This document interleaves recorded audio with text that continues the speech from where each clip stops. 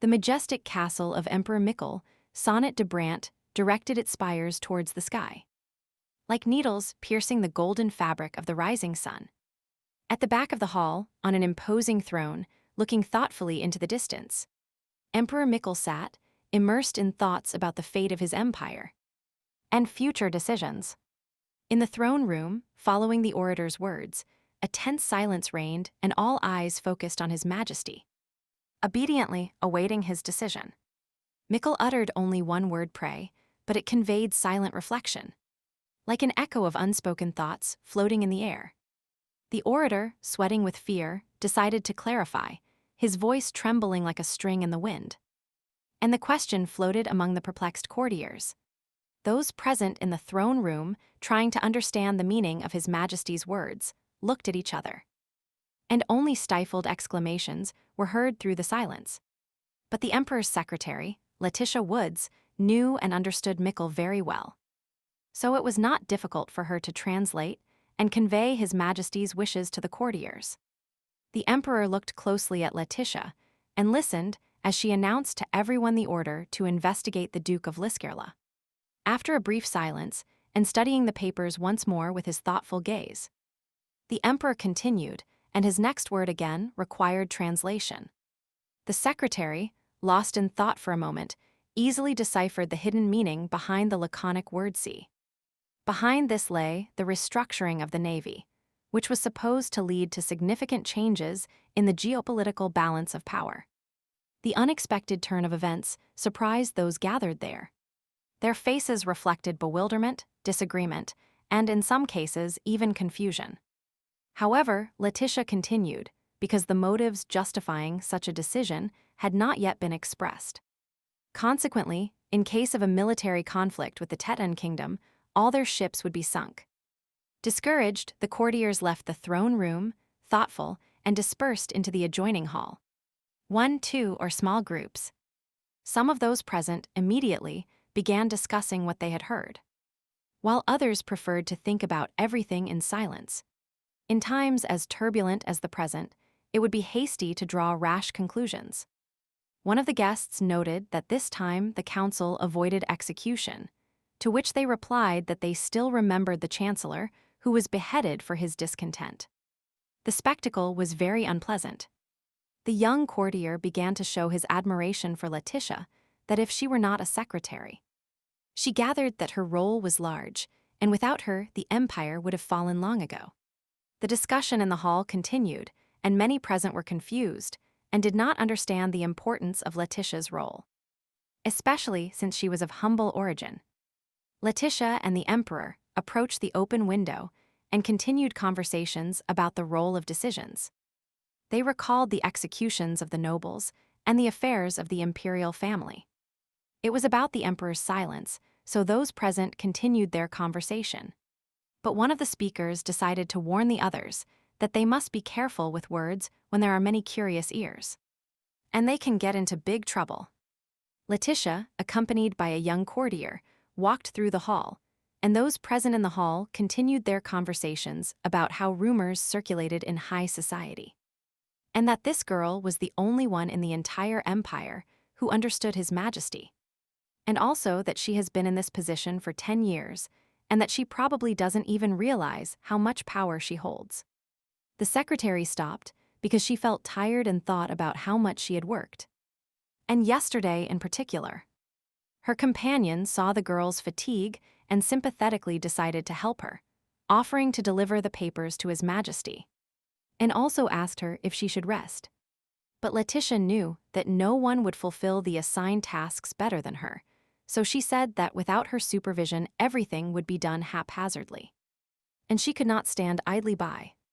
The young man admired his colleague so much that he continued speaking enthusiastically that he had heard she had been accompanying His Majesty for 10 years.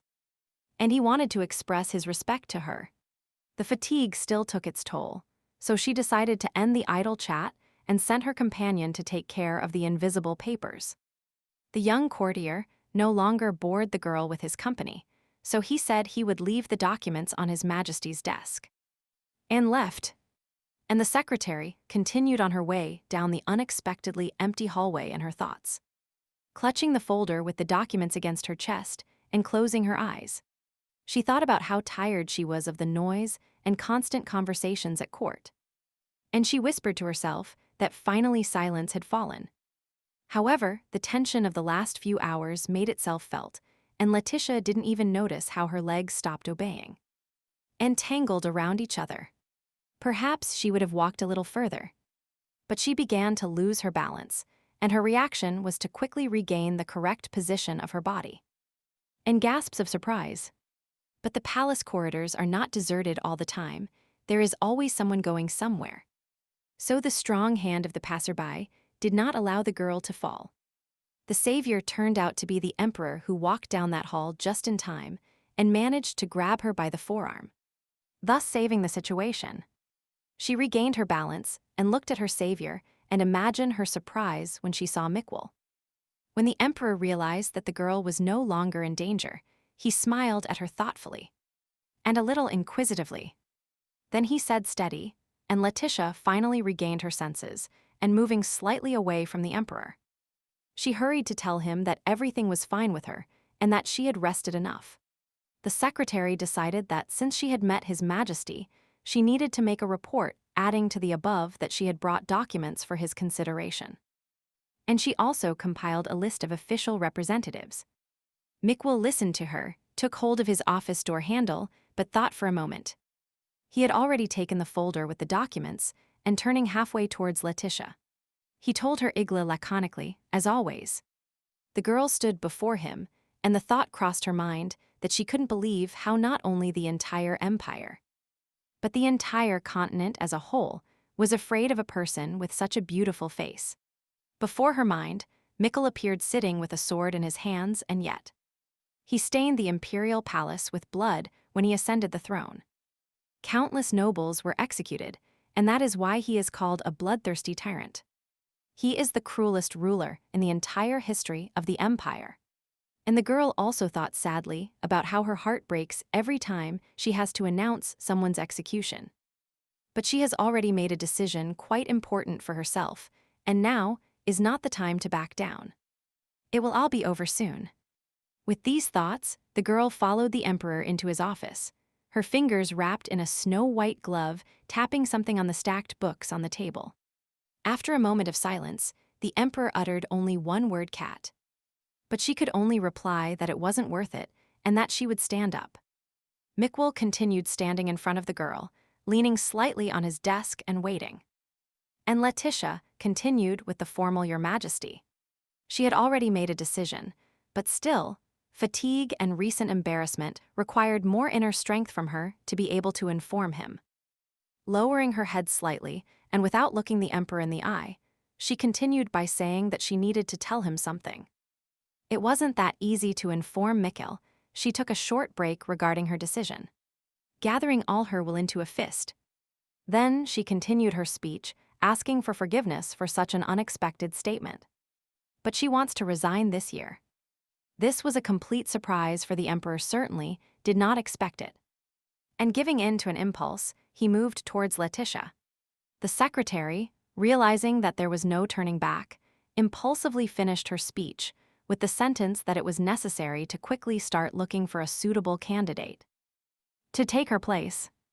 The further development of events unfolded rapidly and completely unpredictably, because the emperor tightly hugged the secretary in his arms.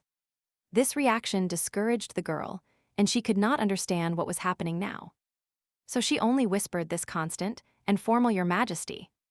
But Mikwell, without ceasing to hold the girl tightly against his chest, began to say, or rather plead, that she, Letitia, should not leave him. This further perplexed our heroine. It was not what she expected, and she could not have foreseen such a turn.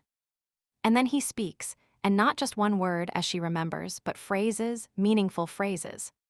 Finally, the emperor released the secretary from his embrace, and she, moving slightly away from him, thought about how his face was very close, and he looked at her with his bottomless eyes, and at the same time repeated her name again. Letitia.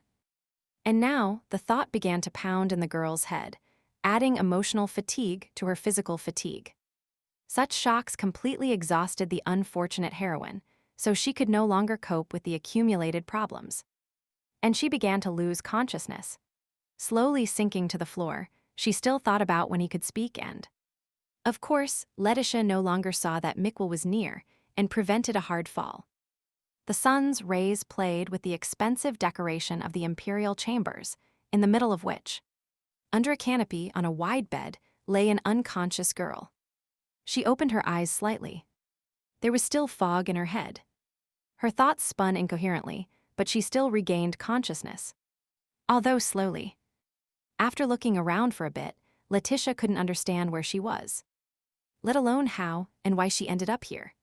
However, a familiar voice calling her pulled her out of the veil, so much so that she jumped abruptly on the bed. Her emperor sat beside her and looked at her with a new, slightly thoughtful look. "And inquisitive, your majesty." That's all she could say. Now sitting and looking around in surprise, she finally decided to ask Mikkel where she was. His subsequent actions surprised the girl even more. He suddenly reached out his hand, still wearing a snow-white glove, and brushed a strand of hair behind her ear. Still in complete silence, he leaned towards her and, closing his eyes, touched her forehead with his hair. The astonished Letitia looked at him with all her eyes, seeing him now in a new light. All these changes in the emperor's behavior led her to think that maybe he just had a fever. But when she checked her forehead, she found nothing suspicious. Mikkel stood up and, turning his back, was about to leave. She decided to call him again with that formal and so familiar, "Your Majesty." His feet, shod in beautifully cut boots, stopped for a moment and reflected in the polished floor. But only for a second. Without turning around, so that his face would not reveal all the feelings that gripped him, he promised her that they would talk about everything that happened later. The sun's rays had nothing to do with what was happening and continued to play in the chambers. And only Letitia sat on a wide bed under a canopy. She was not used to sitting with her arms crossed, so she decided to get out of bed and sit on the edge. So she sat on the edge with her legs dangling, looking out the window, torn by thoughts that wouldn't let her go when exactly everything went wrong. Letitia began to think that if she hadn't met Mikkel back then, where would she be now? So she mentally returned 11 years ago to the village where she grew up and which was surrounded by age-old mountains and ancient forests. The girl remembered herself as a teenager waking up at her parents' house with the first rays of the rising sun, stretching and rubbing the sleep from her eyes. On the wooden floor next to her bed were always her old slippers that she loved so much. Then everything was as usual. Exactly every morning she quickly got dressed and was already thinking about the things she wanted to do today. The first thing was to feed the whole family breakfast, which still needed to be prepared. That morning, it was vegetable soup. How fragrant it smelled, even though it was a common dish. Then, when breakfast was ready, she went to wake up her parents. Many times, she let them sleep a little longer. They already had a lot to worry about. The parents left their room, heading to the kitchen, still waking up on the move. Then they wished each other good morning. Mom was the first to arrive, and Letitia pleased her with the breakfast she had prepared and thanked her for the attention. That morning, for some reason, Dad wasn't satisfied with the soup, which was made with the addition of cabbage. But the girl still wished everyone a good appetite so as not to spoil such a wonderful morning. While having breakfast, her father asked how her grandmother was because she also lived with everyone in her parents' house. Letitia loved her grandmother, who had recently been ill, so she brought food to her room. And her mother asked if the girl was leaving soon. In fact, our heroine had already packed everything long ago, so she replied to her mother that she would leave soon. They said goodbye, wished each other a good day, and in a very good mood, Letitia left the house. The village, lost in the mountains, had already awakened, and daily life went on there that day, according to its own principles. The future secretary of the emperor walked that morning towards the mountains, and her path passed through the market, where she was first greeted by a fruit seller without distracting herself from her business. Then she also talked with other vendors. They asked her if she would go to the mountain again, but that was exactly her path. It seemed funny to them that she was still looking for a cure for her grandmother. But they still noticed her good qualities and that her parents were probably very proud of her. Letitia was never afraid of difficulties and could not remain idle for long. So she only replied to the women that it was nothing and that only she could help her family. She also met a couple of acquaintances. When she had already left, the woman said to her companion that she envied her parents, and that it would be nice if her daughter learned from Letitia. "I will try to pick it up today." The girl cheered herself up as much as possible, and also dared to think that then her family would be happy. With these thoughts, she went into the mountains. But the weather in the mountains is changeable and can bring surprises. And so it happened that day. The clouds thickened, and it started to rain. Continuing to search and collect herbs, the girl tried not to give in to discouragement, because her sick grandmother really needed this herb. But still, the weather got worse. She didn't even think that it might rain today, and it started getting colder, which didn't improve her mood. She had to convince herself again, and, warming her hands with her breath, thought that it was too early to go home. She looked into her basket, although she already knew that she had collected very little grass, only 3 pieces. This would not be enough for the medicines, and her parents would be disappointed. She needs to hurry up and find more, the girl kept convincing herself, hoping that everything would turn out well for her. As in any forest, there were many different herbs, but she still couldn't find exactly the one she needed for the medicine. But time passed, the weather did not improve. Letitia, with tears in her eyes, tried to concentrate and continue the search. The thoughts that it wasn't easy for her parents now either didn't allow her to fully upset herself. Then she started imagining that on her way home, she would have to apologize for not finding herbs for her medicines. Like a mother gently strokes her daughter's head, calming her with warm words. And kind ones. She thought about how difficult it would be for her, because the whole family needed her help so much that she gave them hope of what she would do. The parents will argue that what they collected that day will not be enough for the medicines.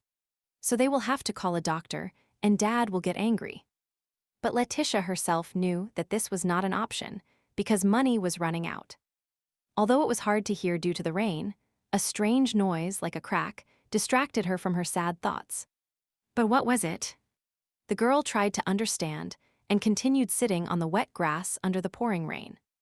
All sorts of scary stories she had heard at different times from different people came to her mind, including the fact that there are bears in the mountains, but they used to live here. Letitia began to calm herself. One day, a hunter she knew, Swan's son, said he had found a deer carcass with lacerations. But it still scared her, but on the other hand, she wasn't going to go up the mountains. However, the shock was approaching, and it was already very close. Out of fear, she even closed her eyes and covered her face with her hands. Someone or something really walked very close. It even knocked over her basket, and the herbs fell out. But what she saw when she opened her eyes was beyond her comprehension. It simply couldn't be. There was a child in front of her, just a normal child, standing right in front of her under the same torrential rain as her. For a moment she forgot everything, the bad weather, the unpicked grass, the sick grandmother. And she stared wide-eyed at this child. He silently continued to stand opposite, very modestly, crossing his arms at chest height, and looking directly into her eyes. Letitia slightly changed her position to make it more comfortable to sit. The initial scare from what she saw passed, and immediately questions arose about who he was. Who he was? The child remained standing opposite, but did not answer. He just lowered his head slightly and looked away. While the girl continued with her questions, she was interested in where his parents were. She kept asking where he lived, maybe he was lost, but he didn't move. And he didn't say a word. Since she didn't receive a single answer, she started to get a little angry, which is understandable in such a situation. So why isn't he answering? The girl understood that there must be some answer to the question of why he was silent. Maybe he didn't know how to speak. Surprisingly, the child did not move at all and did not even change his position like that. See, he was deaf, it occurred to her. Then she made a decision and started gesturing rapidly, trying to explain to him somehow that it was very dangerous here, but it didn't help. How can she find a common language with him? She continued to think. And what is he doing alone in the mountain? Tired of futile attempts to somehow find a common language, his appearance distracted her. Because he wore expensive clothes, which suggested a wealthy family. Another attempt to get an answer. Maybe he ran away from home and didn't tell his parents. It yielded no results. However, the day was coming to an end, and due to the rain, it was even darker. It made no sense to stay in that place. Therefore, Letitia made the only correct decision. It was time to go home. And she picked up her basket. Of course, she was upset because she had only collected 5 sprigs of grass. It made no sense to continue collecting, and she still had to help the boy get out. His parents were waiting at home, and the girl thought they would understand her decision. Because they always taught to help the weak. And this boy could not be left alone in the mountain. She took his hands in hers and added, more to console herself, that tomorrow she would choose 15. And everything would be fine. But if everything were so simple, the new acquaintance would not react in any way. So it was necessary to find other ways to convince him to go with her. So she continued in a calm tone that it was dangerous here, there were bears, but this didn't help. Help came unexpectedly. An accident in the form of a terrible noise not far from them. Grabbing the boy by the hand, she ordered him, "Let's go," but this was already unnecessary, fear was already driving them. But the rain and the mountains did not make their escape easy. They had to run over slippery grass. Run between stones, and everywhere there were puddles that had long since soaked their shoes. The rain was not only not going to stop, but was only getting worse, so the girl knew they had to speed up. But it's good to think, but it's not easy to do when there is such bad weather around you. And something unpredictable can happen, and that's what happened. They couldn't keep their footing on the slope. The children rolled somewhere over wet stones.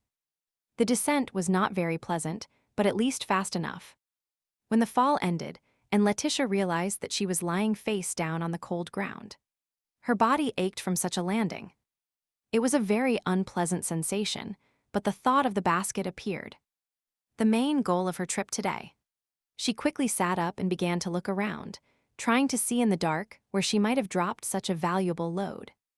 She found the basket itself. It was upside down and lay nearby, with the herbs scattered nearby on the ground.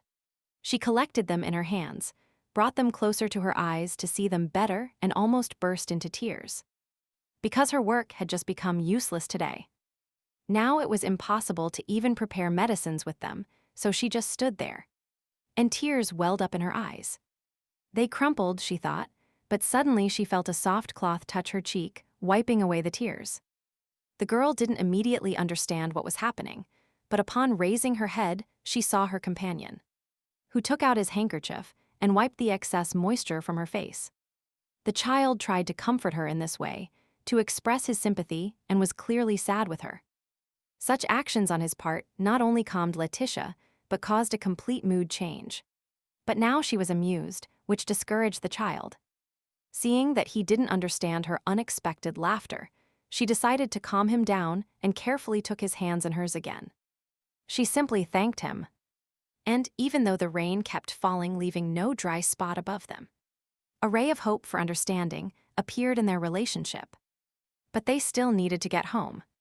This was not the time to relax. They needed to concentrate again. They needed to find the way back. First, she had to figure out how they got here, and then how to get out. Raising her head, she saw a high cliff from which they fell. Letitia decided to examine the area to find other escape routes, but nothing inspired confidence. Looking up again, she began to consider the option of climbing higher. If she could do it, of course. Looking around, she saw a stone nearby. Maybe it could be useful to her, and she took it in her hands. Suddenly, the boy ran towards Letitia, grabbed her by the hem of her jacket, and shouted at the top of his lungs to be careful. But not all his actions surprised her. She didn't notice how he grabbed her, but the fact that he spoke disconcerted her. But the natural phenomena of that night did not allow the boys to be distracted by trifles. Right next to where they were, a strong rockfall began. The boy heard it before and managed to pull our heroine away, thus saving their lives from inevitable death under the debris. The rockfall stopped just below their feet, which left the boys in complete confusion. because not every day you are on the verge of death. It took some time for the confusion to disappear and all feelings to return to their places. But then she thought that they had almost been caught. The realization that she had been saved, that she had escaped the debris, overwhelmed the girl, and with this note of joy, she began to hug her savior and thank him from the bottom of her heart for her salvation. However, it was already night. She remembered the basket, but said that now was not the time to think about it. Because he saved her. The girl thought that maybe it was time to finally get to know each other, and introduced herself as Letitia. But the answer was again the usual silence. Well, you don't have to say anything if you don't want to. She continued, but thought to herself, how nice that he is starting to speak little by little. The annoying torrential rain finally stopped. The moon came out, and the boy suddenly said that it was dangerous. She didn't understand what exactly was dangerous. He repeated about the danger. Letitia sat opposite and stared at him, but this didn't make it clearer to her what he was referring to. He also had a strange characteristic. He could completely unexpectedly perform some action that you would not expect from him. And now he jumped up and threw himself around the neck of an unsuspecting girl. Maybe he just needs a hug, she thought, and hugged him to calm him down a bit. When he pressed against her, she felt that his whole body was trembling. He must be wet. And cold, she thought then. Because this is not difficult in such weather. It is better to offer him a jacket to warm up, and she asks him if he is cold. And she starts taking off hers. Now he started talking about Cerberus, and not even the carefully put on jacket distracted him from this word. It is true that, when Letitia heard the word Cerberus, she vividly imagined the three-headed dog from ancient legends. But this still didn't help much to understand him. At that moment, the boy had already started taking off the girl's jacket, which puzzled her even more, because she understood that he was cold. And she couldn't imagine at all that he wanted to share this only warm clothing so that they would both be warmer under it. The night had already taken over. The darkness grew thicker. Only the moonlight illuminated the area a little. There was nothing left but to look for a drier place. Among the trees there was a small dry spot, on which they sat, talked a little. Mostly Letitia, of course. Then she told him that he was smart, but thought to herself that he was also cute. The boy sat silently for a while, thinking about something of his own, and then also said quietly that it was the first time. The girl decided to ask him again that no one had ever called her smart. And he repeated that it was the first time. Then Letitia realized that even if he only says one word, she doesn't need more. She understands him. But the next thought was like lightning struck from the sky. She had a feeling that she was having a déjà vu and remembered that she knew someone who looked very much like him. Memories took the girl back in time to the very recent past, to her father's house. It is a normal morning. They are sitting at the table, and completely unexpectedly, the brother sitting opposite loudly throws his spoon, making the table sound. Letitia asked him what was wrong, but in response received a caustic comment. And offensive that this soup was simply impossible to eat. Taking the salt shaker in her hand and handing it to her brother, she asked if anything was missing. And she offered to add a little salt, since tastes differ. In response, he only received a rude comment that she was stupid, that she didn't understand anything. And that this wasn't soup, just tasteless mush. With the words that she should eat herself, the brother got up from the table and, grabbing the last piece of bread, he headed for the exit. The girl's desperate attempt to return the breakfast bread failed. Already at the door, he turned around, decided to annoy his sister further, advised her to sit quietly, and appear, and started studying. She was completely stunned by such behavior, such disregard for others. And for her in particular, and she hadn't even had breakfast yet. Our heroine did not remain long in her thoughts, although her family was not the largest. There was always someone who still needed something, and that was her name now. Approaching Grandma's room, slightly opening the door, she stood on the threshold. From there she asked if anything had happened. From her spot, Letitia saw her grandmother, who was all hunched over, sitting on her bed, and predicting that it would rain today. If it rains, it's better to close the window so that nothing gets wet. She suggested to her grandmother, but she was dissatisfied with something noticeable on her face. The girl was asked for the second time that day if she was stupid, and then her grandmother reminded her that she had already talked about her joint pain. Then the old woman began to lament why she was still alive. But it was time for her to go to the cemetery. She was a burden, and no one could take care of her joints. Coming to the aid of an elderly, and even sick, person is the ideal for our heroine.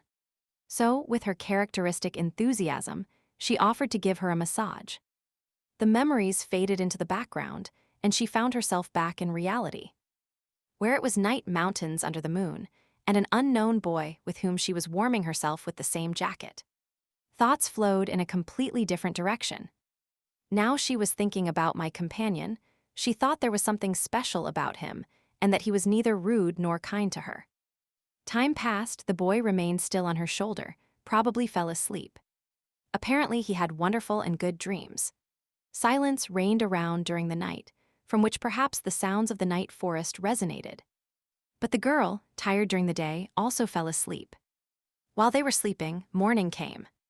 The mountains lit up with the first rays of the sun, with which came new events. And new sounds. Someone was searching and calling. These voices echoed among the rocks. Letitia woke up hearing someone's name and even realized that they were searching and calling for Mickwell. Mr. Mickwell, the boy, was also awake. She, still rubbing the sleep from her eyes, began to realize that, most likely, they were looking for him. "What is it?" she asked. It was impossible to say exactly what feelings she experienced when she heard the name of Mr. Mickle. Because they were looking for him. Voices in the distance kept calling and calling for an answer.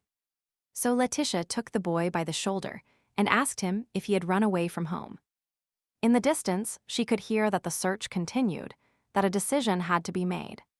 But the idea of why he decided to leave his family haunted her.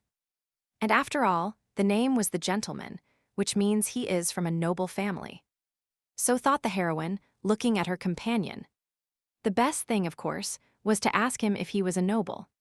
Which she did, almost as always. That night there was no answer. No answer was required. The girl already understood everything after looking at his clothes yesterday. So the solution was simple. She just needed to return him home before it was too late. Considering the completely desperate situation they were in yesterday, responding was the wisest decision. High up, at the edge of the cliff, a uniformed man appeared who shouted to everyone else in the search party that they had found Mickwell, and that he was down here. Letitia was sincerely happy that they had found them. They had little chance of getting out alone. So she told the boy that it was time to go home. She also added that it was better not to run away again, that his parents were worried about him, and that the boy was not very happy about this miraculous rescue. The rescue was over, and all funds used for it were collected. Alone, far from everyone, the girl noticed that the curious people had gathered as usual, and that a maid was taking care of and fixing up her new acquaintance. A young uniformed man, perhaps a courtier, approached and distracted her from her observation, and asked her name. He was tall, so she had to look up high, which didn't prevent her from almost happily reporting that her name was Letitia Woods. Perhaps this courtier was even an officer, judging by his uniform, but despite this, he was very kind to our heroine, and thanked her from the bottom of his heart for saving Mr. Mickle. She wanted to say goodbye to this boy, but didn't think they would let her. He was leaving accompanied by his entourage. However, at some point he turned his head towards her, and his gaze fixed on her. The carriage was already ready to leave. One last careful inspection, and the boy would leave forever, returning to his familiar world. Letitia was still a little way off, and watched what was happening. She could hardly have gotten closer, because there were many people around her. And yet, so many people, or rather how many went in search of this boy, crossed her mind. A kind of sadness invaded all her thoughts, all her feelings, because in reality, they all revolved around one person. They were all looking for a boy. She felt so alone in this world, because very close by everyone revolved around one person. And around her, there was only emptiness. The future secretary of the emperor decided to walk a bit and sit quietly before returning home. She needed some peace. But she found no peace in her soul, because even the mere thought that absolutely no one remembered her bothered her. The full weight of her loneliness fell upon her shoulders, drawing up her knees and resting her head on them. She thought that no one had thought of her all night. Hearing a familiar voice calling her, without thinking that her eyes were full of tears. She raised her head. She didn't think at that moment how Mikkel separated from his entourage, but the fact is that he stood in front of her. Also cute with a radiant smile. She could only pronounce his name, which she knew now, while at that moment he was unfastening a small brooch from his clothes. She extended her palm to him, in which he placed a small thing and covered it with her own hands. Saying the grave word, he did not let go of her hand and looked intently into her face, expecting to see understanding in her eyes. But she became discouraged. Although she also looked at him, she only saw the boy from yesterday with an expectant gaze. But she didn't know how to help him. What did he want to tell her to bury this brooch in the ground? But it made no sense. Mr. Mikkel, they called the boy again. It was time for him to leave, but the events that happened to him the last day did not let him go. The courtiers had surrounded Mikkel again and asked him to go home, where he did not want to go. Letitia remained slightly aside. She perfectly understood that the courtiers were unlikely to let her approach. Our little hero had already approached the carriage and placing his foot on the step. He turned once more to cast a farewell glance and give a parting smile. Our heroine was not left in debt, and pronouncing his name, Mikkel, she also dedicated her radiant smile to him with the words goodbye. The procession set off, raising dust on the roadside, but the girl couldn't move, watching those who had left. She only mentally wished that he would be careful, in case the idea of running away again occurred to him. She would no longer be nearby. Thinking this, Letitia put her hand in the pocket of her dress and felt a small jewel there that was handed to her. It's time to go home, because her parents will be happy when they see that everything is fine with her. And nothing happened. Then it occurred to her that she could sell this brooch for a lot of money, but after thinking about it for a moment, she realized that she could never do it for money. Taking the jewel out of her pocket and carefully examining it in her open palms, the girl thought that, judging by Mikkel's look, this thing was very dear to him. After putting the brooch back, she set off for home. She was already late, not to mention that she hadn't been there since yesterday. Her parents must have been worried. Of course, she was preparing to return home, but for the moment only mentally. The experiences of the previous day still stirred her soul. The carriages continued to slowly move away, wondering if they would ever meet again. Or if this was the only time in their lives. The carriage curtains fluttered with the movement and the boy, not seeing the landscape outside the window. Also thought about the girl and their meeting, and if there would be another chance to see each other. However, time flies fast and sometimes passes completely unnoticed by us. And a whole year has passed since the day Letitia met Mikkel in the mountain. In the father's house, everything remained as before. The parents left the house, told the girl that they would return later today.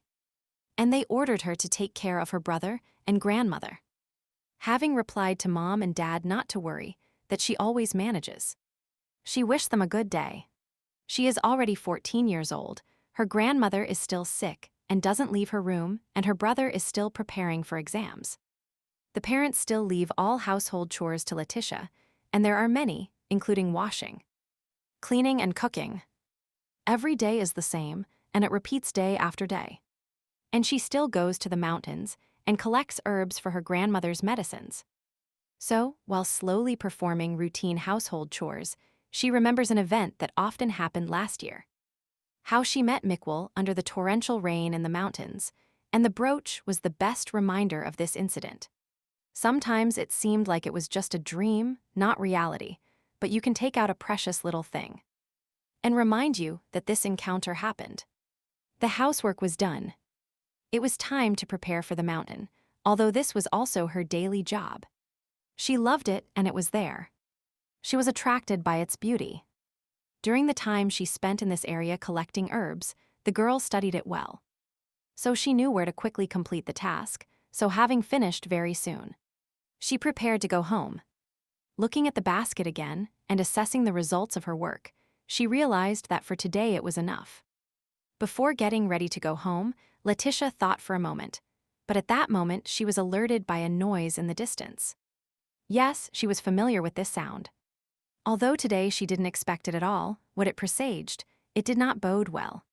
The sound was getting closer and closer, and now she was already sitting in a small clearing. Under the rain. She had to hurry and return home, she thought. Otherwise she could get soaked to the bone. A thunder sounded in the distance.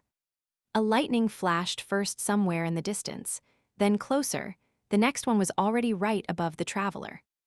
The rain poured down like buckets, so she covered the basket with a cloth so that the herbs, so carefully collected, would not get wet.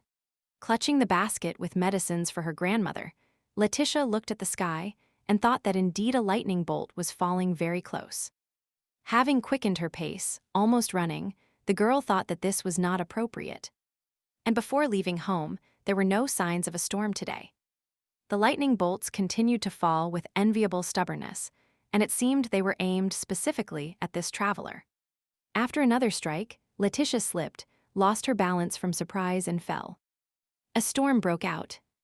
One of the lightning bolts fell onto a tree next to the girl, which frightened her greatly.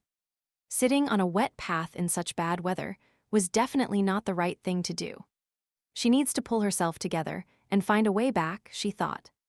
But she saw that in front of her, there was a brooch that had apparently fallen out of her pocket during an unexpected fall.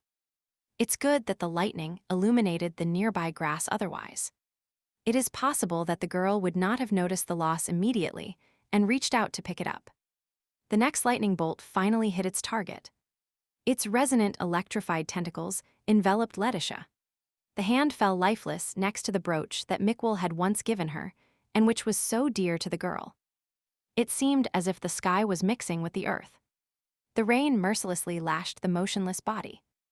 Thoughts pounded in the traveler's head like frightened birds trapped and caged. Images of her parents appeared before her eyes. Her mother looked at her with tenderness and slight confusion. Her silent gaze seemed to ask, "Explain what happened." Then she saw herself completely exhausted, sitting on her bed, but clearly not understanding what was happening. Images flashed before her eyes like pieces of glass in a kaleidoscope. Now she was lying down and holding her jewel in her hands. Probably I was sleeping, she thought. But her mind suggested that not everything was so simple, and there was a high probability that her last hour had come. And she was dying. You are really dying. Then you kept hitting the brain even harder, poor Letitia. She felt the precious thing with her hand, wanted to squeeze it tighter so that the pain might bring her to her senses. The next image she saw seemed like the delirium of a madman. Something unimaginable flew towards a girl in unusual clothes and shining with bright lights. Letitia thought that apparently she was really dead now. And her thoughts were no longer her thoughts. Was everything more like an open book with the story of the novel she was reading? On the pages it is written, "Let me introduce you to Letitia Woods, the deceased sister of a corrupt noble." And then it could still be seen that the family used her, even when she was already an adult. The last chapter promised nothing good, only a statement that this continued until the girl died. She hoped that everything happening to her now was not true, because she still saw her hand next to the brooch. She needs to think that this is just a dream, maybe a bad one, but it is a dream. And she just needs to wake up, because our heroine was not a fragile ladybug who would give up so easily. Letitia sat up, although such a piercing feeling of pain and bitterness overwhelmed her. The weather in the mountains is changeable, storms usually pass quickly, so the sun was already peeking out from behind the last clouds. With the thought that she did not want to die, the girl reached out to pick up the brooch, which was still lying in the grass next to her. Tears of bitterness and pain were still in her companion's eyes, but she was already adopting the attitude that she would not die, even if she was forced to please her family. So she returned home, descending from the mountains to her village, towards new events that did not take long to await. At the same time, her brother said goodbye to his friends, told them it was already late, and that it was time to return. The boys clarified that it was still early. although they later added that his sister works all day, probably he, as a brother, should help her. This way of asking the question only made her laugh. Why would he help her now? He is taking exams and going to the academy. Upon returning home, Letitia decided that she needed to wash off all the dirt she had from falling on the wet road. She took a bucket and went out into the yard to the well to get water. She took off her outer clothes nearby. But her brother's return was about to ruin her mood. He sharply pushed her away from the well and told her to move aside. The girl did not want a conflict. Today was not a good day for her, so she explained that she needed to wash because she had fallen during a storm. However, the brother was not going to calm down and sarcastically pointed out that why did she need such long hair? She could have cut her hair short, it would certainly be more convenient. Tears sprang up again and were about to flood the entire yard with streams. But Letitia did not want to yield to weakness. Today's food was not very good. The brother continued to annoy his sister and suggested that she cook something better for dinner. She was so tired of indulging all her family's whims and had a very busy day that she firmly replied that she could not. For her brother, this was a real challenge. Since she cannot, for him there was never any refusal, especially from his younger sister. Frowning and casting an angry look at her brother, the girl repeated even more firmly that she could not. Over the tub of water she had prepared, they argued face to face. Deciding to stop this verbal battle, she went into the house and told him she was tired and that she was going to bed. Her brother didn't stay behind and said nasally that he wouldn't cook anything due to tiredness and that he would have nothing to eat. The sister was no longer going to give up her position since nobody cares, so let him cook it himself. Such unusual behavior, as is usual for a compliant girl, completely infuriated her brother. And she completely derailed. To herself, the girl imagined her brother as an official and mentally wished that he would not pass the exam. He would remain a good-for-nothing, just some kind of social parasite. The chilling horror of the episode that occurred a few hours earlier hardened Letitia. So she just smiled at all the barbs. And so that the quarrel would not continue, she took him and threw herself into a tub of water, ignoring her brother's shouts. Saying she had gone crazy, he simply pushed her out of the water, so abruptly that his sister collapsed on the floor. But the girl's mood was already beyond his understanding, and she cheerfully asked if her brother still needed water. Having called his sister abnormal, the brother could not calm his indignation at the current situation. And he will find out how to take revenge on his sister. The simplest solution, which was in fact the first thing that occurred to her, was to tell her parents about it. Especially since she could embellish it too. This turn of events calmed our heroine a little, but there was nowhere to retreat. Night came.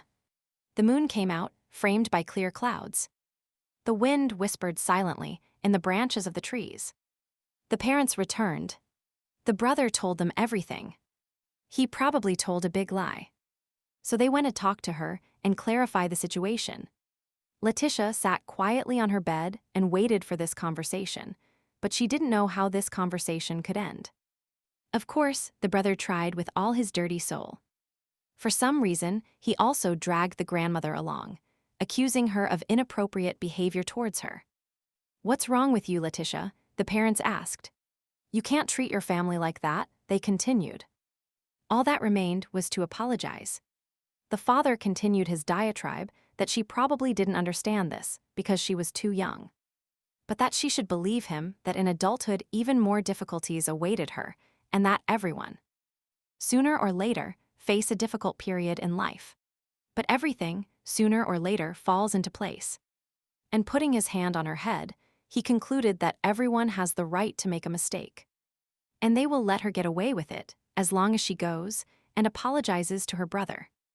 And her grandmother. Pulling on her nightgown, the girl remembered the whole agitated day today and did not want to give up so easily. Every day, she unconditionally helped them around the house. She fulfilled all their whims, turned a deaf ear to their barbs and discontent, and at first simply replied that she was tired. When her parents didn't understand her, all the accumulated grievances over the years erupted. And she started shouting. She said she was tired. She couldn't hold back tears. They clouded her eyes. She couldn't hear her voice. But she continued that she didn't get up before dawn, put everything in order, and prepared breakfast while everyone was sleeping. And then it happened that she spent the whole day in the mountain looking for medicines for her grandmother. And Mom and Dad looked at her stunned, not understanding what was happening. However, the mother decided to calm her daughter by gently stroking her cheek. And Letitia was already muttering under her breath that she would continue to work even after returning home. Hugging the girl, the mother stroked the girl's head and said that she didn't even suspect. And that she couldn't think. Still hugging her daughter, she said she was very, very sorry, and the girl began to calm down on her parents' shoulder. "Mommy," the girl murmured, but thought to herself that her parents would understand. At least her mother certainly would. Having released her daughter from her arms, the mother began to wipe the tears from her eyes. And heard that everything was fine with the girl now. Looking Letitia in the eyes, her mother, in an unctuous voice, began to exhort the unfortunate girl to go and apologize to her brother. And to her grandmother. Such a request from my mother was like a lightning bolt from the sky. The girl couldn't understand that no one in the family listened to her, and apparently they didn't love her. Deciding to soften her request a little, the mother asked her daughter if she wasn't angry about not taking her side. This was not the reaction the parents expected. The mother even began to lament that she thought the girl had matured at least a little. And how wrong she was, and the father added that he had warned her. Dad began to pressure his daughter to respect her family and immediately apologize to them. And especially to her brother. Apparently, the daughter didn't understand the first time, although she is no longer a child and life is not as simple as it seemed to her. The father summarized. Our heroine saw in her mind the image of a mother pulling the strings of a doll, and saying that she understands how difficult it is and always tells her friends how good her daughter is. And the doll silently listens to what she says is the most important happiness in a mother's life. And sometimes everyone in life faces difficulties, but everything will pass. The father holds a bag of gold, then resumes this speech that her brother. Her grandmother and they, her parents, face this, and she will also thank them. Imagination sometimes throws things that amaze you. That's why Letitia decided to clarify with her parents if everyone really faces difficulties. Well, if that's the case, let the brother at least once do something himself. And she will study, the daughter advised her parents. The parents considered that such behavior and such speech went beyond the limits of decency and, in general, they were rude, so they demanded an apology. The mother and father stood in front of the angry girl and expected obedience. But the only thing they received was that she was unlikely to thank them. Clenching her fists, the girl stood firm, so she added that nothing was done for her in this house. Dad completely lost his temper, so he started shouting that her brother was not exaggerating. It turns out not, and he doesn't understand where she got this from, but she will be punished. Letitia, in the heat of her life, began to ask why the medicines she always kept in reserve. Why were they always not enough? Why were they lying to her? The situation heated up to the limit, and this could not disappear, so the father vented his anger on his disobedient daughter, giving her a strong slap across the face. The slap sobered the girl up for a short time, but the internal protest was already taking its toll again. And she burst out. Glancing sideways at her ancestors, she did not give up and continued with her conclusions about why they did not tell her that the medicine was no longer necessary. The rooms they were all in now looked more like a battlefield right now. With the help of oratory, the father asked if his daughter was done and if she could hear herself. The mother decided first to calm her husband, but he did not give up, and then shouted that he did not understand why his daughter was saying all sorts of nonsense, and that she was filling his head with all this garbage. Letitia has lost this battle. Now she will be punished until she fully reflects on her behavior. She thought to herself that she was trying to change something, but apparently nothing could be done. She had to accept it. The parents were about to leave the room when their daughter's words stopped them. Still, she decided to apologize, and that she was probably crazy. The daughter continued her apology, by saying that she was ashamed of what she had said, that she didn't know what happened to her, and that she didn't know what to do next.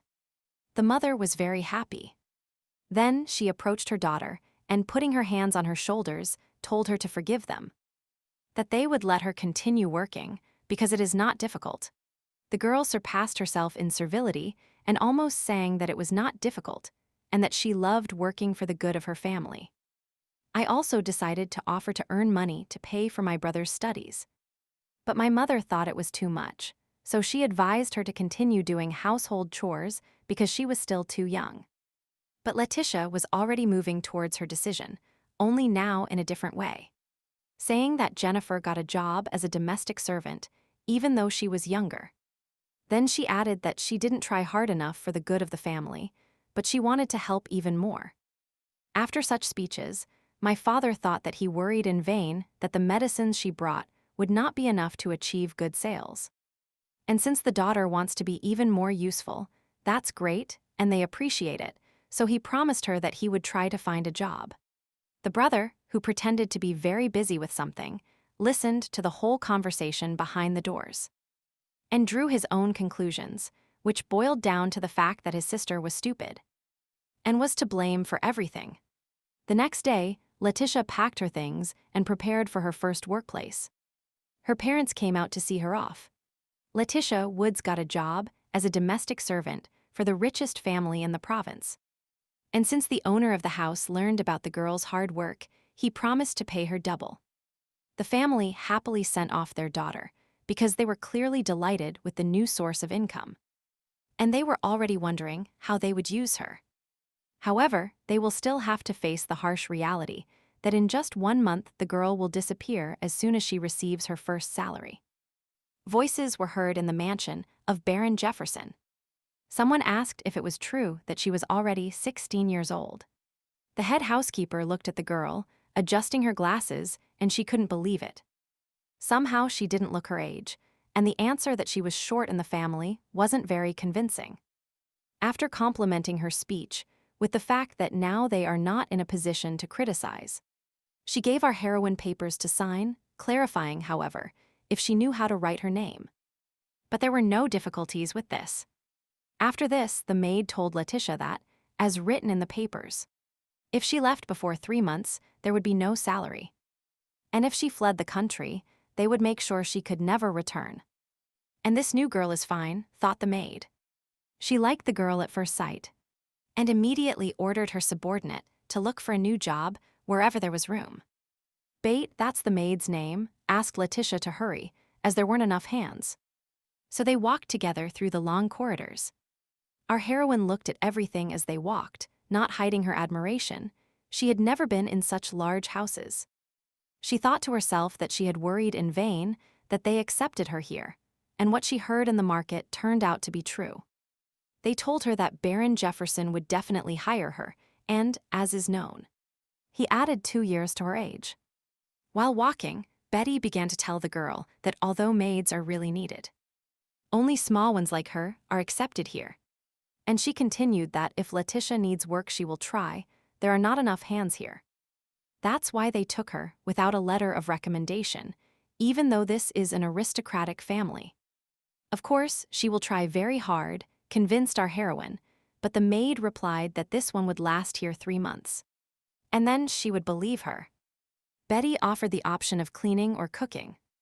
Our heroine mentally immediately agreed to cook, because then she could work here until she was an adult and save money. And then she can open her own restaurant or cafe, because in the kitchen she can learn to cook different dishes and, in general, being a cook is great. But the maid quickly brought the girl back to earth and told her that she would do the cleaning. Well, she loves cleaning too. Measuring the girl's height, Bet thought aloud that she was too small. And she didn't know if there would be anything for her from the uniform. Meanwhile, she sent her to start cleaning with the word that Letitia should try to stay longer in this house. Overwhelmed with joy, she ran to the room with a mop in her hands, immediately saw another maid who was already cleaning here, and greeted her. Now this one, who was already another maid, looked with great interest at her new pupil. And so they remained for a minute in the middle of the room. Breaking the silence, the older girl introduced herself as Gully Endery, showing the direction, and sending the girl to clean there. Most likely this was the living room, and everything was filled with light coming through the large windows. Golly said that when Letitia was finished, she could go rest. Already clutching a mop with all her might, the newly hired employee began to ask where her room would be. She was told that the maids' rooms were on the 4th floor, and that she could take any free bed. Thoughts crossed her mind that cleaning would be a good place to start. She was good at doing this. And if she stayed here, then probably she would have the opportunity to do the kind of work she liked best. While our heroine was settling into a new place, serious passions erupted in the Imperial Palace. Somewhere in the palace corridors, 2 men were standing and talking.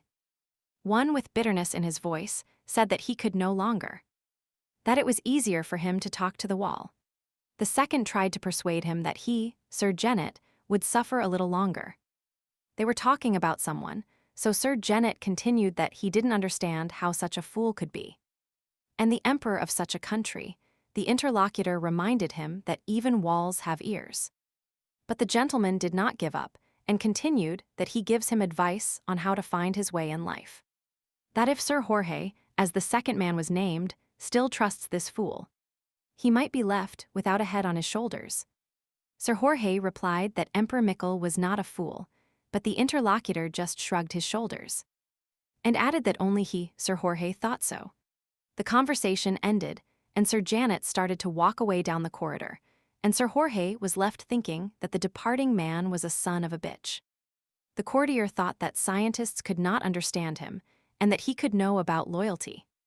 Some kind of bookworm who hadn't even wielded a sword. Then, about the fact that his former teacher, the father of the current emperor, was one of the most intelligent people in the country. And now his son is called a fool. Sir Jorge began to recall that, having family ties with the imperial family, he lived quite well in the status of a duke.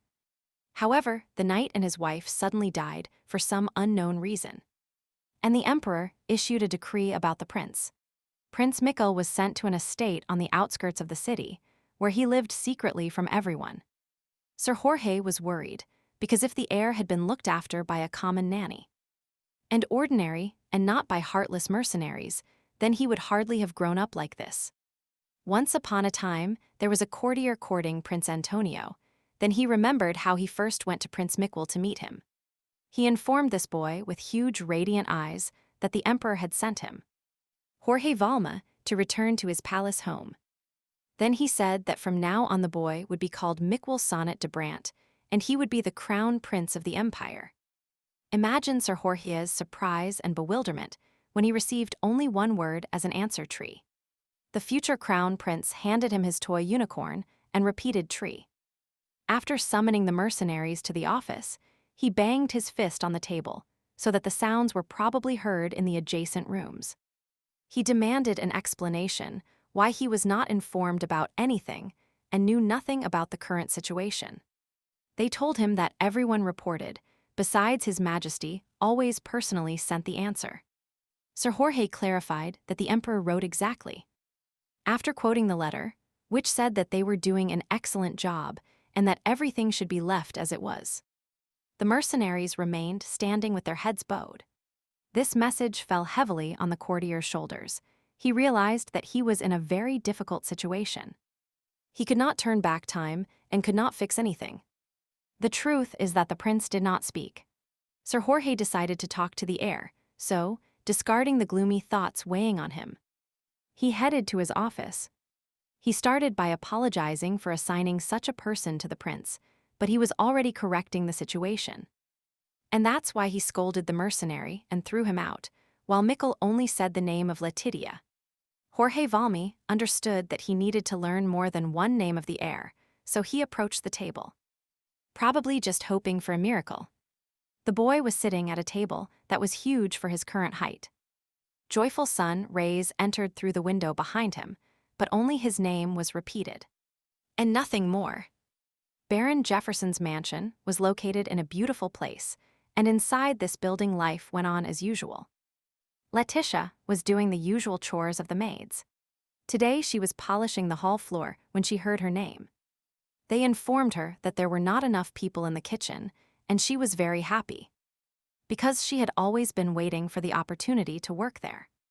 Bate treated the girl with sympathy and now, placing her hand on her shoulder in a friendly manner.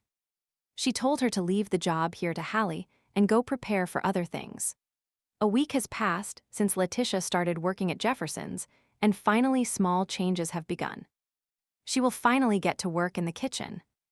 After informing Gallie that she would change posts, she asked her to finish some small things that she simply wouldn't have time to do. Thanks to her hard work, she received praise from the head housekeeper. Not a speck of dust was found. And the girl only asked what else she could help with.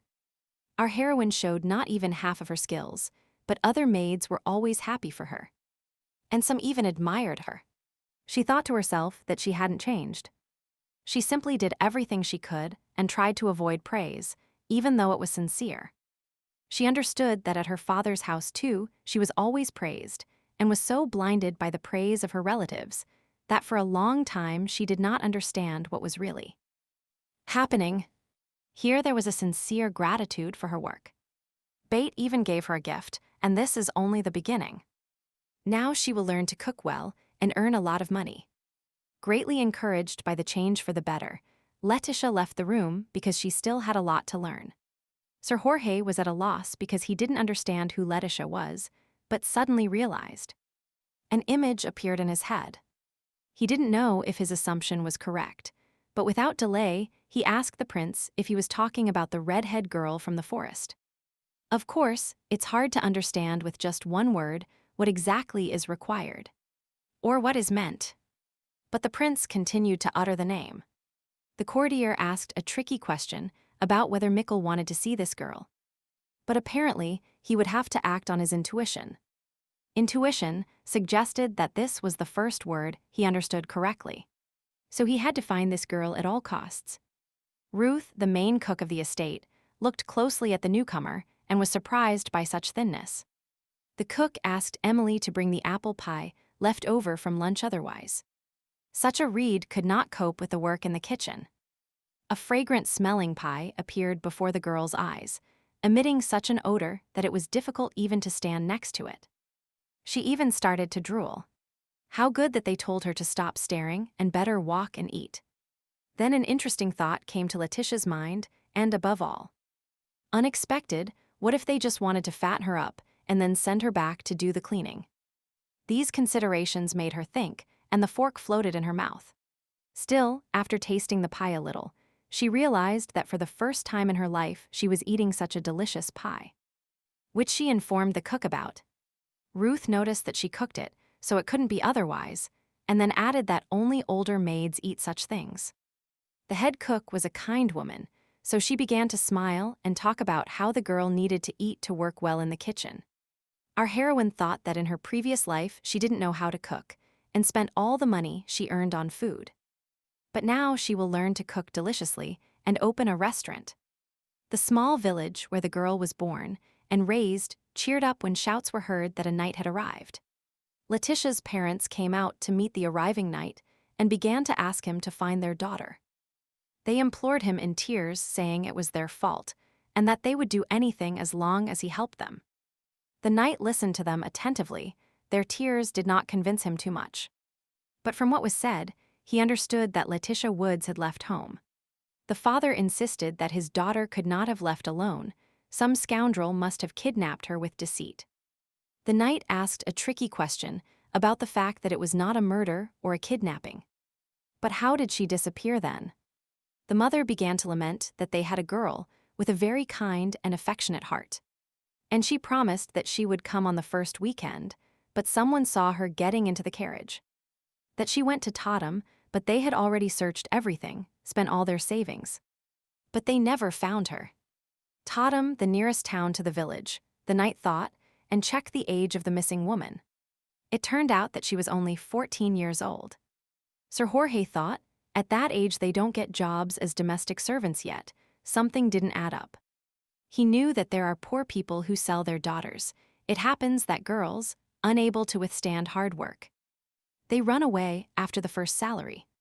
And these spouses do not love their daughter as much as they say, so he saw no point in continuing to talk to them. Letitia could only work as a domestic servant, but she could escape to another city, since her parents registered all of Tatum. The knight continued with his thoughts, which means that he needs to go to the capital, the only place where a girl who lacks parental love can escape to. Sir Jorge was a man true to his word, so as his master, whom he swore to serve all his life. He said for the first time what he wanted, it had to be done. A month passed, it grew dark, and the moon hung over the mansion of Baron Jefferson. The girl was now working in the kitchen. She had already washed the dishes after dinner, and she could go to rest. When she was about to eat the cake, she thought that she had been working here for a month already, and that she had never taken a knife or touched cake dough. The good news was that there was always delicious food to eat in the kitchen. The head cook cooked very tasty food. And now Ruth looked at the girl and was glad of that appetite, but still advised her to eat more slowly. Otherwise, she might choke. Then she asked a question that had been tormenting her for some time, why the girl wanted to work in the kitchen. Letitia had nothing to hide, especially since it was her deepest desire, so she replied that she wanted to learn to cook. The cook said that's what she thought, and the girl probably felt offended that she wasn't allowed to cook. She hadn't even picked up a knife yet. Then our heroine honestly let out that at first she got angry, but now it's fine, because there is always delicious food. The head cook, of course, found this amusing, so the girl, as best she could, said something wrong. Ruth wiped away a tear that rolled down from laughter and asked Letitia if everything was really that delicious. The head cook realized that the girl would no longer wash dishes, but would help prepare them. And that's what she said. Then she added that she would teach her to cook little by little, but first she would need to peel onions and potatoes. Our heroine was on cloud 9 because this was the first step towards her cherished dream. Ruth continued that she would have to do everything as she said. The girl promised that she would try very hard. The gentleman stood by the window, received news that disconcerted him and thought. Then he turned and, already walking around the room, commented to his wife on the reasons for the arrival of the distinguished guest. He said they would accept everything they could with all honors, and that it would be good if the maids worked better. The wife, sitting in a deep armchair, supported her husband that it was time to teach these foolish maidens. The gentleman told his wife to take care of this, and complained that how could it be possible that there was no one trustworthy among the servants. They had already started discussing other topics. Then the Baroness asked her husband if he regretted it, and he replied that no. But he still thought to himself that after his brother's death, he inherited the title of Baron. But he was still not invited to the palace. Jefferson started thinking about the guest's arrival again, thinking that he didn't know his motive. But he said aloud that this could be an opportunity for him and his wife. The next day arrived, and the table for the servants was already set in the kitchen. The servants and maids, cooks and scullions sat down to eat, and slowly everyone began to talk about all sorts of little things. The relaxed atmosphere at the table quickly and unexpectedly changed, but in large estates. This is not so infrequent. With the lady's words, one of the young attendants appeared in the doorway. Everyone turned their gaze to him. Something happened. It was evident that he was in a hurry because he was out of breath, and rushed to report that the lady had ordered the dinner table to be set. Ruth, who had worked as a cook for many years, and knew that such a hurry only meant. She realized that a special guest was arriving. It turned out that Sir Jorge was arriving, in the service of His Majesty. The sound of breaking glass was heard. Letitia dropped the cup with an apology. She quickly began to collect the fragments. Voices were heard around the girl. Everyone was talking about Sir Jorge's unexpected visit. He was supposed to arrive only in a week, and the girl was lost in her thoughts. Imagination depicted the next scenes starring Jorge Valmy, accomplice of the most ruthless tyrant in history. In conditions of fierce struggle, all the emperor's heirs died. So the throne was taken by Crown Prince Mikkel Sonnet de Brandt, the emperor's relative and an orphan. Sir Jorge was the only one who remained loyal to Mikkel, and the prince listened to him in everything. But shortly before coming of age, the current emperor died. And the heir began to go mad as soon as he ascended the throne, and the only one who stopped the cruel emperor was Valmy. Following his advice, the death penalty was replaced by imprisonment in a dungeon. But at the age of 50, Sir Jorge was murdered, and no one else restrained Michael until he too was killed. By the way, that young knight had the same name as the cruel tyrant, Letitia thought. And why is the emperor's close associate coming to this particular estate? The girl continued thinking. After all, she is not in danger. She is a simple maid. Meanwhile, the guest has arrived and has already gotten out of the carriage. The guest looked around, and the girl advised herself that it was better not to draw the attention of the newcomer.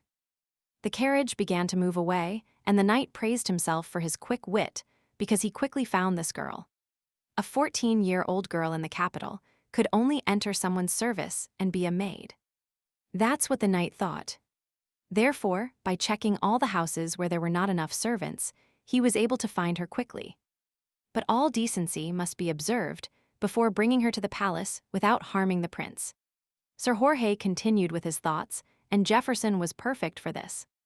If a knight offers the baron connections in secular society, he will probably offer him maids as distant relatives. And then there will be no problems with Letitia Wood's appointment as an official maiden in the palace. The servants were busy in the kitchen, and the future secretary of the emperor. Unsuspecting, peeled potatoes.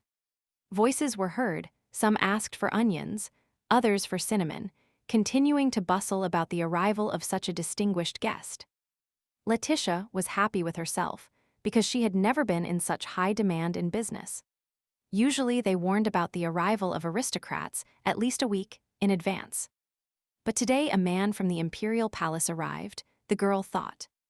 She knew that the prince was just a puppet, but was it really so serious that it was necessary to visit the baron? Completely lost in thought, the potatoes fell from her hands, which drew the attention of the other maids. But another incident distracted all the cutlery intended to receive distinguished guests. They disappeared. Everyone gathered in the closet in search of dishes that were not there and tried to understand how this could happen. Ruth called the maid Emily to send a report to her mistress, even though the Baroness was busy receiving Sir Jorge. The head cook also added that everyone would be in trouble if such a loss was not reported immediately. And since the Baroness has a difficult character, Emily became very nervous at these words. The maid had no choice but to rush off with the report, even though she was trembling with fear of being punished. The servants and maids who remained in the kitchen thought aloud about what happened. That it was so calm, and then problems arose and the newcomers could be fired. The young maids had something to worry about because the cutlery was missing. Those who had been working on the estate the longest began to assure the less experienced servants that this is how the lady wanted to restore order. That the owner of the house knows very well who the thief is, that something is always lost during the training of new servants.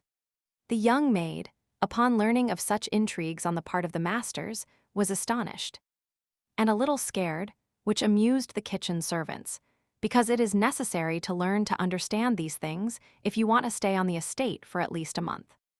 Letitia first joined in the general fun in the kitchen, but then became thoughtful. But they were not interrupted for long. The Baroness came down to the kitchen and began to interrogate the servants, who had calmed down. And immediately they fell silent about the cutlery. The lady received an affirmative answer, and then began to stage a scene where she tried to understand what she should do now.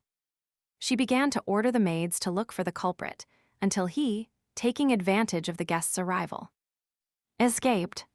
The reasoning continued, because if you hesitate and wait for Sir Jorge to leave, you will be able to sell the silver on time.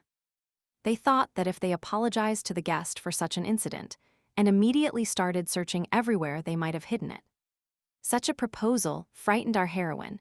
She couldn't even imagine how to apologize to the courtier for the trouble.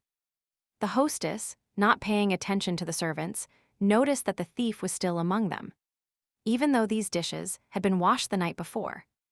After dismissing the head cook's lack of education to understand such things, the Baroness left. The servants, remaining in the kitchen, began to discuss in a low voice that such an event must have happened precisely during the arrival of the distinguished guest. They were trying to decide what to do now, but Ruth interrupted their thoughts by clapping loudly to attract everyone's attention. Putting her hands sternly on her hips, she said that, despite the lack of cutlery, they would still feed the guest and let him use the everyday utensils. Our heroine also returned to her business, which had been neglected for some time. That is, to the potatoes. And she thought to herself that her head was spinning and everything was falling out of her hands due to such events. Both the guest and the loss. An equally strange incident distracted her from her thoughts. The butler came down to the kitchen and called her name, Letitia Woods. Events developed rapidly. What could have happened that the masters were calling her? She was bewildered. But the butler was good at his job. So he grabbed her by the forearm and pulled her behind him so that the girl would hurry. Our heroine began to resist. It was not at all clear to her why they were rushing her so much and in that manner. The man replied calmly, but convincingly, that if he explained everything here, it would only make things worse for her. It was a discouraging message, so Letitia was in no hurry to follow instructions, trying to understand what was happening. However, she could not refuse, so she went to accept the inevitable and saw in the room the owner of the house who was waiting for her. The butler announced his arrival. And the girl thought that she was probably suspected of the missing cutlery, so she immediately fell to her knees. It seemed to her that this was the most appropriate position for her subsequent speech. The girl immediately got down to business and told the gentleman that she had not touched these dishes, and that she was with the cook the whole time. Imagine her surprise when the owner told her that he had called her for a completely different matter, no less important, and that the dishes had nothing to do with it. What happened next was completely unpredictable. It turned out that an object was found in her bed, which was now in Jefferson's hands. To her great sorrow, she saw in the thicket the same precious brooch that the young gentleman had given her a year ago. Apparently, while searching for dishes, they found this jewel under her mattress, carefully hidden from prying eyes. Letitia lowered her head and said she didn't steal it. Then the gentleman asked who had given it to her. She began to explain that she didn't know, because she really didn't know who exactly that boy was. She only knew the name. Smiling slyly, the owner of the estate asked again and began to think about how to use the situation. Because he knew what kind of brooch it was, he brought the jewel closer to the girl's face and continued that maybe she had found it. But the girl replied that if she had found it, she would have returned it. After all, this is too expensive a thing for her to keep, and the owner said he would believe her, and demanded that she tell him the truth about how Letitia got this brooch. She remembered how that morning, after spending the night in the forest during a storm, Mikkel gave her this little thing and told the gentleman that she had simply helped a person. What thoughts were going through Jefferson's head, but he became very happy because he realized that the girl didn't know what kind of jewel it was. He looked at the master because she was still kneeling in the middle of the room. The owner of the house perfectly understood that this thing could not fall into the hands of a 14-year-old village girl. And the girl began to realize that they had not understood her at all, and that now she would have to make excuses, although she had done nothing reprehensible. Sometimes, when it seems that nothing could be worse, unexpected help arrives, but very necessary, and they are interrupted. The maids arrived at the threshold of the room and wanted to help Letitia, because they all thought that everything that was happening was because of the missing dishes. Baron Jefferson did not expect any delegation, so he was extremely displeased at being distracted. And without ceremony, the maids stood by their new girl, so they came out in her defense, informing the master that she could not be involved in the disappearance, and that there was no need to interrogate her. Bates stood tall and confident in her words that if they told the gentleman something, it wasn't true. The head cook stepped forward so that her words could also be heard. After all, she herself personally saw how the girl entered her room at night and therefore she can vouch for her, and that Ruth's bed is next to Letitia's bed. And she would have seen that something improper was happening. And the poor girl sat on the floor, and with a look of gratitude, realized that everyone had come to intercede for her. All this was not at all convenient for the owner, so he just told the servants that he had listened to them and that they could return to their business. But the maids gathered their ranks, decided not to leave without the new girl, about whom they firmly told the master. When they saw the gentleman's reaction, they added that they would not leave without her, that there were not enough hands in the kitchen, and that they couldn't manage without her. Well, murmured Jefferson, he was already tired of these arguments, especially since he had a completely different reason. Once again, he ordered everyone to return to their duties, but he heard a firm refusal from the servants, who did not want to leave without the girl. The gentleman began to lose patience. Maids, what do you think? He was interrogating the girl about the cutlery. Events began to take a completely different turn, because the next incident left the owner of the estate in a state of stupefaction. His guest appeared in the threshold, apparently attracted by the commotion and loud voices from this room. The situation became tense, and there were more and more people, first uninvited servants, and then courtiers of His Majesty. The gentleman understood that it was necessary to get out of this situation, so he first addressed the knight.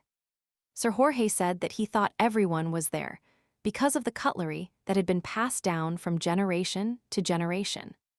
But apparently things were different, and he informed the gentleman that apparently they had something to talk about and discuss. The servants remained standing in the room, awaiting further instructions. The order was not delayed and was simple. Everyone, without exception, had to leave. None of the maids stayed any longer, especially since the conflict seemed resolved, and they walked down the corridor back to the kitchen. Ruth put her arm around the girl's shoulders and, saying they had a lot to do, she took her with her. Letitia asked the cook why they weren't asking her what was wrong, and said that the girl was not the first person to be immobilized like a mouse. One of the maids added to Ruth's words that this had already happened, and that there were similar cases. And now, apparently, it was their turn. Who will understand these aristocrats? But they need to get back to their duties, because that's what they are here for. Letitia smiled, because for now, the incident was over, and she would have time to think about everything that happened while doing kitchen chores. When the servants left, the master of the house and his guest sat down for tea, and Sir Jorge asked to be explained why they were interrogating the maid. Jefferson did not want to talk about the reason, so he began to divert the conversation and asked why the knight was not with his wife. The distinguished guest explained that he heard shouts, decided to find out what was happening, and then such an interesting spectacle unfolded. The gentleman was nervous and therefore moved his leg under the table. He did not want to inform his interlocutor about the true situation at all. He didn't even have time to find out where Letitia got this jewel, and all because of the maids who interrupted him. One might say, at the most interesting point, the owner of the house keeps thinking about how a brooch topped with an imperial print could end up on some maiden's bed. While drinking tea, the gentleman tried to take time to reflect, because the discovery itself and the appearance of the courtier could not be a mere coincidence. He also thought that he had so stupidly missed his chance, because he almost wrung the truth out of this girl. Sir Jorge, however, was not going to wait long for an explanation, so he continued that, as far as he understood, this whole commotion was not about the dishes.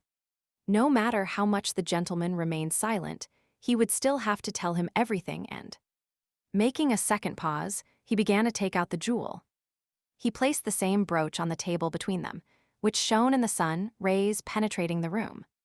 Surprised, the courtier was speechless for a minute, but he composed himself and asked where his interlocutor got this from. The owner of the estate said that he found the brooch on this very maiden, and, since he thought it was theft, he was going to interrogate her. But during the interrogation, he began to conclude that the girl did not steal these jewels. But he didn't know how it got to her. The distinguished guest thought that this was even better. Everything was going almost perfectly, only the gentleman needed to be convinced to help him. Jefferson asked what such a magnificent man could desire from an ordinary gentleman. The tea set was on the table. The brooch was still nearby, and Sir Jorge invited the owner of the house to make a deal. But still, dinner does not cook itself, so work began to boil in the kitchen. Everyone returned to the interrupted business. The girls in the kitchen were talking, not distracting themselves from their work, because there were many events that needed to be discussed. And Letitia plunged into her sad thoughts about what would happen now with the brooch. And if they would believe her if she told what happened then. But the thoughts were interrupted. The butler entered the kitchen and said that Letitia Woods was being summoned this time by Sir Jorge. The incidents that happened today and that excited everyone in the house so much, that's not all. The head cook decided this time to ask again what had happened, and that she would not let the girl go until she was told what was going on.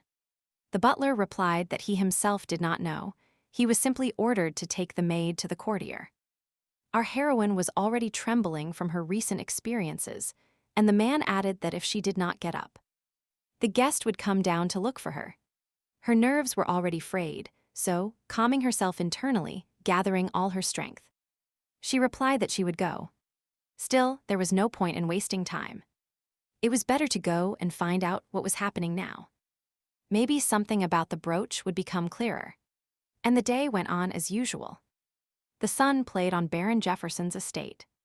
He didn't care about the vicissitudes inside. Letitia went up the stairs, headed for the door, stopped there, waited a moment to calm the tremor in her voice, and knocked. After apologizing, as was customary among servants, she slowly entered the room. The gentlemen were sitting at the tea table in a somewhat gloomy mood. Something unusual hung between them. A strange atmosphere, the girl thought. And after standing at the door for a second, she continued moving inside the room. The gentleman still had his chance today and changed his anger for mercy then. Smiling, he asked the maid to pass quickly. Approaching the owner's chair, the girl began to say slowly but confidently that she had not stolen anything, and that no one incited her to do so. In a conspiratorial tone, the gentleman replied that he believed her, that his relative, although distant, could not act so vilely. This message came like a lightning bolt from the sky, and it surprised her so much that her legs wavered, and she could barely keep her balance. Jefferson continued by saying that his mother was his second cousin, but she didn't seem to believe him immediately. That's why he continued to convince her that this knight wanted to take her with him to the palace to work as a maid. Then they talked about the fact that although he is a gentleman, he does not have enough rights to be near the prince all the time. And the guest checked everything about her origins before arriving. Such explanations, in Letitia's opinion, meant only one thing, that the gentleman wanted passing her off as a relative to send her to the palace, but she did not understand why. The girl's reaction made the gentleman doubt his credibility, so he got up. He approached her and asked her to call her uncle. For clarity, Jefferson painfully squeezed the maid's hand, while quietly continuing to insist on his point. However, his words were not so clear, so he continued saying that even though his family was not very noble, they could not afford to let her go to the palace as a maid. Our heroine looked at her master with wide eyes, trying to comprehend everything she heard.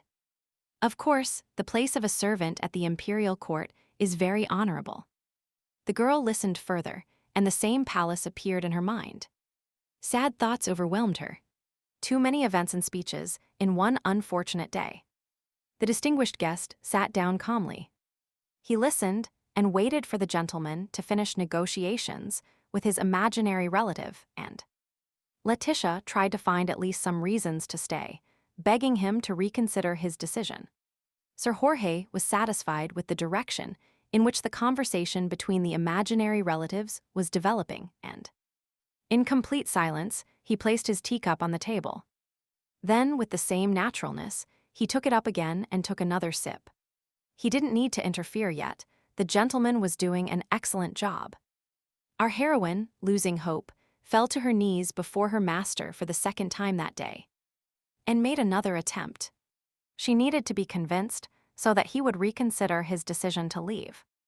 She began to say that she couldn't do anything and that she would only bring harm to her family. But the decision had already been made. So the gentleman just assured the girl that everything would be fine and that he was also thinking about it, because he was watching her. Then he added that everyone on the estate trusts her, Otherwise, other maids would have defended her today. Letitia's ardent speeches about how much she liked working on this estate, and that she would like to stay, did not worry the owner too much. She began to pull at the lapel of her interlocutor's clothes. She didn't need any special treatment. But the gentleman was inexorable, so he only added that she had to behave more reasonably, and that he didn't believe she liked being here that much. Not knowing what else would occur to her and how to dissuade the gentleman from this decision, the girl fell silent. With the words that she should get up, the phrase that followed was whispered very close to her ear. It made our heroine serious. He whispered to her that he himself was not really enjoying this whole performance. Realizing how wrong she was, she backed away a little and let go of his lapel. The decision had been made and could not be cancelled. The gentleman, smiling, thanked the former maid for her understanding, but she didn't even look at him. With a slight tinkle, the distinguished guest placed the cup on the saucer, faced the task, and did not disappoint Mickwell. After that, he got up and informed Letitia that her things were packed and were already waiting in the carriage. So it was time to go to the palace. The girl asked about the brooch. The courtier replied that the thing was valuable, so it would be returned to her upon arrival. Everything happened too fast. She wanted to delay her departure, so she asked to be allowed to say goodbye to the other maids. But she was not allowed. The gentleman merely said that he himself would tell them everything, because Sir Jorge was too busy a man to hesitate further. Now that her situation had changed, she took one last look at the house doors to capture them as a memory. Indeed, the carriages were already waiting at the entrance. All that remained was to walk a few meters and say goodbye to the past life. Sir Jorge opened the door and then asked the girl not to get out of the carriage without his permission. Our heroine was happy to go alone, and then simply waited for the right moment to escape. But she was mistaken. The knight was smart, so he told her that he had written on her face thoughts about escaping along the way. I had to invent an excuse that she blurted out, because there were only men there, and it wouldn't be better to go alone. But the answer was disappointing, because no one pays attention to a mere maid. The girl did not give up. They say they would not look at a simple servant, but she was still the gentleman's relative. And then rumors could spread. The courtier, clutching his head, thought aloud that he did not understand why the crown prince had chosen this girl. Letitia understood that such a rude and low-born servant was not suitable for his majesty. It was better to immediately tell the gentleman that they had made a mistake. But Sir Jorge could not do this, but after thinking about it, he decided that the girl would go alone in the carriage. After all, Jefferson personally recognized her as a relative. And he added aloud that, therefore, it would not be appropriate for her to travel in the same carriage with an unknown man, since she had not yet become the prince's official maid. The girl hoped to have gained at least a small victory and insisted on traveling alone. So she quickly got into the carriage. Then she thought to herself that if Sir Jorge and the other servants had gone with her, there would have been no point in dreaming of escape. The courtier approached the carriage window to make sure everything was in order, and that the girl was sitting quietly. But he decided to remind her that she couldn't even think about escaping, and also told her that they would rush to the palace. The whole procession had already set off. The drivers only spurred their horses and shouted. The horses ran at full speed, kicking up a column of dust on the road. And the carriages swayed to the rhythm of the fast ride. In sharp turns, she slipped a little in one of them, the girl could not hold on, and rolled across the entire bench, painfully hitting the wall. Mentally, she returned to the courtier. She did not understand his reasons why they were taking her to court. It was better to run away. In the palace, she will still be treated like a servant, even if she is the gentleman's relative. And the future tyrant will be the master. Perhaps it was much better for her to stay home with her parents, even if they took all the money she earned. She forced herself to distract herself from all the non-urgent matters she had to figure out, and find a way to escape. At that moment, the caravan began to slow down. They were no longer in a hurry to cross the gate. Outside the window, she saw the purpose of their journey. They had arrived. She had never seen such a majestic building, which amazed her.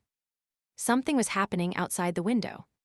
Someone could be heard scolding, but the words could not be immediately understood. Letitia leaned out to see better what was happening and realized what had happened. There were some men standing in the courtyard, and Sir Jorge was scolding them. No one will pay attention to him at that moment, so you can take advantage of the current situation.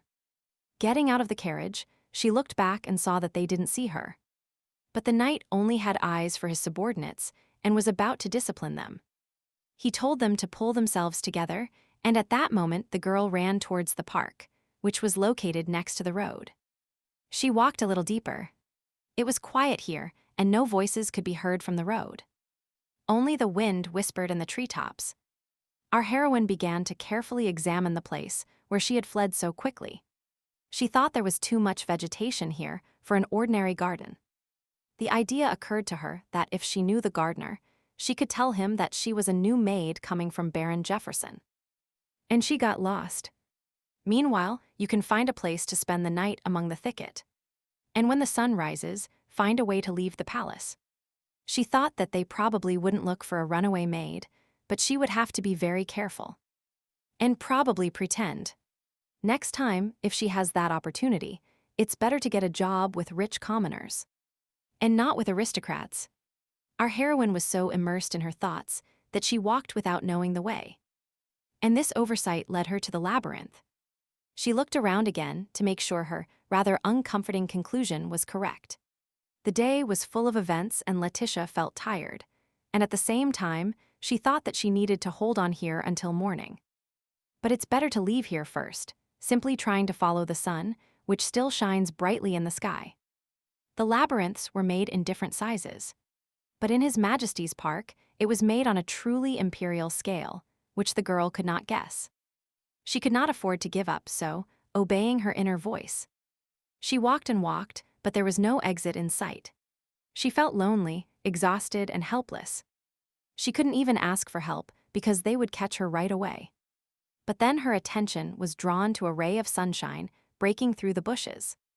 This could have been her chance for salvation, so she moved closer to see better.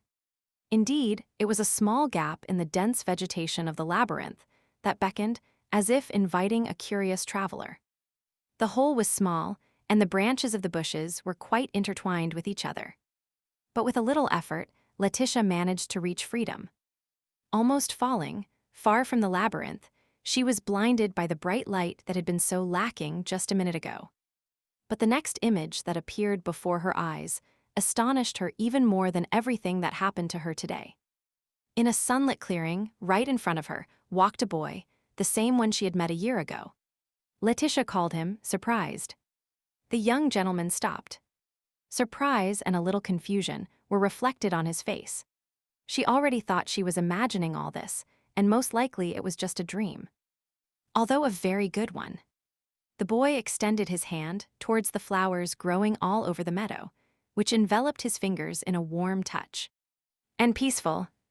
Stisandra, he said, and handed her a small bouquet he had just picked, which radiated its unique beauty.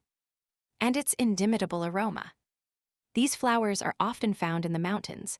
The girl realized and smiled at the boy in response. Then she laughed, because she realized that for him, Stisandra meant that the boy supposed they would see each other again. Letitia objected that how could she meet an aristocrat like Mikkel? They stood silently facing each other, as if time had stopped at that moment. Their gazes met and got lost in the depths of other people's souls. This is destiny. The space around them filled up, then cheered up. Probably at that moment words became superfluous. Time seemed to stop for these two. Only the rays of the setting sun created a play of light and shadows around them. The girl thought that she was not the protagonist of some novel, so destiny sounded too strong. And she raised her hand to cover her unexpected smile. Mikkel was sensitive and affectionate, so when he noticed a wound on his girlfriend's arm, he worried instantly. He gently took her hand in his and immediately fixed his gaze on her, as if trying to feel her pain. In the next moment, he was already bandaging the damaged skin area with a handkerchief that, as it should be, was always in his pocket. When the first impressions of the meeting calmed down, Letitia wanted to know what the young gentleman was doing in the park. The prince's property. Every word of the subsequent conversation required all her mental skills and a minimum of imagination to decipher it, because what he said only reminded me of the mosquitoes flying around the bedroom. And that needed to be caught. However, the girl understood what he meant. Apparently, he secretly entered the garden. The interlocutor continued to baffle her. He simply said swim, which told her little. Perhaps he meant that it was very difficult for him, because he was still very small, and an image of a baby under large raindrops appeared before his eyes. He might have had to try to overcome some difficulties, but this has its advantages. A difficult path can lead to new discoveries.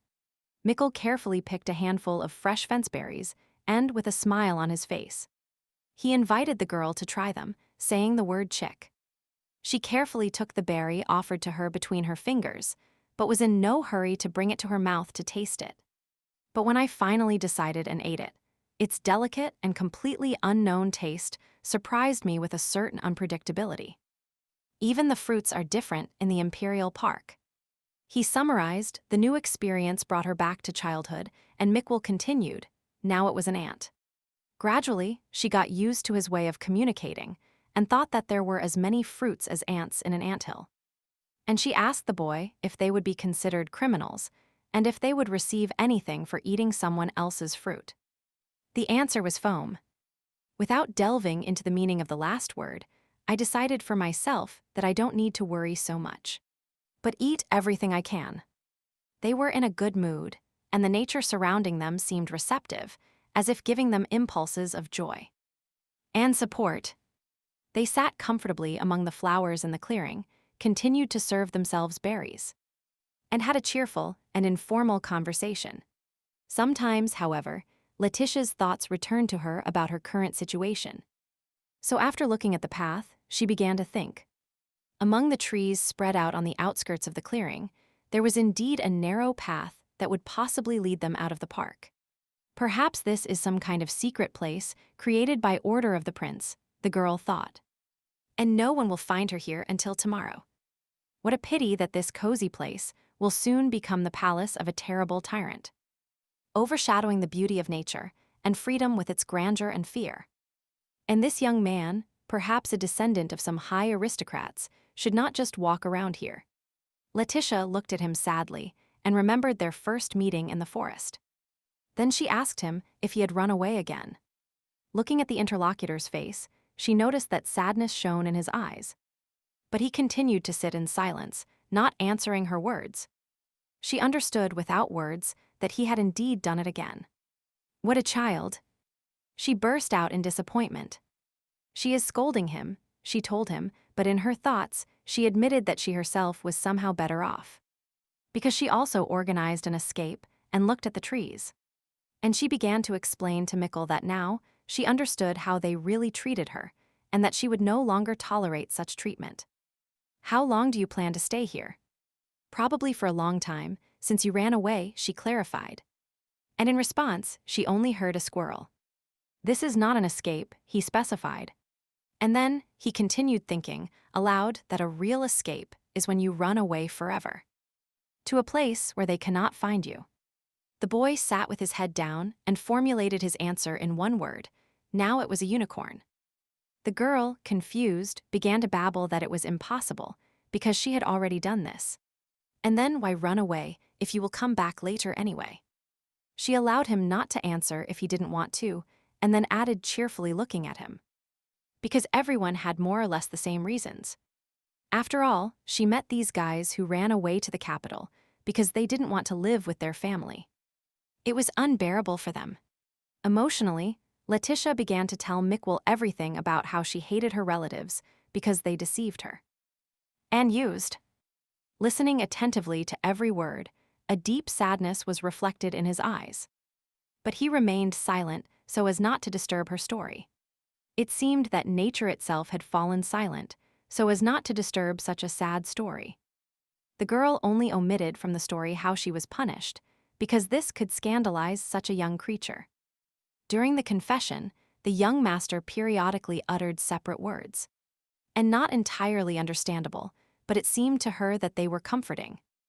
Thus, her story came closer and closer to that very day when they were sitting in the clearing. And then she remembered the brooch. She herself almost jumped from surprise, but since the word had already come out, Mikkel also reacted with the grave word. Now she had to say what they had taken from her. The boy expected more, and she continued by saying that she hid it, but then a thief appeared in the owner's house. And during a search among the maidens, Baron Jefferson discovered it, and now the brooch seems to be in the possession of Sir Jorge. The young master, as an aristocrat of course, had no idea why they took it. But the girl explained to him that it was something very expensive. With tears in her eyes, she began to beg forgiveness for not having hidden it very well. And she also asked with hope if her parents had scolded him for giving it to her. Now she was completely upset and almost muttered under her breath. But still, to him, she was so pitiful even though she was older, but she was sitting here and crying.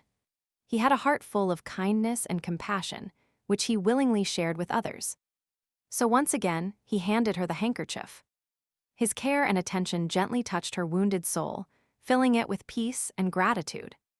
With gratitude in her words, she wiped away her tears, feeling a touch of warmth and support that penetrated deep into her heart.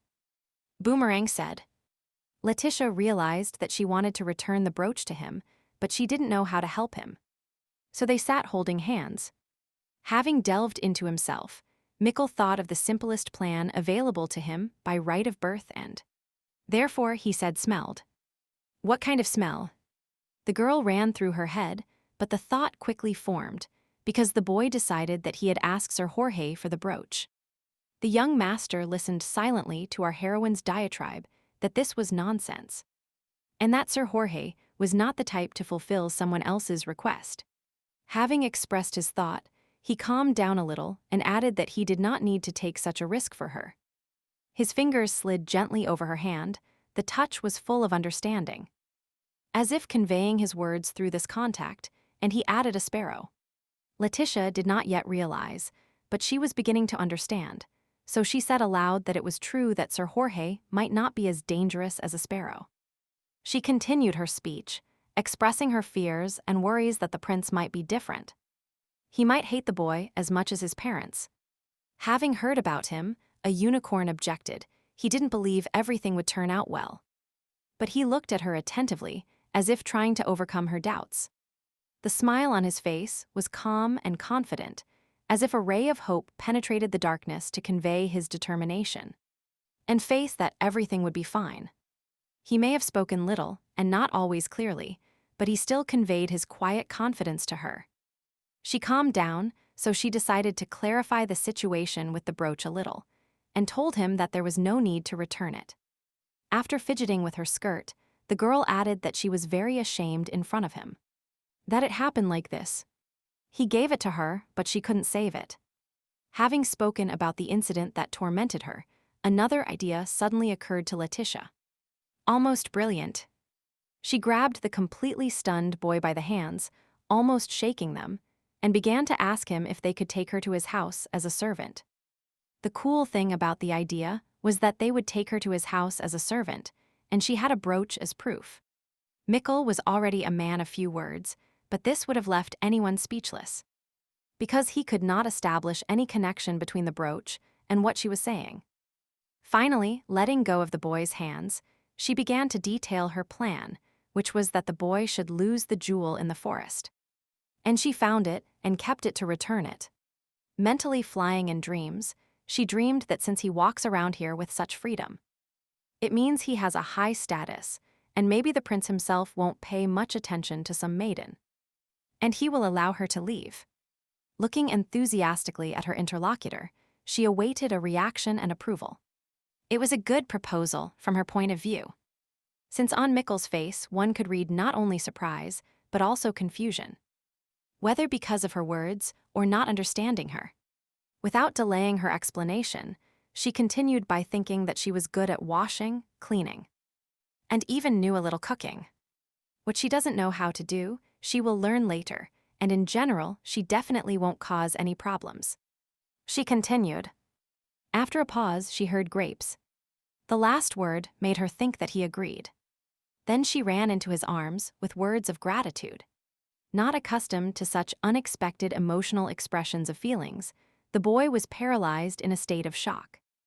But in the next moment, the warmth of her sensual embrace poured into him with her tenderness. So he couldn't help but respond. They remained silent, embracing in the depths of the quiet park, and did not hear the approaching footsteps behind the beating of two hearts.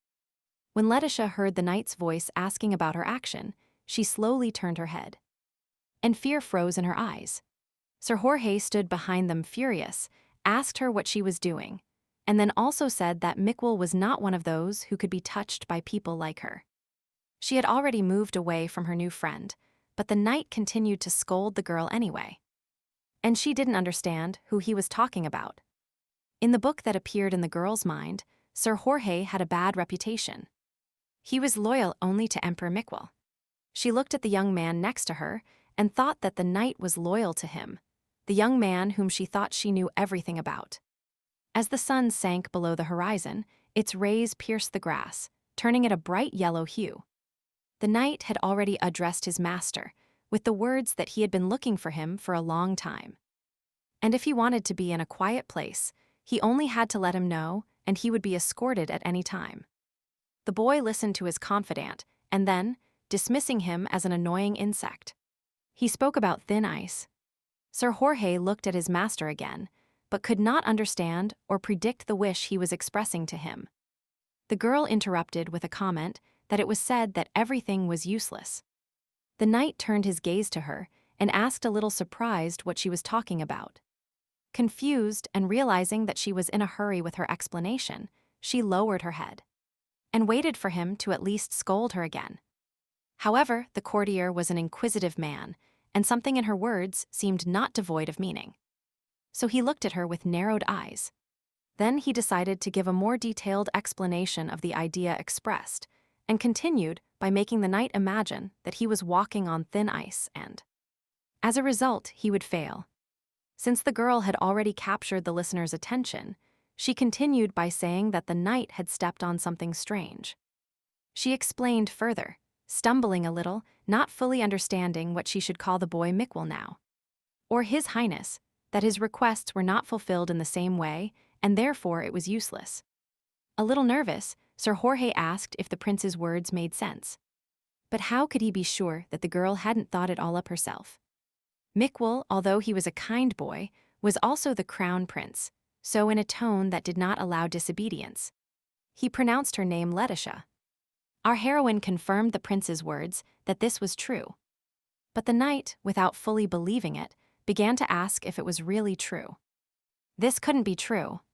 The girl, indeed, without realizing that she already understood the air well. She asked the courtier in surprise what he meant.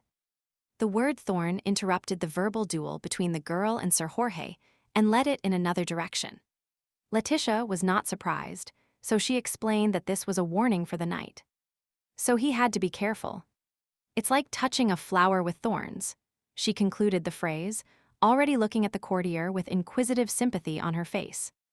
Under Sir Jorge's feet, among the thick grass, they saw a sword that, apparently, one of the courtiers had dropped during a walk. This fact convinced the courtier of the truthfulness of our heroine's words. He realized how deeply mistaken he was, and calling her by name, he extended his hand to her. Now he realized how much the prince trusted her, and why he demanded this particular girl. Then, taking her hands between his, he thanked her. Understanding all this, the knight began to ask Letitia to stay by Prince Miquel's side. Looking at her astonished face, nature gifted the world the rays of the setting sun. A small waterfall flowed, gurgling merrily from a nearby cliff. And in the context of this piece, Sir Jorge continued. He told the girl that only she had been the first to understand the prince's words. So far no one had managed to do so. And he added bitterly that not even he. The girl listened with amazement to the fact that she wouldn't have to dirty her hands with dirty work, and that she would only need to explain the prince's words, and therefore needed to be by his side all the time. For her part, she understood that they were asking her to be close to the future tyrant, and these emotions were reflected on her face. So Sir Jorge clarified that, of course, he could not force her. She heard the knight say that the prince needed her very much, but thought to herself that she could not accept this offer. After all, Mikkel is young now and seems kind, but in the future he will become a tyrant who kills people. She continued thinking to herself. She stood there with her head bowed and couldn't utter a word, because it was impossible for a simple village girl to refuse knights of such high rank. It kept turning in her head that the prince was not just a soft and calm boy like she knew him, nor an ordinary boy who ran away from home, and certainly not the knight who needed her help, so she gathered strength to answer. The air pulled her away from such sad thoughts, approaching her and looking into her eyes with sympathy. He said her name Letitia. In his way of not saying unnecessary words, he only said Latch. His gaze was so penetrating, as if trying to peer into the depths of the soul. Looking into his eyes, she prepared to explore the unknown depths of his inner world that he opened up to her. She saw his hand take the door handle, and with an almost tangible click open the door. Here she was, different with hair waving in the wind, surrounded by a soft green light. She saw herself in a completely new way. Feeling light and airy in the surrounding air, Letitia stands before the open door. Where Mikkel awaits her, the other one, the one she hasn't recognized yet. He is with his back to her, his gaze directed somewhere far away. Her bare feet are buried in the soft green grass, covered with bluish flowers of a delicate color. Sensing the singularity of this moment, she is afraid to move so as not to scare away her own feelings. Her face reflected rays of light, playing with the branches of the trees around her, adding mystery and elusive appeal to her appearance. He turns and extends his hand, inviting her to join him in this radiant swirl of soft and airy greenery. Walking slowly on this delicate carpet, as if woven from the softest grass. Barefoot, she rushes towards fate.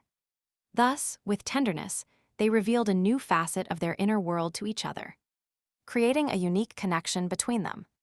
Hands approached, their fingers easily intertwined, as if trying to create something amazing and unique that would open a new side of their relationship.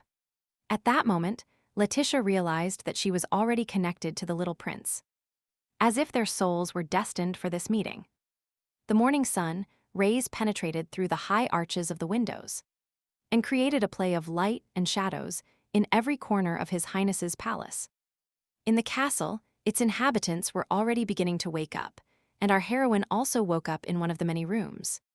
Directly above her head, on the ceiling, she saw a magnificent painting depicting a pair of lovers surrounded by laughing cupids. She looked around. At first she was stunned, then, shedding the remnants of sleep, she wondered where she was.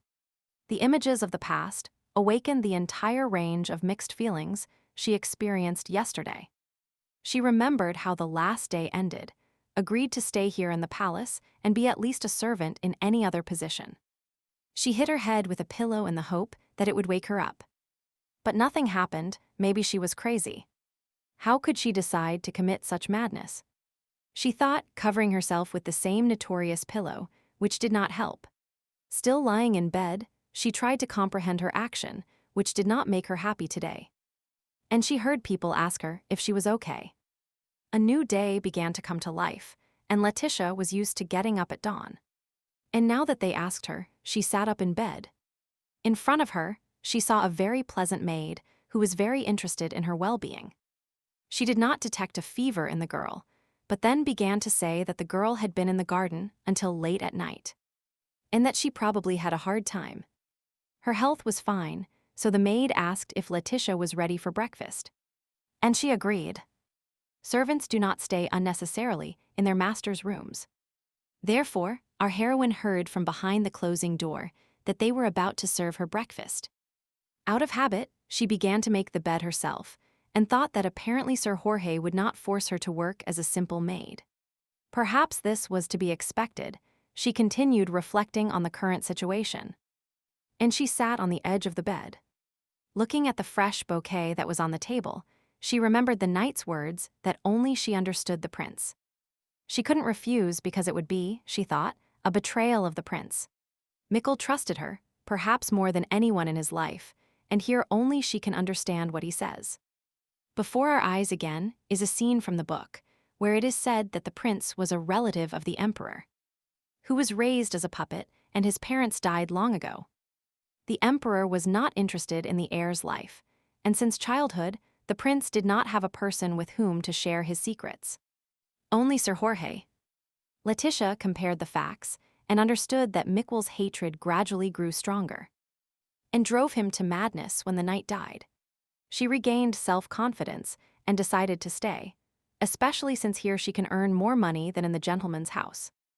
In the pages of the book, it was said that the heir could speak a lot before ascending the throne. And it was briefly said that after the coronation he spoke much more clearly. The girl thought that she needed to endure for about 5 or 6 years. The boy would not speak like that in his whole life.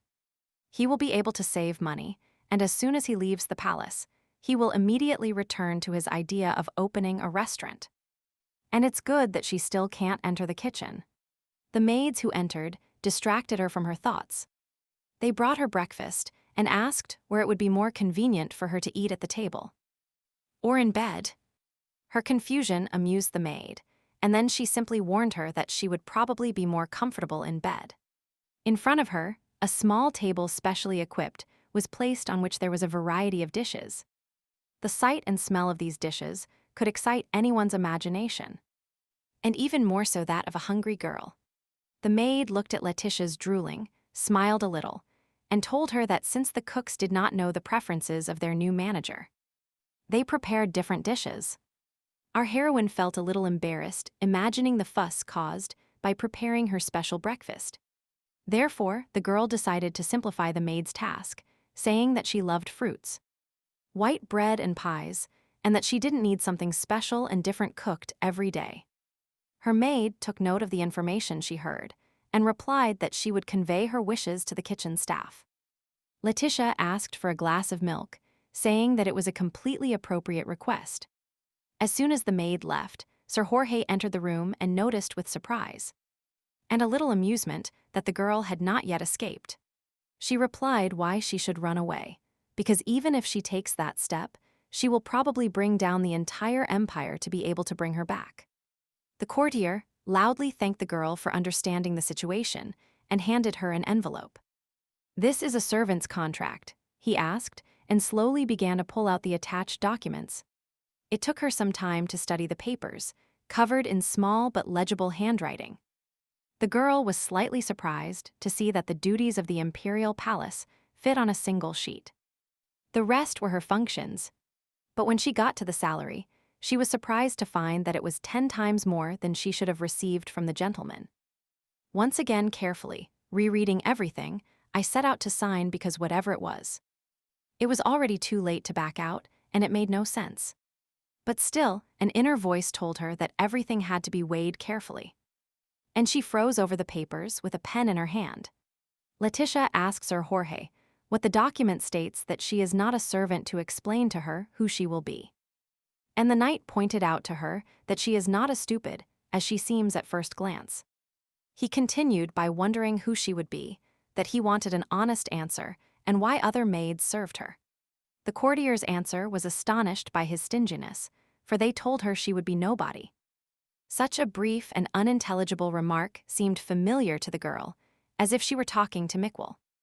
The events that unfolded were not entirely convenient for our heroine. She needed to establish the truth before signing the contract.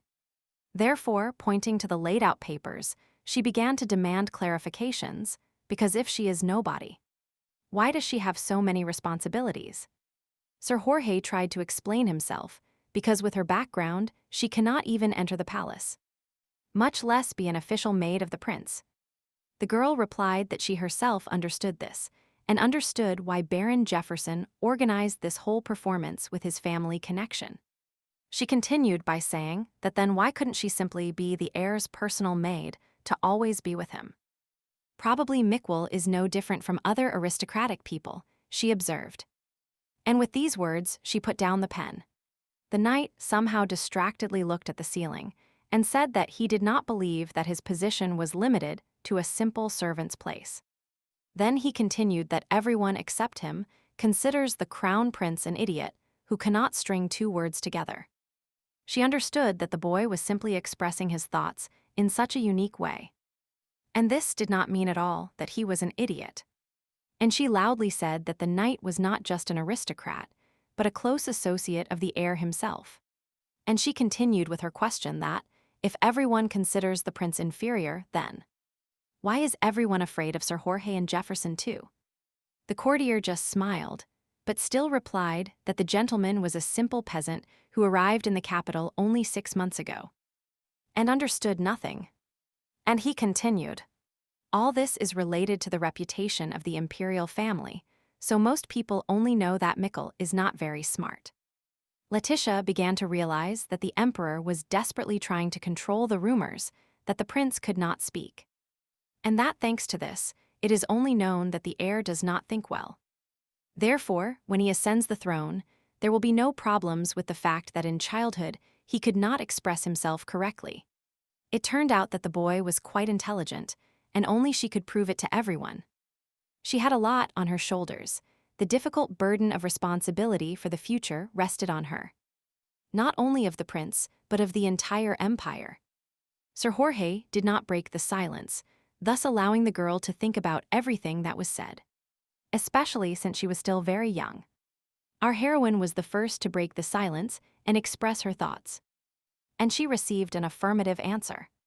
The confidant held unsigned papers in his hands and listened to her diatribe that, therefore, she would be nothing more than a worker coming from the gentleman's house. Having heard the end, he gradually began to lose his temper. The situation was not easy anyway. And then the girl became stubborn, so she threw the documents onto the table.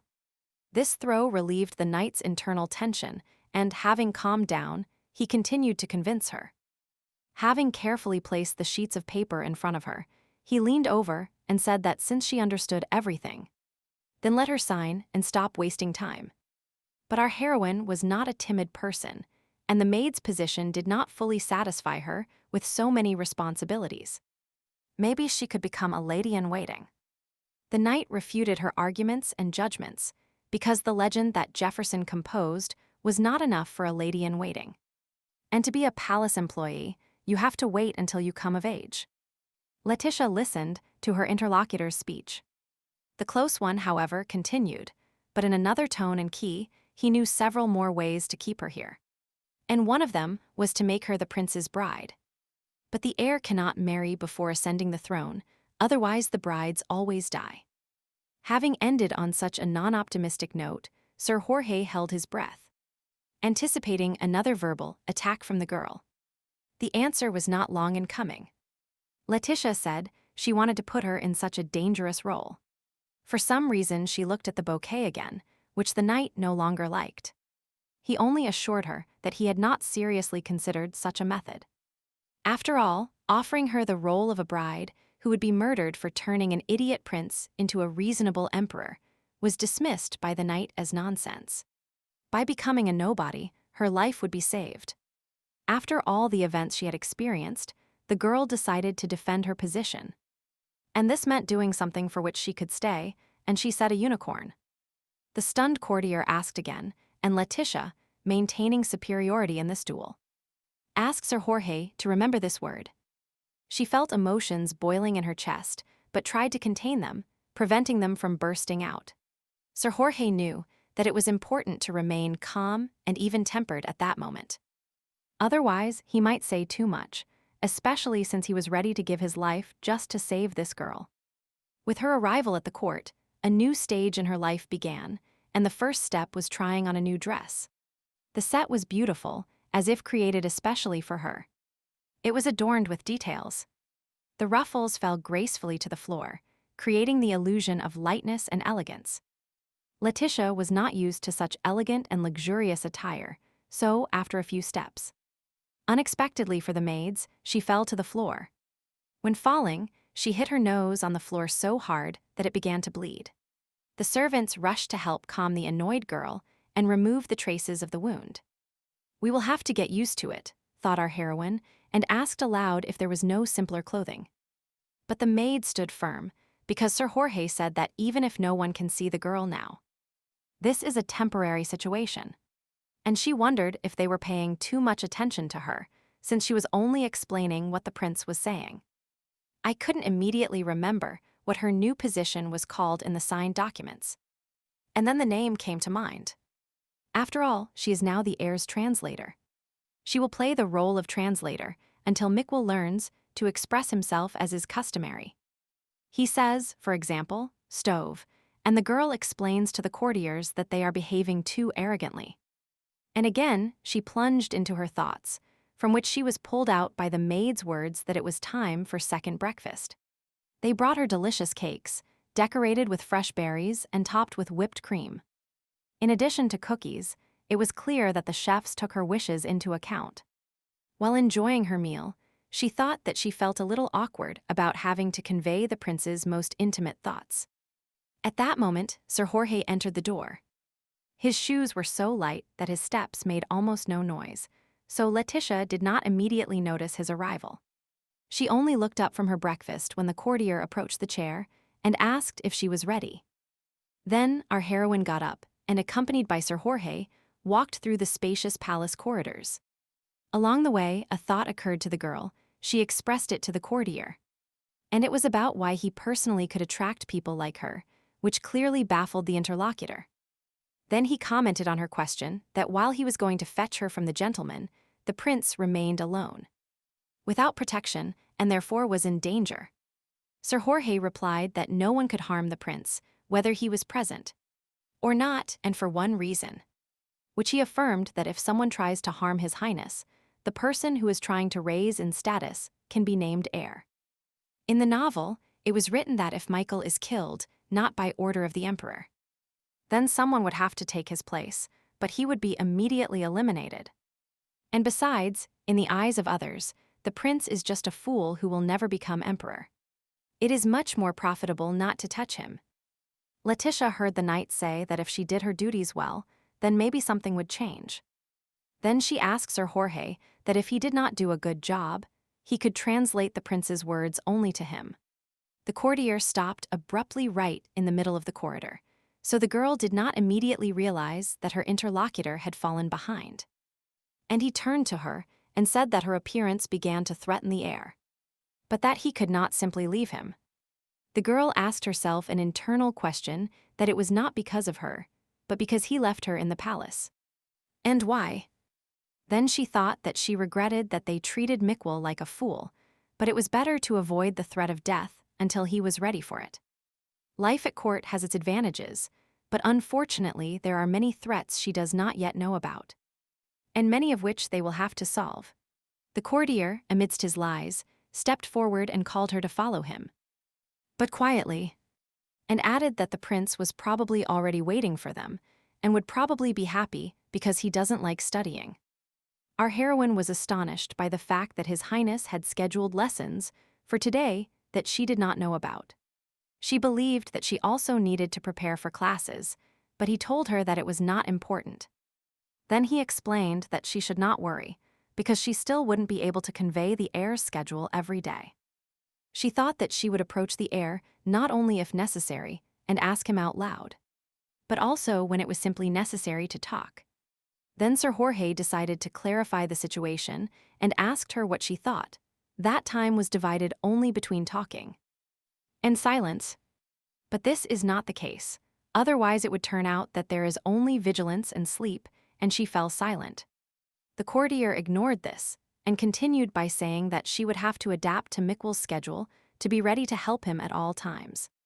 Looking out the window, she decided to clarify and therefore asked if she would have to be with the heir all the time. All day until he went to bed. Then she mentally calculated how many hours a week she would work and realized where she got such a large salary.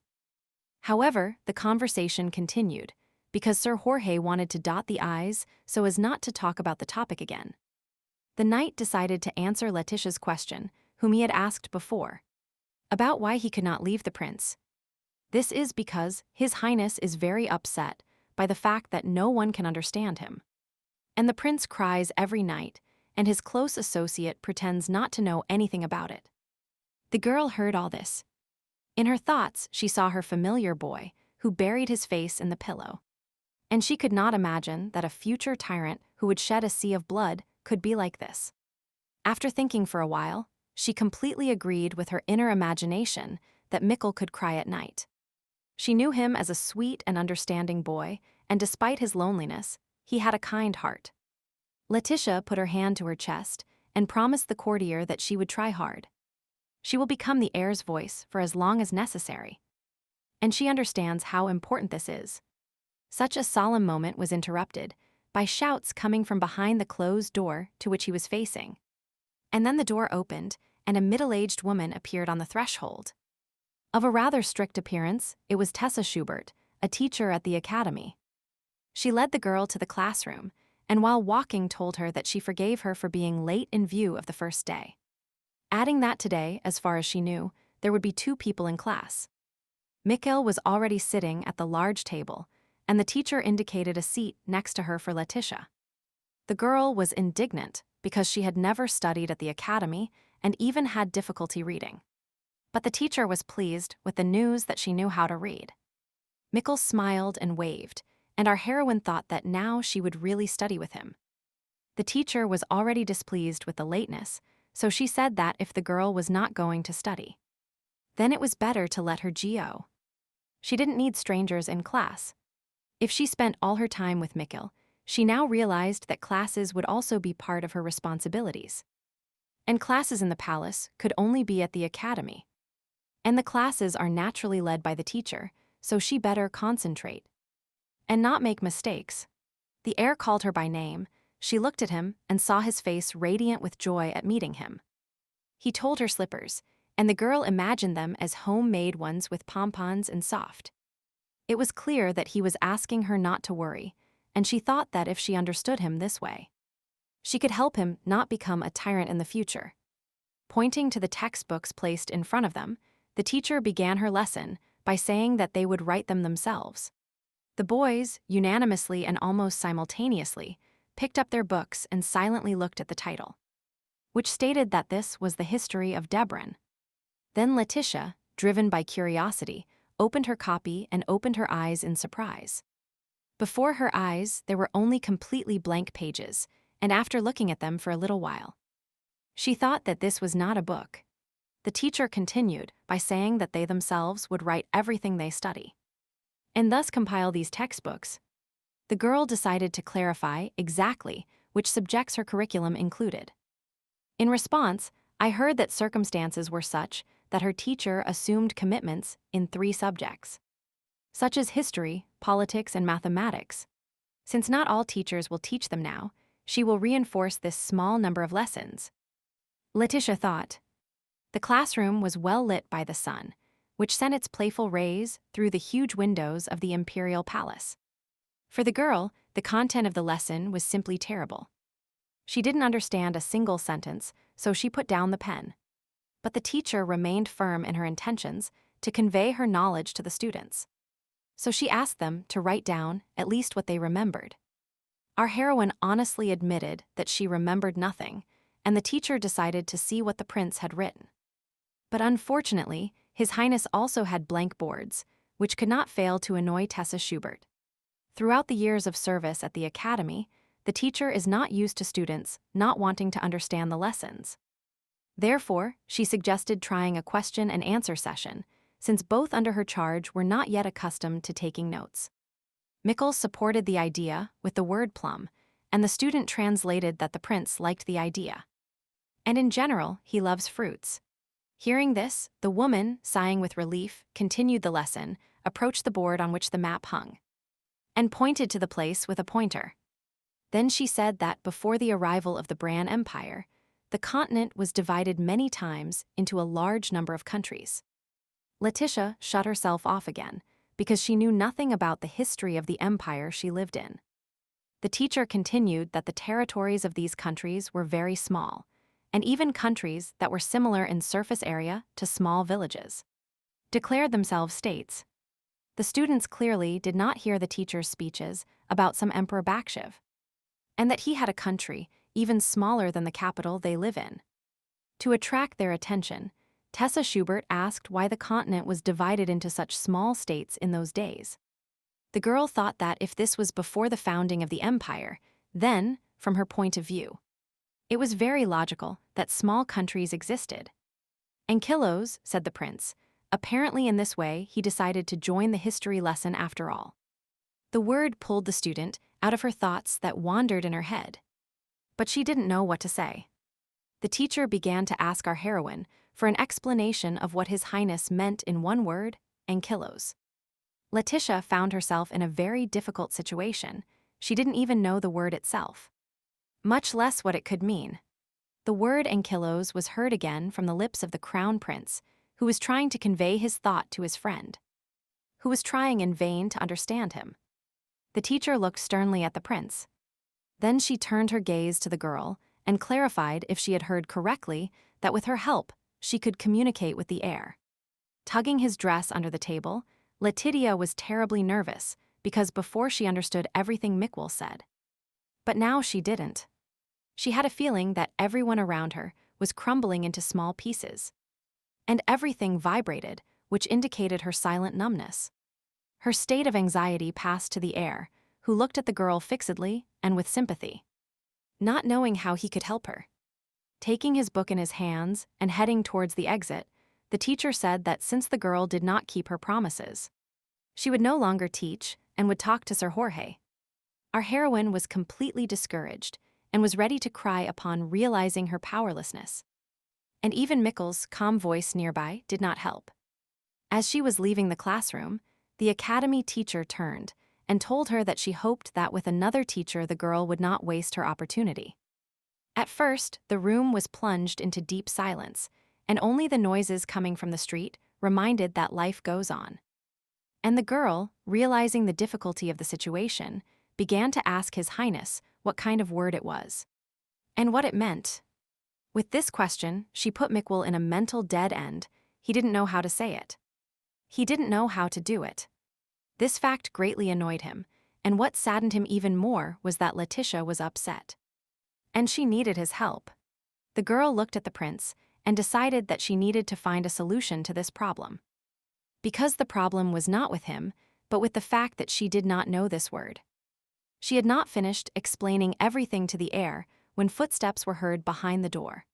Someone was coming in. And it was Sir Jorge, who appeared in the threshold of the classroom, alarmed. He had already been informed of what happened. It was necessary to explain again, only this time not to the prince she trusted, but to a courtier who was also older than her. Letitia apologized, but the answer was that she had nothing to apologize for. And the knight placed his hand on the back of the teaching chair to maintain balance after walking quickly. Having somewhat regained his breath, Sir Jorge asked the girl to simply explain to him and tell him what happened in the lesson. She fell silent. Then the courtier continued with a tricky question that perhaps she had lost the ability to understand the heir's words, which could be said because she did not have such skills. Current events. Our heroine explained to the knight that it was the first time she had heard the word Ankylos, and that she even thought that perhaps the heir had simply invented it. And she looked at Sir Jorge with her surprised eyes, because he too began to ask her in surprise that she really didn't know what an Ankylos was. Surprised, the courtier asked the girl again and heard an affirmative answer that he really didn't know what an Ankylos was. He was ready to cast lightning and rumble thunder. It surprised him so much that he jumped from his seat and continued out loud. He asked her if during her entire stay in the capital, she had not been to the zoo even once. The girl replied negatively, thinking to herself that she knew such a place in the city, but that it was too expensive for her and there was no time for it. Realizing his mistake, Sir Jorge calmed down and began to explain that the Ankylos is an overseas animal, and they do not have it in their empire. Letitia asked how the prince knew about these animals, and the knight replied that Ankyloses lived in the palace for about a month when they brought them, and only then were they sent to the zoo. Sir Jorge also remembered how His Highness became very interested in these overseas animals. The girl became nervous again, and in recent days she had acquired the habit of pulling her dress to calm down. She understood that she and Mikkel lived different lives. She couldn't even imagine what was normal for him. And if the difference in their situation is not reduced, these cases will repeat, then her help to him will lose all meaning. The courtier observed the thought process, reflected on her face like an image. And as an intelligent person, he made a decision. He went to the bookshelf and began to look for the one he needed.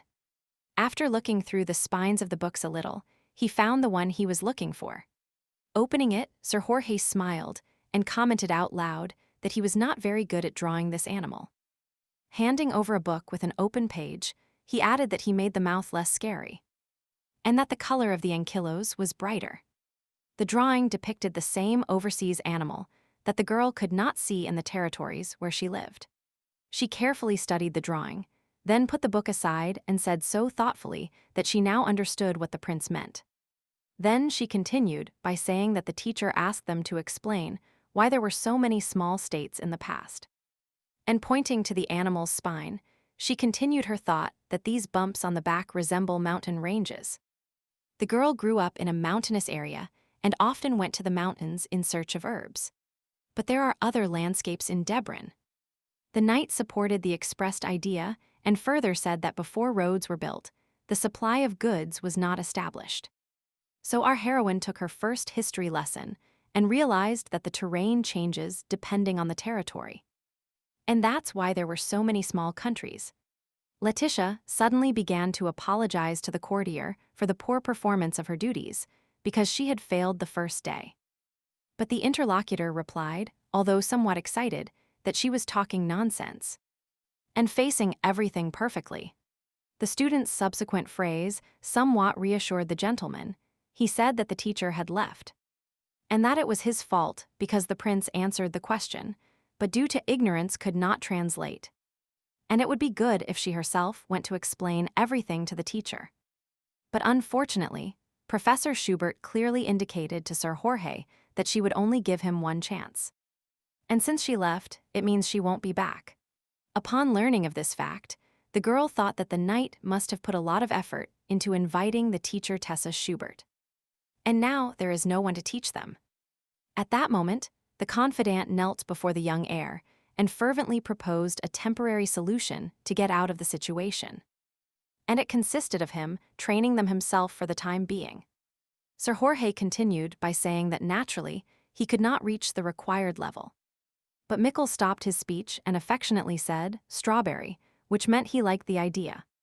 And so as not to miss a day without studying and not to postpone the decision, a small pile of books was placed on the table.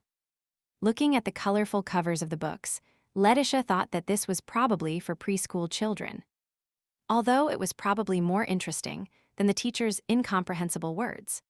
But it's better to look and evaluate for yourself than to sit and guess what the books are about. So she opened one of them. Immersing herself in reading, she realized that she liked it, even though she was no longer his age. She flipped through a few more pages to better understand what exactly the book in her hands was about. Then, thinking of Mickle, she looked up and saw her friend who was sitting, and somehow looking blankly at the open page. Letitia called the prince and, having the impression that he was not interested, she asked about it, and the answer she received was paper. This small conversation did not escape the knight's attention, so he asked his question. Maybe he didn't like the quality of the paper. The heir was still sitting, looking down at the pages covered with words. And just repeated paper. Slowly, but still quite clearly, the girl began to realize a very unpleasant assumption. This suspicion was terrible, but it was better to know the unpleasant truth, so she asked the prince directly if he knew how to read. The crown prince himself did not fully realize the bitterness of this fact. But the truth was what he saw in front of him. That's why he said letters. Our heroine turned to Sir Jorge and told him that she had already realized that it turns out His Highness did not know how to read. The courtier became furious. He was ready to find and kill those scoundrels, those trustees who pretended to teach the crown prince. Letitia remembered that in the book, the knight was described as the right-hand man of the future tyrant, and with a kind disposition, but it turned out to be very irascible. She began to stop Sir Jorge, telling him what would happen to the prince if something happened to him. And he only replied that mercenaries didn't matter to anyone. The girl did not give up. She did not like this turn of events at all, and that's why she convinced him once.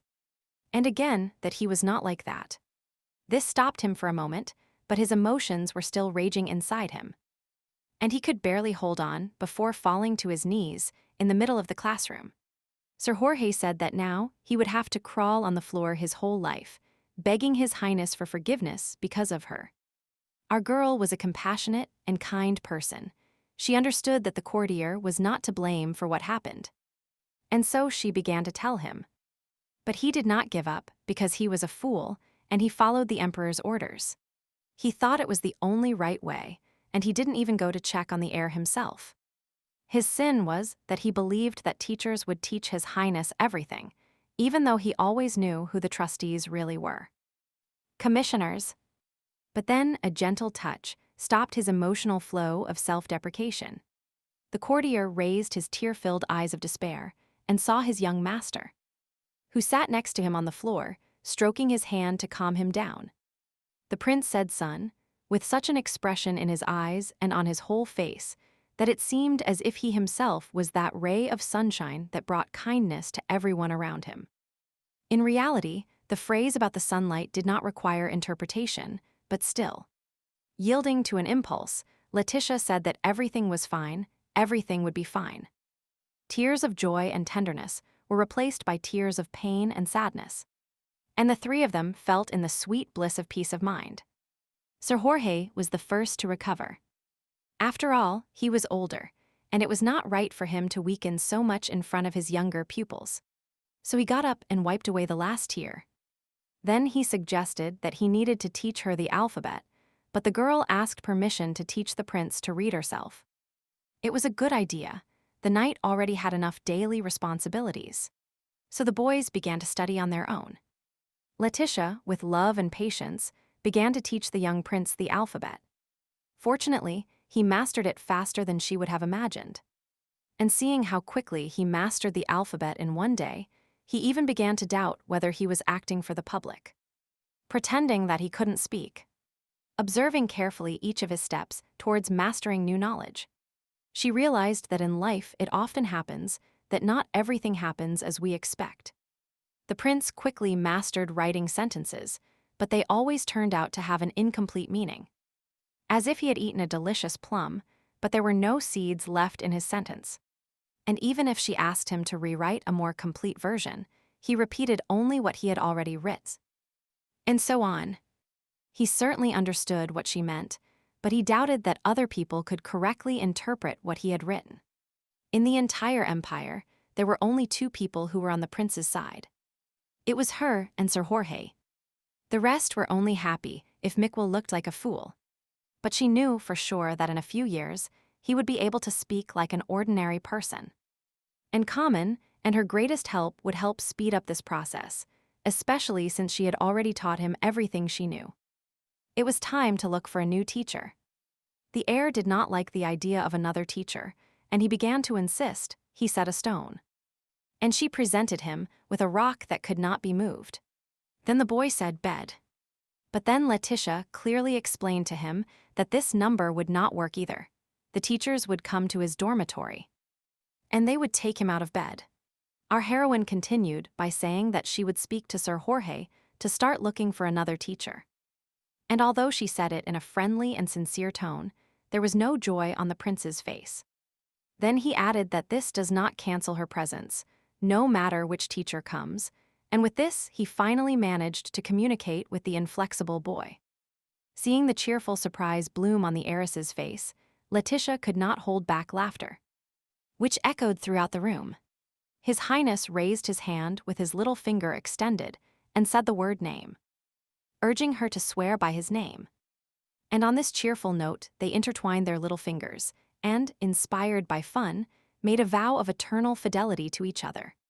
Barely containing her laughter, Letizia told Mikkel about the contract she had signed with Sir Jorge, in which it was stipulated that she would always be by his side while he was awake. This surprising revelation radically changed the prince's view of the situation. So he tried to analyze every word to understand the full meaning of her statement. The cheerful heir could not contain his feelings and immediately rushed to hug her. She gasped from his strong embrace, which enveloped her in strength and tenderness, making her forget about air. Our heroine heard him say without letting go, in a low voice and with a slightly tense tone, all his life. After these words, he fell silent, pressing against her shoulder. But she slowly moved away and began to speak that one cannot count on a whole life. And then she hesitated. Having finally opened this unexpected embrace, she continued explaining that she could not be with him her whole life. That this was impossible, that anything could happen, even her death. The boy looked at her and said coffin, after which she began to clarify that she meant she would be with him until the grave. She did not want to spoil his cheerful and relaxed mood with such negative thoughts. And she asked him not to think about such things at such an early age. But still, the boy's mood changed, and not a trace of the old sadness remained in his eyes. And a kind of hopelessness. A couple of days later, Sir Jorge convinced Professor Tessa Schubert to return to conduct further academic studies. Letitia was somewhat surprised by the fact that this particular teacher returned, since she promised not to give them another chance. The teacher said that they informed her that the heir now knows how to read and write. And she also complained that their previous communication had not gone well. Then she received another request from Miss Woods. It was that the girl should listen carefully to her lessons. Our heroine did not appreciate the request because, as she understood it, her task was only to translate the prince's words. The teacher explained to the girl that even if he understood everything perfectly, but she couldn't understand the exact content of the lesson, she wouldn't be able to convey what the prince was thinking. There was nothing to object to this because the professor was right, because regardless of Mikkel's knowledge, she would not be able to translate if she did not know what she was talking about. The first lessons after such a long break lasted late into the night because they had a lot to catch up on. For Atisha, the classes were too difficult. She understood almost nothing. She had the impression that she raised her hand every 5 minutes. It seemed to her that she was only interfering in the classes. Perhaps it was due to emotional fatigue. Due to the fact that she had to strain to understand all the professor's words. In the hallway, after leaving class, she met Sir Jorge, who thanked her for today's good work. And she simply waved him off because it was his responsibility. The girl walked next to the knight and told him that she did not have enough knowledge. And that was why she was dragging the prince down, and that she would like to have separate lessons. The courtier said that it would not be difficult for him to bring another teacher, but how could he combine it? Since she must be close to His Highness. And he himself quickly found a solution, offering her an entrance to the library, which is always open and with the lights on. She listened to her interlocutor's speech as if spellbound, and every one of his words brought her indescribable spiritual joy. After all, there are many more books in the library than in the office, and she can easily find everything she needs to study on her own. And in addition to his main classes, the Crown Prince also acquired the art of wielding weapons, which is so important for every aristocrat. The first day of such classes was not easy for Mikkel, so his confidant corrected his young master from time to time. His blows with the heavy training sword were awkward and completely uncertain, because he was just beginning to master sword fighting. There were many shortcomings in the prince's movements, but when he succeeded, Sir Jorge sincerely praised his student. And he asked him to repeat the successful ones. Letitia, as she was supposed to do according to her contract, was present in these classes. But here, she was rather an external observer. His Highness was not used to such intense physical exertion, and besides, it was a beautiful warm day. And it was clear that he was almost melting from fatigue and the sun. Sir Jorge also noticed this, so he complained to the girl that he hadn't thought before about teaching the prince to wield a sword, and that the boy's father was the same. But the Crown Prince cannot spend all his time reading books in the library. He distractedly observed the prince and listened to the knight's speeches, while his mind was busy thinking about what was being said. She thought that Mikkel intuitively knows better than others that it is impossible to rule the world with only one sword. Although, as the novel says, later precisely with the help of the techniques taught to him by Sir Jorge. He will kill a huge number of people. When all the day's activities had passed and night approached, Letitia and Sir Jorge approached the heir's bedroom door to see how he was.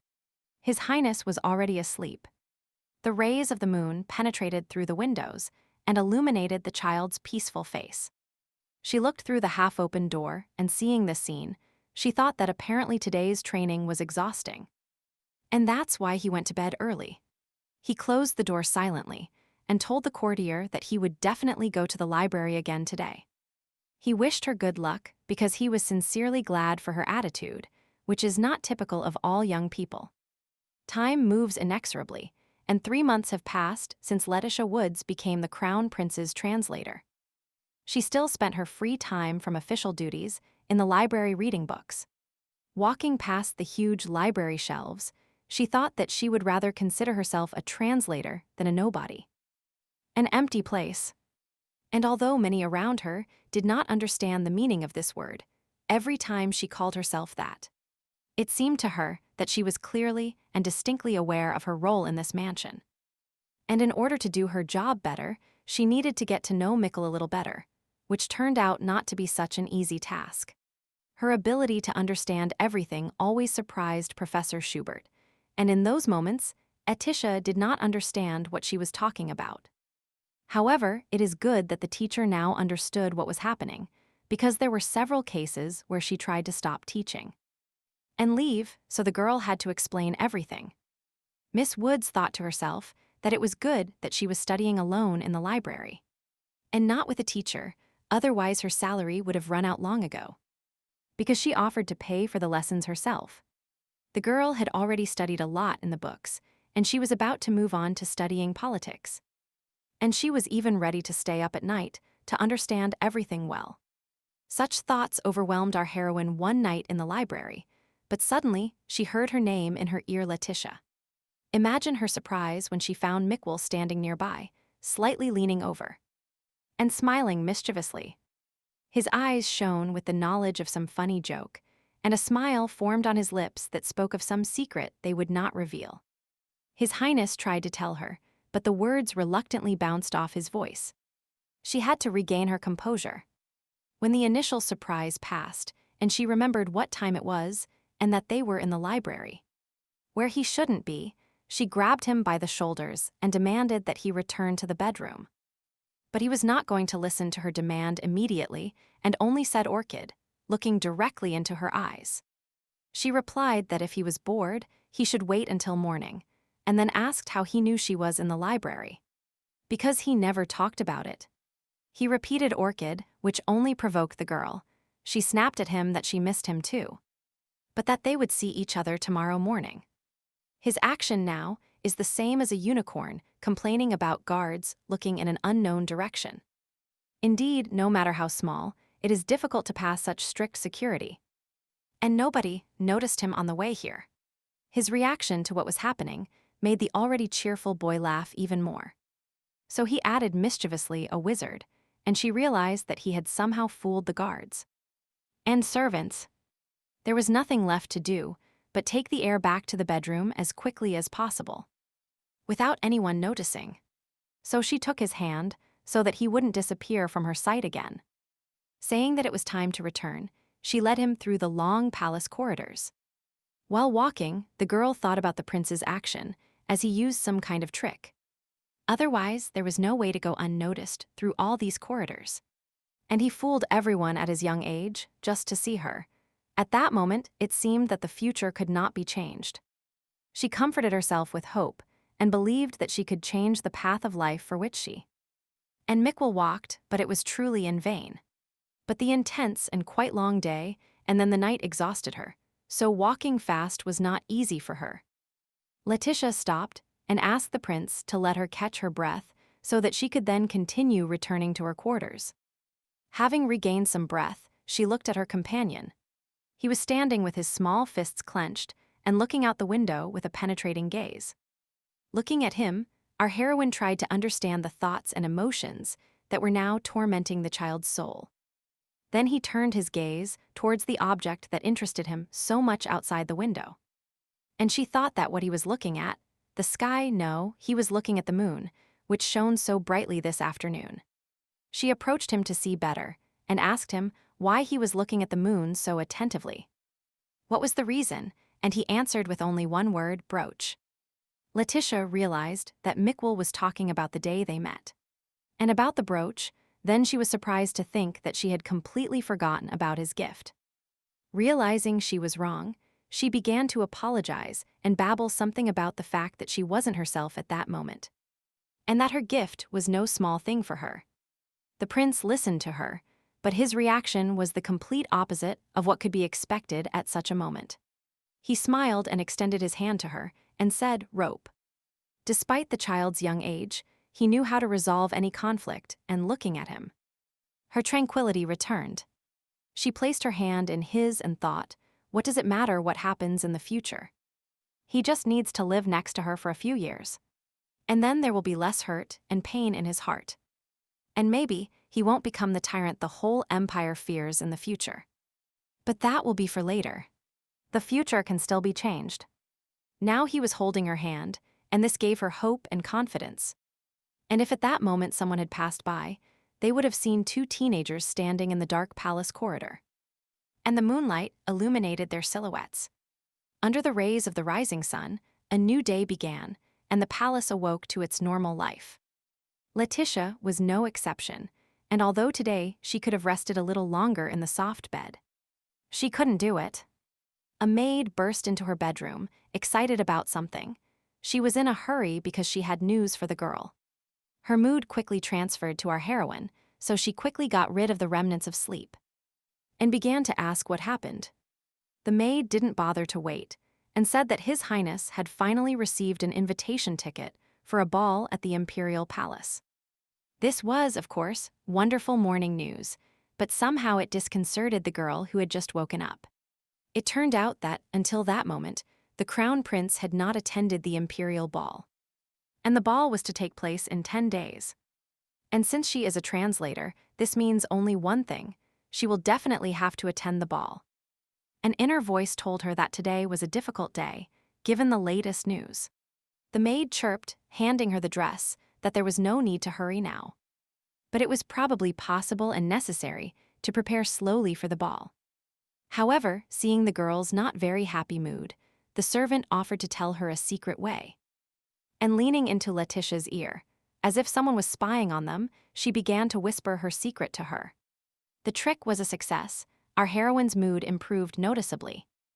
A second later, she burst out laughing and repeated that if she behaves positively, it won't be so difficult. And she thanked her for her simple, though secret, attitude, and added afterwards that she liked her maid very much. There was a knock on the door when they left her alone, because the girl Ashley who attended her had left. And Sir Jorge entered the room, who right at the threshold began to ask about the news that was already circulating throughout the palace. She replied that they had already told her everything, and it was visible from her face that this news, on the one hand, made her very happy, and on the other, worried her a little. The courtier was so impressed by the invitation that he could not contain his emotions. And he told her that they had achieved it solely thanks to her contribution and effort. Then, in a calmer and more measured tone, he added that she had nothing to worry about. The adults would think about it and leave her to think only about herself and the prince. But Edisha was worried about the fact that everyone would probably notice that Mikkel could not speak normally. And some kind of plan was necessary so that this would not ruin the family's reputation. Sir Jorge replied that the emperor had already thought of everything and wanted to officially announce some of the heir's weaknesses to the courtiers. She didn't understand what they were trying to tell her. At that moment, it seemed to her that it was rather a very unpleasant joke. Thanks to her work, the emperor made this decision, because otherwise he would have left Prince Mikkel as a fool. And this would not improve his reputation. Then, he continued, that now that she exists, it will be officially announced to everyone that the crown prince simply has such an unusual speaking style. So her role at the ball is very important. She thought that Sir Jorge was happy that his actions had helped gain recognition for His Highness's opportunity and a place at court. This reminded her somehow of the time when she was little and waited for even a small compliment from her relatives. She only saw one reason why the prince was finally invited to the ball and allowed to go out with the courtiers. Mikkel turned out to be smarter than everyone expected. After she became a translator, he began to succeed in many ways. And this could not fail to reach the ears of the emperor, who wants to completely destroy the heir to turn him even more into a puppet. Lost in her thoughts, she rubbed her hands, which required some action. But now she couldn't help it. Maybe it would be better if everyone at the ball found out about Mikkel's serious flaw. And then he couldn't ascend the throne, she continued thinking. However, she really wanted to prevent the prince from becoming a tyrant. But she also couldn't allow the bud to be cut off at the root. And this apparently happy news led her to very painful and sad thoughts. The only thing she could do was to do everything possible for the prince's ball to go well. Preparations for the ball began in the palace. This also affected Letizia, as the ball was now added to all her activities. The new lessons were not easy for her. Although village girls dance, she was still small and then had no time. So this skill was overlooked for her. After another dance move, she found herself on the floor again, listening to the dance instructor's criticism. After apologizing to the teacher, she, getting up from her knees, thought that she knew that she too would be ready for the ball. During a short break, she talked with Sir Jorge, who told her that it would be better if she mastered dancing just in case. Although now, with her background, she still won't be able to dance, so she can't even put her hand on her partner's shoulder. She asked why she should waste time and study if he doesn't want to dance at the ball yet. He explained that this is the situation now, but in the future everything can change, and that's why she needs to master this science now. Okay, she thought. She needs to think positively. Now there are free dance lessons. Why not take advantage of them? Mikkel, of course, was also in these lessons. They were mainly for him, and she was at work. He approached her and told her, plum, which meant he liked it. Then she told him that if that was the case, then she liked it too. Sir Jorge often came up with interesting ideas, and now he proposed to the teacher to form pairs with Letitia. And the prince. She herself, was surprised by her lack of insight, since both are here in the hallway. And they even match in height. The dance master thought, and said that dancing with a real partner will improve the skill much faster than constantly representing a non-existent person.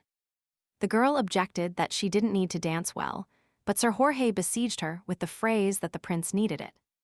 She felt like a small, stupid child who was listening that the emperor would announce a partner for Mikkel at the ball.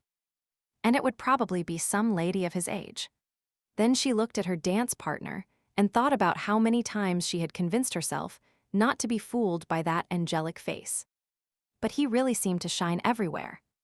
It also occurred to her that he hadn't smiled so often before, but since he was extending his hand to her now, she couldn't resist. Someone said it was time to start, and the pianist's fingers quickly ran over the keys. And virtuoso music flowed in every corner of the ballroom. Here began the most interesting part, because Letitia didn't know how to dance at all, so in almost every dance step, she managed to step on her partner's foot. When they finished, she couldn't count how many times she had taken a step, and then apologized for the last half hour. Letitia was completely annoyed, so she approached the prince and again began to apologize. And to ask him if everything was fine. But that was unnecessary. He was not angry with her at all and felt no annoyance, so he just said tree. Sir Jorge approached them and asked what the prince meant, and then she decided to lie. And replied that the heir no longer wanted to dance with her. But the courtier was not so easily fooled. He quickly recognized her lie. So he threatened her with rescinding the contract. I had to translate the truth. That is, that the prince is strong, and therefore you can step on his foot at least 10 more times. Mikkel also added, strawberry, but Sir Jorge asked not to translate because he himself understood that she was allowed to step on his foot.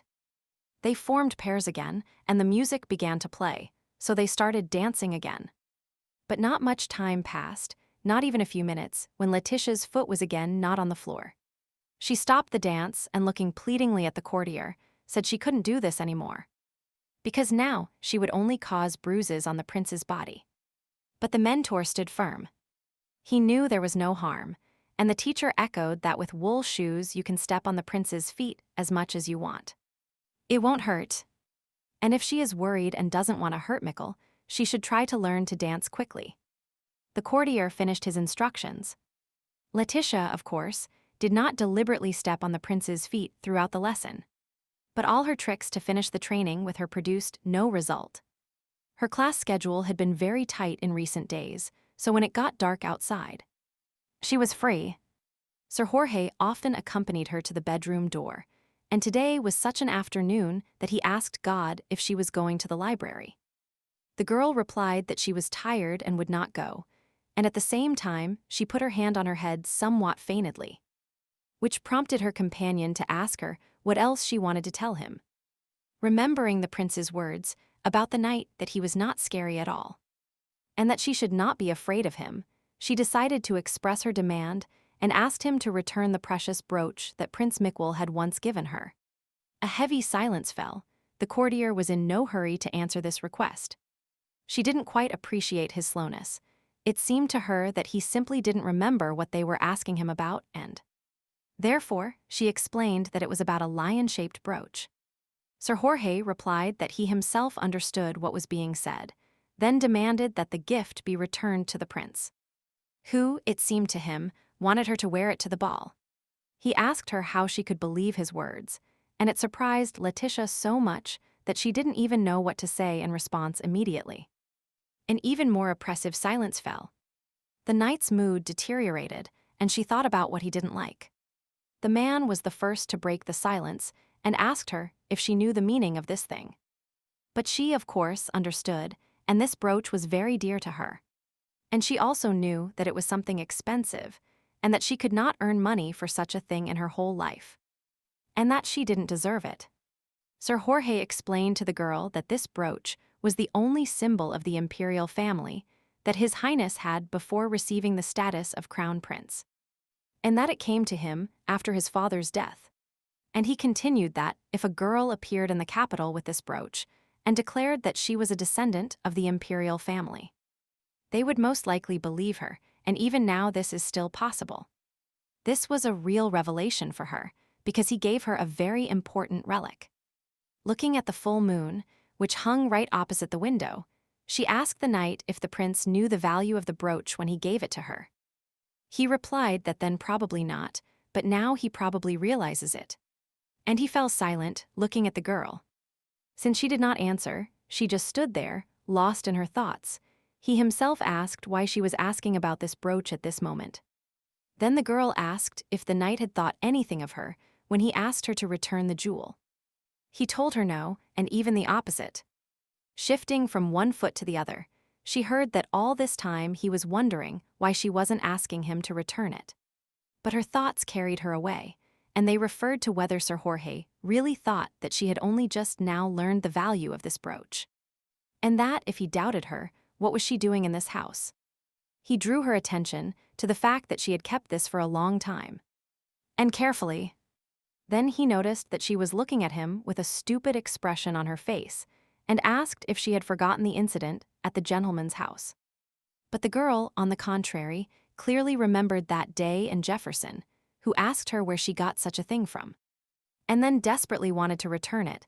What had changed, she thought. The courtier continued by saying that he thought Letizia would demand it back the day they signed the contract. She had to think. She had to answer this question herself. Why during all this time did she really forget about this gift? So she stood in one of the palace corridors in front of the courtier, and only the thoughts in her head hurried, trying to find an answer. Sir Jorge was waiting, and indeed, the only and most correct one was not the easiest to understand. Because she simply forgot about it. That's what she said. Which annoyed the interlocutor, because even taking into account her ignorance and disinterest, how could she forget the treasure of the imperial family? She began to say that she was very busy, and that all these events simply took the brooch out of her head. But for him, this was not the answer. Tears were already gathering in the corners of her eyes. As soon as she managed to forget, because for her, this was more than anything else in the world. So the flow of her own thoughts led her to the answer. that which was like a discovery even for her, as if scales had fallen from her eyes. The change in her facial expression did not remain hidden from Sir Jorge's gaze. Then he asked that apparently she had found the answer. And the girl began to talk about how she cherished this brooch because Prince Miquel gave it to her. That every time, in the most difficult and sad moments of her life, she took the brooch in her hands and remembered the day she met the heir. Therefore, when she held this adornment in her hands, it was as if she felt him near. And holding it, her soul felt lighter. The courtier listened to everything and said that he understood that now, of course, she did not need this brooch and therefore, he remembered it only after His Highness reminded her of it. The sincere answer, coming from the depths of her heart, completely satisfied him and greatly pleased Sir Jorge, so he decided to give the brooch to the girl. Handing over the symbol of the imperial family, he smiled and calmly advised her to wear it to the next ball. Opening her palms, on which the lion's brooch now rested, she felt as if she had returned to her past. And somewhere on the edge of her consciousness, Sir Jorge's voice said that she could no longer remain in the shadows, and that this brooch would be proof of her status and position. But all this was of no importance to her. Memories returned to him, and he let himself be carried away by them. After all, from the very day she met Miquel in the forest until she ran away from home. Throughout this year, this decoration was her only companion. But she also understood that no matter how pathetic this brooch might seem, it would force many to treat her like a member of the imperial family. She didn't even need an imaginary relationship with Baron Jefferson. No matter how low her status, everyone around her, including the highest nobility, will only have to bow their heads to her. But she did not want such a valuable status. It was contrary to her nature, to her moral qualities. Therefore, she thanked him for returning it, and then added that, however, she would not wear it to the ball. The courtier did not quite know and understand Letitia yet. He did not know her spiritual impulses, aspirations, and much more, so he asked her why she would not wear it. She said that she was not planning to stay with His Highness forever, and that if she appeared at the ball with a brooch, she would have to accompany him for the rest of her life. This is not necessary, said the interlocutor, that she can terminate the contract at any time. That's what the contract is for. The girl asked him not to joke, because according to the contract, she could quit her job and leave the palace at any time. But as soon as she appears with this brooch at an official reception, at that very moment, the contract will become an unnecessary piece of paper. This decoration is not just a gift from Miquel. Since ancient times, it is considered the distinctive sign of the crown prince. Then he continued that it was better to be nobody and nothing of herself. To have no idea than to be tied for life. She did not want such a responsibility. Sir Jorge agreed with our heroine's decision. Perhaps this was not what he expected, but it was impossible to tell from her face what she thought about it. After saying goodbye, he walked away down the lit corridor, and something in her whole appearance, even in her gait, betrayed some uncertainty. She stood there, watching the departing man, but she had no time for him. She needed to think about herself. And then came the day when the Imperial Ball was scheduled, so throughout His Highness's palace, everyone was preparing for this important event. Maid Ashley was working on Letitia's hair and talking about how, after granting the title to Miquel, this was already the 7th Imperial Ball.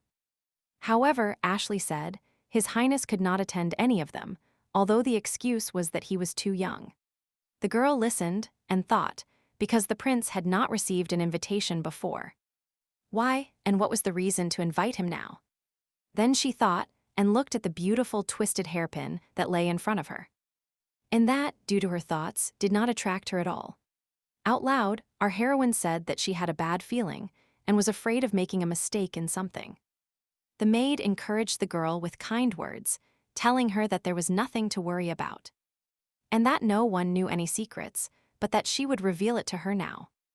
It's just that everyone who will be at the ball will not realize how important Letitia is. And if she shows herself a little, she can surprise everyone very much. Ashley's speech surprised the girl. She looked at the maid and asked confusedly if that was the whole secret. The girls had a trusting relationship, so Ashley sometimes teased her mistress. And now this was the case. The maid said that of course it was a secret if the great Miss Woods didn't know. So, in a good mood, Ashley almost finished the girl's hairstyle, and only one small detail remained. That same golden hairpin. Letitia looked at herself in the mirror and, assessing her reflection, asked the maid that. Since this was not an official debut in secular society, this image should be enough. When preparations for the ball were underway, she asked for a more modest outfit to be prepared for her that would not attract unnecessary attention to its owner. She turned a little more around the mirror, looking at herself from all sides in the reflection. But looking at the maid's satisfied face, she realized that everything was perfect. Ashley laughed and advised her to have more self-confidence. And besides, as it couldn't be otherwise, after all, the girl is the perfect Lady Letitia. Today was one of the few days when she didn't have to wait for Mikkel at the door of his room. So she snuck into the ballroom in advance.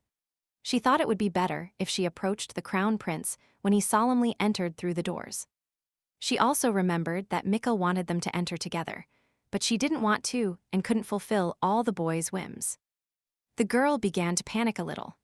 She was nervous because it was her first time at such an important official reception. So she tried to persuade herself to relax. The best thing was simply to blend in with the crowd, but she didn't manage to do it. A woman's voice asked what the young lady's name was and addressed her. In front of her was a society lady who continued talking, now about the fact that the girl was too young to be present without a guardian. The lady continued by saying that she had been watching the girl for half an hour, while pacing the hall back and forth, and then she asked if she had lost her parents. Our heroine said that she was fine, that she hadn't lost anyone, and that there was nothing to worry about. But the aristocrat did not give up. She was interested in the young woman in front of her, so she decided to ask about the invitation, in order to find out the girl's name. Letitia did not want to answer, so the lady herself continued by saying that if there was no invitation, and she went unnoticed, out of curiosity, then it was better to leave the hall before it was too late. Otherwise, you might fall under the hot hand of His Majesty, who has been in a bad mood often lately. Our heroine thought that she had arrived early specifically to listen to conversations and to understand the mood of the nobility. But she herself did not want to participate in the conversation. But it was not so easy to get rid of the noble lady. She had already come to the conclusion that the young woman was not invited. So she invited the young woman to accompany her to the exit. We had to say that she had an invitation, although our heroine understood that she could get rid of the lady with words. She was asked to present proof that she could attend the ball today. She remembered the brooch, which remained in a box next to the mirror in her room. And it was out of her reach. Of course, Letitia herself decided not to wear the brooch to the official reception. But if the decoration had been on her, this question would not have arisen. She could not immediately talk about her position with the prince, so she thought about taking advantage of her supposed family connection with the gentleman. But this was not an option. The aristocrat was already looming over the girl, and the heroine didn't know what else to think so as not to arouse unnecessary suspicions. Silence reigned in the hall, and the arrival of His Highness, Mikkel Sonnet de Brun, was announced. And all eyes turned to the entrance. This was the prince's first visit to the emperor's palace, and there were many rumors surrounding the heir. So, of course, the lady was also distracted from the girl. In fact, this was her little chance to quietly escape the overly intrusive attention of the aristocrat. But Letitia was unlucky. She was very persistent and attentive, so the lady was already yelling at the girl to stop. It is much more effective to blend in with the crowd than to sit in corners, the girl thought. And she also thought that she had to wait for His Majesty to appear. The surrounding nobles had already begun to talk about the crown prince. And it was for these conversations that Miss Woods arrived early. A nearby knight said that His Highness seemed quite normal, not what he imagined. Prince Mikkel, accompanied by Sir Jorge, entered the hall, and conversations continued that he was only seemingly normal. But they said he was stupid. Others discussed that he was not only stupid, but an idiot. Others gossiped that the empire has dignity, so who would be an idiot crown prince? Even if there is a good reason for it. And in the girl's head passed the thought that a little more and these same people would discuss Mikwel's innate talents. Although perhaps the emperor was looking for this, she waited for his majesty to appear so that she could play her role and thus restore the prince's reputation. But the emperor did not appear. The guests wandered around the hall waiting. Some continued to talk about the crown prince, others reminded them where they were. And others simply gossiped. Gradually, the nobility began to get nervous, as at least an hour had passed since the crown prince's arrival. A lady asked her knight that somehow his majesty was late today. And he agreed. Mikkel was sitting in the center of the hall, near the imperial chair. His confidant was next to him. According to etiquette, they should have waited for the emperor to appear, and not be among the nobility. It would be better if his majesty refused to attend. Then the heir would not be sitting now, as if he had been plunged into water. She thought that then she and Sir Jorge would help him communicate with other aristocrats. But she and the knight must follow the plan invented by the emperor and cannot do anything until he appears. Time kept flowing. Some of the nobles had already started looking at their pocket watches and shaking their heads silently in bewilderment. Although it was called a ball, even the orchestra continued to sit with their instruments in their hands in their seats, waiting. No one dared to show that he was angry and did not leave the ballroom. What's more, not even the relatives of the great Duke Kyle, who has significant influence, allowed themselves to do so. Finally, the order transmitter arrived and announced that His Majesty would miss this ball due to health problems. Sir Jorge ran towards the order transmitter and demanded that the ball be cancelled for today in that case. But he received a refusal, with the words that His Majesty conveyed to him that he had shown total discourtesy by making the guests wait so long. So Prince Mikwel should worry about the rest. Letitia already had a bad feeling in the morning, then suspicions arose when the emperor did not appear. But at least she was among the crowd with her emotions, but Sir Jorge did not have such a privilege, and his position did not allow him to show disobedience. Therefore, he bent his knee, as his status as a close associate required, and said that he listened and obeyed, but internally he was seething with indignation.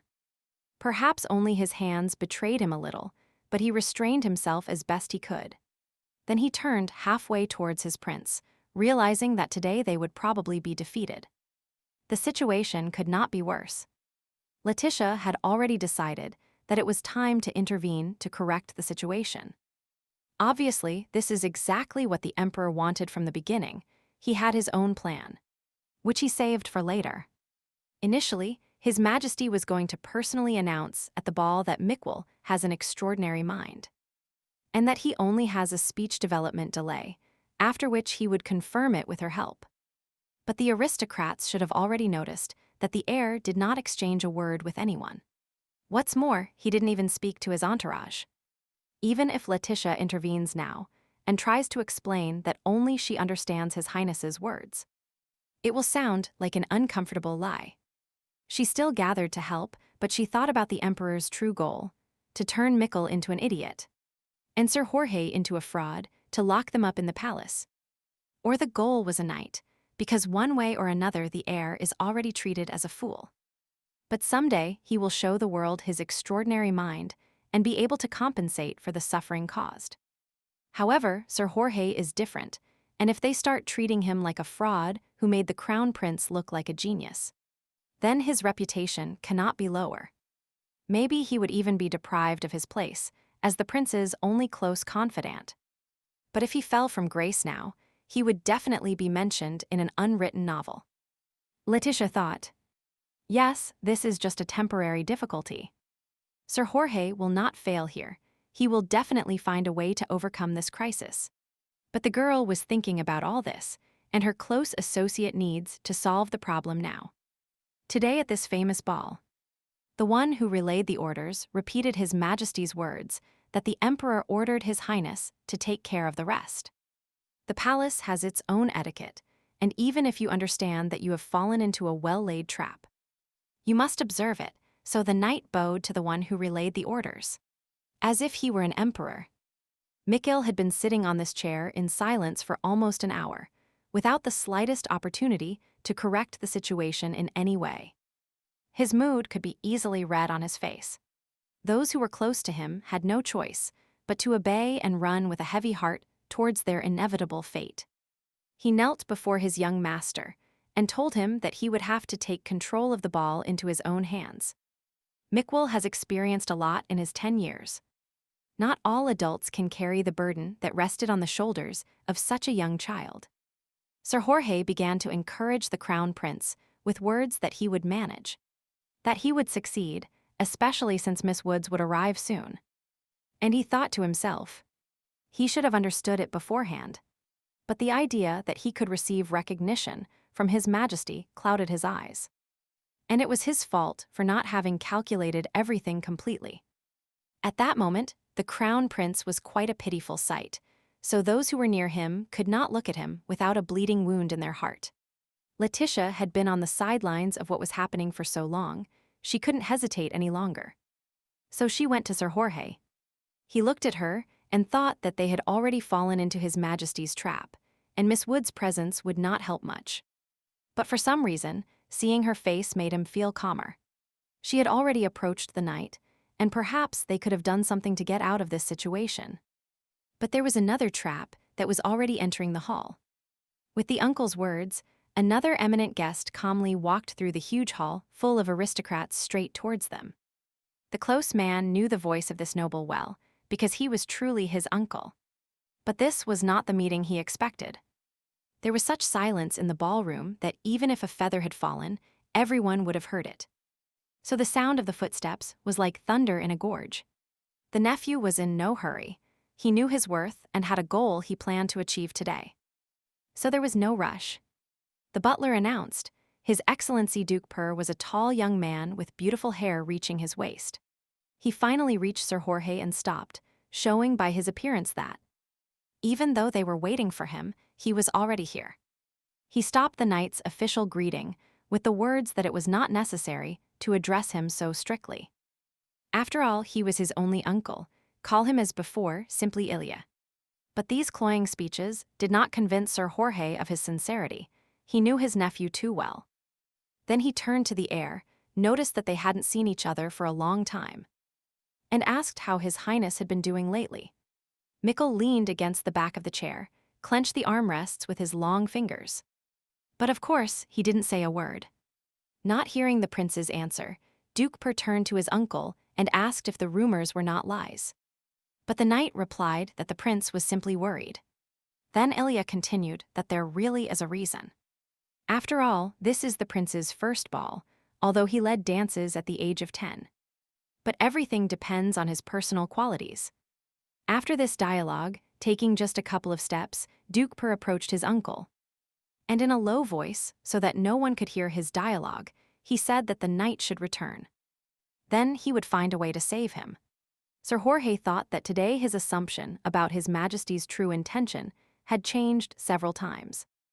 Now he saw what the goal was. He thought that he had broken ties with the family years ago, but apparently his older brother doesn't want to let him go. And this whole performance was so that he would return to the family. And if a snake that seemed dead bit him on the ankle, he cannot just die like that. Because it is enough to cut off the bitten ankle. Having thought about his future actions, although hastily, because there was no time to prepare, he refused to answer his nephew. While these two held their strange conversation, the people in the hall gradually began to talk, commenting on the latest news.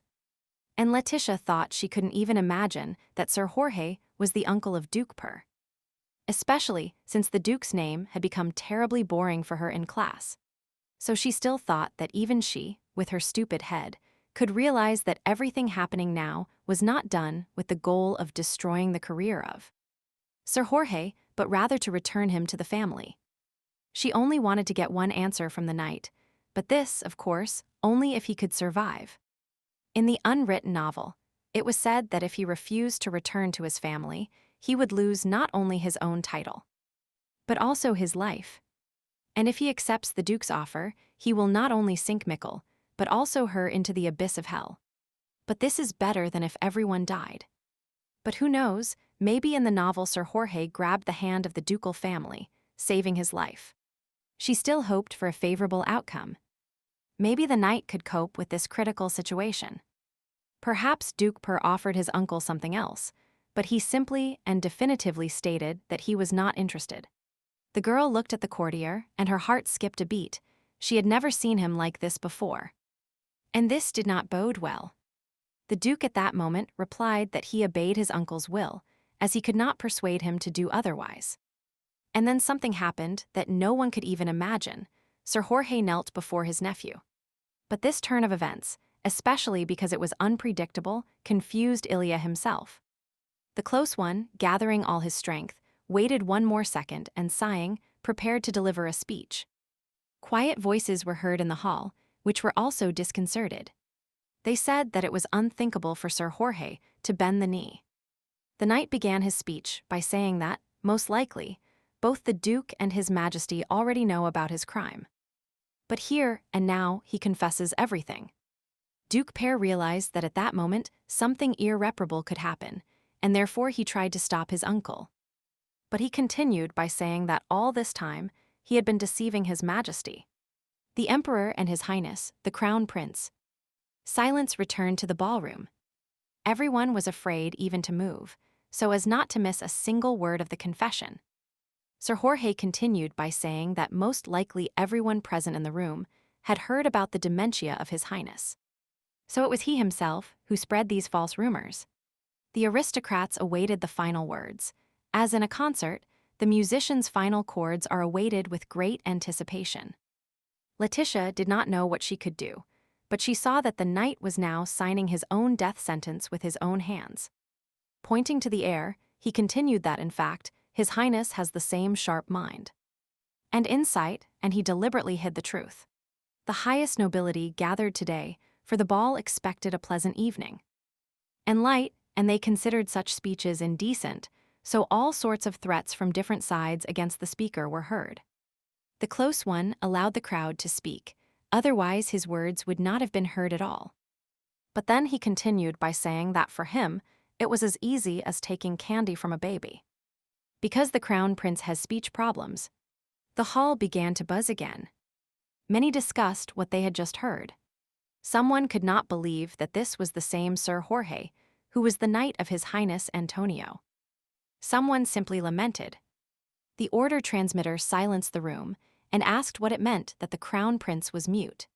But the prince was not a fool, and this does not mean that he does not speak at all. But his speech is so difficult that only those close to him can understand it.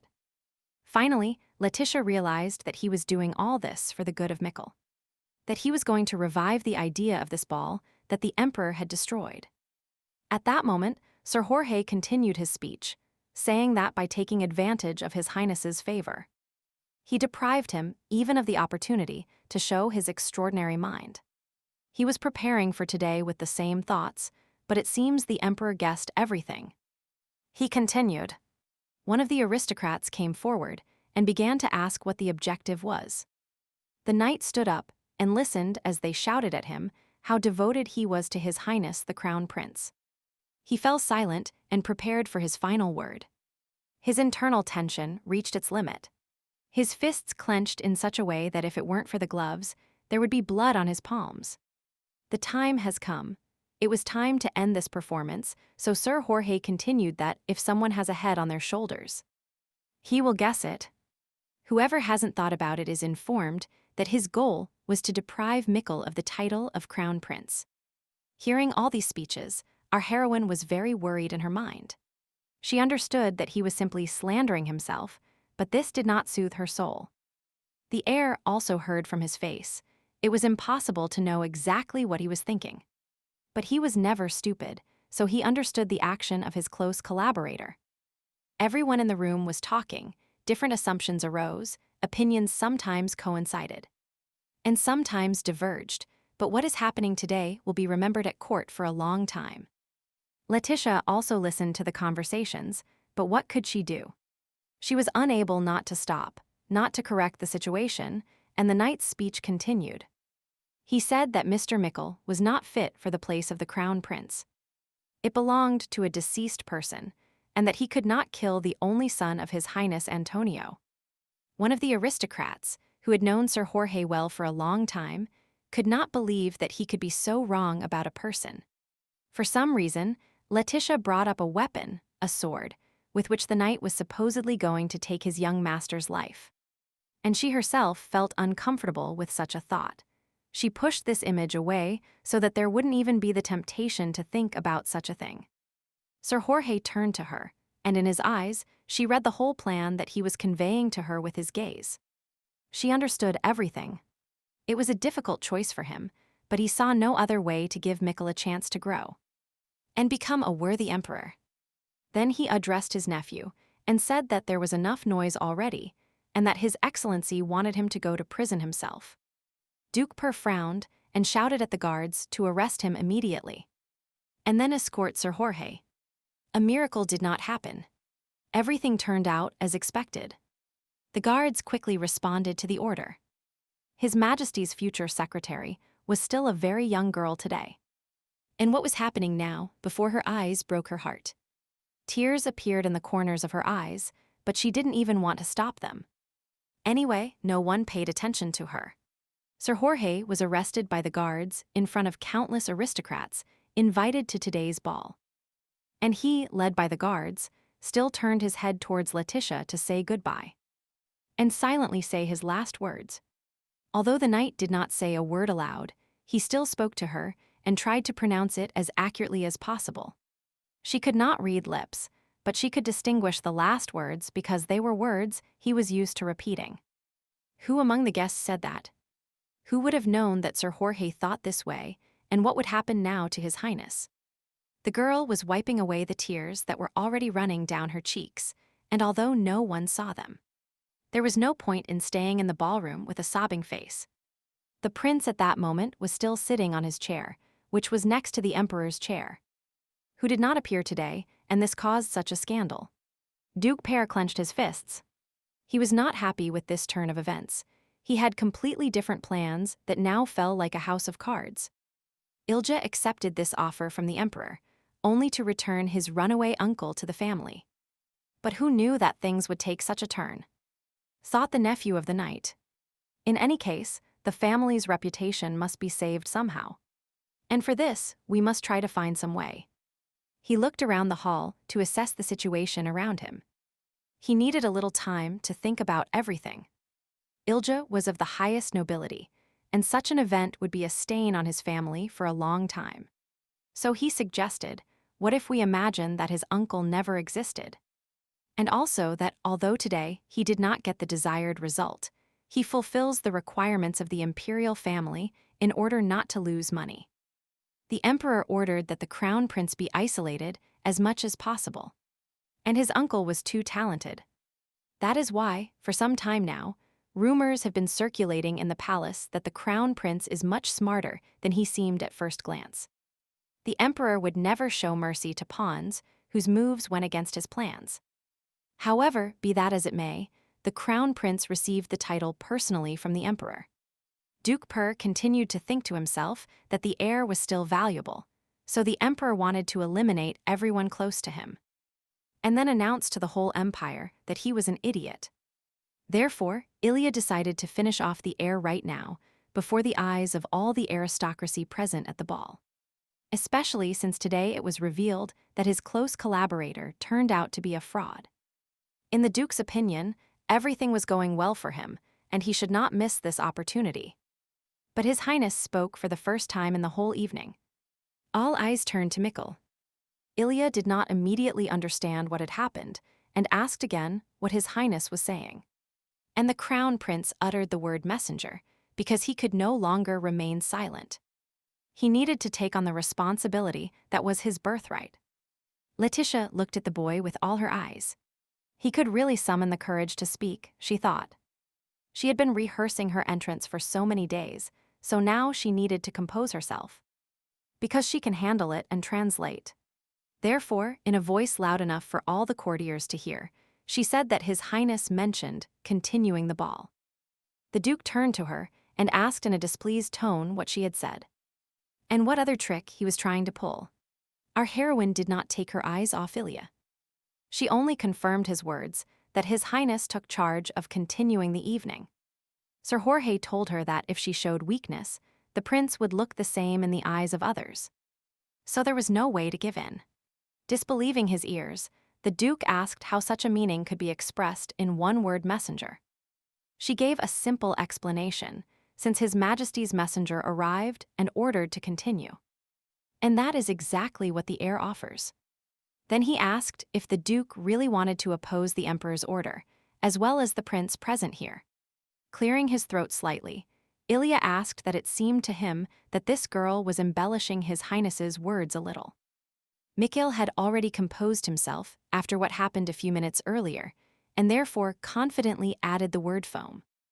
After asking for the floor again, Duke Per thought it was time to put into practice the plan to discredit the heir. Therefore, addressing those present, he began his speech about how the whole truth had been revealed. That is expected, but he did not finish, he was interrupted.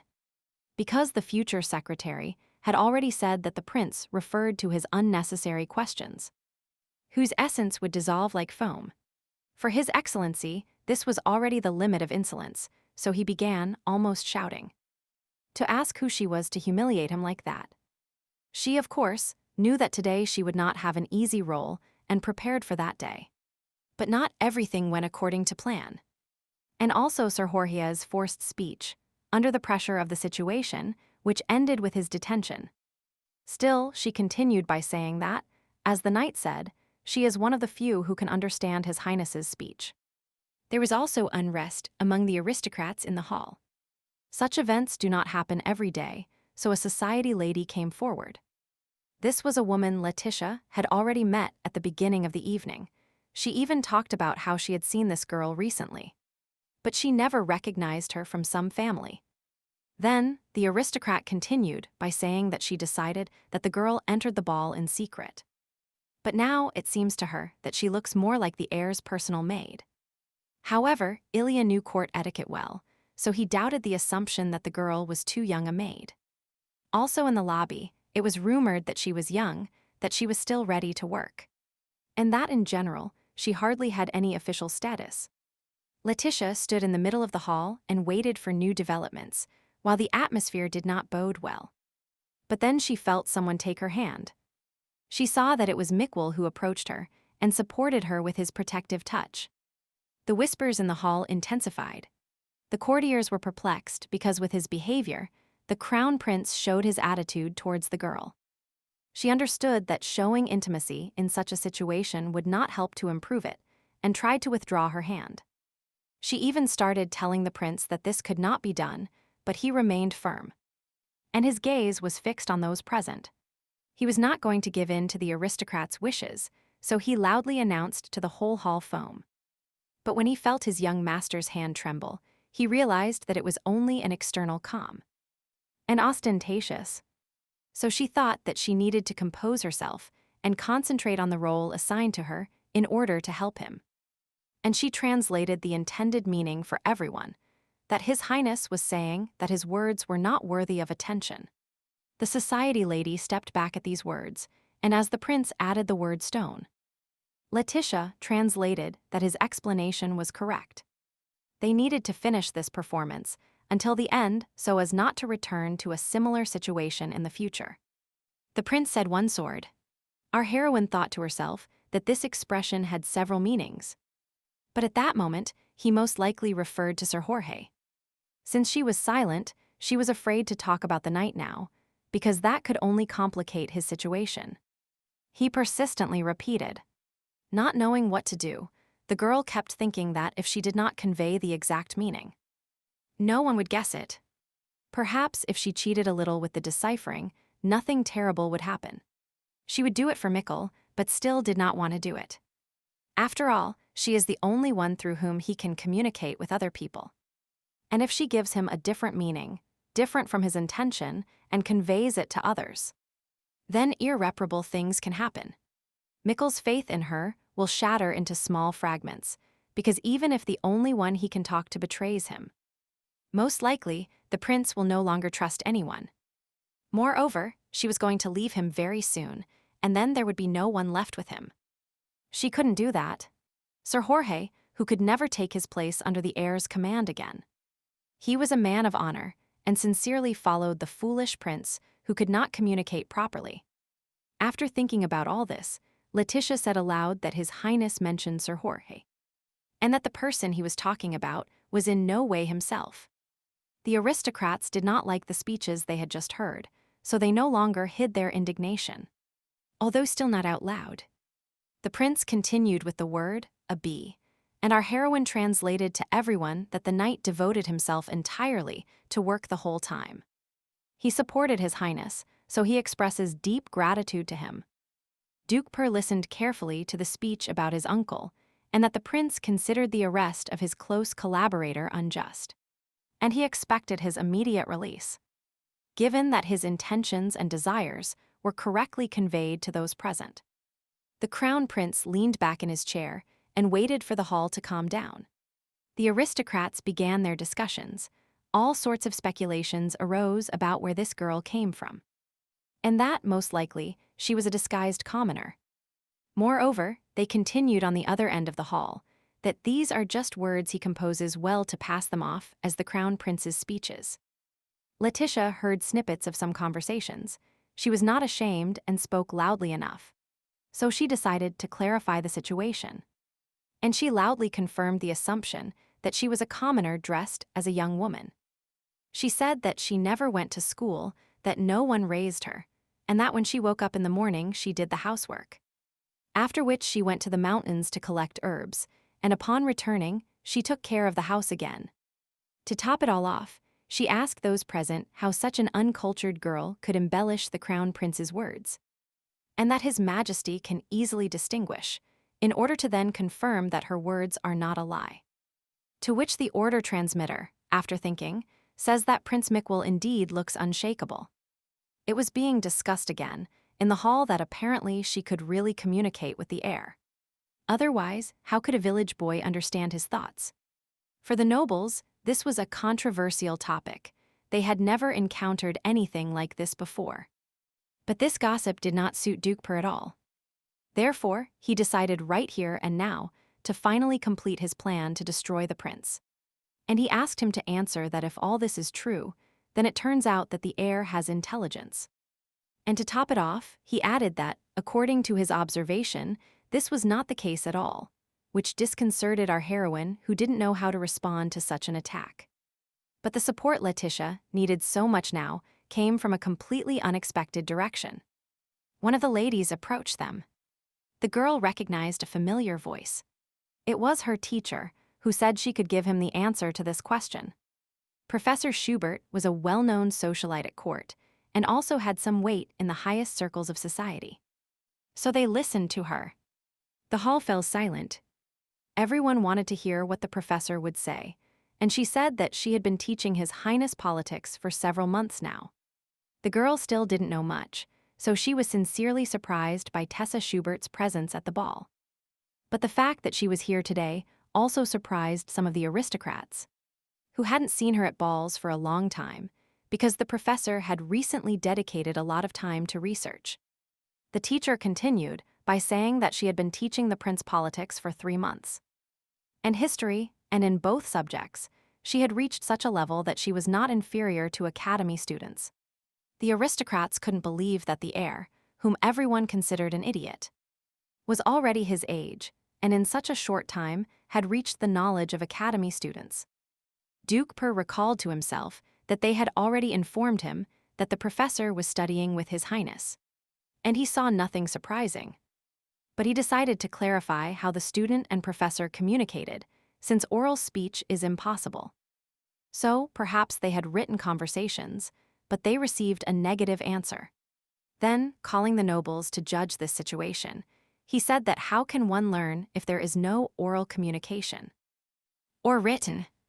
Then he continued that in this case, anything could be taught to him, and observing his approximate appearance, to draw hasty conclusions. The professor had known His Excellency for a long time, so she sarcastically noted that apparently he had become stupid since he was a volunteer student at her academy. Because the Crown Prince and Miss Woods showed how their communication is. Iliano gave up, pointing Letitia out to everyone.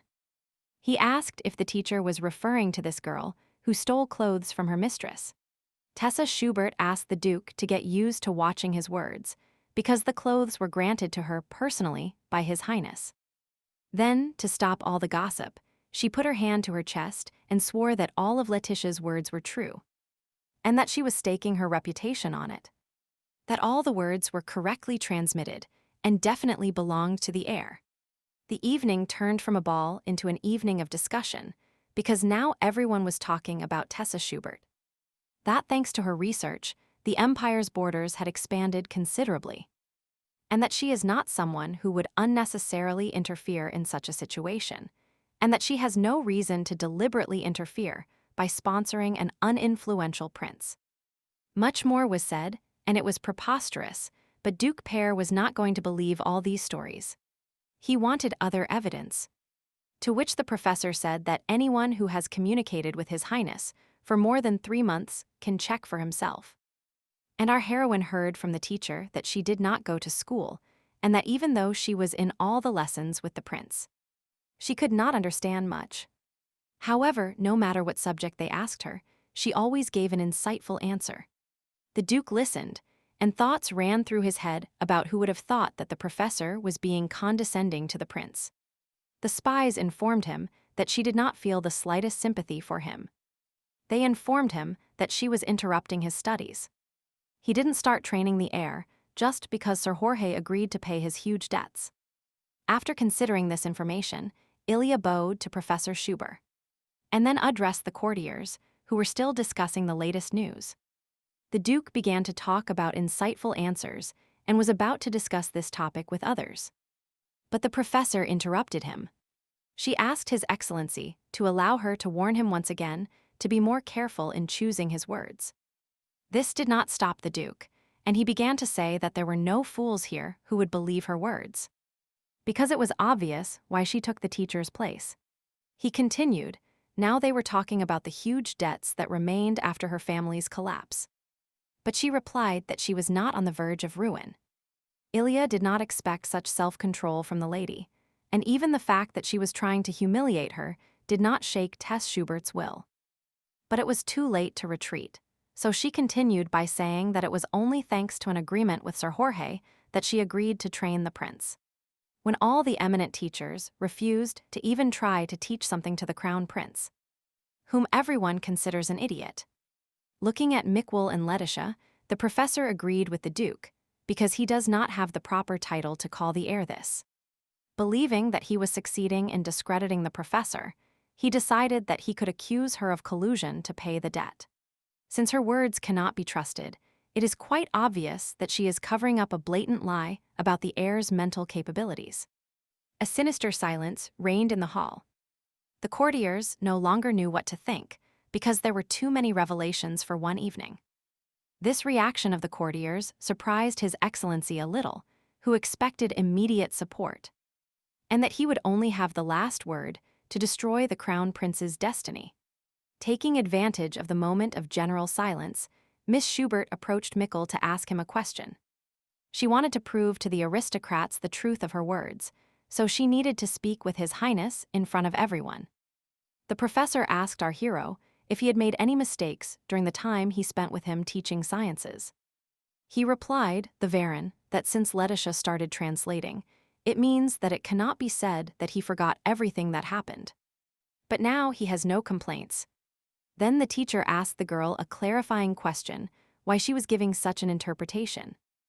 And Miss Woods replied that, as they were taught, this is a ghost town where there is nothing left. Something once existed in it before the destruction, but now it has lost its meaning. Satisfied with the answer, the professor turned to those present and said that, in her opinion, a village girl could not know anything about a city that had disappeared 700 years ago. And it follows from this that this is the will of His Highness. The venerable lady, turning sharply to His Excellency, began to talk about the accusations he was making against her. She began to ask Ilya if he knew the reasons why he had this debt that Sir Jorge paid. With a confused look, he stared at his former teacher and suddenly realized that this battle was lost. This moment was like a flash of understanding, when he realized that he could not change the course of events or turn back time. Stumbling back clumsily, he tripped. It was bitter to admit defeat. Today he could not achieve what he set out to do. Miss Schubert pointed out that since he knew everything about her debt, it was ugly to present this story in such an indecent manner. At that moment, he realized that all his efforts were in vain in the depths of his soul. The hope of success still wavered, but now it crumbled like a grain of sand in his palm. And the professor continued that he knew very well that debts arose from paying for research, and that he could not avoid knowing what kind of research she was talking about, and if she needed proof, then she would be waiting for him at the academy at any time. The high nobility became excited again because they talked a lot about her research, and that it helped expand the borders, and that she was going to be given the title of countess. But the professor had no time for the noble's speculations, so she simply continued. Saying that out of pride, she did not want to ask anyone for help and was ready to take this secret to the grave. Until one day, Sir Jorge approached her and offered to pay for everything if His Highness successfully completed his studies. And she accepted, because she was always interested in the academic education of the imperial family. Our heroine listened and could only be surprised by the knight's nobility, who even paid the teacher's debts. Duke Per understood that today both the emperor's plan and the subsequent one had failed, even before evaluating the reaction of those present. This angered him at first, but then, when he was already in a hurry to leave the palace, the thought that he could always find another opportunity calmed him down. That night at the ball, there was no one left who could continue to doubt Mikola Sonnet de Brandt and Letitia Woods. Meanwhile, the evening was already in full swing when everyone in the palace began to disperse, and the guests sat in their carriages. The professor, along with her former students, also left. It was a very difficult evening, and they still had much to think about. Our heroine walked, and sad thoughts overwhelmed her, because now there is no one near them, and they are still unaware of their future fate. Will Tess Schubert be able to replace Sir Jorge at least to some extent, maybe at least for the first time, until their immediate future becomes clearer? Her carriage reached the door, and silently they took their places. Their gazes slid over each other, as if reading thoughts filled with conflicting emotions. They drove in silence for a while, but the professor interrupted him and said that she would take them to the palace, and that this was all she could do for them. Our heroine comforted herself with the hope that after what happened at the ball, Miss Schubert could help them because they were left completely without support. The teacher did not allow the girl to express what she wanted, so she continued by saying that it was her fault. But she still had many important things she had to finish, and if she didn't complete them, she would consider that she hadn't lived in the world, and that, living in the palace locked up, she won't even be able to fulfill the role they expect of her. Letitia thought about what they should do now. Probably Duke Per's spies had already made their way through the servants, and now that Sir Jorge is gone, they have no one to trust. The professor started talking about this, that now they can only trust each other. Although she shouldn't, as soon as today ends. The girl was bewildered, because then the conversation turned to the fact that now perhaps the knight cannot be trusted if they are sincerely worried about him. And also that now His Highness will not be treated as a fool, that they are one step closer to the throne. But in exactly the same measure they are far from the opportunity to save their lives. She also advised them to always eat with silver utensils and to be on guard at all times so as not to fall into a trap and die. After thinking for a while, the professor decided to give the prince some parting words. It consisted of the fact that it would be worth giving Miss Woods some kind of title, and that, in her opinion, the bride would be the right one. Our heroine had already heard from Sir Jorge's mouth the fate of the brides for the heir. But it wasn't that stopped her, she was driven by other motives. And even Miss Schubert's comment that this would only be for a while, until the crown prince ascended the throne, did not convince her. To herself, the girl thought that this was not a responsibility she could bear, and that she would obviously have a bad influence on Mikkel. His Highness looked at her, with eyes expressing genuine sadness. He knew her, so he only said horse. She found it very difficult to express her refusal, but still replied that she could not become the crown prince's bride. She felt it was difficult to refuse, but at the same time, she understood how painful it would be for him to hear her words. Through the windows, the castle of His Highness, illuminated by the full moon, could already be seen. And silence reigned in the carriage. The professor was also thinking about something, perhaps about the fate of these two teenagers whom she could not help. Letitia lowered her head to her chest, also thinking an unspoken feeling of loss. And disappointment floated around her, like a sad melody. Only Mikkel thought about the solution, and found it so that the girl could stay in the palace. She could accept the position of secretary. Our heroine was delighted with this proposal, because the time to leave the air had not yet come. In this world, secretaries were the name given to the closest confidants of common people who did not have a title. But recently, it has become popular among the aristocracy to have a secretary nearby. The functions of secretary practically did not differ from those she performed now. And if she accepted this position, nothing would change much. And the girl happily accepted, so she became His Highness's secretary. And she could stay close to him. A month has passed since Sir Jorge was dismissed from his post. Fortunately, he was not sentenced to death or locked up in an underground prison. But he had to leave the capital in a hurry, without even having the opportunity for a final conversation with the prince. The changes also affected the prince's palace. Many of the servants resigned. But Ashley remained, and now she hovered around Letizia, arranging her hair. During this activity, they had a quiet conversation. The maid asked the girl if she would go to the garden today, and if so, then she should dress warmly. The prince's secretary replied that she would go, but thought to herself that she definitely wouldn't go for a walk today.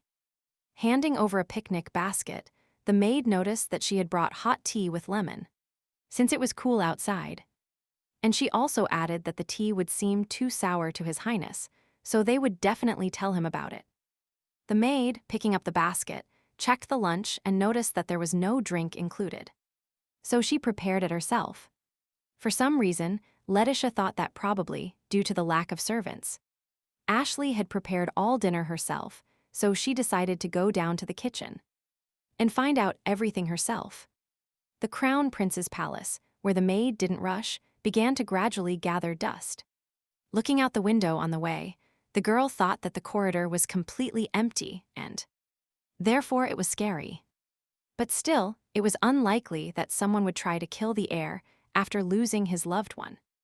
So she reached the office door, next to which there was a guard, one of the few who remained guarding the palace. The secretary told him that she had come to take care of the prince, after which the sentinel knocked on the door and reported that Miss Woods had arrived. In just a month, everything deteriorated, and even the office door opened with a slight creak. A happy Mikkel appeared in the threshold. He was already waiting for her while he was busy with his current affairs. She was a little embarrassed, looking at the boy's cheerful face. What he was doing again passed through her head. Papers were scattered on the office floor, some next to piles, because the prince had taken over the duties of Sir Jorge. For two teenagers who had not really been taught how to manage a business, this was too great a burden, and many unforeseen obstacles arose along the way. For example, the prince's palace spent much more monthly than it received from the imperial family. And the allocated budget was prohibitively small. Then they realized that Sir Jorge had been maintaining the prince's palace all this time out of his own pocket. And so that Mikkel would not look pathetic, he hired more servants and invited top-level teachers. But for the two boys, the main task now was simply to survive, and fortunately the number of thoroughbred horses was halved. And they also stopped buying luxury goods, which helped significantly reduce expenses. However, a rumor spread among the servants that the abandoned prince would soon be evicted from the palace. And the cost-cutting only reinforced this assumption. The boys did everything they could to retain the fleeing servants. But on the contrary, this only overwhelmed them, and the number of those who resigned only increased. If this continues, perhaps one day only these two will remain in this huge palace, abandoned by the whole world. But still, His Highness will never be alone, because our heroine will not be able to leave him as long as he needs her. She remembered Sir Jorge, who turned to her at the ball and silently asked her to take care of Miquel. And with these words, he tied her tightly to the prince. All these thoughts passed through the secretary's head as she looked at the cheerful boy. And apparently carefree. She was impressed by his mood, so, having already discarded all sad thoughts, she asked the prince if he had breakfast today. Now Miquel seemed disconcerted. This question saddened him lately if he had often skipped breakfast. The secretary began to scold her little master. She told him that he should not skip meals, even if he had no appetite. He replied in his style with the word Marco, and she realized that nothing could cope with the shy tenacity of this baby. And even if the court doctor says that lack of appetite does not affect the prince's health, tomorrow she will ask the maid to bring him more treats. Looking at him attentively, she noticed that he was a little disheveled and that the blue ribbons on his neck were untied. Correcting his appearance, she asked if he was going for a walk today. When I heard Peach, I realized that it was a great idea and he liked it, so they left the office. Their affairs for the day were over, so they enjoyed the few carefree moments of their childhood they had left. They walked down the stone-floored corridor, hand in hand, like guardians of bygone times, once again enlivening the empty corridors of a forgotten palace.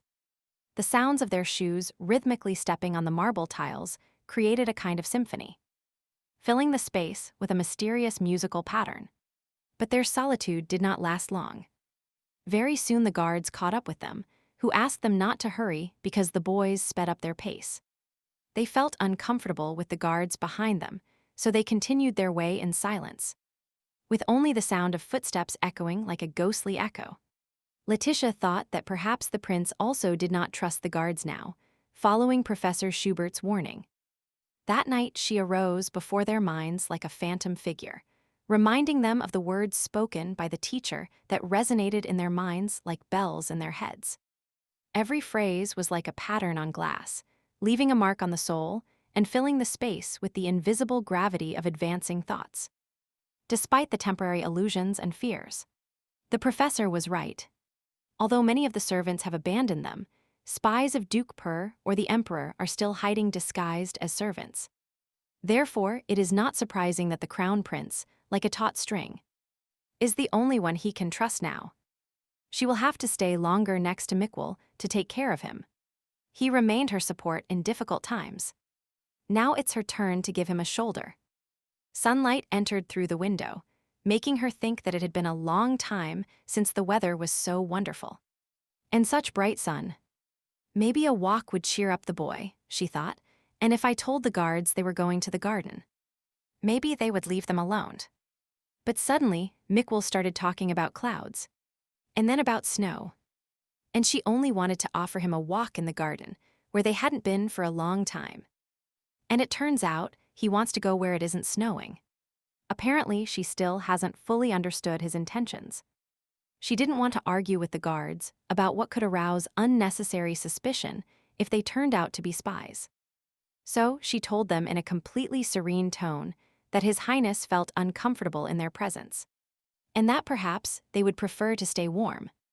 She thought to herself that her words must have sounded for security reasons, as if the prince were going to admire the snow in the garden. Again, if they refuse, then something more absurd might occur to them. Thinking this way, she amused herself in her heart. But surprisingly, they quickly accepted after all. The attitude towards them in the palace changed in the past. They weren't as kind, and she remembered how the guards had previously treated her with hostility, even if she transmitted His Highness's orders to them. Or maybe everyone simply thinks that the girl is the only one who can control the crown prince. Although, besides being a secretary, she only relays his words. Before her appearance in the palace, Miquel often escaped the strict attention of security. Therefore, even now, those who still remain in the palace from the old days fear that he will be the same again. And since they don't understand what the heir says, a similar mistake follows from this. But this is all just a misunderstanding. She looked out the window again at the sunlit nature outside the palace walls. Letitia already understood that there would be no walk in the garden today, but she wanted to know where they were going after all. Therefore, she asked the prince to stop and explain to her where they were in such a hurry. And what was the purpose of their rapid movement? The girl began to suspect that maybe they were going to the same place they went yesterday. Or to another place, but similar. After all, if you remember, the next day, when Sir Jorge left the palace, Mickle took her to the office and showed her how to open the secret passage. Then Miss Woods finally understood how she had managed to sneak out of the palace. Unseen all this time, he had an amazing talent for finding secret rooms in inconspicuous places. The first time she was scared to death and flatly refused to enter the secret passage. But she soon got used to accompanying him to all the secret places. In the end, Mickle felt anxious after Sir Jorge's departure, who, in fact, replaced his father. Lighting the candle, she thought that, in principle, there was nothing critical in the fact that he kept her company, even if he pampered her this way. When they entered the secret passage, His Highness sped up. One might have thought he was late for something, but the secretary could barely keep up with him. Moreover, she was also carrying a basket with lunch, which was not conducive to walking fast. But she still thought about him, and if he fell and hurt himself. Up to that moment, all the secret spaces were more like shelters where you could hide for a while. But this was a real secret passage. Our heroine looked around. The candle illuminated only a small space around. And then there was total darkness, which evoked a chilling horror. Having dead rats caught by the small flame of a candle added no joy or fun to the adventure. But this is only for the girl. The crown prince moved forward with such confidence that it seemed as if he had spent his whole life in the catacombs. She was already getting tired, and the dampness gave her no strength, so she prayed that the air would walk a little slower. And she was still worried that he might stumble upon something lying on the floor, because the candle illuminated his path better. But what the purpose of his journey was surprised her so much that she was ready to give up everything and run back to wherever her eyes looked. In the small cave they reached, there was a mountain of skeletons, so the girl began to beg the prince to leave there as soon as possible. But he had already sat down and was looking at this pile with that look, as if it were something sacred. Taking one of the skulls, he carefully turned it in his hands and carefully examining it on all sides.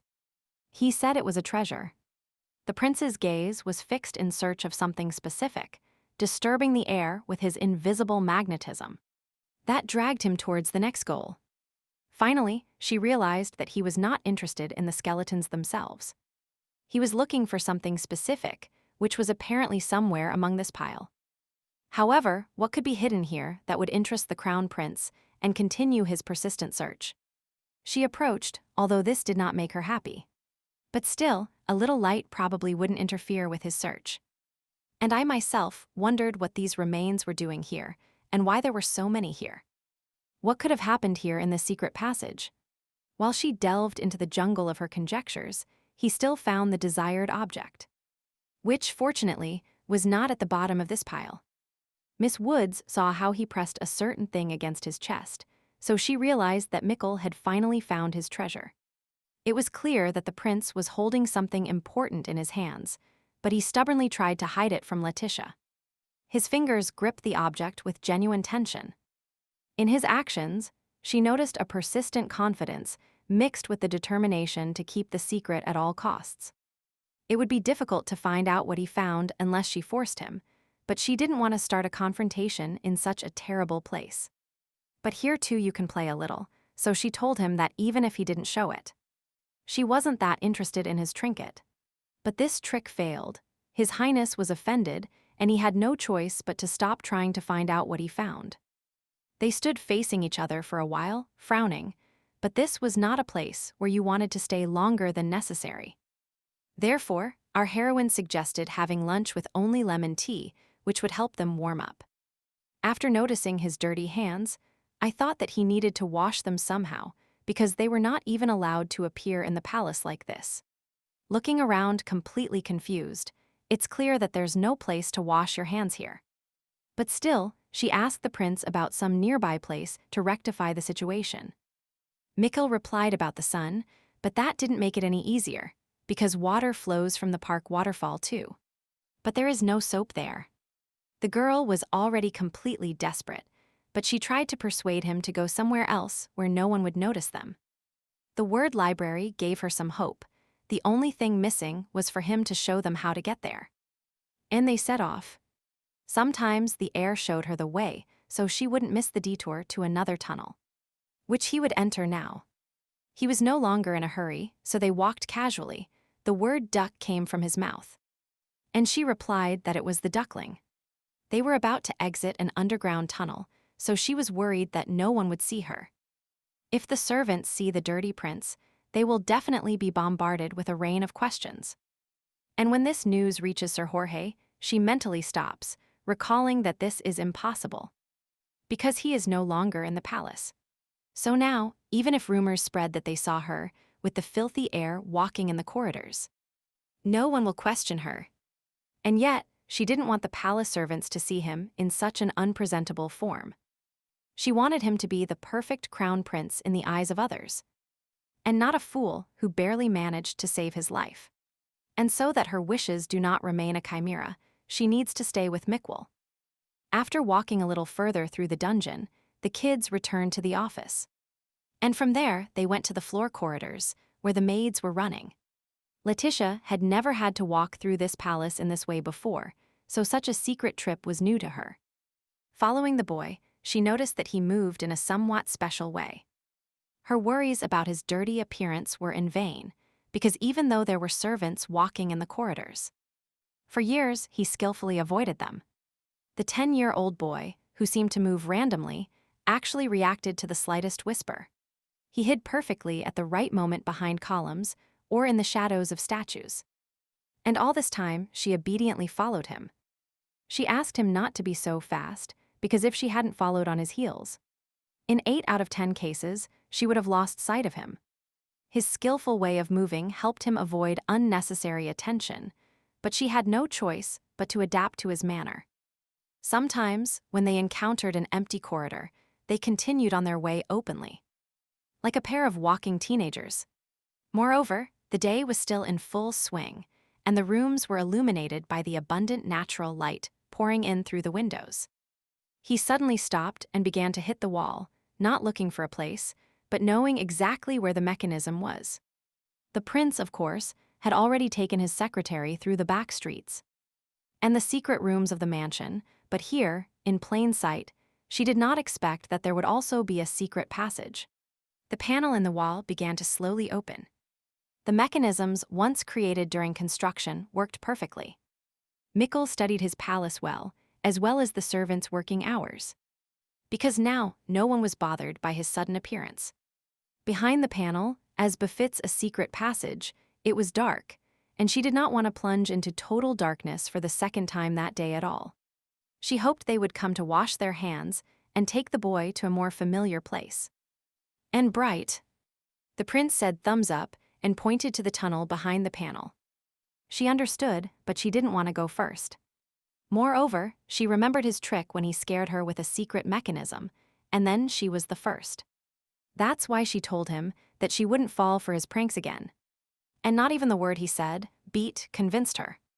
The girl made a pose and did not want to follow the boy's example, even if he was the crown prince. That's why she told him not to try to deceive her, and that she didn't want to be a fool who was tricked 3 times. Having finished speaking, Letitia saw his reaction and realized that apparently she had been too enthusiastic in her persistence. Because the boy, even though he was the heir to the throne, was still her young friend whom she needed to take care of. Tears appeared in her eyes, forming in the corners of her eyes and trying to spill down her cheeks in a stream. So she quickly took out her handkerchief, and she started offering it to him so that he could wipe away the moisture that had accumulated. But he pushed her hand away. She didn't know what to do. It was the first time she had found herself in such a situation, because until now it was she who shed tears. By refusing the handkerchief, Mikkel wiped his eyes with his hands, and she thought that he never cried in front of her. Apparently, she was too rude to him. The girl had never had to calm anyone down before, so she didn't understand and didn't know what to do. Her heart told her that the best thing now was to give him some warmth and kindness. So she approached him, trying to wipe away the tears. But the prince had already composed himself and stopped crying, although it was clear that his mood was ruined. He turned around and walked first towards the dark tunnel, without saying a word before entering the darkness. It occurred to her that he was probably angry, that she had hurt his feelings with her behavior. And upon realizing it, she herself was annoyed. But there was no time to dwell on it, so she lit the candle again. And went to catch up with the air in the secret passage. Apparently, Mikkel was very upset, because he had already been walking for a while without saying a word or even turning towards her. The secretary followed her crown prince through the tunnel and blamed herself for not having mitigated the situation. She also thought that it was better that he walked first towards the altar, since she didn't like such walks at all. Having outlined the corridor with a candle, it seemed to her that this passage was even darker than before. And she had the impression that the darkness here absorbed the light. And she didn't even want to imagine what would happen if she accidentally stumbled and fell, dropping the candlestick. But the flow of her thoughts was interrupted, and rightly so, because an unexpected discovery awaited him further ahead. The tunnel ended in a very, very bright exit, and it seemed unusual to her. Mikkel had never taken her through anything like this before. The road here was not as long as she expected, and speeding up a little. She began to move towards the exit. The light temptingly drew her in. But what unfolded before her eyes was indescribable at the end of the secret passage. She discovered a room with a fountain in the middle, and everything surrounded by greenery. Amazed, all that remained for her was to open her mouth and utter inarticulate sounds, because common words could not describe what she saw. So she stopped at the entrance, trying to absorb all the charm of this place. And Mikkel observed her reaction with a happy look. The crystal dome inlaid with mosaics let in the radiant sunlight that danced inside like a virtuoso musician playing his instrument. The beautiful sophistication of the hall enveloped, like a mantle, a fountain that emitted jets of water, adding a touch of harmony and beauty. She wanted to tell him that the majestic combination of luxury and natural beauty made this place ideal for gatherings and communication. Now she understood why His Highness wanted her to be the first to enter and see this hall. And Letitia, stuttering, but with a hint of light amusement, began to apologize to him for having misunderstood him. Then she added that even though she was facing away, the view was still truly beautiful. Expressing her admiration, she moved forward, heading towards the fountain, which was now gurgling at her feet, bringing a feeling of peace and tranquility. She saw how his eyes shone with passion, how he smiled, discovering new beauties and mysteries of this place. Mikkel approached her and, smiling cheerfully, tucked a strand of her fiery hair behind her ear, which was a kind of surprise for her. This apparently innocuous gesture brought me half-forgotten unpleasant sensations. I remembered the painful hugs of her brother, who loved to pull her hair hard at every opportunity. He deliberately hurt her, although he knew what he was doing, and at the same time he also liked to say that they were like dog hair. And he suggested that she cut it off completely, as he said, and sarcastically added that no one liked it anyway. But that was already in the past. Now Mikkel was close, who removed the strand and added the word hair, which surprised her at first. Letitia realized that he meant that he liked her hair, and she thought that he was adding more and more words to the meaning I like. It was always unpleasant for her to talk about hair. She preferred to talk about something more meaningful than her appearance. Moreover, no matter what they said, it was always a mockery of her hair, and she didn't believe that Mikkel could like it. The girl became sad, her eyes lost their sparkle, and the smile disappeared from her face, as if a shadow had covered her heart. Sadness visited her for a short time, as the prince said he was hungry. So why not have lunch in such a wonderful place? And since the basket was full, the maid put several treats for them to eat, and of course, lemon tea, which was perhaps too sour. The girl looked at the water, because no one canceled the hand-washing, but the water was so crystal clear that it seemed blasphemous to dip dirty fingers in it. Lost in her thoughts about transparency, she suddenly felt something pass quickly by her side, like a whirlwind. It was the crown prince who, after shining only for a moment, left behind only the aftertaste of his presence. Like a whistle in the ears. Horror invaded her. She knew that His Highness could not swim, but it was only for a moment. He was safe and sound. She could only wonder when the prince managed to learn to swim too. Letitia had time to be very scared for him, but now, seeing his contented face in the middle of the fountain, her heart felt relieved.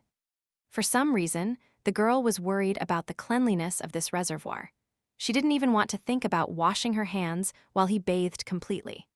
Another moment, and the situation changed. The girl didn't even have time to realize what was happening. Her heart started beating faster, and she realized that she had missed something important. And on the surface of the fountain, there was only a trickle of water. Now she could only feel herself slowly sinking into the body of water from surprise. She covered her mouth with her hands, hoping for some kind of miracle. She felt the moments begin to stretch, and all her feelings became as calm as if the whole world held its breath. The girl felt that she was still falling, but at the same time, she didn't understand how deep it could be here. Because the bottom was not visible. She thought that if she drowned now, most likely no one would find her here. And these thoughts forced her to try to swim to the surface. Her attempts were fruitless. She only got more entangled in the dress, and this obstacle did not give her a chance to get out. Suddenly she grew weak. The complete lack of will insidiously penetrated every cell of her body, as if asking her to forget everything. Slowly she sank into complete oblivion, as if into a soft cloud that enveloped her with its silky soft touches. She thought she would stay here a little longer, that she was not at all against everything that was happening. That perhaps these were her last thoughts.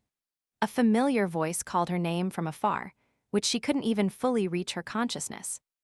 So only the last one, Sion. And yet, Mikkel snatched her from this monstrously pleasant nightmare. And she already saw him before her eyes, and he only repeated her name. She remembered that she was going to the bottom, that it was not visible, and then she thought that the air must have pulled her out. Since he looked at her with such sympathy.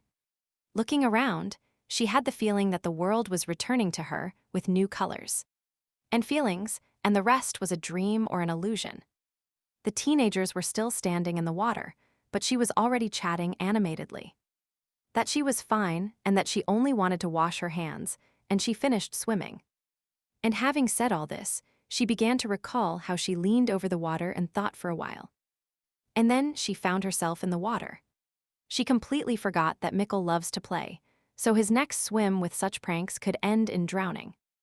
And yet, it seemed strange to her, because it seemed to her that she had been in the water for a long time.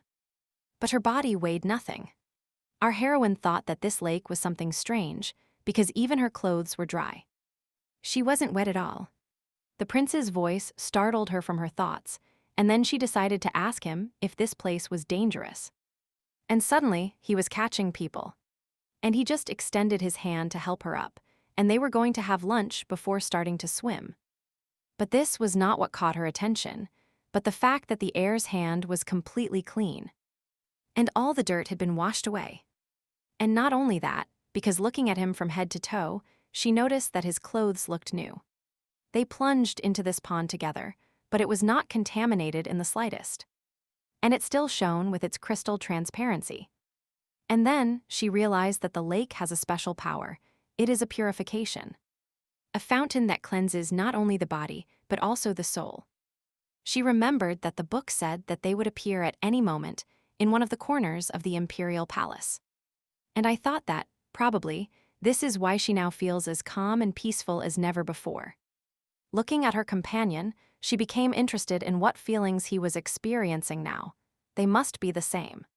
Her gaze fixed on his face, and at that moment, as if the whole palette of feelings exploded in her heart, creating a strange lattice of excitement and emotions. She saw the boy with whom she spent a lot of time every day, but now she saw something incomprehensibly beautiful in him. And I thought that this lake not only cleanses, something magical is happening, because now I look at him like a handsome novel prince. For the moment, the girl did not believe her own thoughts. She, of course, always knew that Mikkel was handsome, but that he was so handsome did not fit in her head. realizing that it was simply indecent to keep staring so closely, especially since it was unknown what expression was on his face at that moment. She asked him to step back a little. She was restless in her soul. Her behavior could be considered very strange by the prince. Maybe she was going crazy. Letitia felt a real symphony orchestra of emotions in her soul, and her heart began to beat strongly in her chest. And this was only because of the boy. His Highness waited a little and asked for a mirror, and then, inquisitively and at the same time friendly. He waited for her answer. This question led her to think that, apparently, her facial expression betrayed the feelings she was experiencing. She had to make excuses to hide the real reason, so she began to say that she felt dizzy. And that perhaps it was a side effect of the lake. The prince uttered the word mirage, and thus expressed his opinion that he supposed she was lying. Duckling, he told her and extended his hand to her again, because last time she didn't get up from her seat. And now he forgot. But nevertheless, she got up and asked him if he was going to play a trick on her again. Because last time she had already fallen for the trap and didn't want to end up in the water again. His words, Sand, convinced her that this time there would be no lies and everything would be fine. So she lowered her hand to his palm. But she was still surprised that he was leading her back to the lake, which did not fit with either the word sand or the meaning. That there was no lie. Mikwell asked her to look at the lake and told her about the flame of a candle. But the girl could not understand what was wrong with the lake. Very carefully, Letitia approached the water's edge and with every precaution. She began to look at the surface. She wondered if perhaps there was something in the lake or if there should be something in it. When she saw herself in the reflection, she was amazed by the transformation, for she looked like a beautiful young woman. Of perfect features. Surprise enveloped her like a magical fog, making her heart beat faster, and giving her an incredible beauty that she had never seen in herself before. She looked up and met the prince's gaze. At that moment, she realized that the same effect that brought her reflection to life was also working on him. She still didn't understand that here they saw themselves as they truly are, in the depths of their souls. And this ignorance filled her with horror. Burying her head between her knees and almost crying, she asked him not to look at her. But he replied to her quietly in his own way to a mirror. He gently touched her shoulder, as with a weightless touch, calming the anxiety that gripped her heart. This gesture was like a promise of support. From his touch, a wave of understanding surged in her heart, and she, looking at him, found warmth and support in his gaze, which calmed her anxious soul. Once again, he placed a strand of her hair behind her ear, giving it a gentle touch that filled her heart with warmth. And he said hair. His sincere words came so unexpectedly that she couldn't hide her surprise.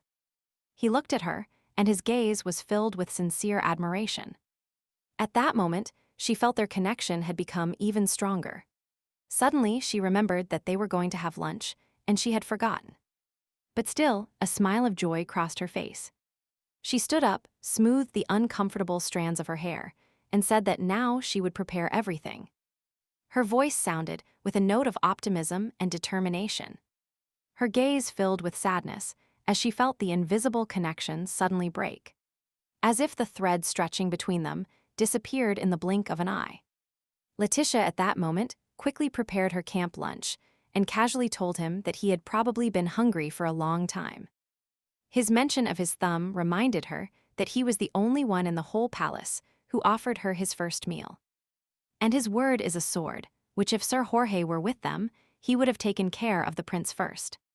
She appreciated his joy, but despite it, sadness shone in his eyes as if the ghost of melancholy had enveloped them. Sadness completely seized the prince, as if darkness had covered him. And he felt sadness filling every corner of his being, like a dense fog that could not dissipate. The moon, majestic and mysterious, rises in the sky, casting its pale light on the earth. Its rays pierce the clouds, illuminating the stone walls of the palace through which our heroes return to their chambers. Today Letitia and Mikkel stayed longer than usual, and walking through the corridors. She invited him for a walk in the park the next day, to which he agreed. The long day had tired her, but at the same time awakened a strange feeling. as if something important and unusual had happened, but she still couldn't realize what it was. That's why it was so difficult for her to part with him. She grabbed the door handle, approached it, but didn't touch it, and the door itself began to open slowly, which made the girl's heart skip a beat. A mix of excitement and anxiety made her step back, fearful of what might be behind the door. The door opened, and the figure of a man loomed over them, his face shrouded in shadows, leaving only a vague idea of his expression. There was dissatisfaction in his voice when he asked them about returning so late, and if that was the norm for them. This appearance was a complete surprise. Lately they had been left alone. No one was worried about them except the servants. But she could only gossip. Although Letitia did not expect this, she blocked the prince and asked the stranger who he was. And why without prior notice? The man was tall and majestic, but this was not what forced him to answer, but his disdain. So he only heard that he would not answer the commoner. In his opinion, she should not stand in his way, so he threw her to the floor with a sharp movement. Mikwell looked again at her body falling, and anger surged within him, not that of the small and foolish boy, but a new one that hadn't come out yet. The crown prince turned to the stranger and told him at the table. His entire appearance showed a character that was just being revealed. His Highness's secretary, rubbing her bruised areas, informed the unknown that he should announce his name. She saw the back of the crown prince, who stood like a taut string in front of the unknown. But there was no sound of anticipation. The feeling invaded her that at that moment, a part of her soul was irrevocably moving away, as if her integrity was lost in that dark corridor. The courtier said that only now would he fall for his tricks, and he introduced himself as Marquis Howard Graham. From that day on, His Highness's tutor. The whole world was crumbling, because she could not imagine this man officially supporting the prince. But if the emperor appointed the Marquis as a tutor, then she could do nothing but obey. Looking at her young friend with inexplicable tenderness, she thought that he showed no signs of excitement. Maybe because they had them beforehand. Perhaps that is why today was such a wonderful day, and they spent too much time together even for them. The Marquis, without paying attention to her, turned to His Highness and told him that now there would be nothing to worry about, and that all worries were over. When the Crown Prince, looking directly into Howard Graham's eyes, said a trinket, Letitia began to panic, because for the first time she heard Mikwell curse. For the Marquis it was just one word, and its meaning did not matter to him, but out of respect for the title, he asked again. The heir repeated a trinket which carried a big message, and this word carried not only an insult, but something more, to which the Marquis decided not to pay attention. The speech of commoners should not concern him. The designated tutor continued to play his role, bowed, and asked the heir to trust only him now. Perhaps in the eyes of many, Mikwell was still the stupid heir to the throne. But that was only on the surface. In his word, the moon, he wanted to know the reasons why they put him in such conditions, and why he should obey them. The girl understood what the Crown Prince was demanding from his tutor, but she could not get involved in this conversation. Passions were running high. Marquis Graham did not want to look like an idiot in his own eyes, especially because in front of him, in his opinion, was the boy who was driving him to this. But Mikwell remained indifferent to the threats, and even to the fact that he would be assigned a nanny. The light in his eyes went out, the same one that distinguished him so much from others. Miss Woods thought that His Highness was not perceived as an heir, and this did not allow her to stay on the sidelines. And whether she liked it or not, she was still in office and therefore could not afford to leave this boy in trouble. That's why our heroine said that the prince asks why the Marquis became his tutor and, to be precise, he uttered those words. The Marquis did not like this speech, but he decided not to draw hasty conclusions, but to listen to an explanation first, and consequently asked him a tricky question, and it consisted of how the word moon became the cause. But Letitia replied that she didn't know. Then the guardian continued by saying that he had heard that she could interpret the meaning of the prince's words, but he personally didn't realize it. She almost had to justify herself by saying that she only knows in some cases and knows the reason in most cases. and the Marquis turned to the heir so that if he had anything to say, he should speak. But not drag this witch, the answer would be the same the moon. Then, the secretary began to explain that she was asking why they called her after all. But before she could finish, she fell to the floor again from the blow. This time the Marquis hit so hard that sparks flew from the girl's eyes. And rubbing her bruised cheek, she thought that this time it hurt much more. After the impact, she flew to the floor. Mikkel turned to see what was wrong with her. His heart beat faster when he saw her lying on the cold stone floor. The Crown Prince was furious, trembling, but unfortunately, he couldn't do anything yet. And he couldn't help her in any way. It was not in his power to punish the Marquis. The Guardian himself just continued, completely ignoring the fact that the girl ended up on the floor from the blow, so that he wouldn't fall for his tricks. And without even allowing her to insert a word in her defense, he ordered her to leave the palace. Because such a pathetic maid should not be here. For her, this was a blow worse than the previous physical ones. The bruises on her body would disappear, and the wounds on her heart would heal for a long time. And painfully, pressing her hands against the cold stone floor, she tried to stop the trembling in her whole body. But her heart was still beating hard, as if it wanted to burst out of her chest. Her mind was stunned, trying to comprehend what had just happened. Mikkel called her name, and she felt a painful sense of loss, as if a part of herself was shattered. The prince repeated her name. There was horror in his eyes. She understood that their separation was inevitable, but she could not imagine life without her. Since Marquis Graham had taken care of the unwanted servants, he now needed to show his power to the heir. And our heroine passed by her guardian, moving her feet quickly. She would remember today for a long time. She understood that she and Mikkel could not resist the Emperor's power. Letitia left, with a weight of grief on her shoulders, a bruised body, and a broken heart. The heir ran after her to stop her. His steps were quick and determined. His voice sounded broken as he called her. And Miss Woods, without turning her head, asked him not to catch up with her, and that it was better not to come near her. This phrase stopped the boy halfway to her. He couldn't understand her decision, but she was already moving away, taking a part of his heart with her. She thought to herself that they could resist the Marquis, and that Mikkel, with his extraordinary mind, did not understand the current situation. Even if the Crown Prince could speak, he is still just a 10-year-old boy.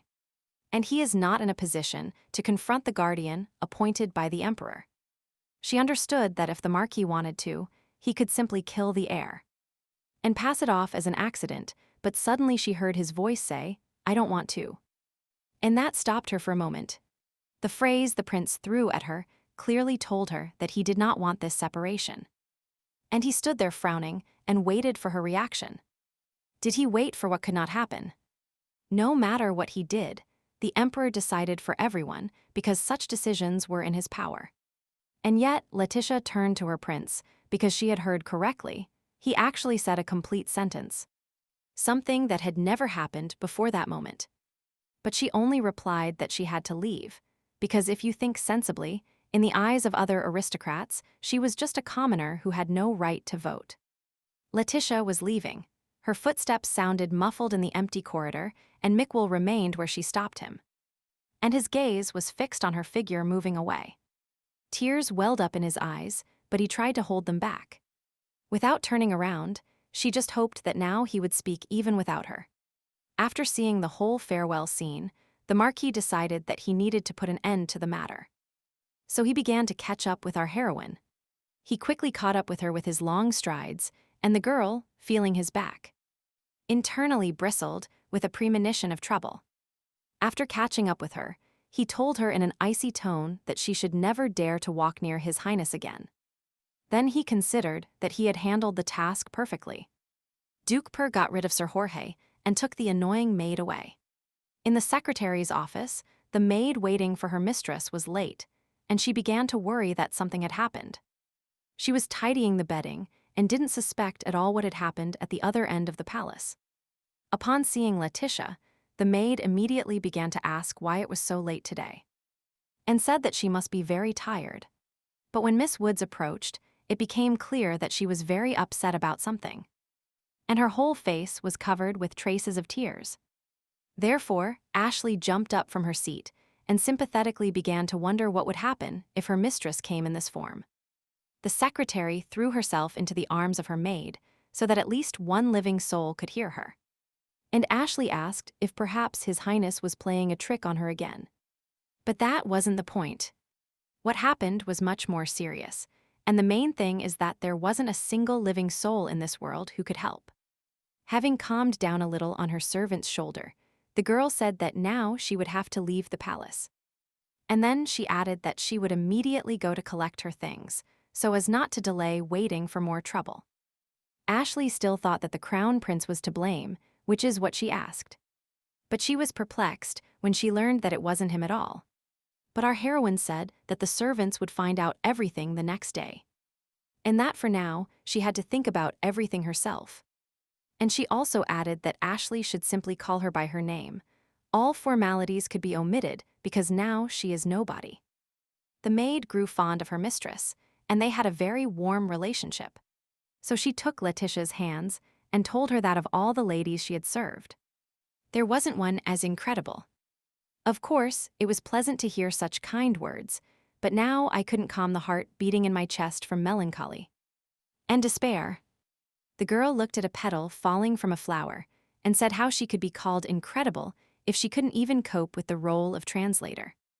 Things were neatly folded on the bed, only packing them into a suitcase remained. And while all this was being done, Letitia added that the only thing she could do was leave. Practically run away. When things were already packed, Ashley suggested that the mistress take at least a couple of gold rings. And she would say that she had lost them. To which Letitia now simply replied that she would think about this proposal if Ashley promises not to take the blame. The girl thought that she had actually saved a considerable amount of money that Sir Jorge paid her, although she was upset about not fulfilling the terms of the contract. And then she began to tell her maid that nothing would ever be the same again, and that Ashley should think about her dismissal. The servants wanted to dissuade her from leaving, so she began to convince the girl that in any case His Highness needed her. But the girl thought about what Mickwell said today, a complete sentence, and it corresponded to the meaning she wanted to convey. So now she will be able to manage without his help. She looked around the room while saying goodbye and decided for herself that her departure from the palace was chosen anyway for Mickwell's good. And she told the maid that the prince would soon speak like common people, and anyone could understand him. Ashley was delighted with this turn of events, because few knew the heir as well as Letitia. And if she said so, then the prince would really speak. So far, he has only uttered one sentence, but before he could not express the usual.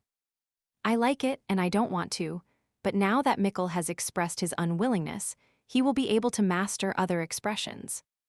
And she loudly told the servants that now they can rest assured, because His Highness will not allow himself to be offended. But when Ashley asked if the crown prince knew about her decision to leave, the girl became sad. It was not her plan to explain everything. She didn't know if it would be right to tell him everything, but she could give him time to prepare for the danger. Afterwards, she also thought that since Marquis Graham kicked her out, Michael himself should have guessed that they could no longer spend time together. She loudly said that she didn't know what His Highness was thinking, and that most likely he had no idea at that moment that she was planning to leave forever. The maid was upset by this message, so she told her former mistress that it would be a terrible shock for the heir. After all, even she was so surprised that at first she was speechless to say to the boy. And as if confirming her words, the wind whistled into the room through the slightly open window. Letitia thought that by telling everything, she might, on the contrary, expose Ashley to a greater threat. Because the fact that she was her personal maid already makes the Marquis suspicious of her. If he realizes that the maid knows who he is and what he has done, he can eliminate her in any way. All these thoughts about her future destiny gave her an idea, and that is why she invited Ashley to leave with her. But the maid was very surprised by such an invitation. She was not ready for such changes and had her own reasons for it. The girl observed the reaction and thought that even if Ashley didn't like being in the palace without her, she was looking after her for Mickle's sake and not out of personal sympathy. Letitia also thought that perhaps her maid had a family she needed to care for. Or even support. They had never talked about this. And after thinking about all this, she was not upset when the maid refused, so when saying goodbye, she advised her to take care of herself alone. Our heroine had already prepared herself, and there was no need to delay time. So she headed for the door, and on the threshold, she heard a question from the maid about where she would go. And the girl replied that she had earned enough, and that by saving a little more, she could open a small shop in the capital. And she invited her maid, to which Ashley replied that no matter what kind of shop it is, she will definitely visit the girl when the opportunity arises. This conversation amused both of them a little, because after that they won't be able to laugh so easily. Perhaps this is the last time. The maid waved goodbye to Letitia, a gesture full of warmth and tenderness, as if she wanted to convey all her support and good wishes in this single movement. Our heroine, smiling, added that she would definitely write letters unless. Of course, Ashley resigned or allowed her to leave the address of her house to write there. She was already reaching for the doorknob when she heard that the maid's homeland was here in this palace. That her parents died a long time ago. Of course they left both the title and the inheritance. But her uncle took everything into his hands. Therefore, she cannot leave with Letitia. And our heroine thought that everyone has their own path, their own responsibilities. For the girl, this was not just a matter of logic, but also a matter of heart. She did not accept the answer that Ashley could not leave this place. Opening the door, she thought she would like to say that there is no place in this world you cannot leave. Leaving the room and carrying her lightly loaded suitcase, she thought she could calmly leave even the Crown Prince's palace. Walking down an empty corridor in the night, on the one hand she was in a hurry to sneak away. But on the other hand, it was difficult for her to leave the palace, even though she hadn't spent much time in it. Every step was difficult for her. She stopped by the window and admired the familiar landscape, which was now so beautifully illuminated by the moonlight. And she thought she had to hurry. If she left the palace in the middle of the night, it would be difficult even for the Marquis to send someone to chase her. Although she was just a maid and hardly deserved such an honor. Still, she would like to see the Crown Prince speak freely. It was not just a wish, but also a hope for a better future. Yes, the girl was upset about having to part with something familiar and dear to her heart. Hope shone that perhaps one day the situation would change. The girl carefully looked around to make sure no one caught up with her. Everything was quiet and calm.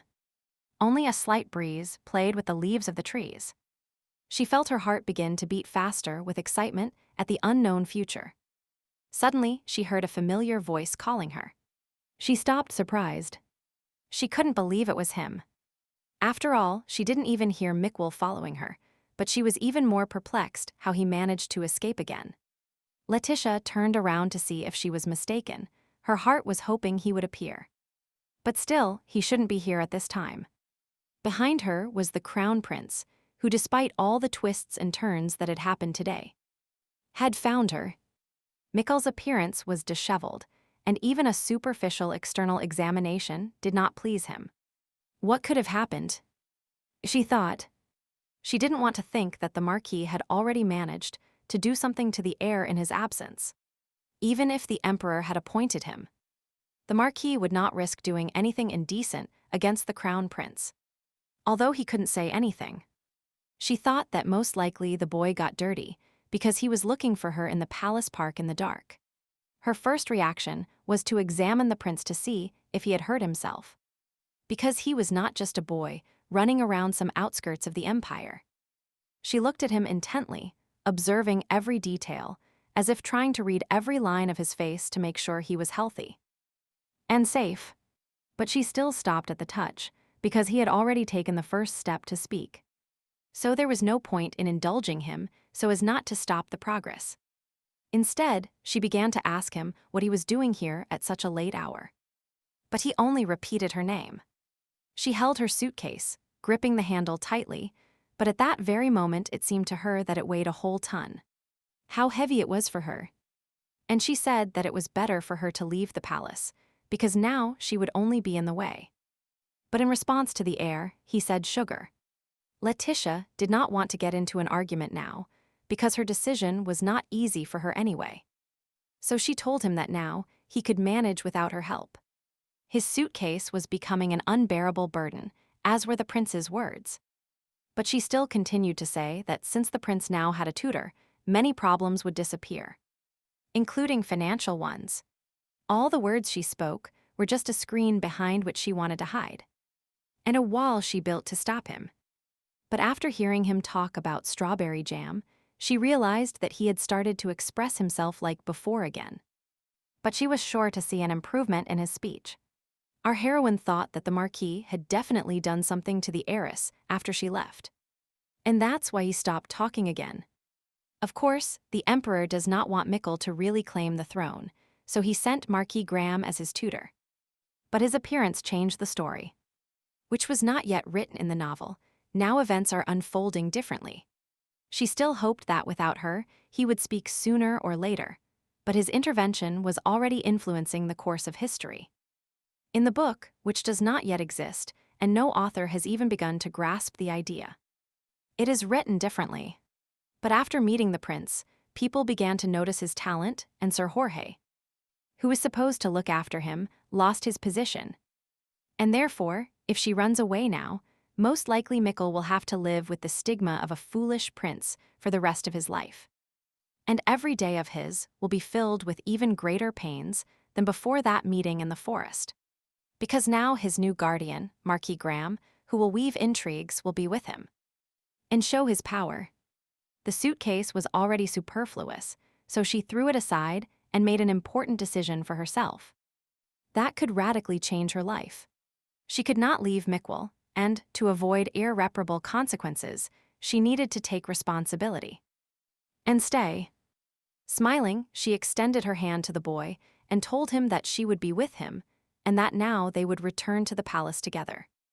In response, the prince approached her as if he sincerely recognized and accepted her offer of help. Therefore, they remained side by side, united at that moment by their common purpose and mutual support, and they returned to the palace to face the challenges awaiting them together. Although it was late, the Marquis sat in his office and reviewed the latest documents he needed to solve the current palace affairs as quickly as possible. He studied every detail attentively, trying to find the best solutions to the situation, with plans and strategies swirling in his mind. However, when the door opened slightly, he looked up from the papers and asked her why she had come, if it was really time to plot her useless intrigues again. And Letitia barely entered the office. She looked intently at the Marquis, realizing that his words carried a tinge of irritation and fatigue. His eyebrows furrowed in concern, but he added that he seemed to have told her everything and made it clear that she should leave. He did not want to understand why she dared to approach him again. He was not interested in her motives, and she had a good reason to return. Therefore, he assumed the most contemptuous appearance. To achieve his goal, he needed to convince the Marquis to let her stay in the palace. And first, she apologized. His Highness's guardian really didn't want to listen, but he was still intrigued by her return. So he gave her a chance to speak. Shifting from one foot to the other, she began to beg for forgiveness just once, and that she had no right to speak to the Marquis like that. She understands and admits her mistake. And she continued by saying that she had nowhere to go, that her parents would not accept her, and that if she left the palace, she would probably condemn herself to starve. That she accepts any task, even the smallest, and he won't even notice her presence. She will do what he orders, but do not let him kick her out. Then the Marquis said that he saw that she realized her position, and that she managed to charm the young man with yellow hair. This crown prince, but it didn't fool him. And he continued that even though she wore expensive clothes, and it didn't matter how luxurious the dishes she ate were, dirty blood and low origin would not disappear. Then he decided to keep her, because extra hands would always come in handy in the palace. And in her position, it would be possible to pay a meager salary and burden her with work so that she had no strength left for anything, reminding her that she herself had asked to do the most insignificant jobs and dirty ones. He briefly delved into his thoughts. The Marquis thought that she was just an insignificant commoner, and such people only need to be intimidated a little. And they are ready to crawl at his feet, begging for their lives to be spared. Looking at her with an assessing gaze, he thought that the girl looked completely depressed. And that, in this case, he would no longer meddle in other people's affairs. And he loudly said that from tomorrow, she should change her clothes to something more suitable for servants. And it would be good if she worried about changing homes. Letitia felt sadness and disappointment. She always strived for more. However, she only nodded in response, suppressing her emotions. Because she had no other choice. Despite the disappointment, she decided not to give up because she knew she had the skills and the strength within her that would help her face the difficulties that had arisen. So the next day came to the palace. Work was in full swing. The servants had no time to get distracted by idle chatter. But still, they could not miss such an important event, so they whispered behind our heroine's back. Some of them expressed their opinion about her new position. But Letitia decided not to pay attention to this. She focused on her work, trying to perform it at the highest level. No matter what. Others said they didn't know exactly what the problem was, but it seemed that she had begged the Marquis for a position as a maid. Because it was hard for such a young girl to find a better job than the Crown Prince's palace. When the former maid saw our heroine in her new status, her heart filled with sorrow. And she couldn't hide her feelings. She understood that her new status caused different emotions among those around her. But before coming to the palace, she had already worked as a maid, so her position was not new to her now. Now she no longer cared about the opinions of others, because now that Sir Jorge is not in the palace. She is the only one who can protect His Highness, and she is willing to do any job just to stay close.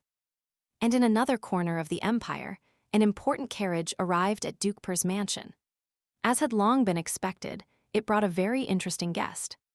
Ilya went out to meet him and began to tell him that he was already tired of waiting, and why this guest of honor visited him so rarely.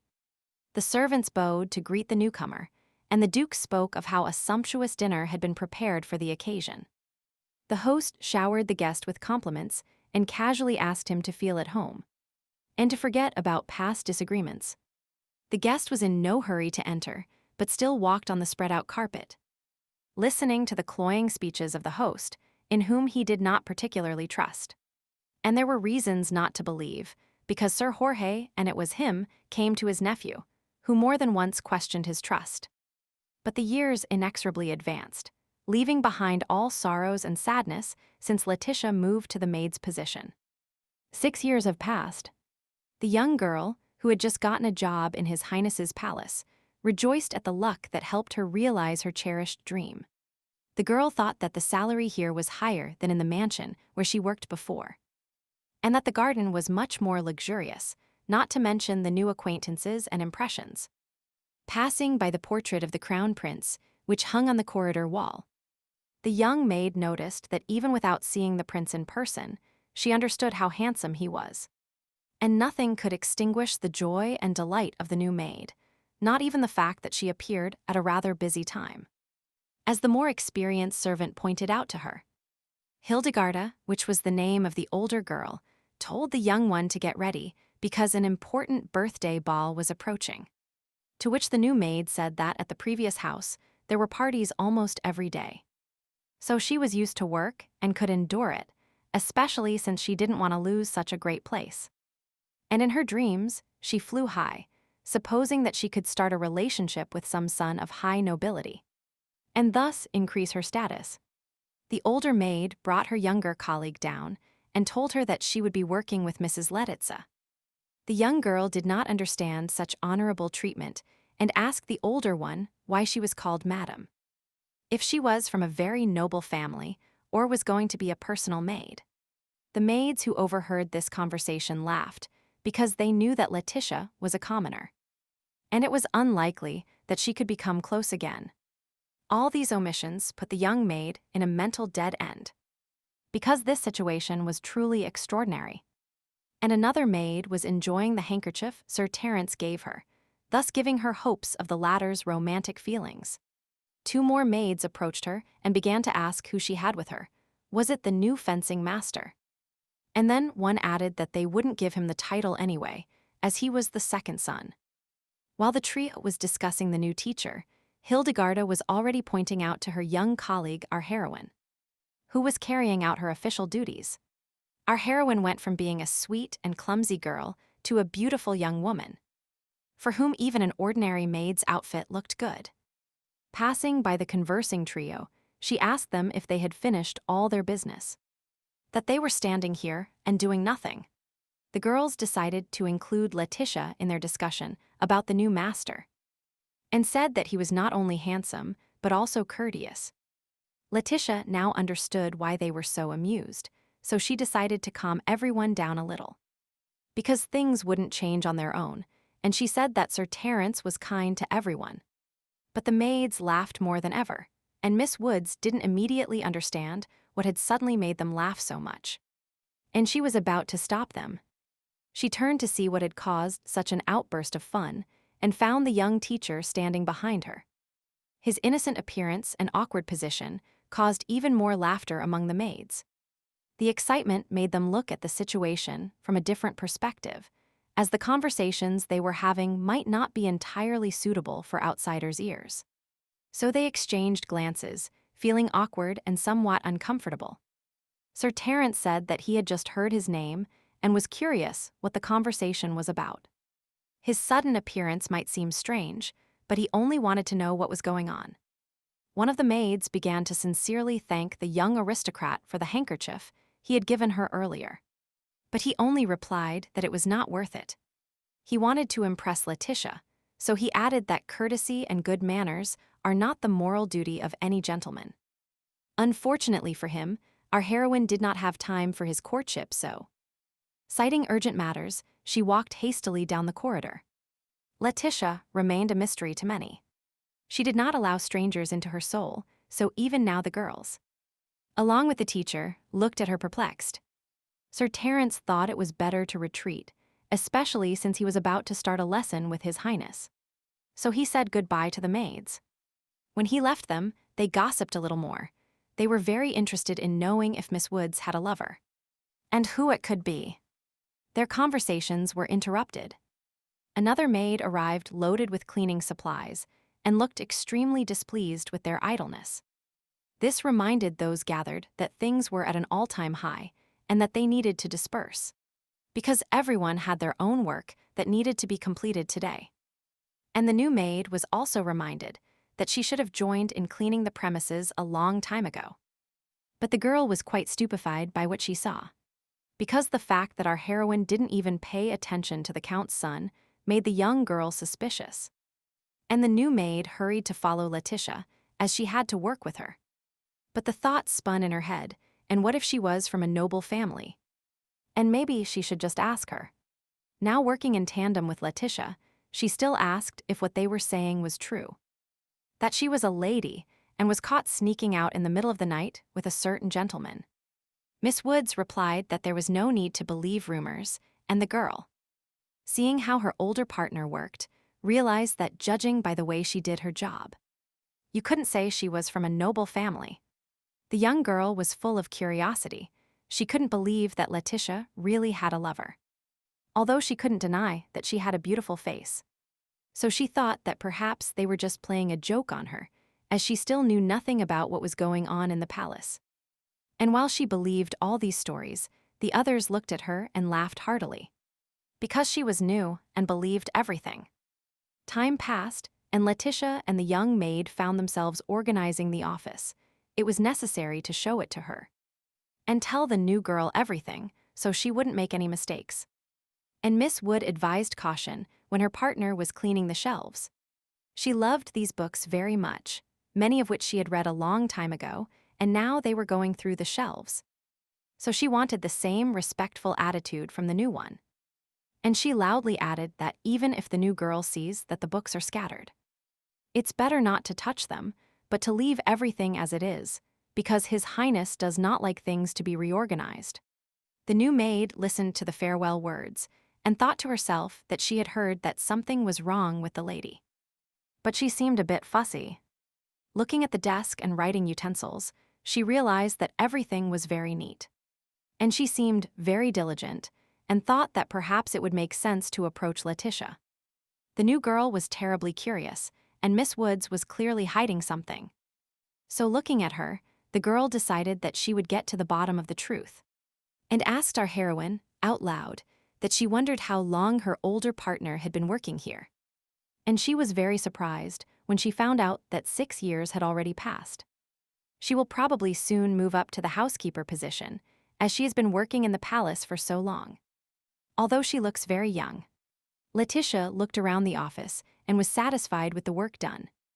So she told Verity, that was the new girl's name, that this would be enough for today.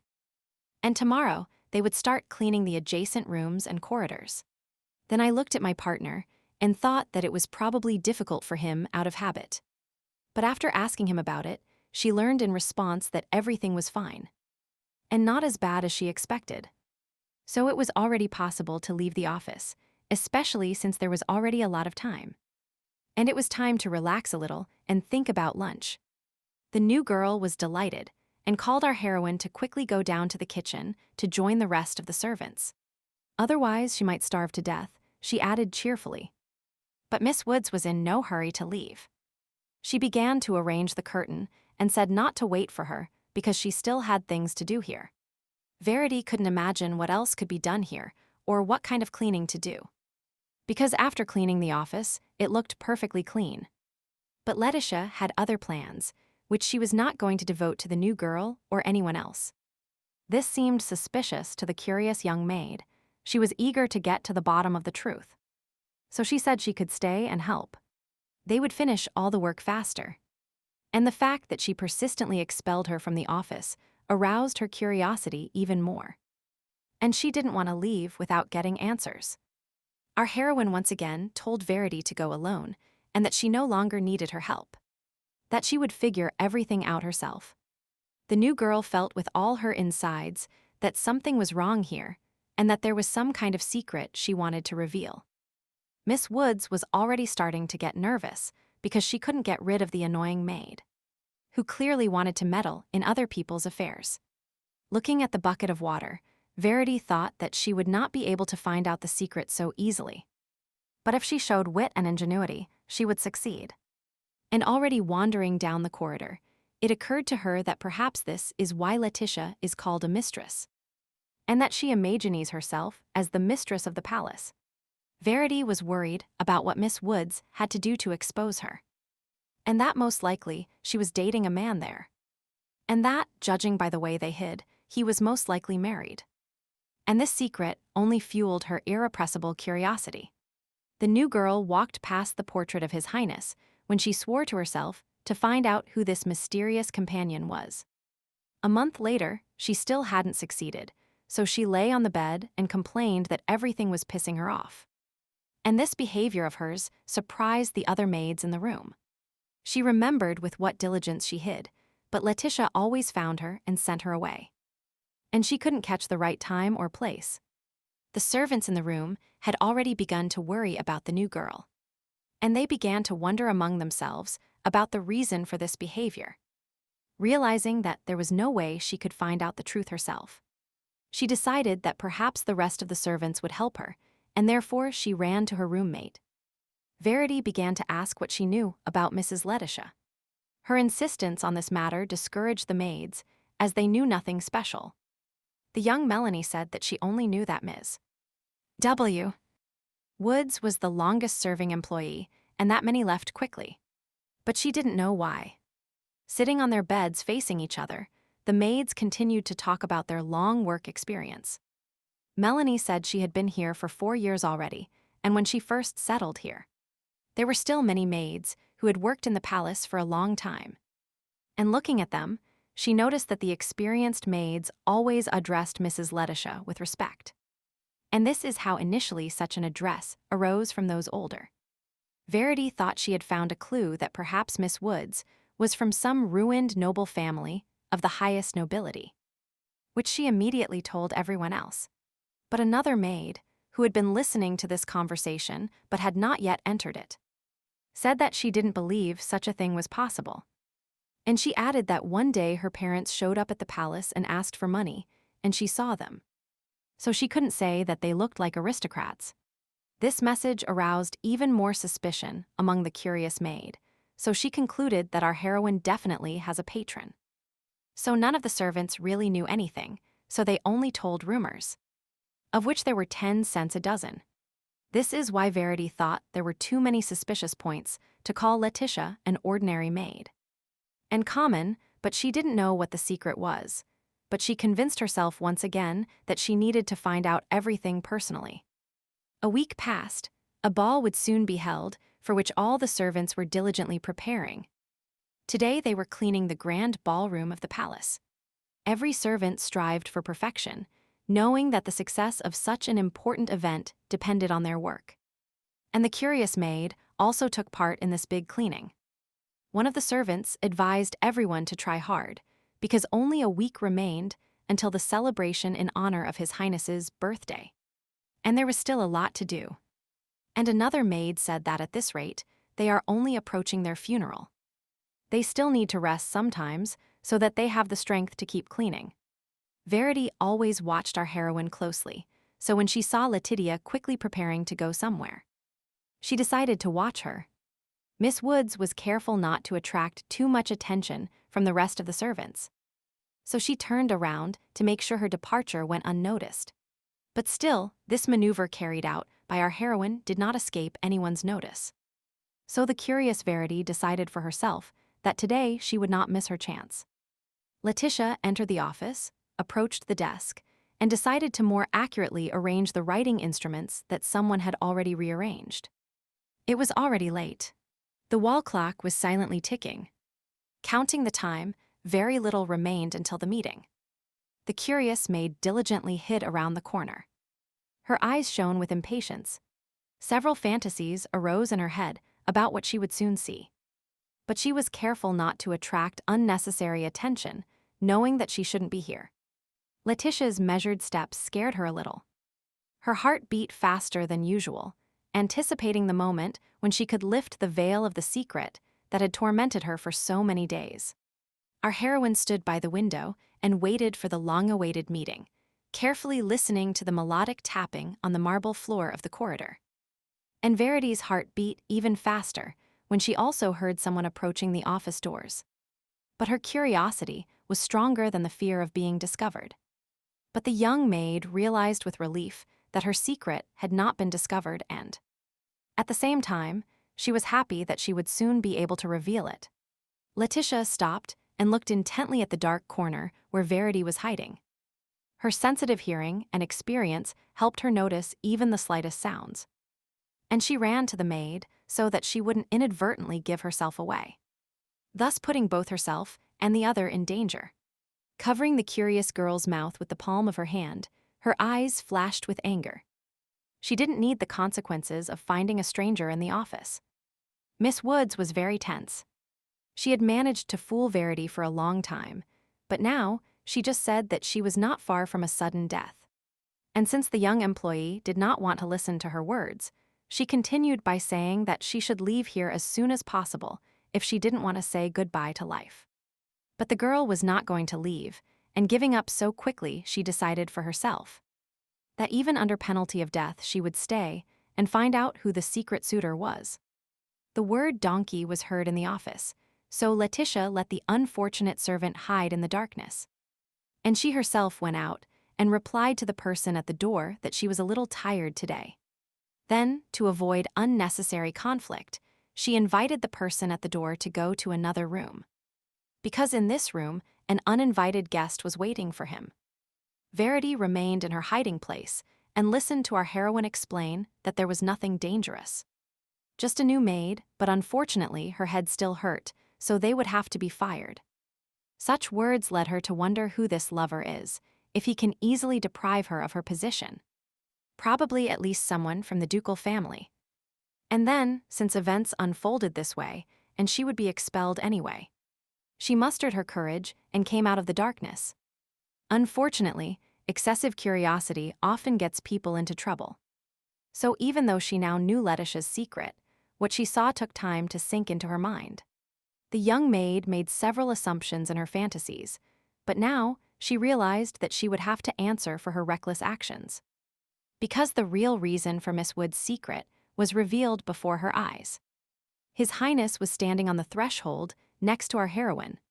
The heir looked at her silently, and even an inexperienced person could guess that this look boded no good. Realizing what she had done, Verity began to mumble something about His Highness.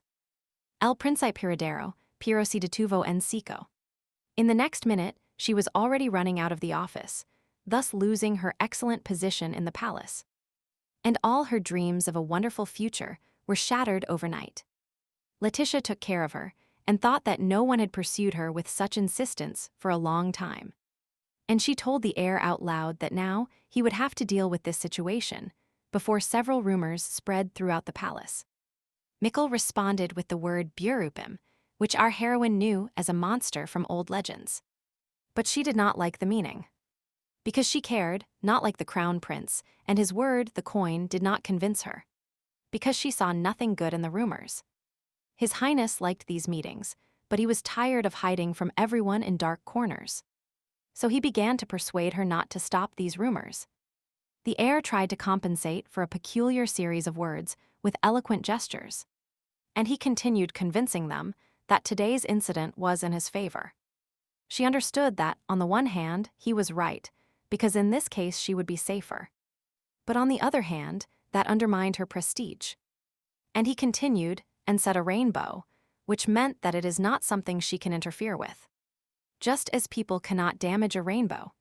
So her thoughts flowed in a different direction, because, if you think about it, a simple servant would have some reason to assume the protection of the crown prince. And then she looked at him.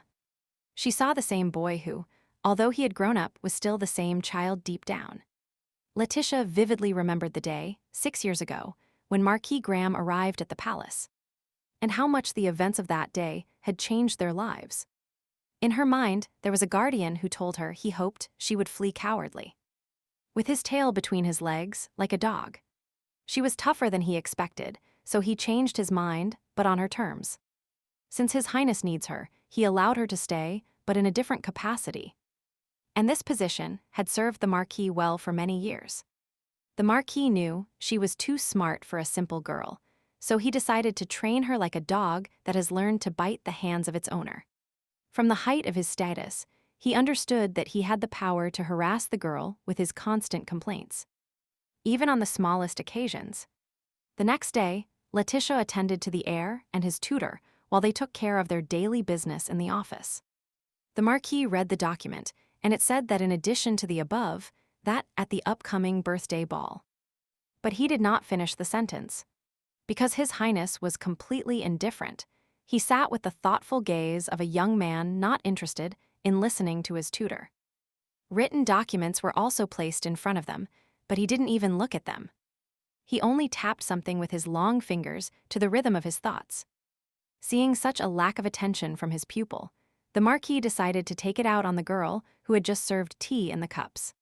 He said the tea tasted unpleasant, without even looking at Letitia. He asked in a cold tone that it be brought fresh and with a pleasant aroma. The girl obediently replied that she would do it immediately and was about to go to the kitchen for a new serving. But at that moment the crown prince stopped her with his word, an anchor that, according to the girl's understanding, meant that she was asked not to abandon them. So Marquis Graham decided to give them a cruel lesson and began to spill his tea right next to his chair. Observing carefully the reaction of the youngsters, he continued slowly pouring the liquid from the cup onto the floor. And then he shouted at the maid to quickly clean the dirty floor. The guardian looked at the prince with a cold smile. His eyes shone with pleasure. He enjoyed the reaction that arose from his pupil Mikkel. The heir, sitting opposite, slowly raised his gaze from the floor, his eyes filled not only with surprise, but also with anger. At that moment, the maid, scared and ashamed, ran and began to clean up the spilled tea so as not to succumb to greater humiliation. Her hands trembled as she grabbed a rag to clean the stains from the floor, and her gaze filled with bitterness at her desperate situation. When the Marquis left the office, the heir approached our heroine and told her Bud, and she calmly replied that it was nothing and that she was just a little tired. And that she would solve the problem with the maid Verity herself, and that it was better for him not to interfere. But he protested and added the word Vea, wow oh my. Then Letitia told His Highness that she did not belong to his retinue and therefore did not need protection. The young man thought he really wanted to support his friend, but she didn't give him that opportunity, which annoyed him. She continued by saying that he had promised her many times that she would handle her problems herself. And after those words, she prepared to leave. But he stopped her, calling her by name. She turned around to ask him why. And he told her that she probably had many things to do. Having heard, Gold realized that he was completely free. So why did he call her? Especially since she hadn't dared to neglect her official duties for a long time. His Highness glanced at the papers laid out, and this helped him focus on what he was about to tell her. The girl rushed him with an answer. She didn't want to wait for the Marquis's return, whom she wouldn't please if she didn't take care of her duties as a maid. The word library was heard, and Letitia began to ask the prince what he definitely needed to find out. What he hadn't said yet. The girl became very tense internally when she heard from him about a poisonous fang. This phrase foretold nothing good. She knew that the Marquis was like a poisonous snake, and like a reptile, he shows his fangs when preparing to strike a crushing blow. And Miss Woods, deep in her soul, already expected that Marquis Graham had somewhat set aside his attempts. Mickle gave a hint in the form of the word ball, and our heroine realized that a person like a guardian could not ignore such an important event. But she didn't know what the Marquis was planning either. She just understood that he was playing his own game. So she shrugged her shoulders and began to await Letitia's response. She replied that if the Crown Prince had no idea, then where could he get his guesses from? And after those words, she thought deeply. Her thought was that this time, too, they could not take preemptive measures. But still, it was good that they had learned something at least, and this was better than being completely ignorant. And she thanked His Highness for warning her. She would try at least to prepare mentally for the Marquis's unpredictable actions. Her voice was grateful, but at the same time full of determination. She understood that the time would come when she, just like the prince, would have to defend herself against the Marquis's manipulations. A few days later, the palace was preparing for the ball. The bright halls were decorated to shine, and also adorned with flowers and candles. Servants rushed through the corridors, carrying the gifts of the guests who accepted the invitation. And some boxes were taken to the pantry. But their work did not prevent them from exchanging a few words. And now one maid had a question about why the new maid Verity wasn't present on such a busy day. The maid Hildegarda passed by and replied that the curious maid had left 2 days ago, so they wouldn't see her again. And then the first maid said, "I wonder why so quickly, because Verity seemed to like everything." And she seemed very enthusiastic. And they told her that it wasn't the first time this had happened, so perhaps she had gotten used to such staff turnover. At the end of the conversation, they complained that there will always be someone who wants to quit at the busiest moment, while the rest work hard. Letitia was not lagging behind the rest of the servants, but when she carried the next box to its destination, she still realized that it was heavy. One of the maids, named Alyssa, approached her from behind and shook her shoulder in a friendly manner, and then said that it was the first time she heard Mrs. Letitia say how hard it was to carry those boxes. And our heroine replied that they shouldn't make fun of her, and that she was sure she had mentioned this in front of her more than once. And therefore, there was nothing to be surprised about. Alyssa started to smile, because every time she was surprised to hear that Letitia was also having a hard time. In those moments, she realized that she too was a person. She also patted our heroine's cheek and added that there was no need to frown, and that the ball would start soon, and then her torment would end. Looking at the stacked boxes, they also discussed a few small things, and then also about how their torment would not end after the ball, because the cleaning awaited them. Alyssa had a sarcastic tongue, and now noticed that although Letitia would not help with the cleaning, she never would. So the girl replied to her interlocutor that although she didn't hate her, sometimes she irritated her a lot. So their conversation turned into a slight quarrel, and there was no desire to hurt anyone. It was more like a joke to relieve the tension. That's why Alyssa added that she found Letitia was always a great pain and smiled cheerfully. Regardless of the response, laughter sounded in the air, and the tension gradually softened under the influence of jokes and cheerful comments. The maids exchanged smiles. If all disputes were resolved by discussion, the world would be a much fairer place, thought our heroine. So, having exchanged funny jokes, the girls decided to enjoy the moment of relaxation and friendly communication. And Alyssa thought that now was the right time, and then said she had something important for Mrs. Letitia. After these words, she handed her a small box. This gesture was not just a gift, but also a symbol of friendship and affection. Upon accepting this gift, her eyes shone with joy, and Alyssa continued saying that it was her birthday 2 months ago. So Letitia felt uncomfortable. She didn't care at all about the return gift, as she didn't even know about it. But next time, she will definitely think of something. And the interlocutor continued saying that she is Miss Woods, who has worked the longest in His Highness's palace. And therefore, who else will take care of her if not her? Our heroine looked at the small box she held in her hands and thought about the rare times gifts were given to her, even if it was her birthday. And Alyssa was cheerful again, and to further lift the spirits, she said that as a thank you she accepts having the position of housekeeper. Unfortunately, good times rarely last long, and now her small break came to an end because another maid rushed in. And after catching her breath after a quick walk, she told the girls that they were waiting for Letitia in the back room, and that she should hurry. In the servants' room, a terrible commotion had already occurred on the floor. There were flowers prepared for the guests. Bicetta, one of the maids, was standing in the middle of the washroom and looking at everyone around her. She was indignant that everyone wanted her alone to take responsibility. She said she didn't know what to do now, because her death wouldn't help them solve the problem. Although perhaps everyone was expecting this, but only then there would be no one to transfer responsibility to. The rest of the maids stood up and competed among themselves trying to calm Vista. They said they didn't want any of that, and that they had no bad intentions. And just at that moment, Letitia entered, followed by Alyssa. They came to understand the reason for such an excited meeting. The servants gathered in the back room were delighted to see her, because she could help them in the current situation. And she would definitely find a way out. From the comments raining down from different sides, Miss Woods realized that the Silbatna flowers that were supposed to be distributed today had withered.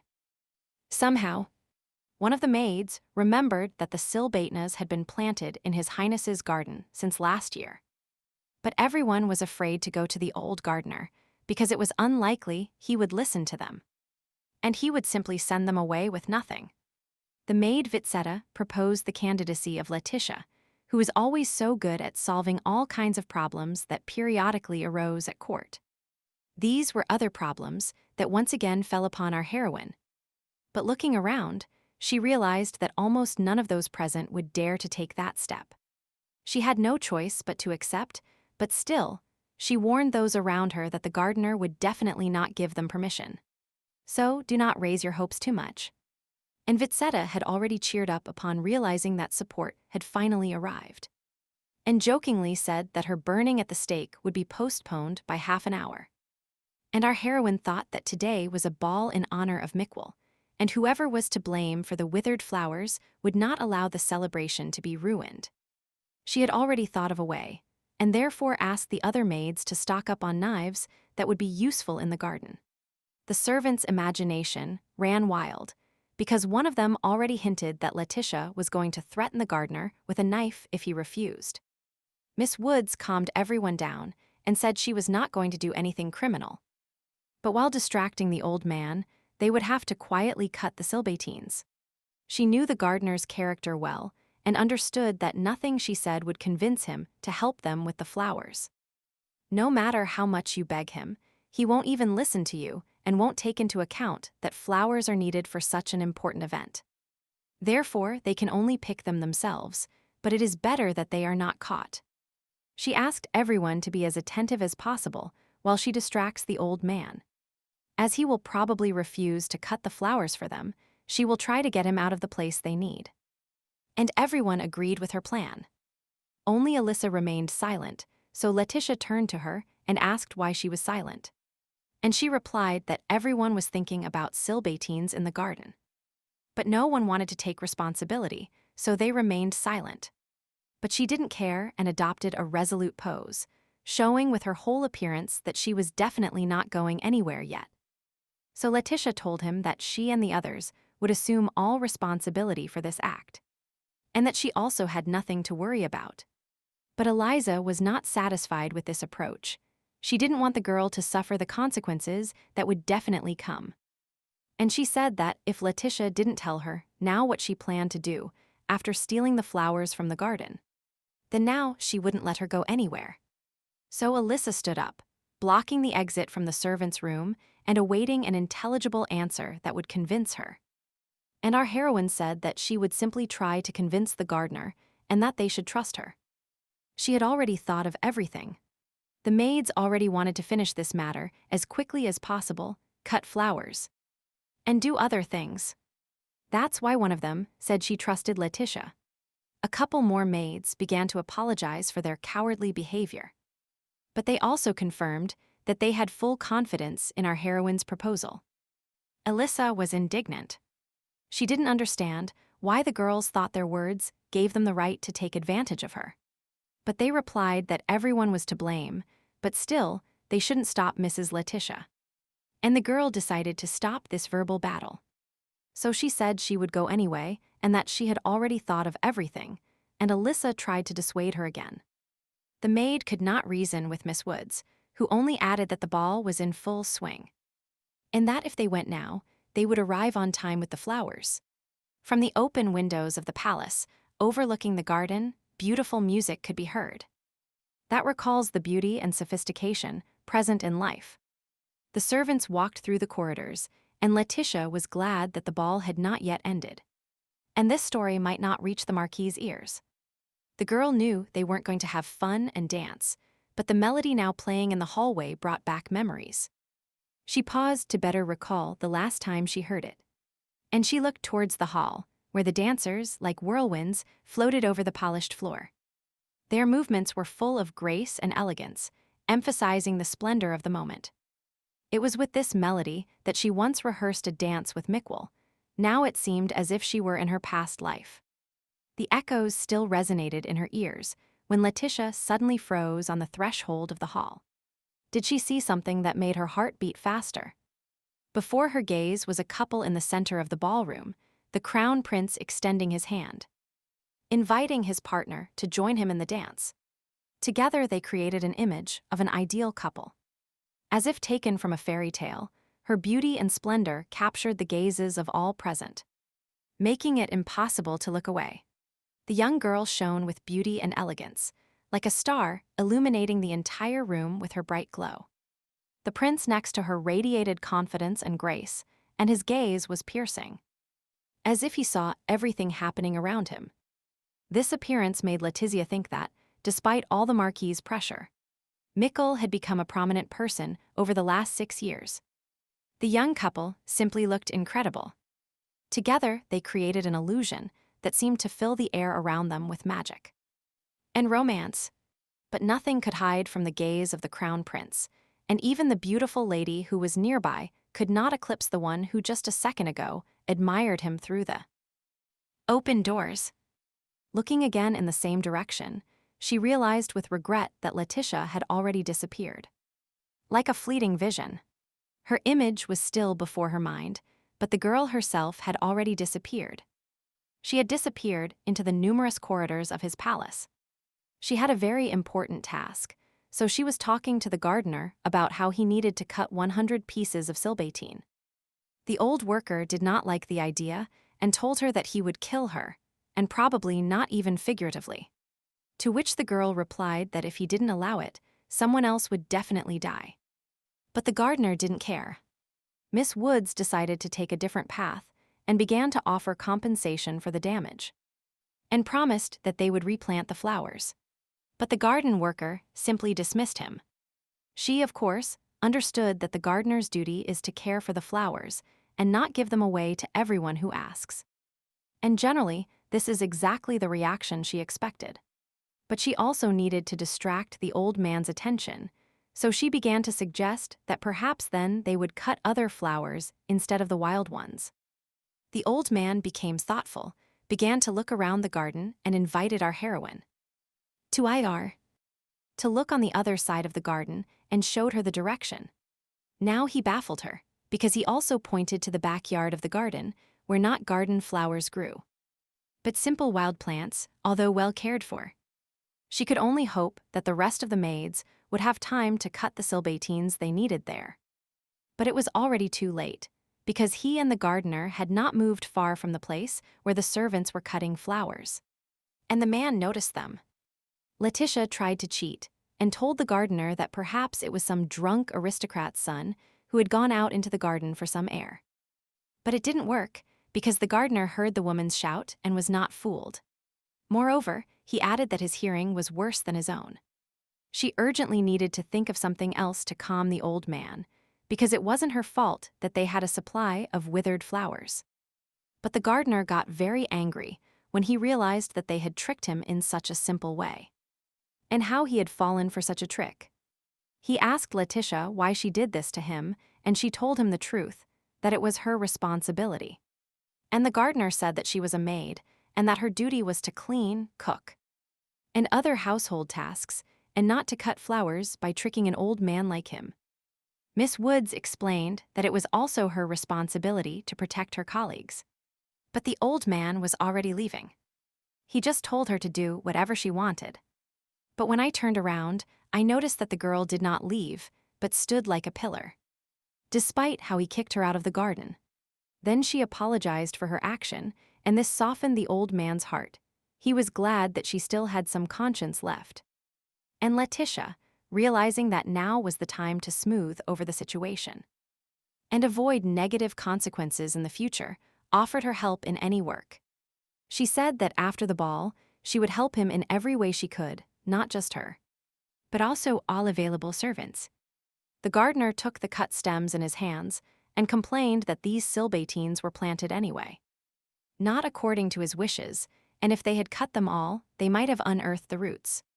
The old worker looked at the orphaned flower bed and felt sad that it was useless to cultivate life, only to kill it. She wanted to cheer up the old man, because it was she who had bothered him so much with her actions. So she told him that if he wanted, he could put silbatines in a quieter place. Letitia took a few steps behind the departing gardener. Her kind heart did not allow her to leave on such a sad note, understanding that she had no other choice, because either all the maids would be fired, or she would offend this old man who devotes his whole soul to the garden. And with the words that this is unanimity, but asks to accept it, the girl extended her palms, in which there was a small bag with seeds. She took it, and examining the seed that she immediately took out, she was a little surprised by such a generous offering. And the girl was already squeaking that the seeds had not yet sprouted, so they could be planted safely. And she also said that they were crossbred with Nabam cereal crops. Once she kept these seeds just in case they would be useful to her, and now, looking at the gardener, she realized that giving them away was the right decision. The old man complained a little more about his life, because everyone only knows how to add more work to him. But in his heart, he was no longer angry with Miss Woods. Letitia had already hurried back to the palace, and the old man shouted after her to promise him. And next time, bring those seeds directly to him. The promise was not kept. The girl completed the task. They managed to catch the wild ones, and the conflict with the gardener was resolved. So she continued running happily. Having placed flowers in such a room, the maids calmed down because they were saved from inevitable consequences. Now they could relax and rest for a while, because after the ball, they would have a lot of cleaning work again. The days when guests come to the palace are always busy for the servants. And during such a big event, everyone must be as calm as possible. Someone noticed that Letitia was preparing to go somewhere again. But not to rest, as other girls would have thought. She wanted to see what was happening in the ballroom. One of the maids told the girl that they would finish everything themselves, but that it would be better for her to go rest a little. But our heroine really wanted to see all the luxury and splendor of His Highness's ball. And even more, she wanted to see the prince himself. She decided that now was not the time to be inactive. She needed to hurry, especially since she still needed to find out what Marquis Graham was doing. There was nothing prejudicial in her desire to go to the ballroom. Sometimes servants spied on the dances. But the maid, Gildegarda, kept paying attention to this action, following the girl with her gaze. And Letitia was already walking down the corridor, and thought that it was good that they ordered the flowers quickly enough. And that she still had time. But she still needed to hurry, so she quickly moved her legs through such familiar corridors. She hoped not to be late, and during this time nothing had happened yet. All kinds of dirty tricks could be expected from the guardian. When Miss Woods approached the doors of the hall, she discovered that the guests were not dancing, but that everyone was standing, awaiting some event or message. She thought that before, the hall was noisy, couples spun to the rhythm of the dance. And now for some reason silence fell. An unpleasant excitement took hold of her. Her heart began to beat faster, and she directed all her attention not to miss anything. But from the place where she stopped, it was not very clear what was happening in the hall behind the guests' backs. She only distinguished that a guardian, a crown prince, and a young woman were standing in the middle of the hall. Raising his glass, Marquis Graham began his speech saying that he had gathered everyone today to announce that Crown Prince Miquel and his daughter Diana were engaged. At first Letitia couldn't believe what she heard, but then she realized that this was the crushing blow that her tutor had planned, and that she couldn't mentally prepare for it. And she thought that until now, next to Miquel, whose title of Crown Prince was just a name, there was no one who would risk exposing himself for him. And it is unlikely that the Marquis wants to place his daughter on the Empress's throne. And even if Miquel survives until the end, there will be no problems. But still, the Marquis began a game that was too dangerous. It also occurred to me that if the tutor is not very worried about his daughter's life, then there is someone else he cares about more. Letitia understood that now no one would pay attention to her, so she moved a little down the corridor to see the prince and assess his mood. No one saw her maneuver except His Highness, who, as if knowing where to look, turned his head and their gazes met. And although it lasted only a moment, it was enough for her to capture the full range of feelings he was experiencing. His Highness remained like a taut string, ready to respond to any challenge of the night, but not to the announcement of his engagement. He clenched his fists, and our heroine understood his feelings. The Crown Prince was angry about what had just happened, and she admitted that as it couldn't be otherwise, because he would find out that he was marrying a girl he saw for the first time today. But until now, however, the Crown Prince does not have the power that allows him to resist the Marquis's machinations. Miss Woods had nothing else to do in this room. Everything Miquel had warned her about had happened, although she had no idea of the scale of the disaster. She had no rights over His Highness, so she shouldn't care who was by his side, even if it was a beautiful lady. Of course, Letitia tried to convince herself that it was not in her position to be angry about this. But still, it was a blow to her, and slowly she approached the doors. Her departure did not go unnoticed. The gentleman bid her farewell with a surprised look. For in this maid, he recognized a girl he knew. And other events were taking place in Duke Ilya's castle. He wanted to be aware of what was happening with the Crown Prince. He said that His Highness sends an invitation to the ball every year as a matter of course. But he never received a reply. And throwing the note from his hand, he told his interlocutor that apparently the prince was sincerely attached to his uncle, and he noticed it correctly. This interlocutor was none other than Sir Jorge, who confronted his nephew after his report and awaited further orders. Duke Pear was satisfied with what he heard, and, as the information was quite reliable, he was already thinking about his insidious plan. The entrance ticket for the ball lay quietly on a small table. Ilya assumed that perhaps the prince was simply enjoying a wonderful evening. Then he added that although the heir is a pathetic scarecrow, he still doesn't put a radio on the wheels. But still, it is worth sending him a gift. The day after the ball, he arrived at His Highness's palace, and as expected, everything returned to normal. The maids, gathered in a small group in one of the corridors, were gossiping about yesterday's event. They talked about only one thing: the engagement. They commented that the young couple looked incredible, as if they had just stepped out of the pages of a wonderful fairy tale, and that they looked great together. Some felt sorry for Lady Diana, because for many Mikkel was a strange match. But perhaps the Marquis had some plans of his own. For a while, conversations about the engagement did not cease. They also said they would advise the Marquis's daughter to run away from home before it was too late. After all, marrying a fool who doesn't even know how to put two words together. It's hard to imagine anything worse, and it doesn't even help that the prince is quite attractive in appearance. Letitia disliked hearing all this, but in her heart, she understood that this was just gossip to relieve everyday boredom. And lately she felt tired all the time, that even after sleeping she didn't rest. And this state began to bother her. The mere thought of feeling this way was due to anxiety about the engagement. But she diligently moved away. After all, the Marquis's daughter is the ideal match for a prince, but still, what aristocrat would marry his daughter to someone whose imminent end is already an inevitable conclusion? Inevitable. Our heroine studied the Marquis and knew that he, like an underwater snake, constantly strove to sting more painfully in secret. And it was obvious to her that this was just part of some plan.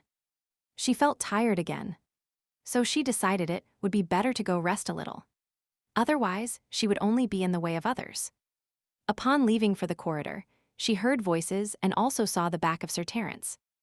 Then her gaze fell on a group of maids who were cheerfully discussing something with him. Miss Woods did not hear their conversation, but everyone was so engrossed in the conversation that during this activity, they didn't even pay attention to her appearance. The maids laughed, and the young master repeated that he spoke word for word. And Hildegarda 30 flowers in one go.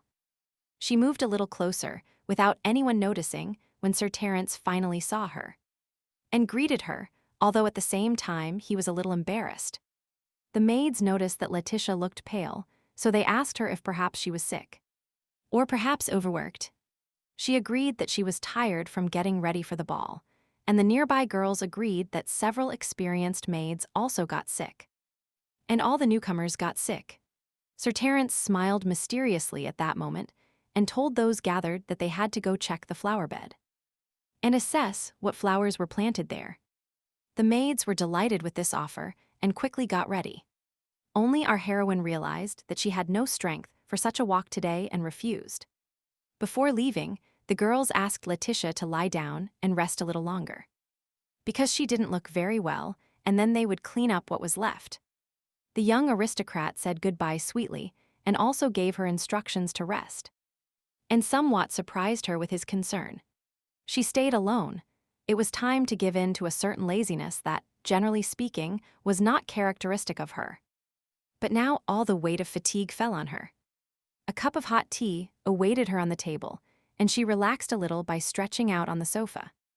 Then she thought that resting wouldn't hurt her, and then she would return to work. Then she remembered to mention Jorge, whom she sincerely missed, and reflected on the fact that he also had not responded to the prince's invitation. His Highness sends him an invitation every year, but the gentleman has never visited. He must have unexpected obstacles, and there may also be good reasons why Jorge cannot even reply to His Highness. On the other hand, it would be strange for a person who was dismissed from his post under those circumstances to appear at the palace. Meanwhile, was it getting dark? A ray of the setting sun entered through the window and woke the girl, who had fallen asleep on a soft sofa. Letitia opened her eyes and realized it was late, and that she was there to enjoy herself as if nothing had happened. After sleeping for a good half of the workday. This had never happened to her before, and nothing disturbed her sleep. Really, everyone was so busy that no one missed her. But she had to hurry to the office because, according to the agreement, Mikkel was supposed to leave her a message there. What words did he write today? Thought the girl, and upon entering the office she felt something was wrong, although at first she only saw scattered books. But as she went further, she realized that the premonition of another presence had not deceived her. But that didn't make her feel better. It was a complete surprise for the girl to find at least one living being here. No one was supposed to use the office today. But in the office was Lady Diana, who looked at her and smiled, which confused our heroine even more. The young aristocrat did not intend to scare Miss Woods, but upon seeing the confused look upon entering, she burst out laughing, and this calmed the situation a bit. Then the lady clarified that the girl was actually Letitia and also introduced herself. And thus their first official acquaintance took place. The maid recovered from the initial shock and began to speculate about what the Marquis's younger daughter could be doing in that place. And it's such an hour. The lady spoke first and began by saying that Miss Woods looked younger than she expected. Then she continued that, according to her father's stories, she believed a certain seductress had entered the palace. Our heroine thought to herself that the lady didn't look older than her, but wondered out loud what her father would have said about her. The Marquis's daughter objected, saying why the devil she would tell him. Then Letitia said she had the right to know, since it concerned her. Then Lady Diana took a few steps forward and found herself right in front of our heroine, and replied that she had no rights. But since today she is generous, so be it, she will tell a little, and continued that her father said that Letitia is the prince's mistress, who must be expelled by any means. Such speeches were very similar to the words of her rival, so the girl thought that someday she should have expected this moment. But she refuted it out loud, saying that she didn't know what or who came up with it, but that she and the heir did not have that kind of relationship at all. Letitia could no longer be stopped and continued thus, raising her head with pride, that if she were truly the prince's beloved, they would have kicked her out a long time ago. The aristocrat listened to the fact that people like the girl only need to be threatened to flee. But His Highness wants her to leave the palace. Then the lady, unable to contain her anger, threw a phrase in Letitia's face about whether she meant her terrible talent. And seeing that the words hit their target, she continued that, of course, her father told her so little. And the girl began to make excuses, saying that she understood why this opinion was formed. But the reason was completely different. But she always believed that the Marquis always considered her talent, if it can be called that, a misfortune. And that's why she didn't think he would talk about it. And if you think about it, you can assume that this skill of hers was mentioned for a reason. The lady could neither agree nor wanted to agree with such arguments. Now it was time for the aristocrat to think deeply. But Miss Woods pulled her out of her thoughts and said that apparently that's why the lady had come to her now. After a pause, the Marquis's daughter replied that, to be honest, the girl's words even calmed her down a little. Letitia had an idea of how the prince's tutor treated her, so the words coming from his daughter's mouth that she was stupid and didn't know her place did not surprise her at all. But Lady Diana herself changed her mind. A brief face-to-face conversation was enough for her to realize her father's mistaken idea. That's why she told our heroine that she sees the girl is better than they told her. And that's why she asks her to show her talent. And then Miss Woods understood the full meaning of this performance, which had just been played out so beautifully. The Marquis plans to pass his role to his daughter, so there was no need for further questioning. And since the young woman did not heed the refusal, she began to offer payment for the services, and said that she would allow her to enjoy riches that the maid didn't even dare to dream of. And if everything goes well, she might even grant a title, so she didn't come empty-handed. But the girl refused the title, but asked how much they would pay her. Sensing that Letitia was succumbing to all her promises, she promised that they would give her all the money she wanted. But our heroine did not trust such phrases and told her interlocutor to let her state the exact amount. And then she would make a decision. Lady Diana already wanted to end this conversation, but replied that her family would truly regret the money. And Miss Woods understood that it was very possible for someone like her, and added that the Graham family had already spent a large sum to ensure His Highness's safety. At that moment, the office door opened loudly, and that sound forced the interlocutors to turn sharply towards it to understand what was happening. Marquis Graham shouted from the door that enough was enough, kick her out, and let this witch express what she wants. And he received the response that she wanted money, and that it would all be in gold coins, which discouraged the aristocrats. The young woman supposed that her father would be waiting for the right moment outside the door. But still, his appearance confused her a little, and the maid didn't even raise an eyebrow, but asked for gold. And the man was already asking the maid why not in imperial currency, and if she was going to leave the country. Letitia only replied that she saw nothing wrong with being prepared, and that furthermore it should be beneficial for them. Coinciding with the arguments, the Marquis decided not to delay any longer, and to decide the amount that would suit our heroine. Up until that moment, according to Miss Woods, everything was going well, but now it was time to decide what figure to announce. Since until that moment, it had never occurred to her to think about such a thing.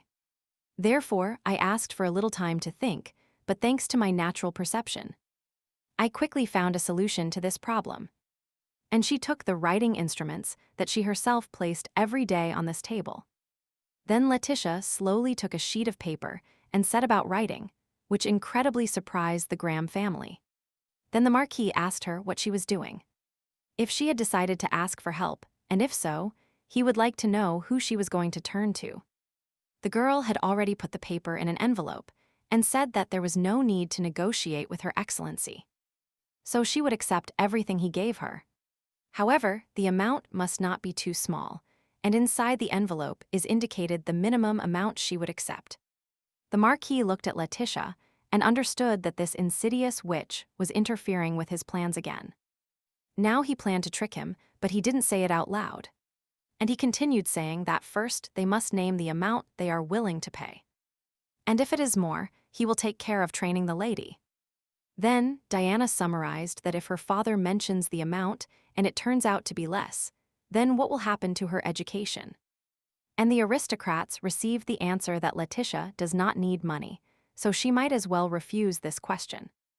The prince's tutor began to lose patience. He did not want to follow the example of this commoner, who now avoided a direct answer, and decided that if he humiliated her again, he could get what he wanted. So he began to talk about his greed, which apparently blinded the girl's eyes. And she replied that now one cannot talk about greed, because she is not asking for exorbitant figures. She will accept what they give her, but no less than the amount in the envelope. Then the Marquis decided to use another method, which he used to use with people like this witch. It consisted of threats, but when Letitia heard that he could cut off the fingers of her relatives one by one before her eyes, she felt strange. The conversation did not proceed at all according to the plan that would have suited the Marquisess. And she also laughed, although he saw nothing funny in her words. She stopped thinking about her relatives a long time ago, but limited herself to saying that such threats were unlikely to give the Marquis the desired result. Then he continued by saying that he really thought the Crown Prince would admire Lady Diana's skills when he found out how they were obtained. This approach to the question made Lady Diana think, and she asked that everything sounded as if the prince was going to stop talking completely. And our heroine confirmed her suspicions. The Marquis asked his daughter not to listen to all this nonsense, and in response, she began to persuade him to simply meet her demands and finish everything as quickly as possible. Looking at his irrational daughter, he got very annoyed. He tried hard to teach her intelligence, and that she should be able to defend her interests. And he would like to tell her this now, although the time and place were not suitable for family scenes. But he had no other choice. And he began to explain to her that this witch was trying to sit on their heads. But she kept bowing in front of her. But the lady stood firm and asked her father to close his eyes to this precisely today, especially because she was a simple village maid and would really ask for a fabulous sum. Our heroine stood aside a bit and watched this rather emotional scene. That even made her laugh a little. And the man yielded to his daughter's pressure, so he turned to the girl and announced the amount to her, which was 5.5 million livres in gold coins. It was time to end this concert, but the final chords had not yet sounded. It was still necessary for her to confirm her words. The Marquis was extremely surprised, because he always considered himself a man of his word. But here they do not trust his words, not even those of a simple maid. Mrs. Woods pointed to the writing utensils and asked him to make the promise in writing so that it would be more precise. If it weren't for his daughter's wishes, he would never have agreed to such a deal, but now he was cornered. So he approached the table and documented everything in writing, but thought to himself that he would still find justice for this girl. Letitia took the envelope and thought that for her that was a good sum of 5.5, and that it was twice what she expected, which must be the maximum the Marquis could give. She was happy in her heart and was ready to exchange envelopes, and then enjoy the reaction of the person who despises her. Her envelope with the document was also ready, only the delivery was missing, although she took some time. But it was already late, and there was no point in playing cat and mouse anymore, so she handed over her envelope. The paper envelopes crinkled silently as they passed from hand to hand. There were such long negotiations, but this action did not last a second. Letitia's wait was rewarded when the Marquis saw the amount assigned to her. His reaction was exactly what she wanted. He even brought a piece of paper with a number close to his eyes several times, as if testing his vision. But it didn't fool him. The Marquis realized that she had tricked him. Unfortunately, he had underestimated this little one, who had actually never been stupid. Now his shouts that she was mocking him made no sense to her, because she was not actually showing greed. She always considered herself a deeply educated and sober-minded person. But he was tricked because with the amount he gave her, she can now buy large properties. On the floor lay an envelope, from which a piece of paper with a modest number 1 could be seen, which drove the Marquis crazy. Lady Diana began to calm her father because everything was over, everything was documented. And there was no point in tormenting himself with shouts. But the Marquis was so stunned that some pathetic servant had tricked him that there were no more words that could bring him to reason. And since his daughter convinced him to quickly resolve this issue, she is also to blame for his failure. So he hit her. Letitia saw that something irreparable could happen now, but she still clearly remembered the weight of his hand. Lady Diana also understood that she would now have to feel all the power boiling inside her father, and that he was trying to explode. Literally a fraction of a second passed, and our heroine made a decision and quickly stood in front of the young aristocrat, protecting her with her body. And all thanks to a small piece of paper on which she modestly boasted of a solitary number. The daughter, of course, knew her father well, but he rarely showed his full personality in the family. So this father's behavior was new to her.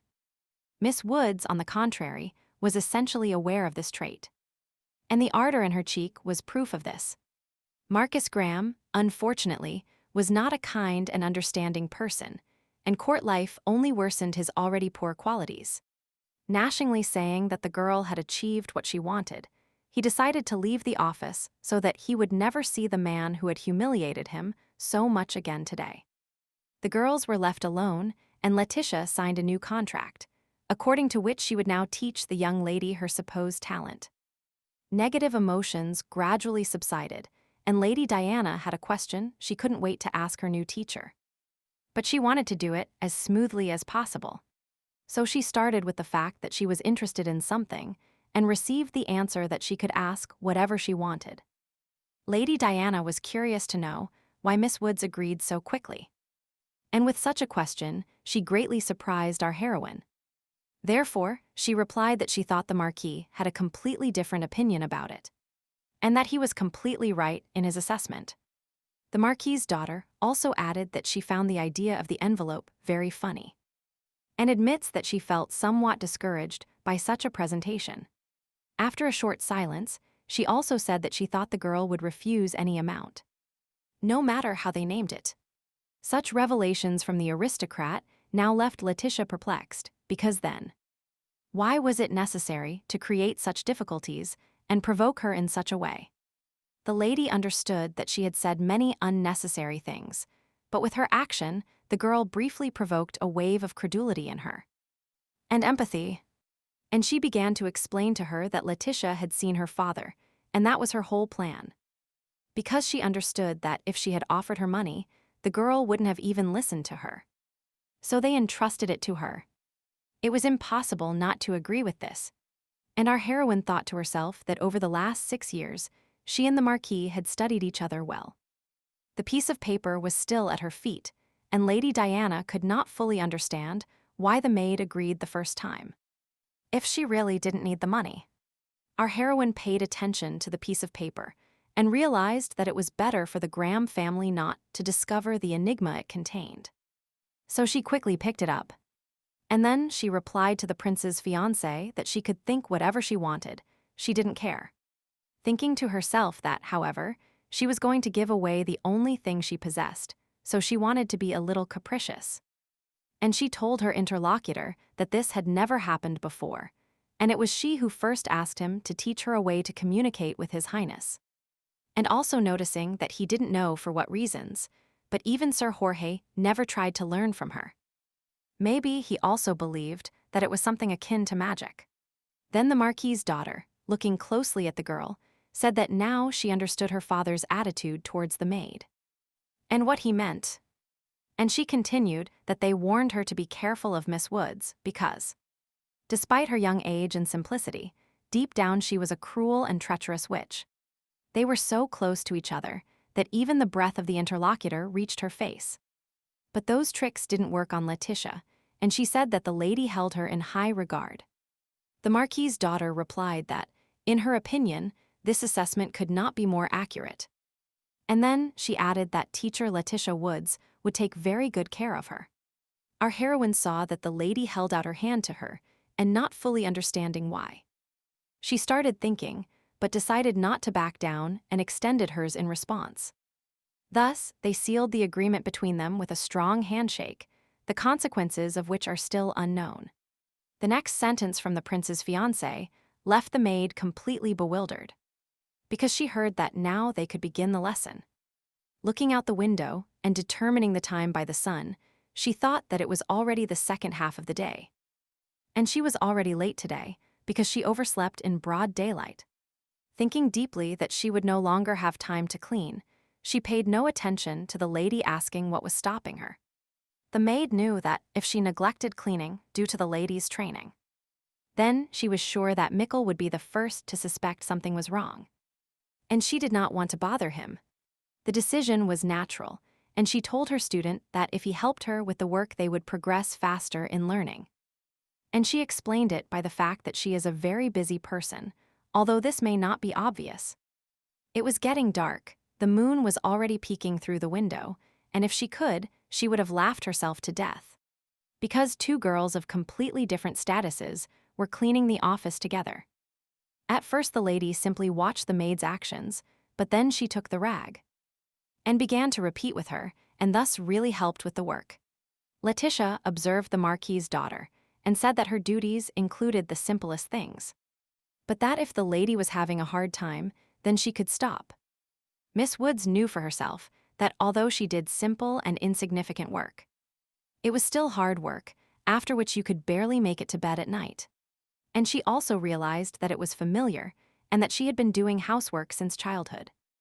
But such activity was new to the lady. She probably hadn't even picked up a rag. She also did not demand understanding, but said out loud that a splinter in the hand is more painful than the torment of those who die from torture. And she surprised herself. She had never allowed herself to speak like that to aristocrats before. Perhaps now she managed to cross the line.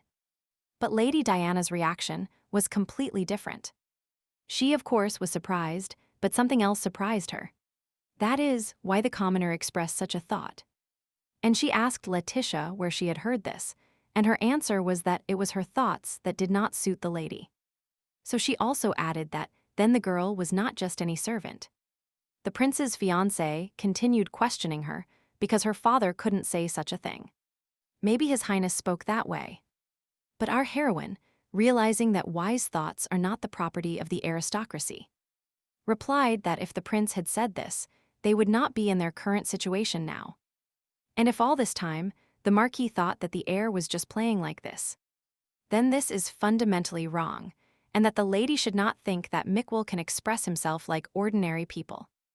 And Lady Diana, still considering the girl as a rival, told her that the prince had many reasons to hide his speech. For example, to make Letitia the empress. This turn in the conversation completely confused our heroine, so she told the prince's fiancé that she was making up some kind of fable. And the Marquis's daughter looked at the maid, and, making a grimace of surprise on her pretty face, she asked her if she didn't know.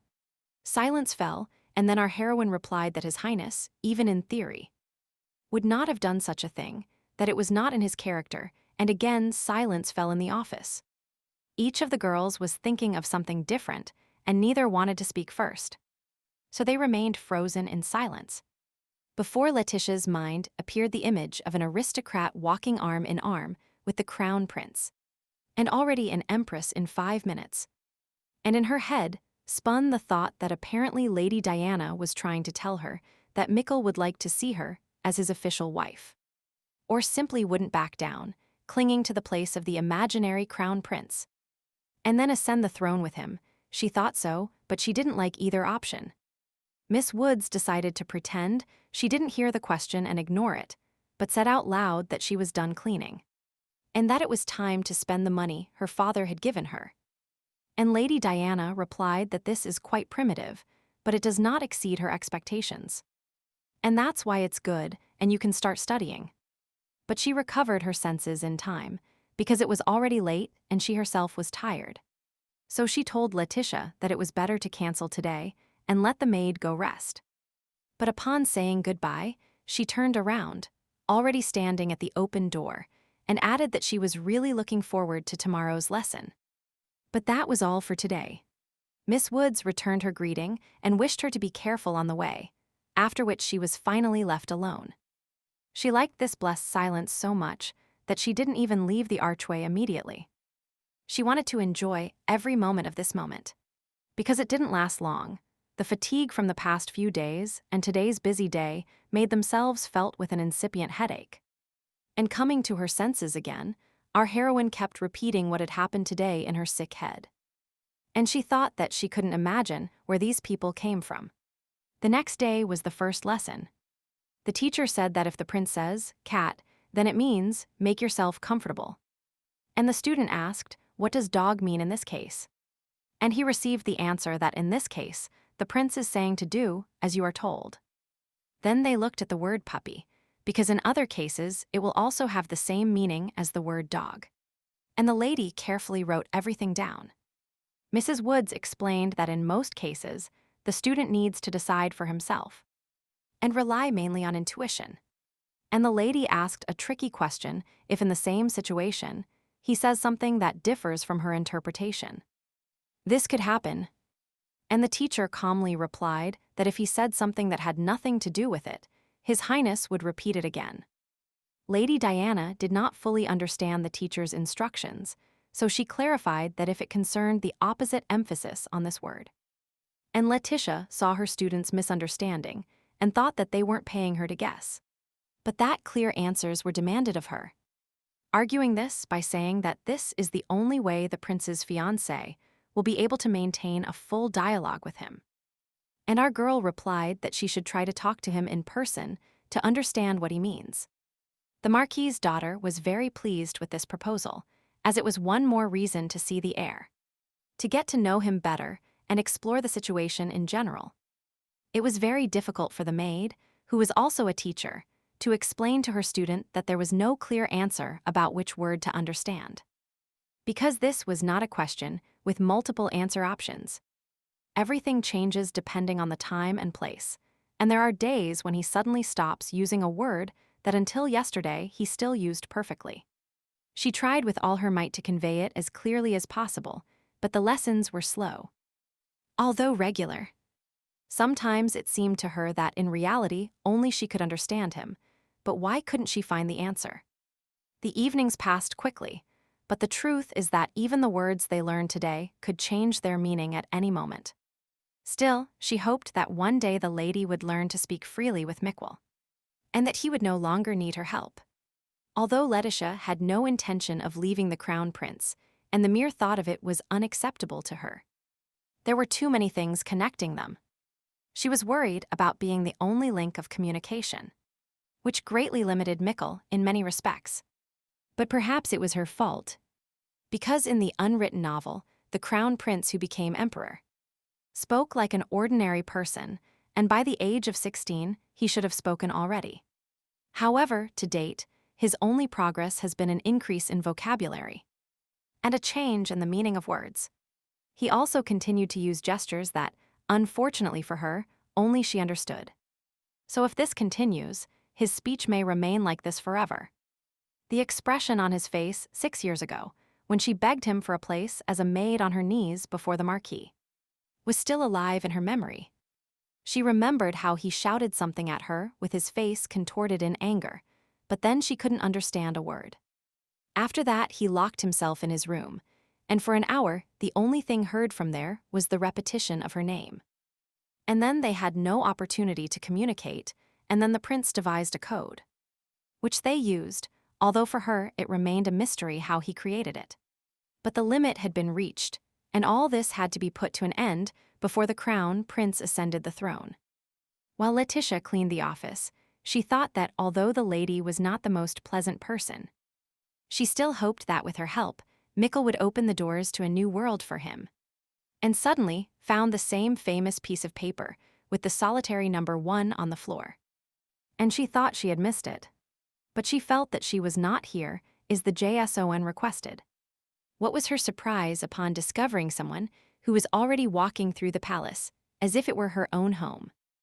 The eyes of the crown prince looked at her, who hid and watched her in the silence of the office. He looked at her because it was one of his favorite things, that it could be more interesting than observing a girl minding her own business, muttering something quietly. And she realized that he had passed through a secret passageway, but she didn't know how long he had been there. Calmly, he began to descend the steps, and every one of his steps was calculated and confident because he knew what awaited him below. Then he said, "Head," and she realized that he had been here since the beginning. And he was a pebble to her, and she encouraged herself by saying that they had not interfered. Then he added how he could resist the words of His Highness. The prince took the same sheet of paper with the number and said mirror, but she didn't need to explain for long. She already knew the answer. That is why, happily, she began to tell her prince that she was not foolish either, and that he really thought she had truly just written one. Mikkel looked at her sternly, showing dissatisfaction and distrust with his whole appearance. But she knew she could quickly dispel his doubts. And asking him for a piece of paper, she raised it to the light, and then the whole mystery of this inscription became clear. Because the number 1 was not alone, there were zeros behind it. The prince knew this secret, but still the natural ingenuity with which she was able to use it astonished even him. Now seeing how the prince's face changed, exchanging anger for pity, he was almost in an enthusiastic mood. The secret was simple.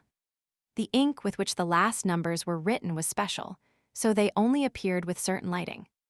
On the table there were several inkwells, and this one, which contained special ones, was also in a prominent place, so that no one could suspect that the girl was a counterfeiter.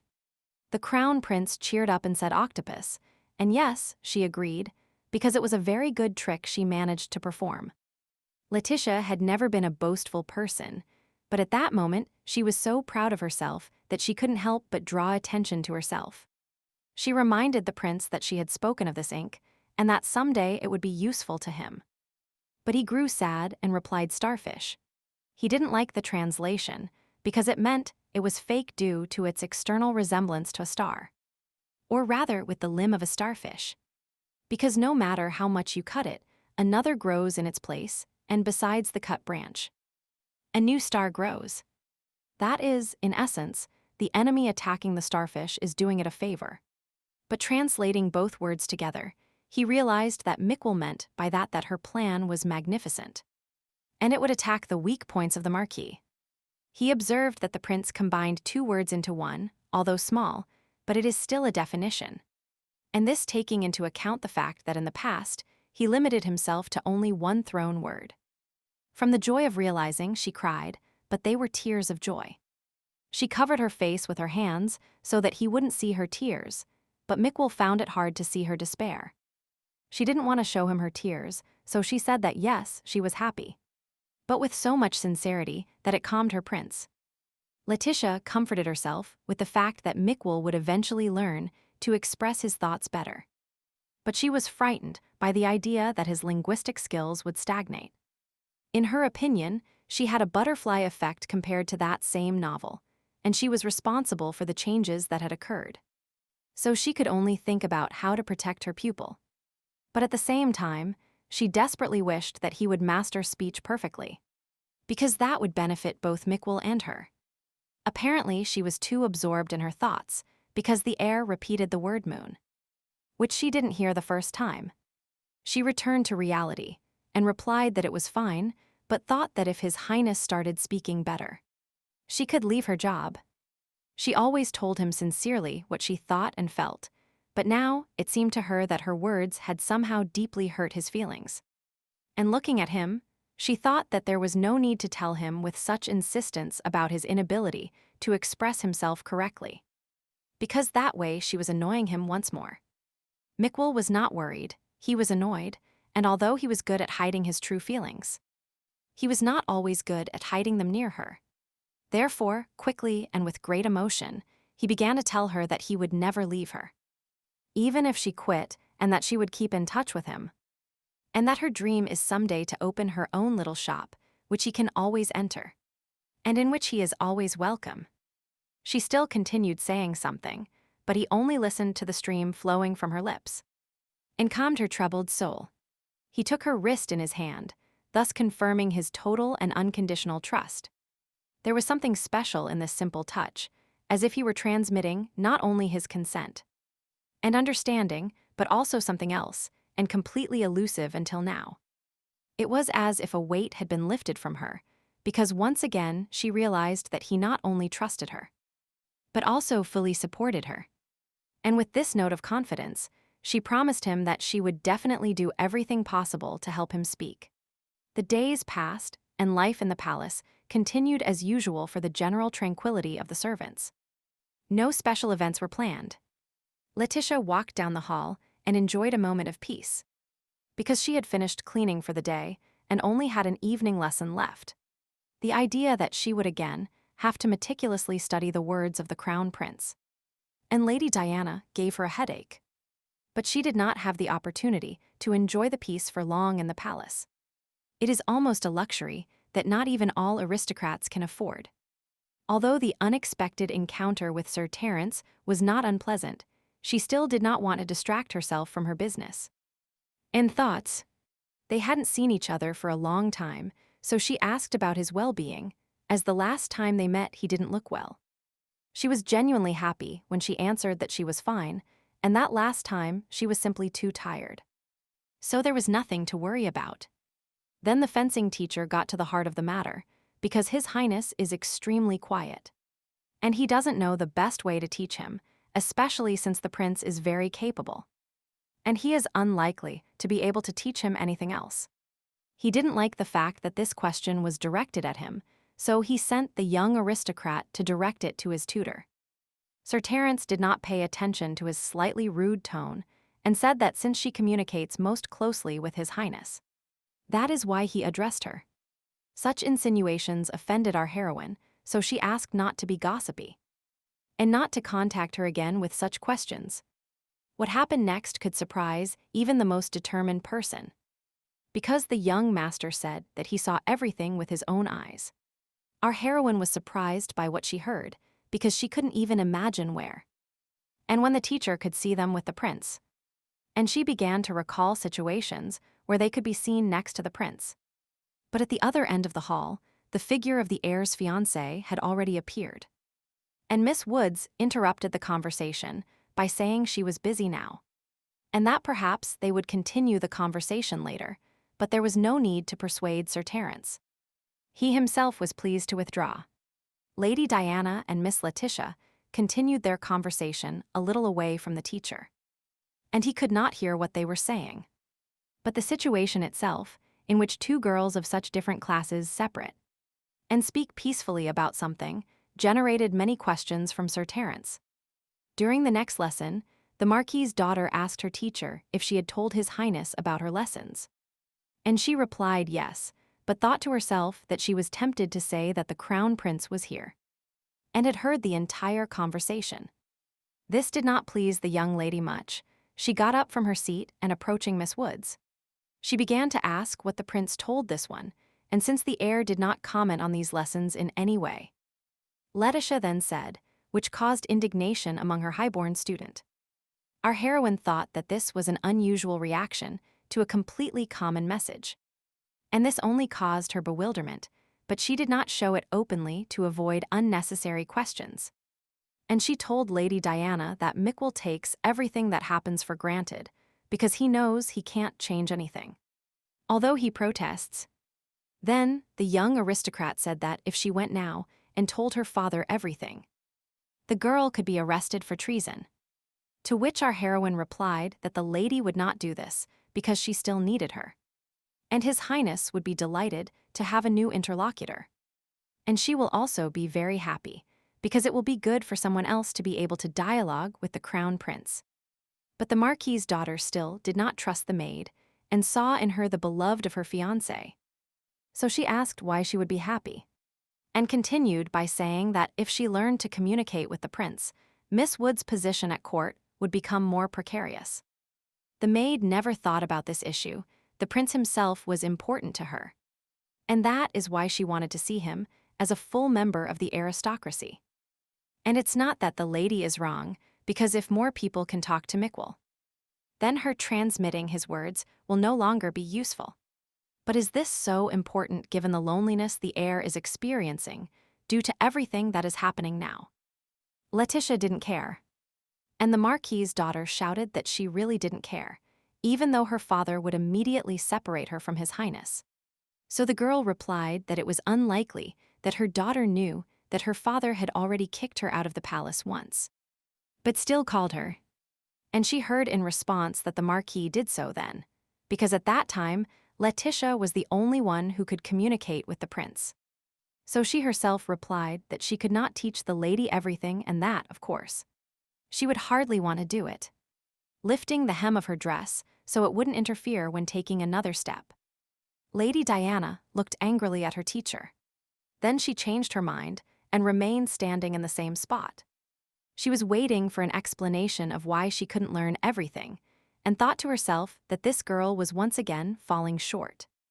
But the explanation continued. It was very simple for Letitia, but not for the Marquis's daughter, because the heir's speech changes all the time.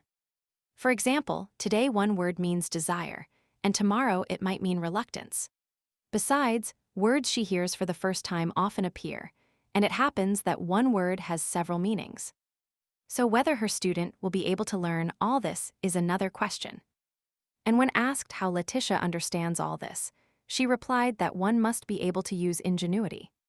And our girl thought to herself that this was probably not the most appropriate word for an ambitious young aristocrat.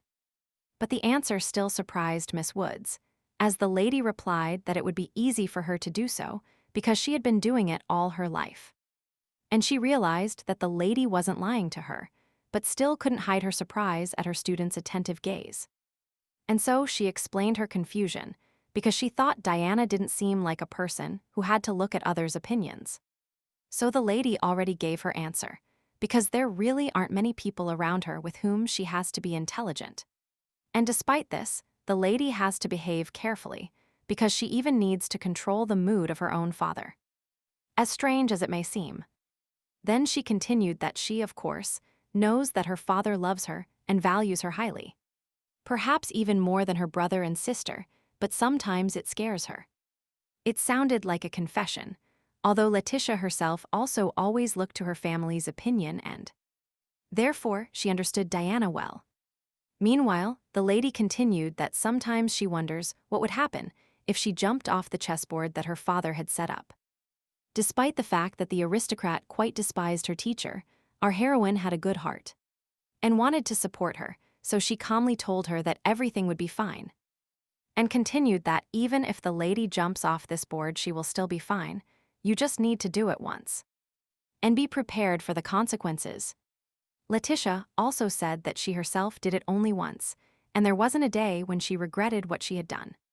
despite the difficulties she encountered along the way. For Lady Diana, these were astonishing speeches. She couldn't even imagine such a thing. There were few free-thinking people around her. But our heroine has not yet finished her story of how one day she did not leave the chessboard created by her family. Otherwise, she would have played the role of a pawn her whole life, and ultimately, she would have met her death. The Marquis's daughter replied that a pawn that moves on the chessboard and, having reached the edge, can become a queen. Then Miss Woods replied that she is not like a pawn that can reach the edge. Until a pawn reaches the edge of the board, many others will meet their death. But neither she, nor Diana included, are at all suited for the role of the pawn that will become queen. Now the lady understood why her father warned her, and she learned a lot. Perhaps these life lessons would be useful to her in the future. She thought about the position she holds now, and concluded that she would never become a queen. And Letitia said that she did not have the same courage, and then decided that it was time to end the intimate conversations. They were not gathered here for them. And she summarized that it was time for them to train again, for example, what His Highness says when he is thirsty. The teacher replied that the prince always gets the water himself, but if such an opportunity doesn't exist. But she didn't finish. Because at that moment, the office door began to open. Lady Diana was shocked by his arrival, and Miss Woods thought that the heir usually arrives after sunset. So she was also surprised by his arrival. The Marquis's daughter could not recover from the shock, because she believed that she was not at all prepared yet, and that she hadn't learned much yet. Upon his arrival, His Highness expressed his displeasure at the fact that the Marquis of Graham arbitrarily set the hours he had to spend with Lady Diana. Letitia also thought that, in this case, he has every right to be angry. In addition to everything, and she supports the current situation. The Crown Prince looked at her, and under his severe gaze with slight reproach, she felt guilty. She had no choice but to try to calm the situation, and the best decision was to give them the opportunity to talk. At the same time, it would be possible to consolidate the learning acquired. And then he invited them to talk, but for some reason, his advice did not evoke the appropriate emotions in either the prince, who was standing like a pillar, nor in the student, who, according to the meaning, should have been happy for such an opportunity. His Highness stopped being angry, but additional communication with his fiancée still did not bring him any positive experience. Lady Diana also bowed, as if a wave of unforeseen events had covered her, depriving her of determination and strength to fight against the circumstances. She looked to Letitia for support. The aristocrat carefully extended her hand and gently touched her hand. And Miss Woods considered this gesture a request to leave them and said goodbye. And then she thought it would be more correct if she left them in peace. The girl thought this was the best solution in this situation, although deep down, she really wanted to see how this couple would communicate. She had already closed the door on the other side and thought that cleaning was already over. Mikkel had arrived and her work was finished. Still, she was very curious to see how the heir would interact with another person, especially since this lady was his fiancée. However, interest prevailed, and she returned to the door, especially since no one had tried to communicate with the prince yet. Except, of course, Sir Jorge. Our heroine decided that if she listened a little and then left, there is nothing wrong with that. In which case we can say that this is part of the training. She heard through the door that Lady Diana spoke first and thanked the prince for coming, and then added that she was doing well thanks to his efforts. But His Highness replied nothing, which worried the girl a lot, although he is a man of few words. If I may say so, he is still polite and always polite. Diana's voice was heard again. She said she didn't know if he remembered, but she wanted to thank him for the incident at the ball, because she was scared, and he treated her very kindly. Finally, the heir said ladybug, and Letitia did not understand why he said this in the dialogue. Because the ladybug always strives for heights, that is, idealists. But on the other hand, looking at Diana, he might well call her an idealist. The lady's voice sounded again. She said she understood that he felt uncomfortable with her, and maybe even disliked her. But according to her father, it didn't end there, because the heir interrupted her by saying that water When Letitia heard this, she vividly imagined the heir, who had just uttered this word with a very serious look. And she was annoyed with herself, because she knew that he deliberately names words that make no sense. Then came the lady's question that His Highness was thirsty, and his answer was chair, which made Diana think that she had misunderstood. And then the prince also said the word stone. An hour had already passed since the girl went out into the hall. She wanted to do something to correct the situation. And she took the doorknob. She thought that if she intervened now, they would have to interrupt the dialogue, and she didn't want to interfere in their communication. But the door was already open on the other side.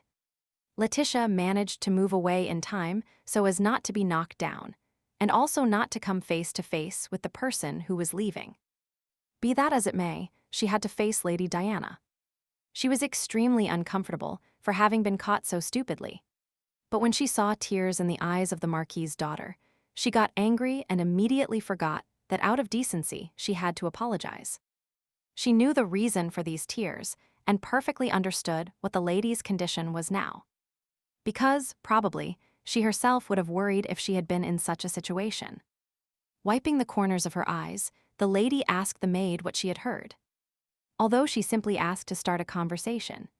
Letitia's mistake was obvious, and there was no point in making excuses in this situation.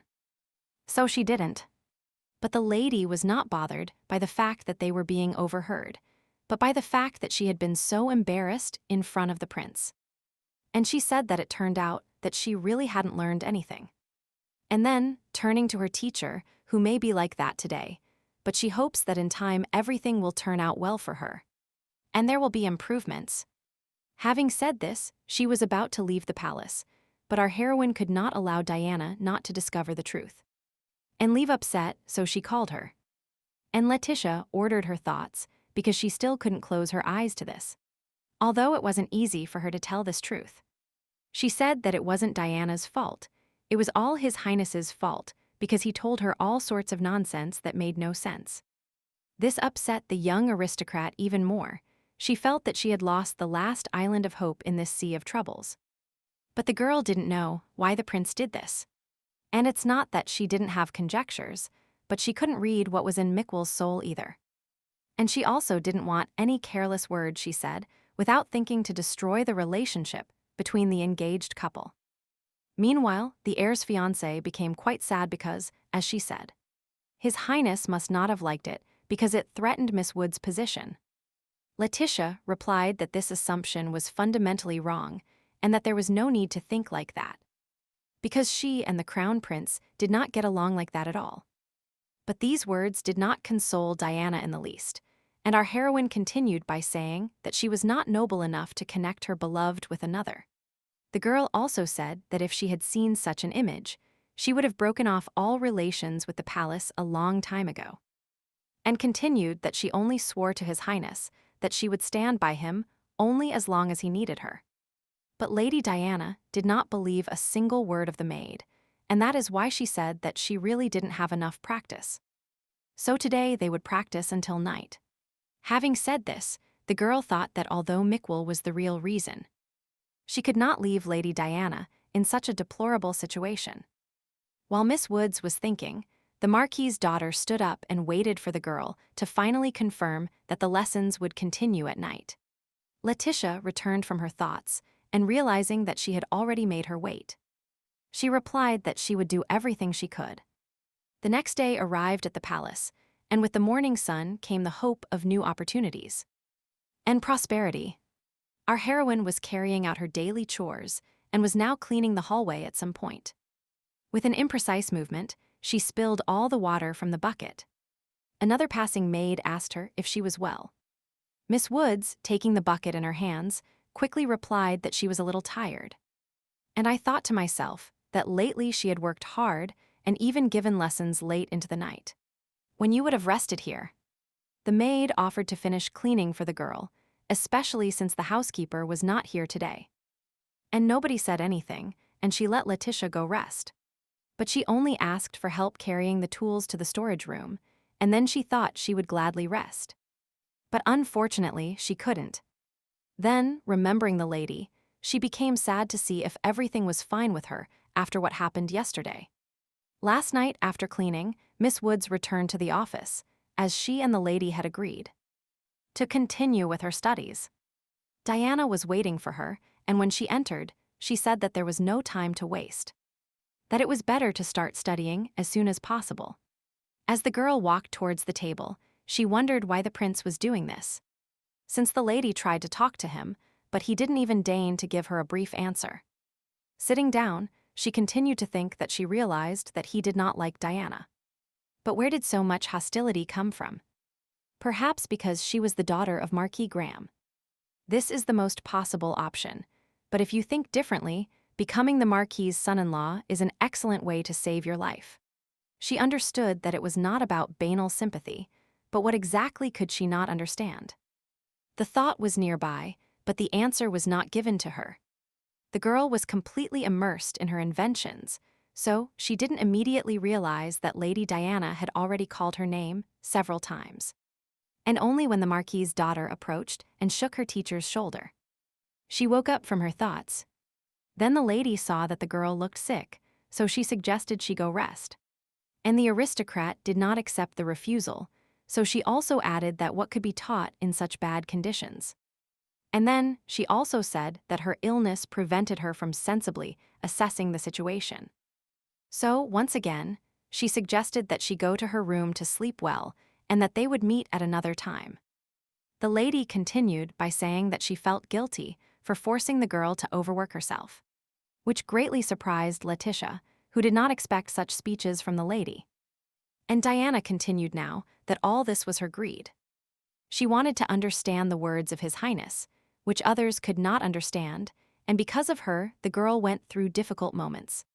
But our heroine did not agree, because she did not believe that this was greed, and that the lady was still the heir's fiancé.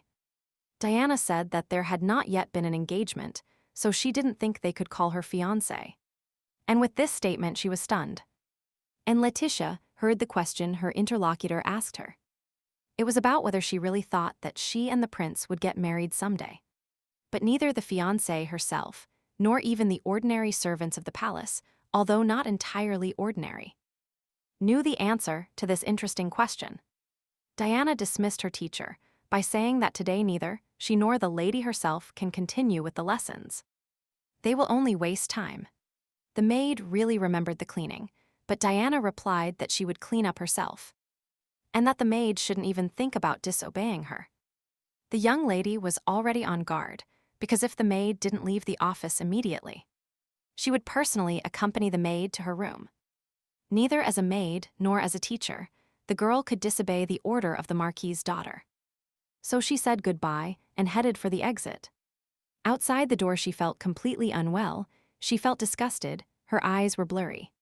She felt a little nauseous, covering her mouth with her hand just in case. She still wondered if this could be a condition caused by overwork. But she didn't have time to answer herself. Everything swam before her eyes, her legs gave way, and her only last thought was that she must try to reach the room she hadn't reached. She woke up, little by little, she began to regain consciousness and think about how she felt now. But she was still afraid to open her eyes. Letitia knew that sunlight was falling on her because even with her eyes closed, she felt its warmth on her skin.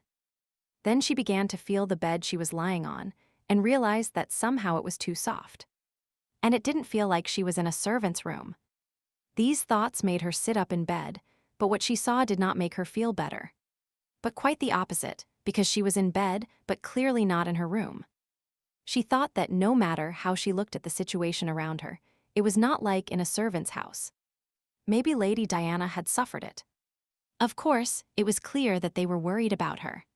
But if suddenly it became clear that she was here, all sorts of rumors would probably spread. And besides, the room was very luxurious.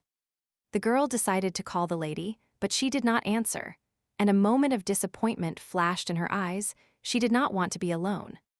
She wanted to remember what happened yesterday, but the memories ended when she left the office. And then everything was like a fog, and then she woke up here. And she didn't understand where she was here, so she decided that it was better to leave here as quickly as possible so as not to attract the attention of the servants. But first, she had to find out where Lady Diana had taken her, and she began to look around the room. She examined the decoration and the frescoes on the walls. They seemed familiar to her, and she began to realize where she was. Not yet fully awake. When she realized she was in Miquel's room, a wave of horror invaded her like an icy current, making her heart beat like crazy in her chest. She realized it would be extremely bad if someone saw her here. Her mind insisted on hiding, on looking for a way out before the situation got more dangerous than she could have imagined. Clenching her fists from tension, she walked silently to the center of the room. And she began to look around the room quickly, looking for a way to go unnoticed. Then I thought that probably he brought her and left, and although she fainted, she could most likely get to her room alone. She needed to get out of there immediately before the plot turned into something more dangerous than she could have imagined. She was still very weak, but she tried to stay on her feet to leave as quickly as possible. But at that moment, the door began to open, and a voice was heard calling her name. But the girl didn't have time to go unnoticed and felt panic invading her from within. Miquel entered the room, his gaze fixed on her as if time had stopped. And his face expressed a mixture of astonishment and bewilderment. He brought her a vase with water and a towel, and in an instant she felt her heart beat faster. Because she knew she shouldn't be there. Turning around, the prince looked at her with a fixed and impenetrable gaze, as if trying to penetrate the depths of her thoughts. Then he approached her and began to gently wipe her hot face with a wet towel. And he told her bed. Letitia didn't understand anything. She took off the cold towel and said she would definitely rest. But not here, this is not the right place. The heir said the word, window, and she replied that she couldn't stay here. He himself understood this, and after the word, moon. And she again replied that she couldn't, because this was his room, His Highness's room. And that's why he wants to relax in his room. Our heroine no longer had the strength to argue with him, and she was about to cry out of despair when he added medicine. She looked at him and told him she didn't need a doctor, and that she was perfectly healthy. But she didn't understand why he was looking at her like that. He put his hand to his forehead and told her it was a cauldron. She understood him, but she didn't want to stay in his chambers any longer. She just wanted to rest a little. And suddenly, the word medicine came to her. This meant that they had called a doctor, and she was indignant because she didn't want any outside doctor. She mumbled something else about returning to her house, and she would definitely take all necessary measures. But he approached her, and his phrase, so that he wouldn't worry, hung in the air, just like she didn't expect such a turn of events. The prince picked her up in his arms and carried her to bed, because the state of her well-being seemed critical to him. And he didn't want to waste time persuading. Letitia continued to say quietly that she understood that he was worried about her, but that such actions were still unnecessary. Miquel laid her down and carefully covered her with a soft blanket, but the girl still resisted. She said they were no longer small children. Hearing the word medicine again, she added that she would return to her room and would definitely call a doctor. There was no need to worry so much. Our heroine, however, looked at His Highness, and seeing his expression, thought that. Apparently, he didn't believe her words. He told her willow, and she became a little happier, because in reality it is enough to eat willow bark. And she will feel better, but how did he guess they were going to treat her with home remedies? And the girl began to convince the prince that she had money to call a doctor on her own. But the escape routes were already cut off because the door opened, and the court doctor entered His Highness's chambers. The doctor was a pleasant, middle-aged man, and he was accompanied by his young assistant. They greeted him and asked the prince where the patient was. And since it was a doctor of the imperial family, Letitia wanted to fall to the floor. She could even leave with her bed, because otherwise rumors could not be avoided. She couldn't even imagine that it was only because of him that His Highness could call the attending physician. And she thought that things were going badly. Miss Woods had no choice but to fly into the abyss of inevitability. So she stopped resisting new events. They examined her, and, to the patient's misfortune, the doctor summarized that the situation was very serious. Judging by the symptoms, the girl had swamp fever. The doctor said that if the treatment is not thoroughly addressed, the disease can penetrate the bones and remain there for life, and he will also prescribe medications that must be taken regularly for 3 months. The girl was shocked by the diagnosis. It always seemed to her that swamp fever was associated with the weather. But she didn't even have fatigue. The heir said kitchen, and she replied that he really thought he would allow the kitchen servant to make fun of her. His Highness added the word plate. Then Letitia objected, because she never went hungry and generally eats well and sleeps well. The young assistant began to explain the reasons why swamp fever appears. That although it is widely believed that it occurs due to exhaustion and then the disease penetrates a weakened body. Letitia thought and said that, of course, lately she had been working too hard. And the doctor told her that a little overwork was not enough to get sick. In any case, if she rests well for 3 months and takes her medication regularly, there should be no consequences. And the doctor added that he would send the medicine as soon as it was ready. And the young assistant thought that these symptoms were not enough for this illness. Something bothered the assistant about the diagnosis, and he remained in the prince's room, carefully examining the girl until the doctor asked her to move. A sunbeam cheerfully entered the room, as if trying to ward off the shadow. But not even its warm light could dispel the atmosphere of worry.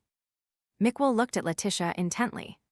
His eyes radiated warmth and understanding, as if he were trying to convey his support to her and sympathy at this difficult moment, and he said cat.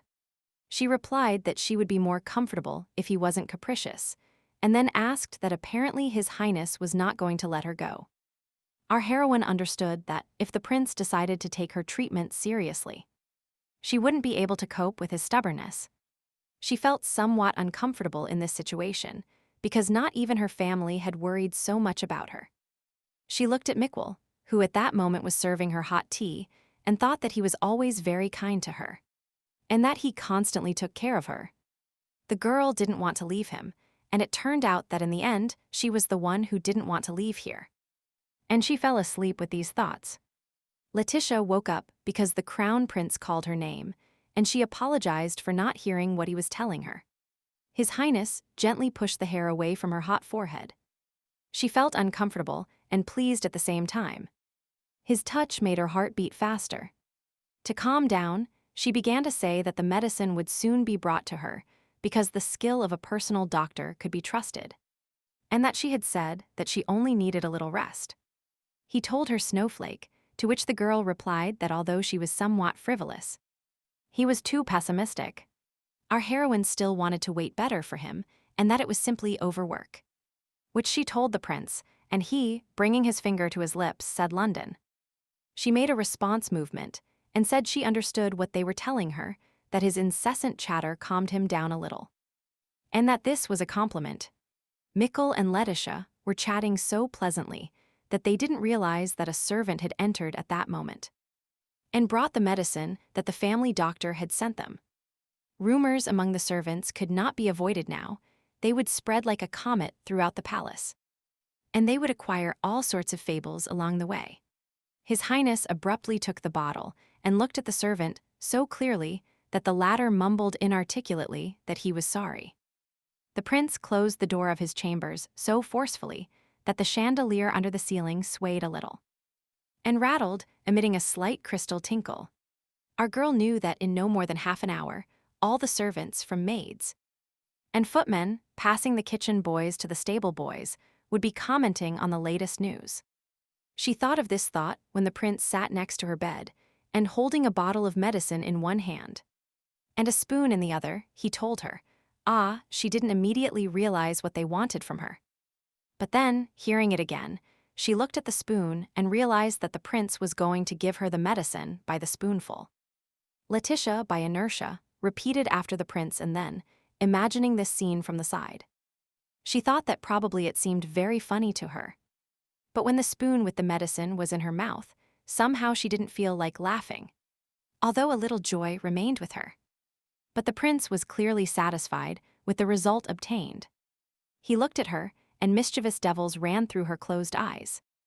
In the end, he gave her the entire necessary portion of the medicine, and then got up and lifted the blanket to cover her up to her chin.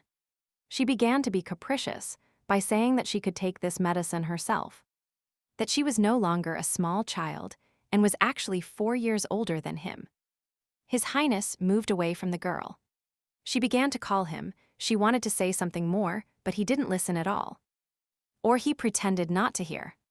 The medicine began to take effect, so she felt sleep cover her with its soft, an airy blanket, and her hand fell inert on the bed. Letitia plunged into the arms of a peaceful sleep, where dreams intertwined with reality, like fine threads uniting worlds and hearts. Mikwo looked at her tenderly. His gaze reflected infinite tenderness and protection, as if he were protecting the most precious treasure in the world. He sat by her bed, observing every breath closely, as if his own happiness depended on her waking up healthy and safe. His Highness plunged into his dreams, surrendering to a whirlwind of emotions and thoughts that carried him away from all earthly pains and sorrows. A couple of days passed, and daily life in the palace was still in full swing. The servants moved seriously through the numerous corridors. The maids carried heavy boxes and talked among themselves. Now they talked about Hildegarda, who was helping them at that moment, who had been working for 3 years. Then they also talked about whether they had worked too hard in the last few days. But there were not enough workers, and one of them was also assigned the cleaning of the dependency. But they can't handle anything, and to top it off, Lady Letitia suddenly fell ill, which only added more work for them. On the way, they met Sir Terence, who, upon hearing the end of their conversation, wanted to know exactly who had fallen ill, because he thought it was Miss Woods. The maids were very surprised because there was nothing else to talk about, and they asked him if he didn't know that she was sick. And she had swamp fever. The maids cheered up and then said that she was fine, because she was resting in His Highness's chambers and drinking the medicine prepared by the court doctor. The young master was extremely surprised. He genuinely liked the girl. But still there was something strange about this, because at first she speaks peacefully with Lady Diana, and then relaxes in the prince's bedroom, and simply give the maids a reason to gossip, so they continued that now they understand why they call her lady. Of course, because she is the beloved of the crown prince himself. Sir Terence heard the latest gossip, thought about it, and decided that he would not draw hasty conclusions until he knew more precisely. At that moment, in her chambers, Lady Diana finished her morning bath. But her maid was not satisfied with the choice. It seemed to her that she should not leave like this. The maid told her mistress what it was, and that her hair wasn't combed and her neck wasn't decorated with a necklace. And the dress was very simple. And the lady replied that it was not necessary, because today she was going to visit a sick person. And it would be ugly if she dressed as if for a parade. With these words, she discouraged her servant, because she didn't know that His Highness was not feeling very well. Diana replied that it wasn't His Highness, but she didn't know how to explain to the maid who she was going to visit. To say that she has a secret teacher, but it will sound at least strange, or one could say even worse that she is going to the fiancé's lover. And she decided to say she was just her friend. Then she added that they should tell the butler to prepare healthy food. The maid was surprised and suggested that it would be better to prepare fruits and flowers, because food is usually brought only by commoners. And the lady you are accompanying might spoil the atmosphere. Lady Diana agreed with her servant's arguments, and so that there would be no unnecessary talk. She asked for flowers and fruits to be prepared for her. At that moment, another maid looked towards the room and said that her father was calling the young mistress. A little surprised, the lady asked again that she needed to see the Marquis now. And they told her that the gentleman was insistently asking to come to him as soon as possible. Realizing that her father was not one to rush, it meant he wanted to say something urgent. So she ran to him. Marquis Graham was gloomier than a cloud in a stormy sky. Turning to his daughter, he told her that His Highness had allowed this witch to enter his bedroom. Diana at first thought she had misheard, so she asked again. But the fact is that she couldn't help but annoy her. The father repeated that he had heard that Letitia Woods had spent 24 hours in His Highness's bedroom. although he didn't like delivering the news. The daughter told her father that she had heard she was sick, and the father replied that apparently it was true, but it couldn't be said for certain. Who can know what goes on in this witch's mind? And he always warned his daughter to be careful when communicating with this girl. The young lady did not want to believe it. As much time as she had to get to know the girl, the lady did not have the impression that she was an insidious person. The Marquis continued by saying that he asks her not to go to the palace today, that he understands her feelings. But how will others perceive her thoughtless arrival? Diana understood what her father was trying to dissuade her from, but on the other hand, who would she be if she didn't visit her sick teacher? After thinking for a bit, she made a decision and firmly told her father that at that moment she was even more obliged to leave. The answer was not long in coming. He told her then to go, that it was time for her to grow up, and she would see if she could stand many stares in her direction. And saying goodbye, he added a small paternal word of parting that allowed her to still remember her place in the palace. In the palace, life went on as usual. The scent of freesias and roses filled the air, and the soft sunlight created a cozy atmosphere in the halls and vestibules. And in the service room, Alyssa came to visit Letitia, who still hadn't gotten out of bed, although her temperature had dropped a little. Our heroine told the maid that she was grateful for the visit, but that it was not necessary because there was already a lot to do. Alyssa replied that there was nothing to thank for. This was her investment in the future. Because the sooner the girl gets better, the sooner they will have additional workers. And on the other hand, the girl knows how busy everyone is while she is sick. So let her recover soon and get well. Waving her hand, Alyssa added that she would come back during the lunch break and wished Letitia a good rest. And our girl thought that she didn't even remember the last time she had the opportunity to rest. But she hoped that others would manage.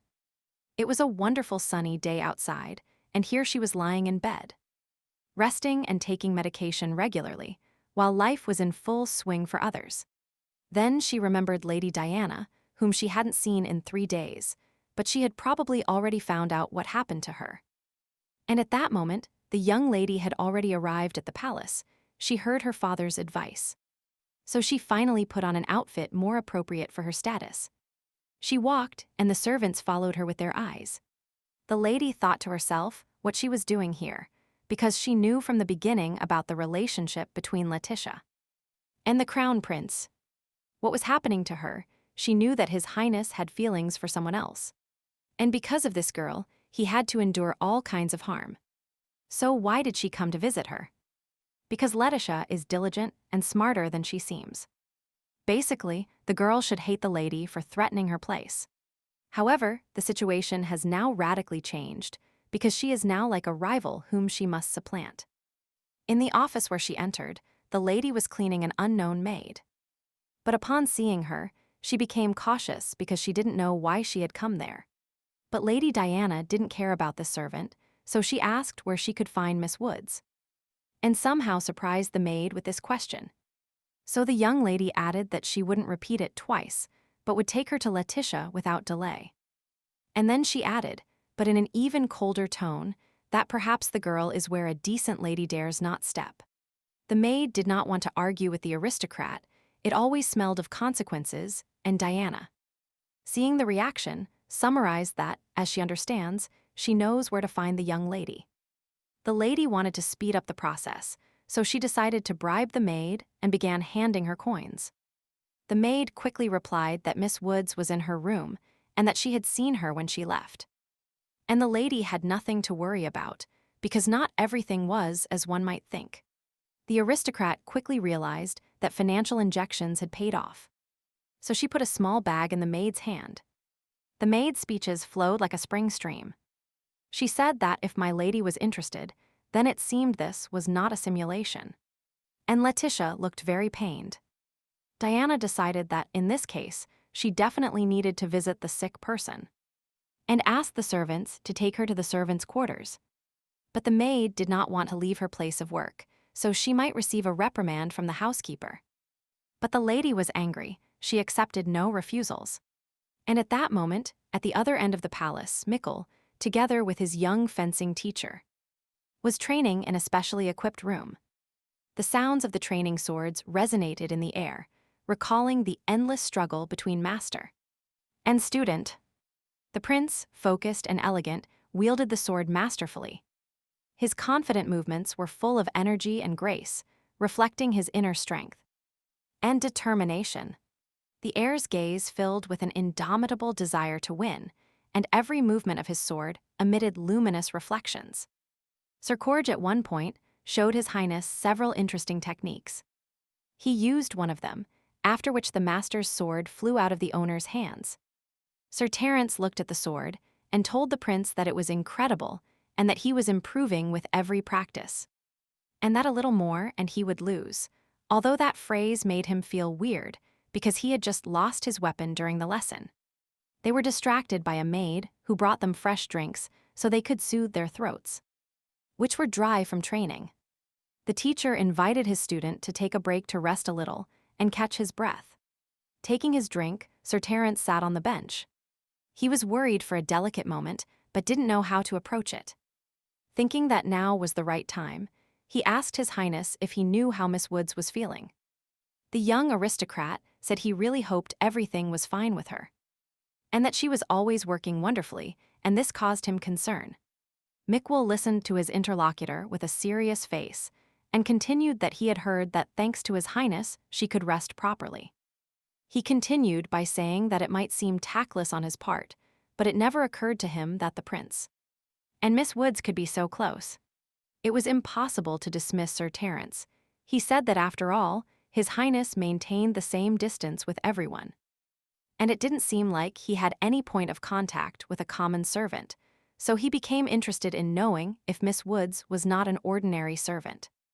The prince was already a man of few words, so to speak, and in this situation he did not want to react to palace gossip.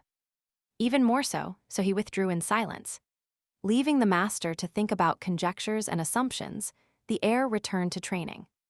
But then, adopting a fighting stance, he invited the enemy to a duel. Sir Terence said, surprised from his seat, that the break had really ended so quickly. After all, not even 10 minutes had passed. The prince stood up, with every muscle in his body tense, ready to act at any moment. And flashes of anger shone in his eyes. The master also decided not to evade this case, and said that His Highness was especially determined today. And the sounds of the training swords rang out again in the hall, reminding us of the endless preparation and the effort to achieve perfection. And our heroine, lying in her bed, realized that she couldn't sleep because her thoughts gave her no peace. She was constantly worried about the events of the last few days. She knew that Mickle was still young and didn't understand how he looked in the eyes of other people. But that must be why he couldn't leave her, and she decided to go out to his bed. And at the same time, she understood that this could no longer be ignored, because the prince was far from foolish. And not so innocent. She was sure that he knew where this could lead, and that from now on she would be treated as the crown prince's secret lover. And who would then perceive her as his colleague, as she was before.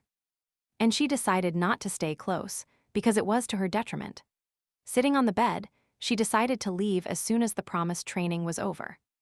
And in the future, he could talk to Diana. But now was the time for her to leave this place. And also that, probably, the rumors had already reached the lady, and whether she would want to continue her lessons.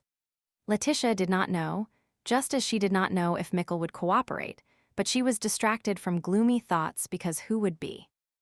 Entered the room. Imagine her surprise when she saw Diana in the doorway, but this was not the most important thing. Because behind the lady, she saw a man holding a ready sword. And then he pointed at the aristocrat's neck, and our girl screamed at the top of her lungs so that Diana would be careful. At that moment, it seemed as if moments had stopped, and everything that happened in the room afterward began to replay slowly. Like old memories. And in the training hall, Sir Terence looked at the floor next to his boots and saw drops of blood coming from it. He was still holding his drink glass in his hands and looked at it somewhat stupidly, as if he was the one who had done something wrong. His Highness turned around and saw that his teacher could barely stand and that something was wrong in the hallway.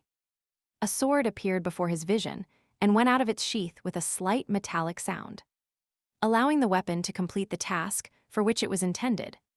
The maid, grabbing the hilt of the sword, was quickly approaching His Highness. Her steps were light but determined.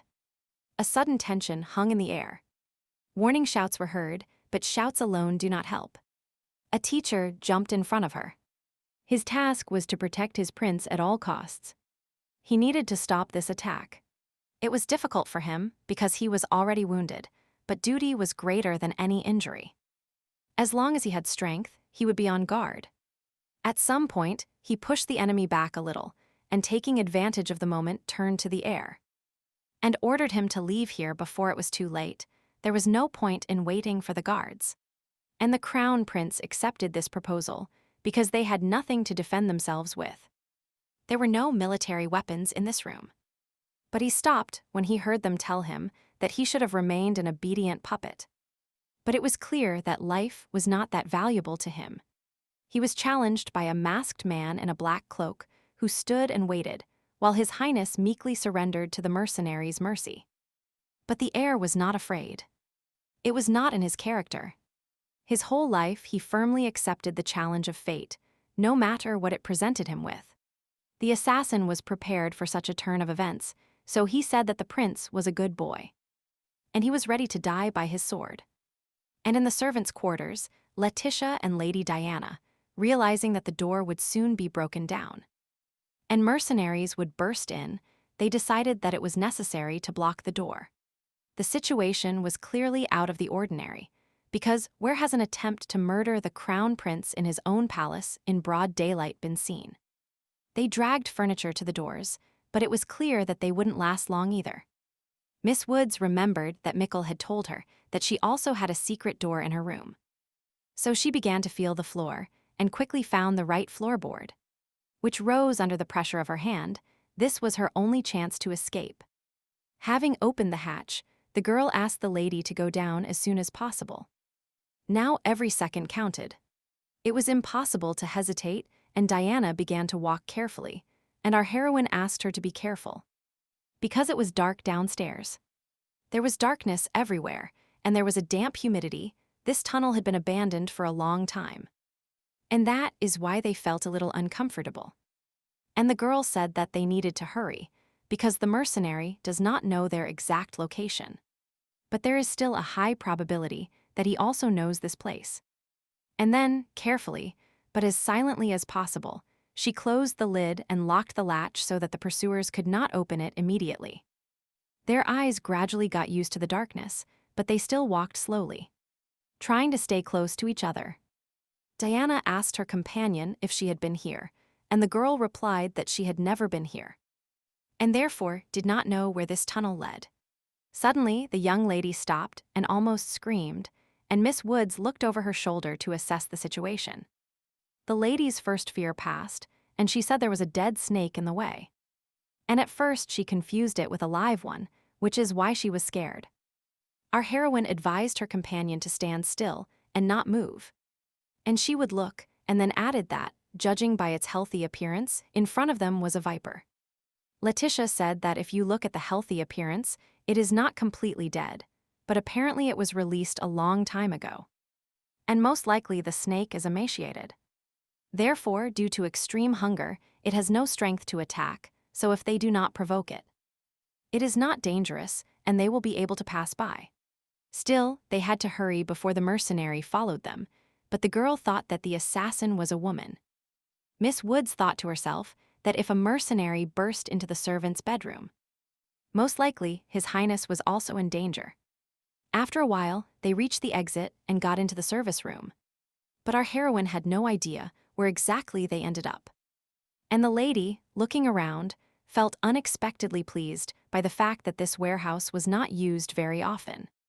They carefully opened the doors and found themselves in the garden. Everything around them was fragrant, because nature did not care about the affairs of everyday life. In front, they saw the gardener's hut, and Diana was happy to have found a carriage nearby that they could use. Letitia understood that for Lady Diana the danger had passed, but for the crown prince she was very worried about him. So she advised the Marquis's daughter to quickly get into the carriage and return home. And then she added that she needed to go back, but the young hostess didn't even want to hear about it. So she shook the girl by the shoulders, like an apple tree in autumn, so that she would come to her senses. But our girl firmly decided to return. She felt in her heart that His Highness would not manage without her. Diana decided to try another way, so she said that this man had come for Miss Woods. And the girl replied that it was possible that the lady liked him. The Marquis's daughter can only say that if they were aiming at someone, it was clearly Letitia. And she admits it. And the girl guessed what his goal was, because she was considered the Crown Prince's lover. But she didn't think Diana would admit it. Both girls had strong characters, and the lady did not want or could not allow our heroine to return. Therefore, she turned and in an ordering tone said that yes, that was an order, and that the girl would immediately get into the Graham family carriage. And there they would protect her. Diana Graham, despite Letitia's thoughts, was a good person and felt guilty for not telling her the whole truth. Out loud, the girl said that she was a servant in the Crown Prince's palace. And that is why not even the Marquis's daughter could give her orders. She needed to convince the lady at all costs that such a plan was useless, so she added that if she went with the lady to the estate, she would put her in danger. And when the interlocutor asked why she thought so, she explained that because they were aiming at her. Most likely they were following her, especially since the mercenaries followed the lady inside the room. Diana was surprised in the conversation that our heroine kept talking about mercenaries in the plural, because she remembers that they only saw one. She then continued by saying that they would search Miss Wood's entire palace, and that it would take them a long time to search before realizing that she had left. The Marquis's daughter wanted to understand why she was so stubbornly eager to return. If the girl would inevitably die there. For a long time, Letitia did not want to explain to the lady the real reason for this decision, because in her opinion, His Highness was in danger. But the lady insisted and asked her to tell her the reason, so our heroine had no choice but to call her, and told her that she was worried about the prince's life. This explanation did not convince the young aristocrat. She had a completely opposite opinion, since she believed that the maid was the target. Diana did not think that she would have to explain to the maid that, for several reasons, the target could not have been His Highness. But since she saw the interest of her interlocutor, she began to express her opinion, and it consisted in that if they had aimed at the prince, they would have chosen a time of more certainty. And if Letitia doesn't understand, she should find out who could wish for the heir's death, because she does not know these people. She then continued by saying that Miss Woods herself should know what position His Highness holds in the affairs of the empire. The young lady also added that perhaps she spoke too frankly. But unfortunately, facts cannot be argued. How could our heroine talk about that same novel if nobody would ever believe her words? But the book was about the fact that, despite many misinterpreting it, he was not a useless prince, and therefore, Mikkel was firmly established on the imperial throne. With the help of secret passages, he moved freely throughout the palace and at his age. He also handled documents related to trade guilds and the lands of aristocrats well.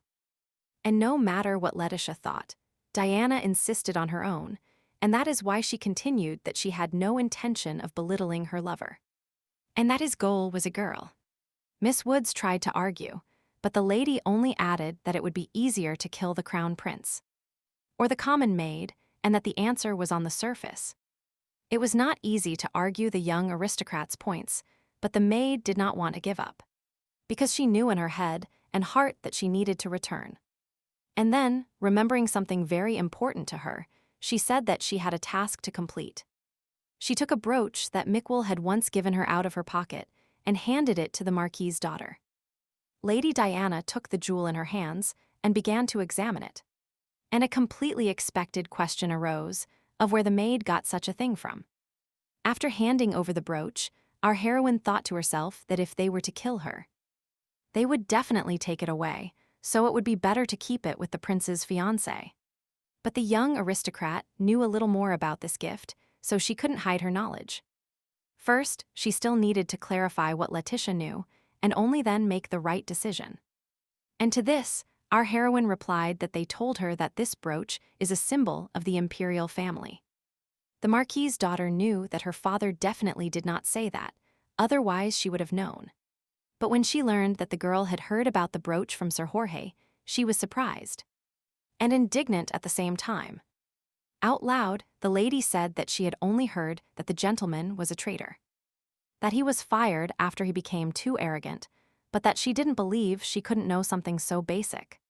Then Letitia was already indignant, because Sir Jorge was a benefactor to both her and His Highness, and she didn't want to hear a bad opinion about him. Then she added that the gentleman spoke of the brooch as a treasure of the imperial family, and that is why he would like to entrust it to the lady for safekeeping, and did not believe that this could be perceived as a mistake.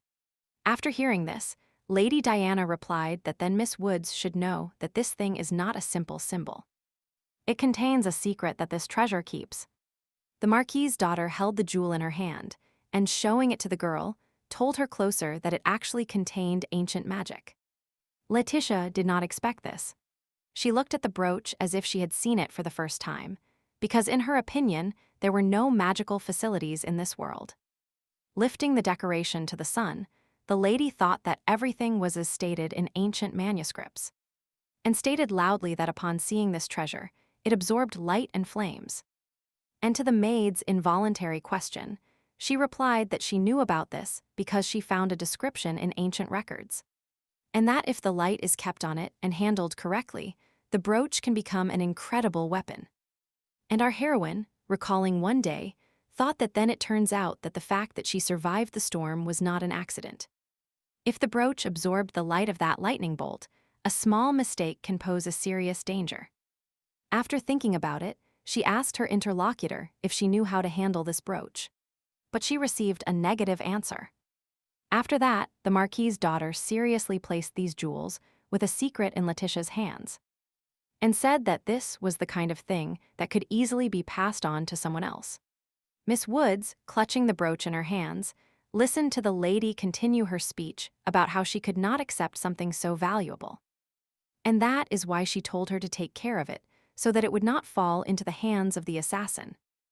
And then Diana prepared to leave, listening no more to the girl, but still added that since it was a gift from the Crown Prince, then an equivalent price had to be paid. Realizing that they could not stop the young aristocrat and that their conversation was over, the girl was left alone under the shade of the park trees.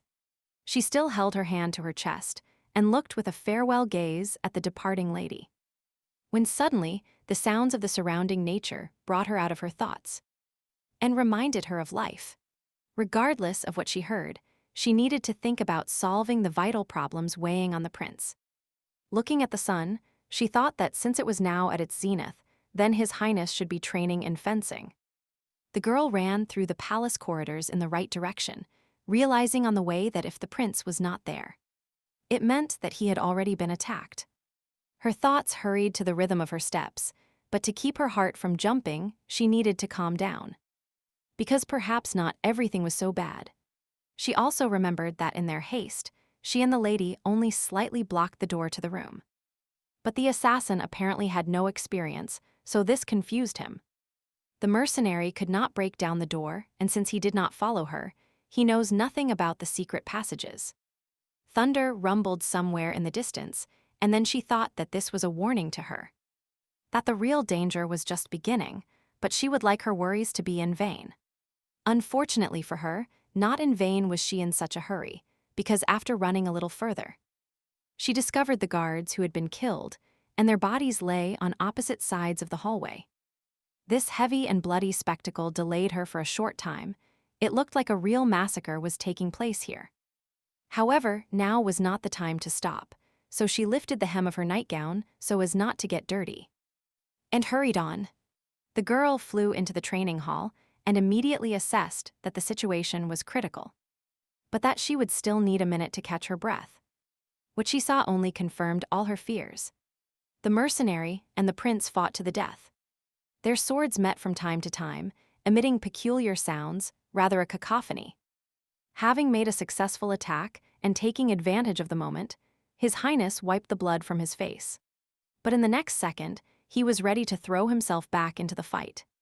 Letitia tried to find a solution in which she could help the prince, because if nothing was done, he would suffer.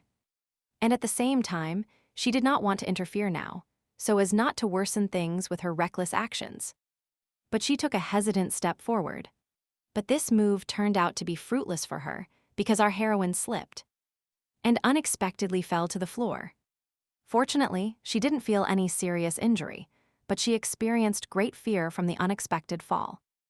But when she raised her hand and saw blood on it, she thought she had really hit herself so hard. And she was amazed, because she didn't understand how she could have hurt herself. But the assumption soon arose by itself, because she looked up and saw Sir Terence, who was sitting some distance from her and was covered in blood. Even a quick glance told her that the wound must be serious. The aristocrat was unconscious. He was sitting pressed against the wall, and his hand was clutching his bloody shirt. She needed to figure out what she could do in this situation. So first, she decided to approach and examine the teacher more closely. The fears were confirmed because the wound was serious and the bleeding had stopped. So the nearby red puddle was slowly spreading. Miss Woods made the decision, which was the only one at that moment, to stop the bleeding first. So she looked for the handkerchief in her pocket and took it out. When she had already bandaged the wound, Sir Terence woke up, which made the new nurse incredibly happy. The fencing teacher immediately asked about the prince, and when he heard that he was still holding on, he immediately prepared to go to the rescue, but Letitia stopped him. She said that it was too dangerous for him to move now, so it would be better for her to go and call someone, but he stopped her impulse, saying that then it would be too late. Sir Terence began to explain his position, because His Highness held a training sword in his hands with which he could only defend himself for a while. This was a very important argument that even an inexperienced person would agree with. So our heroine fell into despair. She did not know how long Mikkel could hold out against a real sword from a trained mercenary, especially since she also saw his wound. The young aristocrat looked around the hall and saw a sheathed sword not far from him. So he asked her to hand him the weapon, but she protested. Letitia understood that, even with military weapons in her hands, the wounded teacher would not be able to fight for long on equal terms. Quickly assessing the situation in her mind, she thought it would be better for her to take a weapon and act according to the situation. The smell of fresh blood filled her nose unpleasantly, making her heart beat even faster from excitement and anxiety. Sir Terence saw her actions. He could not afford to let the girl take a weapon, so he asked her to hand over the sword. And His Highness continued to fight desperately against the mercenary for his life, and the battle was not on equal terms. Because although the prince had excellent weapon mastery, he was still young. It was impossible to delay any longer, and our heroine urgently needed to influence the outcome before an irrevocable turning point occurred in this fight. Before her eyes, Mikkel's opponent, with a brusque and precise movement, tore the training sword from his hands, the last thing he could use to defend his life. The assassin aimed his sword at the chest of the unarmed man.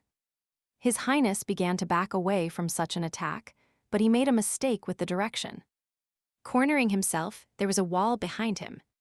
The prince realized his mistake, but still looked imminent death in the face with inimitable pride. The mercenary shouted die and brandished his weapon, which was already ready to sink into the young flesh of the air. In those moments, Letitia no longer cared about his actions. All her thoughts were tuned to one thing: she had to save this young man. She hurried with a sword in her hands to cross the raised blade. Her only desire was to distract him from the crown prince. He saw her action and understood the consequences this could have, so, with desperation in his eyes, he said her name in a choked voice. Our heroine took the blow. Such a maneuver herself could allow the prince to take measures to save himself. The mercenary decided to take advantage of this act quickly, grabbed the girl by the hair with his free hand. This decision had a drawback, as she did not expect it and suddenly turned 180 degrees. This movement was also caused by the fact that Miss Woods could not hold the sword, and it fell with a dull thud to the floor, far from everyone who might have needed it. Mikkel, with his eyes shining menacingly, rushed towards the sword. He knew that this was his chance to take control of the current situation. But the assassin was not going to give up, especially since he had leverage in his hands. So he advised the prince to throw down his sword so as not to see this maid die. For Mikkel came the moment when he had to make a difficult decision, which in all cases threatened someone's death. His life was always very dear to him, so, looking at the unfortunate girl in the assassin's hands, he threw down his bare sword. And now the weapon that could have brought them liberation once again ended up on the floor. Considering that he had already won this battle, the mercenary ordered His Highness to raise his hands and sit down. Letitia could not believe what was happening. It seemed to her that her heart had stopped beating. She was not afraid to die, but she could not imagine her life without Mikkel. However, the prince was not going to give up. He had an idea that might help them and casually said the word mouse. She heard him, and that was the most important thing. Now all she had to do was apply this guidance to action. But this girl understood her prince, the mercenary, like other people in the palace. He heard nothing suspicious in this word, but he was distracted. And our heroine took advantage of this confusion, wriggling a little in the assassin's hands. She grabbed his hand with her teeth. From unexpected pain, the man screamed and dropped the weapon from his hands, and the girl quickly picked it up to use it.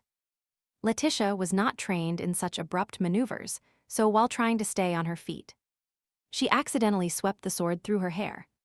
The heir watched these movements with eyes full of horror. He watched as fiery locks began to fly around the training hall. This scene distracted him for a short time, but he quickly recovered and took the sword that could decide the outcome of this battle. Without giving him a second to think, Mikkel lunged at his opponent. It was time to end the massacre that the mercenaries had committed today. One precise blow, and the enemy was defeated. He no longer posed a threat to those present. It only remained to hand him over to the palace guard. Miss Woods also didn't care about the man lying at the heir's feet. She was worried about the wound she received during the battle. Suddenly, the assassin regained consciousness and tapped with his weakened fingers on the tips of the boots of the victor standing in front of him.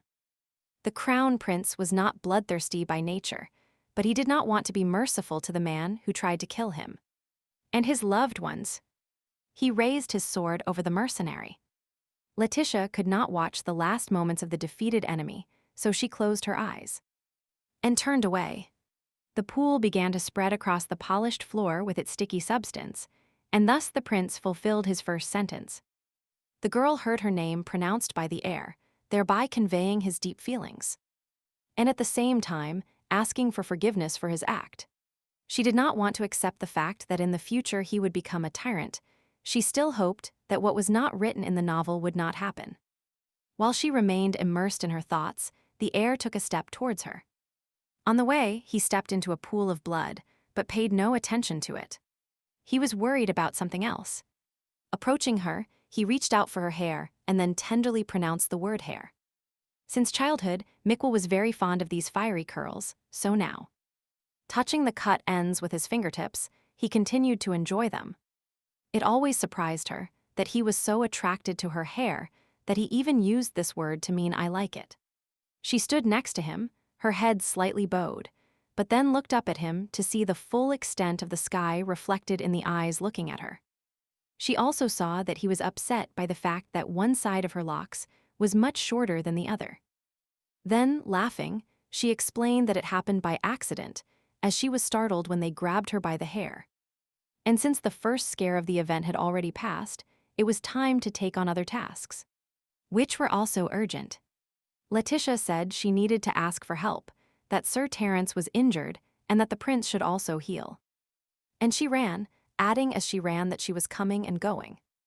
The crown prince looked after the fleeing girl, tried not to show what was happening in his soul. What tormented his heart? He no longer needed to run anywhere. He wasn't very worried about his injury. This pain would soon heal. But the mental torment gave him no peace. At that moment, the girl had already reached the young fencing teacher and called him. But receiving no answer, she became worried. The pulse was palpable. Then she thought that probably he had lost consciousness again, but the blood loss was considerable. Before this, she had only managed to stop the bleeding quickly, so it was imperative to examine the wound again before help arrived. And her thoughts returned to Mikkel again. She remembered the expression on his face before fleeing and realized that she had never seen him like this before. Our heroine still did not want to accept the fact that they were united not only by the official component. So she didn't know how to behave in the future. However, His Highness's palace was large, and at the other end they had not yet heard about what happened. So the young maid complained that Alyssa was nowhere to be found. Knocking on the door, she thought to herself that Alyssa was a scoundrel. She even forgot to bring lunch. But the patient needed constant attention and food. When the door to Letizia's room opened, the young lady's surprise knew no bounds. Hildegarda appeared in the threshold. This event was unexpected because the experienced maid should not have been here at this time. She had other responsibilities. So as not to provoke unnecessary questions, Hildegarda said that she had run in for a moment to run an errand. But it seemed that Madame Laetitia had gone somewhere. But questions still arose, because the younger maid saw blood on her interlocutor's uniform. But she received the answer that it was simply a failed capture of a mouse. And that there is nothing to worry about. Although she got dirty, it is not scary and she can easily remove the stains by herself. Then, seeing a tray with lunch in the younger one's hands, Hildegarda suggested that she would bring it herself. Especially since the room was completely messy and she was going to clean it. Realizing that there were already too many questions, she closed the door in front of the girl's bewildered nose. And the mess in the room was perfect, and she would have to tidy it up quickly. And very carefully, so as not to provoke further questions. And all this because in front of her lay the corpse of a woman whom she had discovered some time before. And who had murderous motives. When Lady Diana returned to her family estate, the day was already drawing to a close. And she still had important things to do. The butler met her at the approaching carriage, but was immediately surprised by the lady's appearance. But the lady replied that she needed to see her father urgently. The butler had an order from the master not to let anyone see him today. So he apologized because he would not be able to fulfill the lady's request. The Marquis's daughter again asked to be taken to her father, who could not put aside his beloved daughter, who had been attacked. And then, already angry with the devoted servant, she said that she was really being forced to repeat her request for the third time. The Marquis was announced upon his daughter's arrival. He sat completely broken on his bed, and said he expected this, because she lost to this witch and immediately ran towards him. Then he noticed her dress, and, without hiding his displeasure, added that he was interested in knowing where she lay today. She did not avoid answering for a long time, because it was precisely about this issue that she came to him. And she told him loudly that she had been attacked. He did not expect this, and the Marquis began to ask how this could have happened, but still kept silent about the fact that his position in society should have protected his family from such incidents. Then he reached with the key for the bedside table drawer to lock it, as he always did. When I found out that my daughter went to visit the sick person today, as she had planned, he replied to her with a hint of bitterness that it was a very stupid act. But Lady Diana did not want to know this from her father. She was worried about something else. So she asked him if he had sent an assassin to get rid of Letitia Woods. The Marquis was furious. His poor health tormented him all day, and then his daughter arrived with such unambiguous questions. The young aristocrat looked at her father and did not look away. She definitely needed an answer today and waited patiently. Once calmed, he replied to her that it made no sense to kill this maid, and that she, as befits the daughter of a marquis, she still had much to learn. So Diana replied that because she had already studied everything she could, and that her father himself knew that His Highness rejected her. Even in this case, it made no sense to send an assassin to the Marquis, especially since he knew about her stay in the heir's palace, which he informed her of. Not in vain was she her father's daughter, so she did not back down, saying that he did not know her well. And therefore, he might have thought that she would listen to him and not go to visit the sick person. The man had already heard enough speeches from his wayward son, so he slammed his fist on the table. and stop the conversation that bored him. But to prevent this from happening again, he decided to punish his neglectful daughter. So he ordered her to go to her room and not leave it until he gave her his permission. The young aristocrat returned to her chambers, and, alarmed by her mistress's behavior, the servants caught up with her and lamented. Upon catching up, the maid asked why my lady had done this to her father. And she received the answer that the lady was only doing what she had to do. Diana wanted to see it for herself. She needed to see her father because words have no meaning. Words and expressions can always be faked. And I saw that just now he was really confused and even forgot to lock the box with the documents, whose content only the head of the family knows.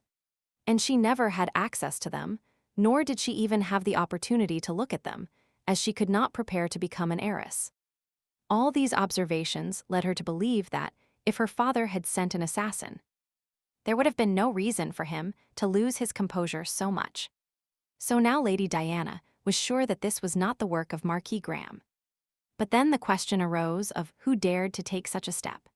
With such thoughts, she returned to her room. She wanted to solve this enigma, so that night she could only fall asleep in the morning. A week passed after the attack. All surviving mercenaries were locked up in an underground prison, and Mickle's security was reinforced several times. Having recovered from his wound, Sir Terence approached Letitia and sincerely thanked her for saving his life. She began to deny that she hadn't done any of that. But the teacher insisted. He still said words of thanks, and that he could only survive thanks to her efforts.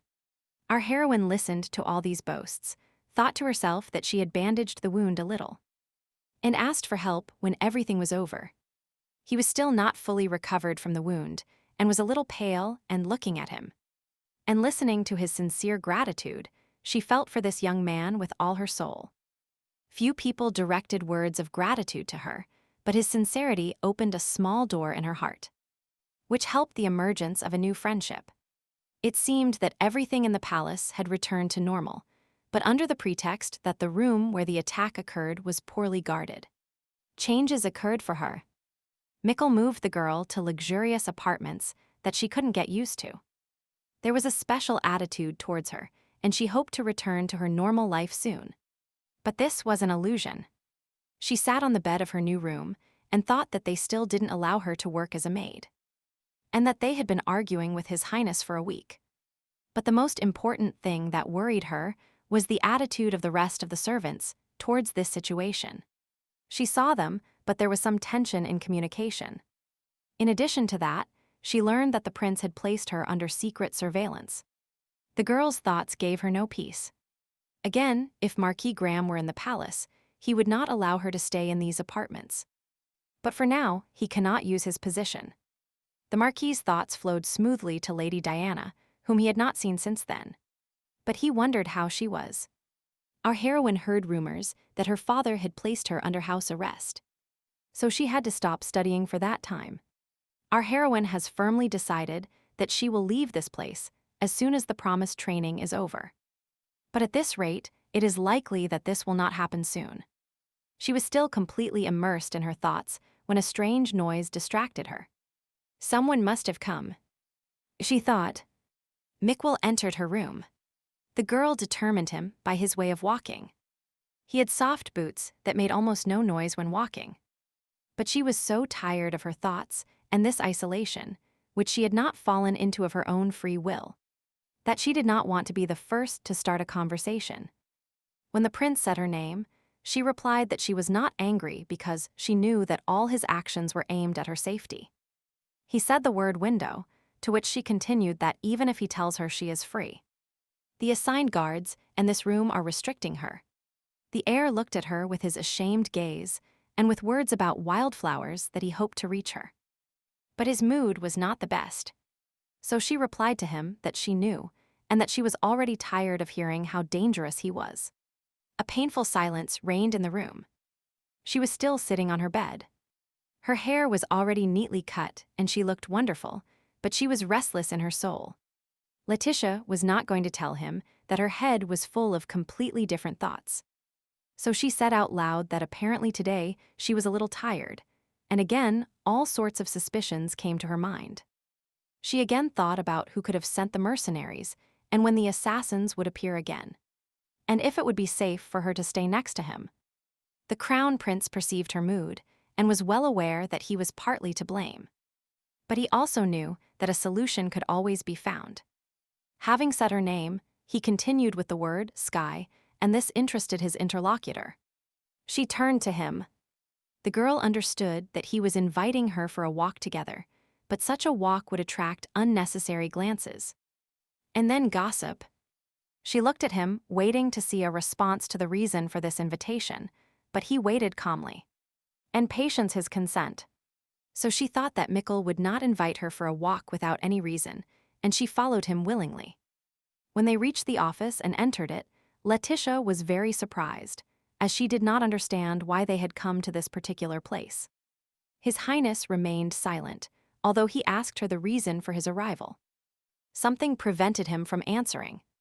This behavior was unusual for him, because he was not limited to remaining silent.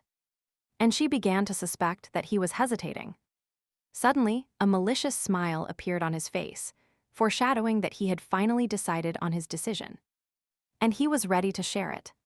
But what she heard, and it was the word secretary, led her to complete confusion. Thoughts swarmed in her head like bees in a hive. Of course, Miss Woods perfectly understood the meaning of what was said. And she remembered that she already held this position. She also recalled that they were teenagers and were dealing with current palace matters when they suddenly lost Sir Jorge's support. Finally, the girl made a decision and bravely looked at Mikkel, who was smiling tenderly with his whole gaze. He extended his hand to her. Recently, she was sitting in her room and planned to leave the palace forever. And these thoughts weighed on her, but now she had an alternative future because the Crown Prince still needed her. His Highness looked at Letitia Woods, and upon seeing her happy face, thought that he had found the best solution for both of them. And on the Graham family estate, at that moment, the Marquis was reflecting on the events of the last few days. And he had something to think about. He was in his office and passing by the table where the latest documents were placed several times. He couldn't resist and punched them. After all, it was still a mystery who sent the hired assassins. After that, everything went downhill for him, and even his connections did not help solve the problem. He understood that he had to do something, because this could not continue for much longer. And in many ways, he blamed Mikkel. To top it all off, this hated Crown Prince, under the pretext of increasing palace security, completely closed access to outsiders, including himself. Now only a few, especially close people, could reach His Highness, among whom he had no direct acquaintances. The Marquis tried somehow to rectify the situation through his daughter Diana. But she completely got out of control and did not want to listen to him. But his troubles didn't end there today. They announced that the Crown Prince had come to see him, whose visit he did not expect. Such an unexpected arrival of a highborn aristocrat was never a good omen for anyone. And looking at the air, the Marquis supposed that he had not come out of pure curiosity. And to soften the tense atmosphere, the Marquis jokingly apologized for receiving His Highness in such an inappropriate manner, and added that he was ashamed. But the visit itself irritated him, so he quickly exchanged his mercy for anger. And he asked the young prince how he was going to keep the palace closed for a long time, because there was still a long time until his coming-of-age ceremony. And he began to continue that the heir could not behave like this forever. But he was interrupted mid-sentence because his visitor placed documents on the table. At the same time, the Crown Prince looked more menacing than a cloud, and with his whole appearance showed that he must familiarize himself with these documents immediately. The owner of the estate was not going to give up so quickly, so he began to ask what these documents were, and why they were handed over to him. After reading the first 2 sheets, the Marquis realized that he had before him false evidence of his involvement in the assassination attempt. He himself had been racking his brains for a whole week about who the client might be. And here His Highness prepared all these papers during the time he spent in isolation. The Marquis believed that during the years he spent in his palace, he had studied his pupil well. But apparently he was still very much mistaken. But he thought that old tricks would work best, so he defiantly stated that he could in no way be involved in those events. And His Highness should know it well. Then he continued by saying that he had always been completely devoted to the heir. And he began to insist on what would happen to the pupil if in the current situation there was no one left by his side. He asked him to think again, but Mikkel was adamant, so the Marquis decided to play his last card. And he reminded him of the planned commitment. But our hero was already tired of hearing all this talk, in which none of those present believed. So he placed another document on the table. The head of the house was also tired of this performance, but realizing that he had nowhere to go. He began to read. The content of this document struck him.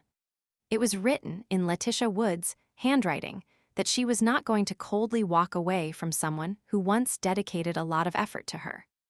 But that at the same time, she could not allow him to remain in the palace. And the last thing she wrote was that she believed she did not need to explain to the Marquis what to do.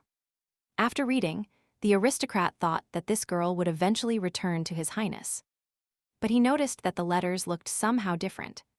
A new plan began to emerge in the Marquis's head, but His Highness did not allow him to speak. He interrupted him by saying end. The Crown Prince looked at his now former tutor, and did not regret parting with a man who had not valued him for several years. Damn it, there's no way out, thought the Marquis, and moreover, he would first have to take a step back. And he told the prince that he would report his resignation to the emperor and write that at his age. The heir no longer needed a tutor.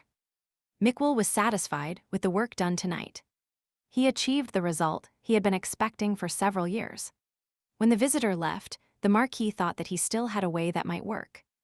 He thought that since this had happened, he would have to use Diana again and unite her again by good means. Or by bad means. And he did not postpone his plans, but when he reached his chambers, he was surprised by the silence that reigned there. He did not want to believe that his daughter Diana had run away in the middle of the night. But the thought that she was unlikely to have managed to get far calmed him down.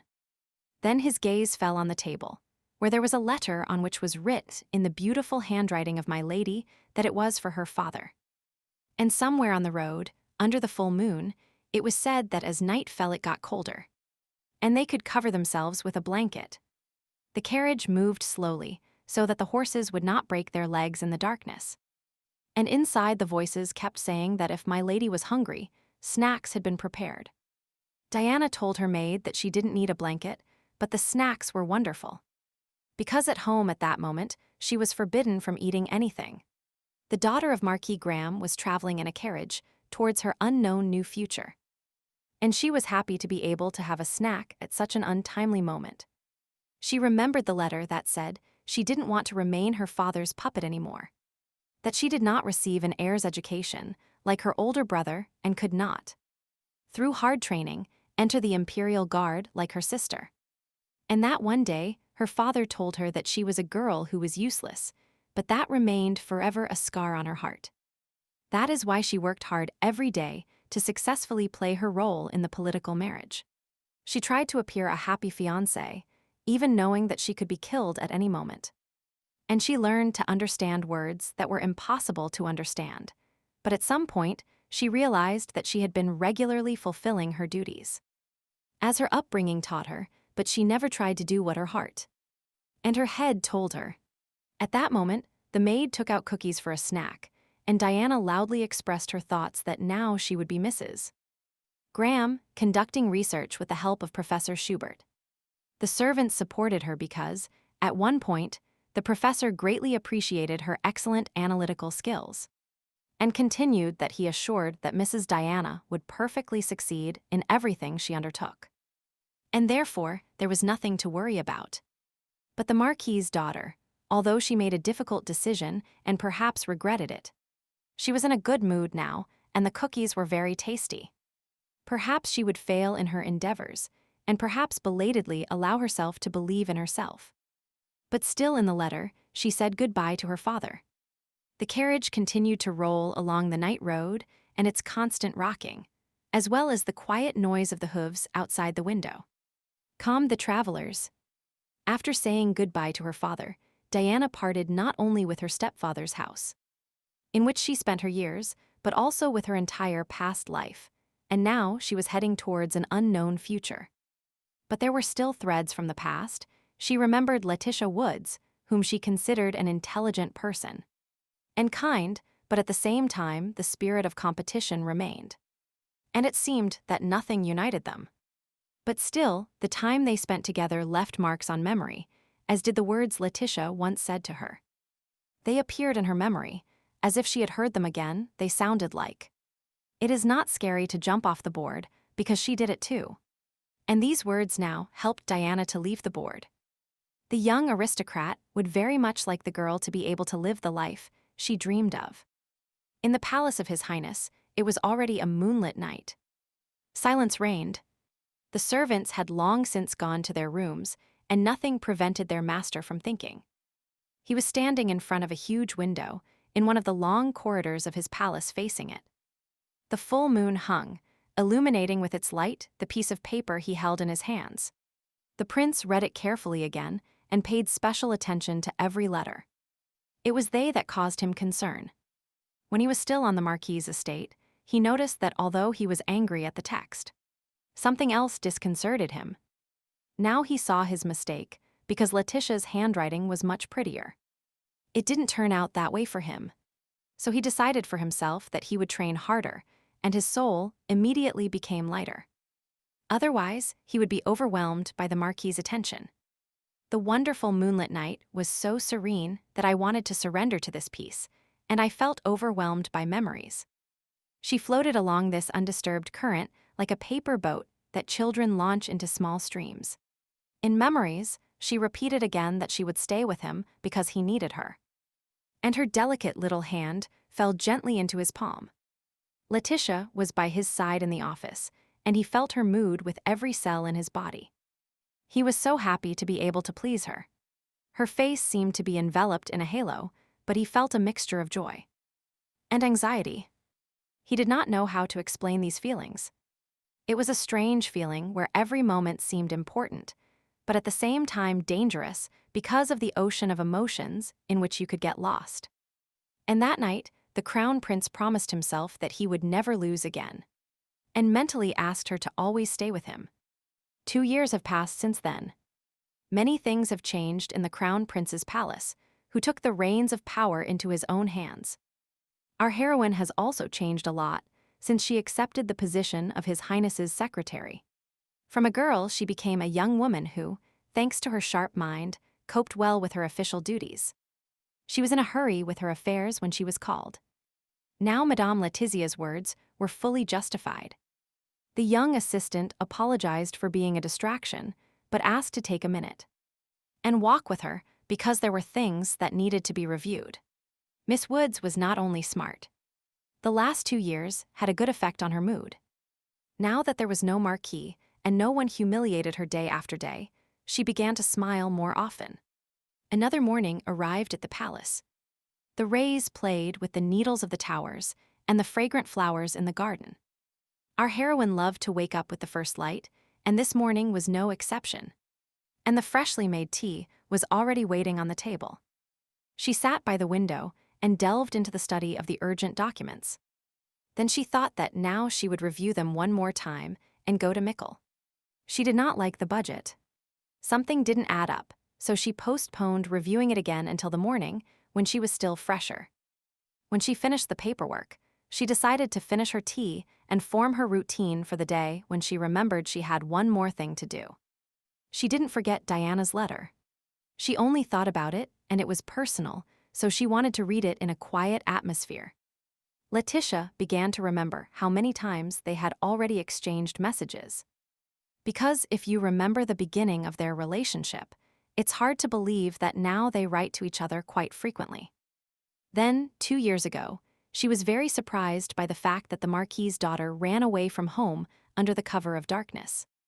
And now she wrote that her investigation was progressing well, and in general, she was doing well, which sincerely pleased our heroine.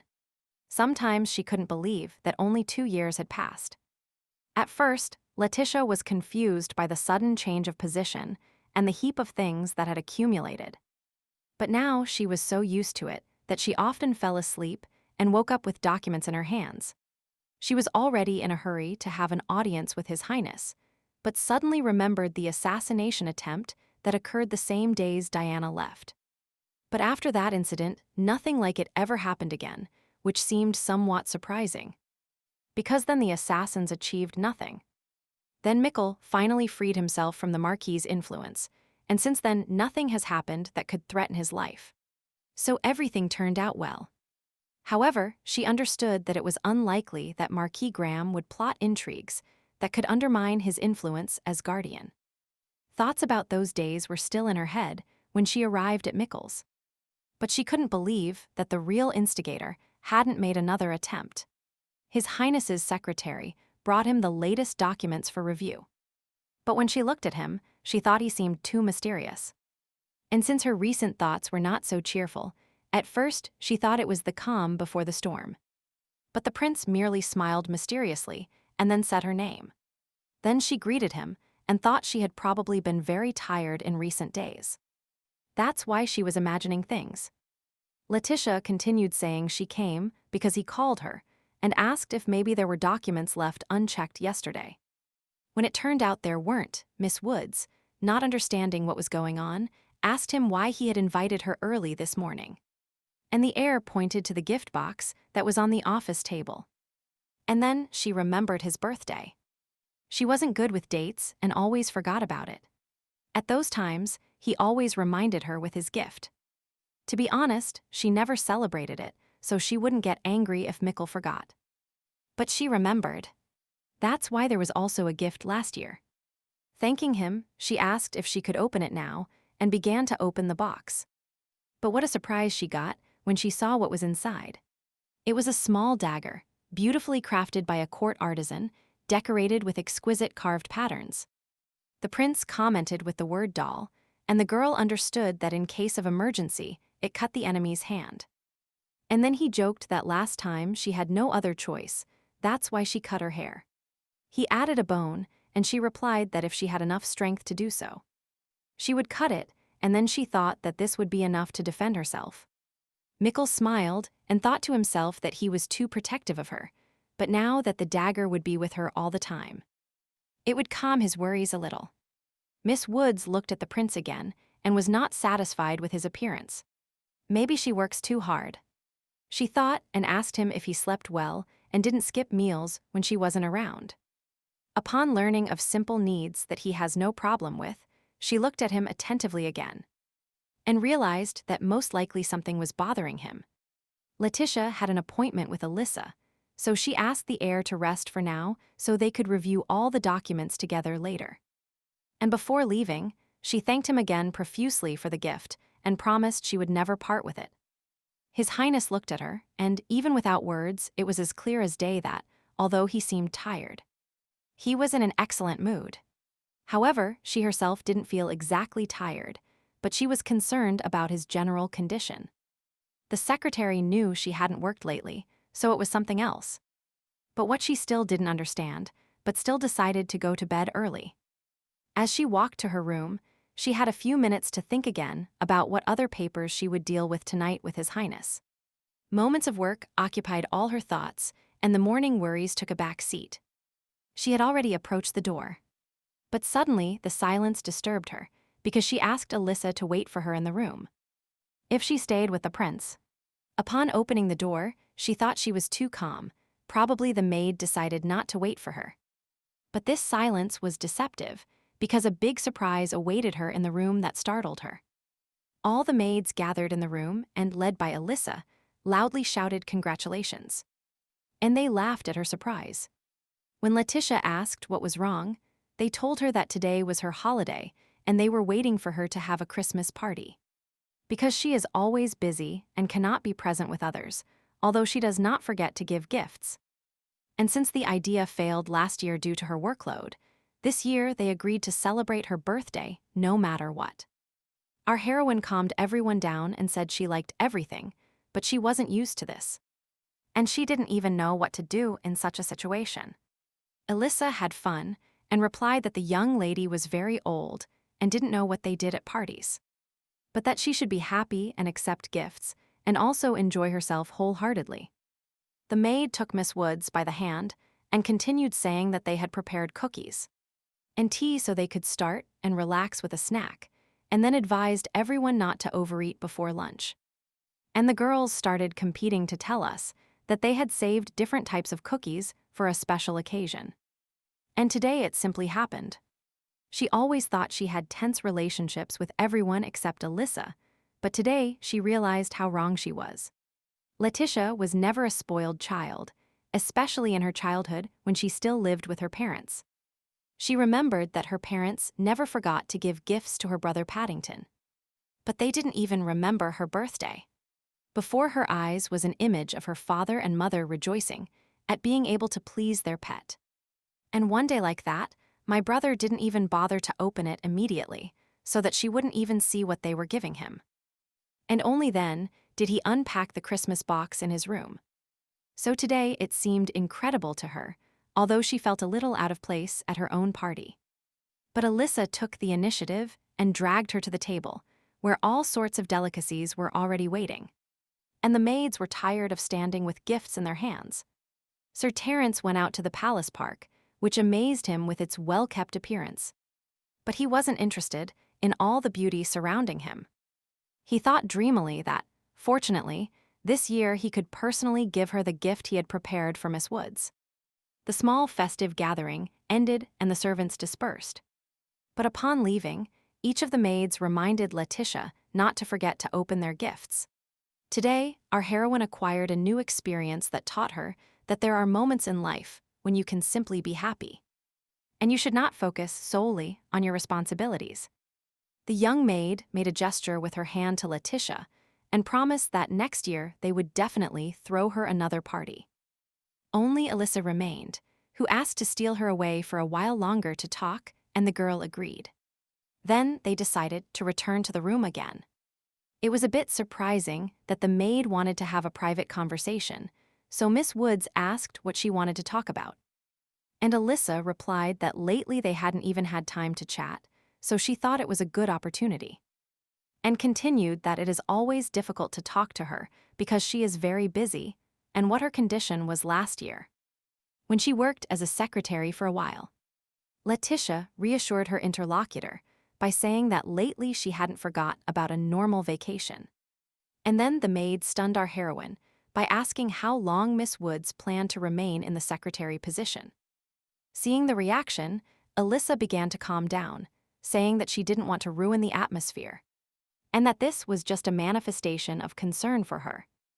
Then she continued that Letitia dedicates a lot of time to her duties, and she looks very tired because she believes she doesn't rest enough. After a short pause, the maid suddenly began to talk about how Miss Woods once wanted to open a small shop in the capital. And if such a dream existed, why isn't it coming true? And that's why she became interested. They had known each other for a long time, although they had never been particularly close friends. There was simply no time for that. And that's why this unexpected concern worried Letitia. The secretary decided not to show that she didn't like it, calmly took her tea, and only thanked her for her concern out loud, and added that she herself decided to be a secretary and is not planning to leave yet, but thought to herself that she would resign when Mickle spoke. Alyssa assumed that something was not being told to her, but what she found out was enough for her. So she said she thought so. The maid got up and prepared to leave. She received all the necessary information and told our heroine that that was all, and that it was time to end the conversation. Letitia was bewildered, and her interlocutor added that she really stayed to chat for a while with such a busy secretary. She was just worried, but now she sees that everything is fine. The girl tried to hold Alyssa back for a little longer, but failed. Miss Woods said goodbye playfully to the maid, and since she didn't intend to stay for a while, she needed to think about other meetings. Upon leaving the secretary's room, the maid walked down the corridor, lost in thought. She still had other duties. The footsteps behind her alerted Alyssa, because now there should be no other servants in this part of the palace, except the guards. She turned around and saw another maid behind her, who asked her why she was staying with Letitia and what they were talking about. It was Hildegard, the blue-eyed one, who had worked in His Highness's palace a little less than Miss Woods. Alyssa was not going to answer the question. She only pointed out that it was unnecessary to wait for her in the corridor. Otherwise, her appearance would leave her speechless. And then she herself asked what Hildegard wanted to learn so interestingly from her conversation with the secretary. But she received no answer. Although she didn't expect it, she didn't want to have any conversation with this maid. To end the conversation, Alyssa said that as far as she could see, they weren't going to answer her. And in that case, she wouldn't say anything either. And turning around to continue her journey in the direction she needed, she added that Hildegard seemed suspicious. As if she needed something from Letitia. The blue-eyed maid stared at her departing colleague, who never told her anything. Hildegard already knew many things, and the fact that the amusing colleague hid the essence of the conversation only increased her suspicions. The palace park delighted with its splendor. Here reigned the refined aromas of flowers, dancing in the midday sunbeams. His Highness's secretary went to the park to meet Sir Terence, but did not see him, although she was sure she had arrived on time. And he cautiously approached her from behind and whispered her name in her ear, which in reality startled her, but not much. She realized her mistake and apologized because she didn't actually intend to startle her. He told her he was very happy for this meeting after so long, and that happiness was seeing her again. Sir Terence did not forget her birthday and prepared a beautiful brooch as a gift for her, which she looked at with interest and could not believe she could accept such a gift. She thought it was not very decent to accept overly expensive gifts from a stranger. But he convinced her because he chose it especially for her. The former teacher also regretted that last year he could not deliver the gift in person. So he is very happy that this year at least he had that opportunity. Letitia thanked him and added that she would appreciate this brooch as the gift he sent her for her last birthday. And she thought to herself that the former teacher was a very bright man, perhaps even too bright, but she didn't expect him to come to congratulate her in person. Yes, he once taught Mickle fencing, but after being wounded, he left his post. And now he is simply the second son of Count Damberty, who, when he meets, always thanks her for saving his life. Miss Woods looked at the handsome young man in front of her and felt that one look was enough to sense that he was a truly brave, true gentleman. And then I thought that if someone wants to thank their savior, it is enough to send them a modest gift through the servants. But Sir Terence constantly writes her letters, sends her jewelry every month. And today, he came in person to give her a gift. They were in one of the picturesque alleys of the park when the young aristocrat, embarrassed, asked her if he could make a request, and with her permission invited her to lunch together. But she had to apologize and refuse, as she had a meeting planned. The young man felt embarrassed, but still said he hoped that in their next meeting they would have the opportunity to have lunch. And she thought that he had calmly accepted the next meeting. However, it was time to say goodbye, and Letitia thanked her interlocutor again for his concern for her. And he, in return, thanked her for her time. And yet, the young aristocrat did not want to leave without at least agreeing with her that he would be allowed to continue writing her letters and receive her positive response. She thought again that he was still a very bright man, perhaps even too bright. And his invitation today turned out to be a bit sudden for her. They said goodbye, and Sir Terence got into his carriage and headed to his family estate, leaving Letizia thinking alone. Our heroine watched the departing aristocrat with her eyes and really started thinking. For some reason, she suddenly remembered the words Diana had once said in passing, and in insinuations that Mickle could make her the most influential woman in the empire. She even held her head because she couldn't understand why this phrase had appeared now before her mind. She knew she needed to recover. Letitia thought she needed to pull herself together and not think about such stupid things as love and relationships because she didn't have time for that. And she hurried back to the palace because in reality she had several more meetings planned for today. But suddenly, either from overwork or from a day full of events, she felt dizzy. And in general, the whole world seemed to have changed and rainbow circles appeared before her eyes. And she had to shake her head hard before the surroundings were restored. Then she saw a happy Mikkel standing in front of her, and, as usual, he was saying her name. Due to her recent thoughts, she thought she was hallucinating, and in front of her was His Highness. Letitia had to scold him for using the secret passage again and walking alone without security. But in response, he made a face like a person who doesn't understand anything, which made her laugh. The secretary realized that today she couldn't expect good manners from him and offered to return to the palace. And he agreed with the word strawberry. Upon returning, she thought she had no time to think about anything else, because she still had to stay with Mikkel. The day was approaching, and the palace turned into a majestic embodiment of fairy tale dreams under the moonlight. Our heroine had returned to her room a long time ago and was already very sleepy. So she was making the final preparations before going to bed. She sat in front of the mirror and combed her burning hair, recalling the previous day. Because it was the first time her birthday had been so noisy and crowded. Since she had more work, she couldn't find a minute to spend time with her colleagues. Even when they met in the corridor, they only had time to greet each other. Today, she was also happy with Alyssa, who gave her such a wonderful comb for her hair. And she planned a vacation together with everyone. Letitia thought she would definitely have to thank everyone for giving her a real birthday, along with the party. Remembering her colleagues, she looked at the gift boxes she hadn't opened yet. And she thought she could do that now. And then another gift caught her attention that she hadn't noticed before and surprised her. On the table was a basket from which a bottle of wine temptingly peeked out, buried in flowers.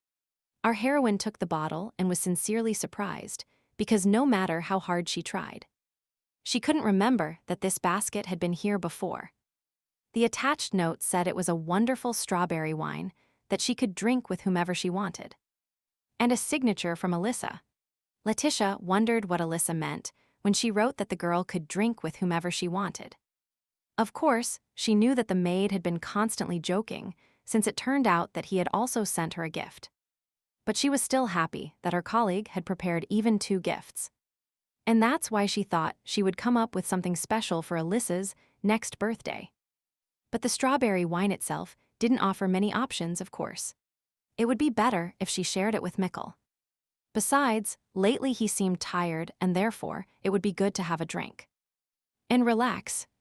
Then she sat on the bed, yawned, and decided that today she wouldn't arrange the gifts. It was better to go to bed quickly before it was too late. But the night outside was so beautiful that she didn't want to go to bed, so she decided she could indulge herself a little tomorrow. She walked down the corridor in her hands. She had a basket of wine and thought that the urgent documents were finished. And she could take a day off. Letitia remembered how she had to run back and forth since the very morning, and then she thought that now she had to hurry to see His Highness. The girl entered, knocking silently, and froze in place at the door. Because she did not expect such a scene. The first thing she thought was that she should return silently to her room so as not to wake her up. And that's all because Mikkel was sleeping peacefully, sitting on a chair as if he were sitting behind some papers. And he fell asleep. She was annoyed in the first place, because he was also very exhausted, and secondly, because she would have to postpone the continuation of the vacation.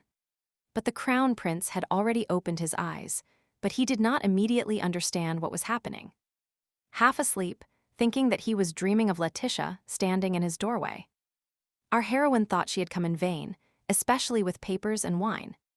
But the prince stopped her, and then explained that it was difficult for her too, but not as much as for him. Then he continued that she was worried about him because he was tired, so he advised her to take a break, since tomorrow she could finish her work. However, His Highness refused, so she suggested that he review the documents she brought and then go take a nap to regain strength. However, His Highness had already focused his attention on the bottle and looked inquiringly at the girl. And she replied that it was strawberry wine. Letizia began to tell that they had gifted this to her for her birthday, and she thought it would be nice to drink it together. So she brought it. His reaction surprised her, so she tried to stop him by telling him that she thought they would drink wine at night when they finished their business. but he already had empty glasses, the existence of which she didn't even suspect. In his chambers, he apparently wanted to try a new type of wine. The secretary knew that His Highness didn't like alcohol much, but apparently he was happy to try something new. And in general, he was happy that he cheered up, and judging by his behavior, the tiredness disappeared. They decided to try a little, because there was nothing wrong with having a drink and taking care of the paperwork the next day. Besides, they had worked hard for the last 2 years, barely allowing themselves days off. And today was her birthday. She looked at her glass and thought that she felt so calm and good, and since a little rest relieved the tiredness. She wondered how His Highness would feel and, raising her glass, was about to ask him about it. But she didn't have time. Mikkel's hand fell lifelessly along his body, and he staggered himself. And it was clear that he was unstable on his feet. The glass fell to the floor and broke with a metallic sound. The wine began to spread over the floor, covering it with its red color. Mikkel grabbed Letitia to try to keep his balance, but she couldn't help him much. She saw that he was only getting worse. His face turned pale, and she felt the hand with which he was holding her begin to let go. Unfortunately, she was not prepared for such situations and was therefore completely confused. Her thoughts were scattered, and she couldn't concentrate. My heart beat so hard that it seemed like it wanted to jump out of my chest and run somewhere far away from here. The crown prince looked paler with every second. A red streak appeared on his lips, either from the wine or from the blood. She could not understand. Finally, sanity began to return to her, and she thought that this was a reaction to the poison. But she didn't know what she could do. Mikkel weakened completely and began to slowly sink to the floor. Everything swam completely table. Letitia sat down next to the prince. She didn't want to leave him alone, but on the other hand, she needed to make a decision because she needed to call someone for help. At that moment, a maid ran into the room who heard the screams and asked her to call a doctor as soon as possible. Because the prince had been poisoned, the servant ran away quickly and thought that this looked like another attempt to assassinate His Highness. She became sad because she understood that no matter how you look at it, the culprit of the assassination attempt was the one who gave him this bottle. Mikkel squeezed her hand with all his might to get her attention, and she responded by asking how she could help him. He paused. His vitality was rapidly leaving him. He tried to cope with his weakness and managed to say quietly, "Box." Our heroine frantically began to find out which box he was referring to. And she decided that most likely the one in the office. One day he showed her that in one of them, behind the papers, there was a vial of antidote that could save his life. She was already walking back with it when she remembered that Sir Jorge had said that there was no antidote that could neutralize all existing poisons. Pouring the liquid into his mouth little by little, she could only hope that the antidote would work. After a while, she felt her hands begin to warm up and felt a little relieved, which meant that the medicine was taking effect. Someone opened the room door, and Letitia thought that probably the attending physician had arrived. And that's why she began to encourage Mikkel, saying that help will arrive soon, he needs to hold on a little longer, but he opened his eyes and said shell. Her heart sank, because this word meant they were alone and there was nowhere to wait for help. Which meant she was left alone with the dying prince in her arms. The enemy did not take long to arrive. They entered the office, and Miss Woods could not imagine how she would defend herself from them. The mercenaries spoke, and she heard one of them saying to the other that apparently only the air drank the poison. These two approached, and in the light the girl saw her assassins. One of them was a woman, and approaching, she was already taking off her hood so that her face could be seen. Alyssa stood in front of Letitia, the same one who drank tea and cookies with her during the day. And at night, when there was no one in the room, she put poisoned wine for her.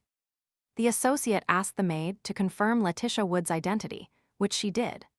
Alyssa met our heroine's gaze, seeing in her not only fear, but also determination. But she was not surprised, as she knew the nature of her victim. Letitia also looked at her colleague, and in a split second the last few years flashed through her mind. It was really possible that the maid had been currying favor all these years, only for this moment, when they would meet in a deadly duel. She smiled at him in moments of joy that she herself created and mocked her when the slightest reason appeared. The same Alyssa who, in moments of need, protected the girl from reckless actions. And who, in the end, organized a birthday party for her today. The prince's secretary felt disappointed and shocked upon realizing that her friend was involved in a dark and dangerous commissioned assassination case. His Highness slowly regained his senses and, calling Letitia by name, caught her attention to convey his idea to her. He started saying, "Moon," but she stopped him because she already realized that he was asking her to run alone into the corridor. But it took longer for the antidote Mikkel drank to spread throughout his body. But she couldn't leave him alone with the mercenaries, defenseless, and call the knights for help. And this could take a long time. And then the girl decided that she would buy time until at least he could start moving. She needed to find another solution. The heir called her by name again, urging her to fulfill his request. But she replied that she couldn't leave without him. Then she continued that she simply couldn't bear for something to happen to him, and, in view of this, she would stay close. At that moment, Alyssa started talking about how the secretary should behave quietly, in which case everything would be faster and simpler. Letitia stood up and, fixing her impenetrable gaze on her former colleague, said that, as far as she understood, Alyssa wanted to see them both poisoned, but this, unfortunately, did not happen. And the former maid replied that she also regretted the disappointment, because the poison she added to the alcohol paralyses the entire human body. Therefore, if the girl also drank a sufficient dose, it would be easier for them to capture both of them alive. And then they asked her not to resist, so as not to aggravate the situation. But our heroine was not going to humbly obey the mercenaries, even if she knew one of them well. So she unsheathed the gift the prince had given her and hurried to protect herself. And the prince, no matter what Alyssa was, she still didn't want to cause pain and suffering to her former friend. So she asked again not to resist. And it was at that moment that the second mercenary, who did not remove his mask to remain incognito, said that the plans had changed at the last minute, that he forgot to warn about this. But now they must kill the secretary on the spot and only capture the crown prince alive. The former maid protested. She quickly began to say that this is not how things are done, because Miss Woods was supposed to be sold as a slave. However, while these events were taking place, the daily cycle was taking its toll. And that's why the light was shining outside the window. The sun in its own way cheerfully cast its rays onto the beautiful arched window. Alyssa was told that everything was decided, and they would receive more money for the assassination. And besides, there was a possibility that the girl's life would cause trouble again. The mercenary maid did not give up. She began to say that it was better to follow the original plan and capture the secretary alive, so they would suffer less damage. But her partner did not want to listen to her arguments. He had his own order, so he began to hurry her to quickly fulfill her part of the plan. He looked at Alyssa and realized that she didn't want to kill, so angrily he said that it was to be expected, because too much time had passed in the palace. The mercenary did what he was paid for. He stabbed his disobedient colleague with a knife. He didn't need trouble with that either. Alyssa felt a sharp pain, as if a hot wave of fear and dread had poured over her, leaving behind a feeling of loss of control and helplessness. And Letitia, frozen in place, saw with horror in her eyes how the dagger gleamed. The former maid slowly fell to her knees. With a trembling hand, she tried to grab the floor so as not to collapse with her whole body. Blood was already flowing from the wound. She pressed the other hand against the wound, but it was useless. The blood was flowing faster, which meant that at this rate she didn't have much time left to live. And she asked the man what he had done. The mercenary calmly replied that, as he had already said, she had spent too much time here. So he had to get rid of her before she made a mess, and at that moment another entered with a mask. Letitia heard their conversation about how they should finish this quickly and get out of here before they were discovered. They approached her and told her how they would kill the woman and take care of the corpse, and that they had already spent too much time talking. Our heroine prepared for the fight. She didn't know how long she could hold out alone with a small dagger against two. But it didn't matter. She saw the sword leaving its sheath with a slight squeak, but she needed to buy time for Mikkel to get up. She knew this wouldn't be a beautiful fight, it would be a murder, but she wasn't going to surrender to the mercy of the mercenaries. And when she mentally was almost saying goodbye to her life, she felt Mikkel's hand grab her by the waist. And she saw how his sword stopped the attack with a resonant sound. The air hugged her for another second, and then gently pushed her away so as not to hinder the freedom of his movements. These maneuvers weakened the mercenary's control, and he stepped back with the words that, although the prince drank the antidote, in the end it would not affect anything. Mikkel rushed towards the enemy when he heard that he wouldn't be able to control himself anyway. But he ignored them, and the two swords clashed. It was a dance of death, where every move is full of danger, and the sounds of the clash filled the space. Then the rivals separated. Then they crossed weapons again. Their sharp blades shone with the morning sun rays, leaving traces of fire in the air. For the prince, in this deadly dance of swords, every struggle, every skillful evasion was not a manifestation of skill, but a desire to save lives. At some point, the mercenary muttered through clenched teeth that it turned out the crown prince was not as useless as they had told him, which provoked him even more. And Mikkel had the opportunity to shout to Letitia about the door, and she heard him. And most importantly, she understood him correctly. She needed to ask for help as quickly as possible, while His Highness kept the enemy at bay. And she ran towards the exit. Her thoughts were about where it was best to flee, where she could find help, because she didn't know where else the mercenaries could be. But she stopped because she saw Alyssa and could not run past her. Her head told her that she should hurry, but her heart told her that she needed help. The former maid was sitting against the wall, and it was not clear if she was still alive. So the girl decided to check to be sure. Alyssa was still breathing, so if she didn't receive immediate help, death could not be avoided. Because the wound was serious. The secretary was next to her former colleague, who had switched to the mercenary's side and, as it turned out, he worked undercover in the palace, only to sell her as a slave one day. But even in the ranks of the assassins, Alyssa did not want her to die and paid for it. And the memories of the old days returned to the girl. And I even remembered that first gift from him, which I had never expected. And how sincerely they rejoiced together then. After all, even today this face-to-face conversation was probably not accidental. The maid could have saved her if the secretary was about to leave her post. Letitia remained standing next to the wounded woman and thought, and in the end her heart. And her sympathy took hold of her. She couldn't leave her. Our heroine decided to try to help this lost soul at all costs, so she took her by the forearm. And then told her to accept her help and hold onto her shoulder to make it easier to get up. Alyssa looked bewildered at the eyes of her unexpected savior, from whom, after all, she could not expect empathy. But our heroine did not have time to explain herself, nor could she do so now. Because she herself did not yet fully understand the depth of her action. She simply urged the mercenary maid to get up quickly so that she could look for possible help in the palace. The secretary began to get a little angry. The crazy night of insomnia and the fatigue she had recently accumulated began to take their toll on her nerves. But the aspirant mercenary wanted to know right now why they were helping her. And only when the girl shouted at him did his body move. Our heroine, with incredible difficulty, placed the maid on her back and realized that not everything was so bad, and that she could endure this weight.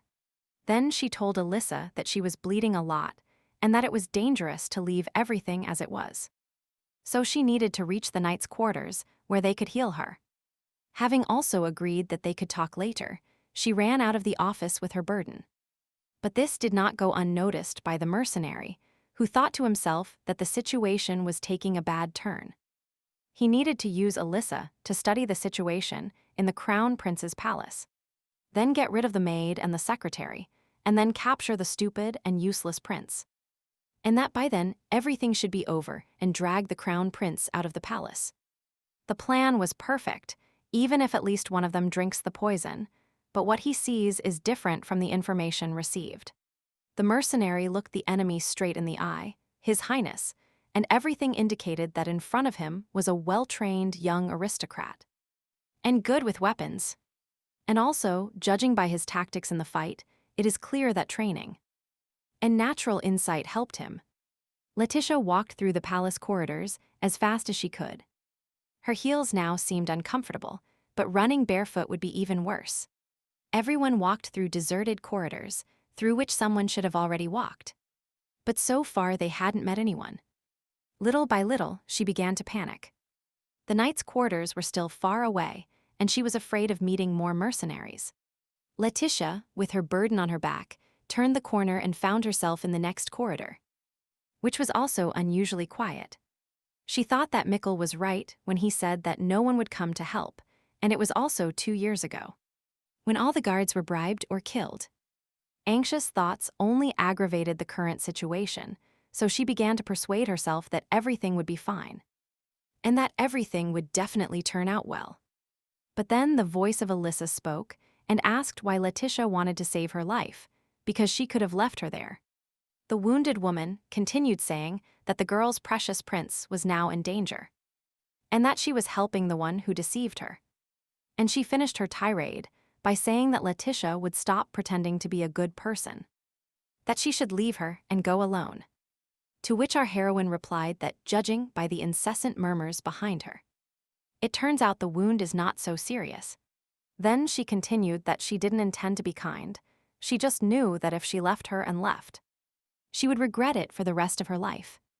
But the voice of the wounded woman behind her was not going to stop, because it was heard saying that she could regret this choice. So they continued walking, passing the time arguing. This distracted them from more disturbing thoughts that sought to fill the silence.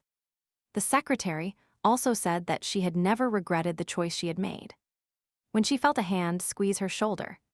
Then she also heard, at first nothing bothered her, she was also silent. But then she heard a slight sound, like someone's footsteps. Another mercenary stood in front of them. They stopped, and Letitia thought that even if they had heard footsteps before, they still wouldn't have had anywhere to turn to. This one also wore a mask that hid half of his face, but still through it was clearly heard that he did not understand what Miss Woods was doing here. The maid offered to leave her so that the girl could run away in the opposite direction. And then the mercenary asked the secretary if Alyssa was not behind her. He spoke of them being terrible people and that they couldn't do anything right. But anyway, he had already cleared the corridor and had time to deal with them too. The unfortunate mercenary was already shouting at the top of her lungs for our heroine to leave her alone and run away from here as fast as possible, but she still had nothing to lose. His Highness continued to defend his life with weapons in his hands, performing one of his characteristic attacks, which Sir Jorge taught him. He managed to defeat one of his opponents. The one who remained, looking the crown prince straight in the eye, said that apparently they were provided with false information, because what he sees is different, and he thought to himself that the assassins who broke through the secret passage were not the ones who were easy to kill. But the prince succeeded. Still looking his opponent straight in the eye, he continued to reflect on the fact that the heir had killed his colleague, although he had not yet completely recovered from the effects of the poison. Then he decided to act more cunningly and began his game. First, he asked Mikkel if he was sure that everything would be fine. Then he decided to press the weak spot, saying that it was he, the prince, who sent Letitia Woods to escape alone into the corridor, when the mercenaries had already scattered throughout the palace.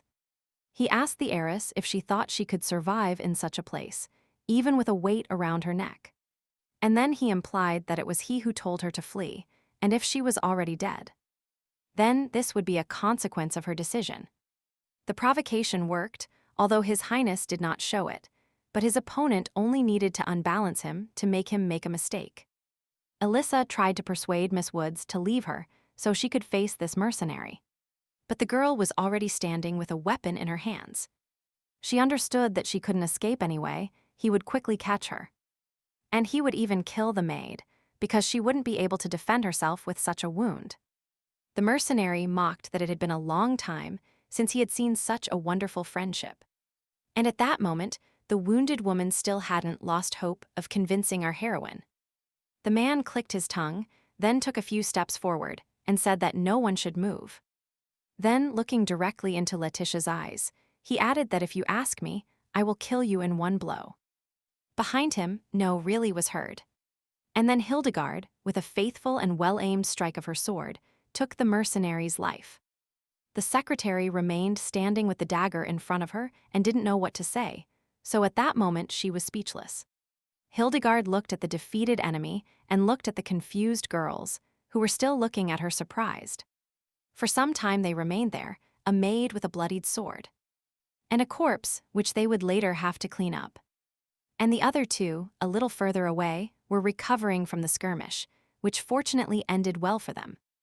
The blue-eyed maid always knew that this day would come someday, and the truth about who she really was would emerge. Elissa was the first to break the silence. She murmured that she always knew Hildegard was hiding something, and now told her to say who gave her the order.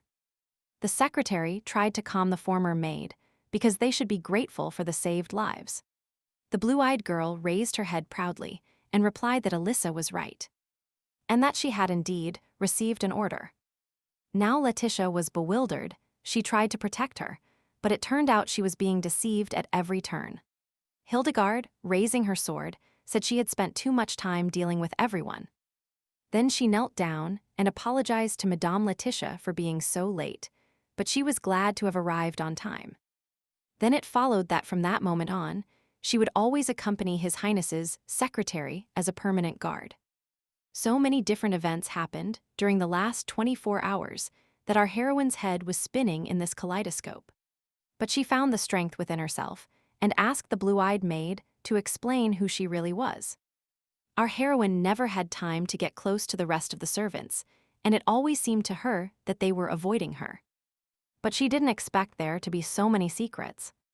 Without waiting for an answer, Miss Woods asked in a more persistent manner for an explanation of who she was, from whom she had received the order and what.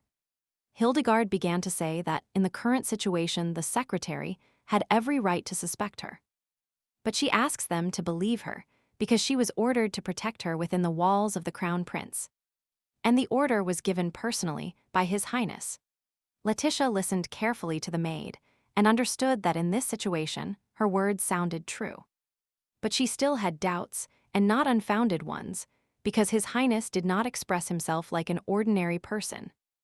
In common, the blue-eyed maid continued that now was not the time for detailed explanations. She needed to finish what was happening as soon as possible, and for that she would take her to a safe place. The girl understood that she could trust the maid, because if the target had been her, or the prince, she would hardly have devoted so much time to persuasion. She was also tormented by the question of how Mikkel gave the order personally, and this fact required deeper understanding. In the novel, there was a close associate of His Highness, who was mentioned in passing, and helped him from the shadows, and perhaps it was Hildegard. Our heroine thought so, but during the last day she had too many questions. And she didn't have time to think, because now the heir is in danger. So she said she trusted Hildegard, because indeed the situation was urgent. But they didn't need to be accompanied. She has another urgent request for the maid, since His Highness is fighting alone against the mercenaries. In view of this, she must hurry to the office. She briefly described the situation with the poison, and that the prince still had side effects, and that they would hurry to the knight's quarters to ask for help. Subsequently, the girl went to Elissa to reaffirm her support and continue her way to the quarters. But the condition of the wounded woman, judging by her appearance, was serious. They, of course, knew that there was a lot of blood loss, but still, before meeting the mercenary, Eliza felt more cheerful.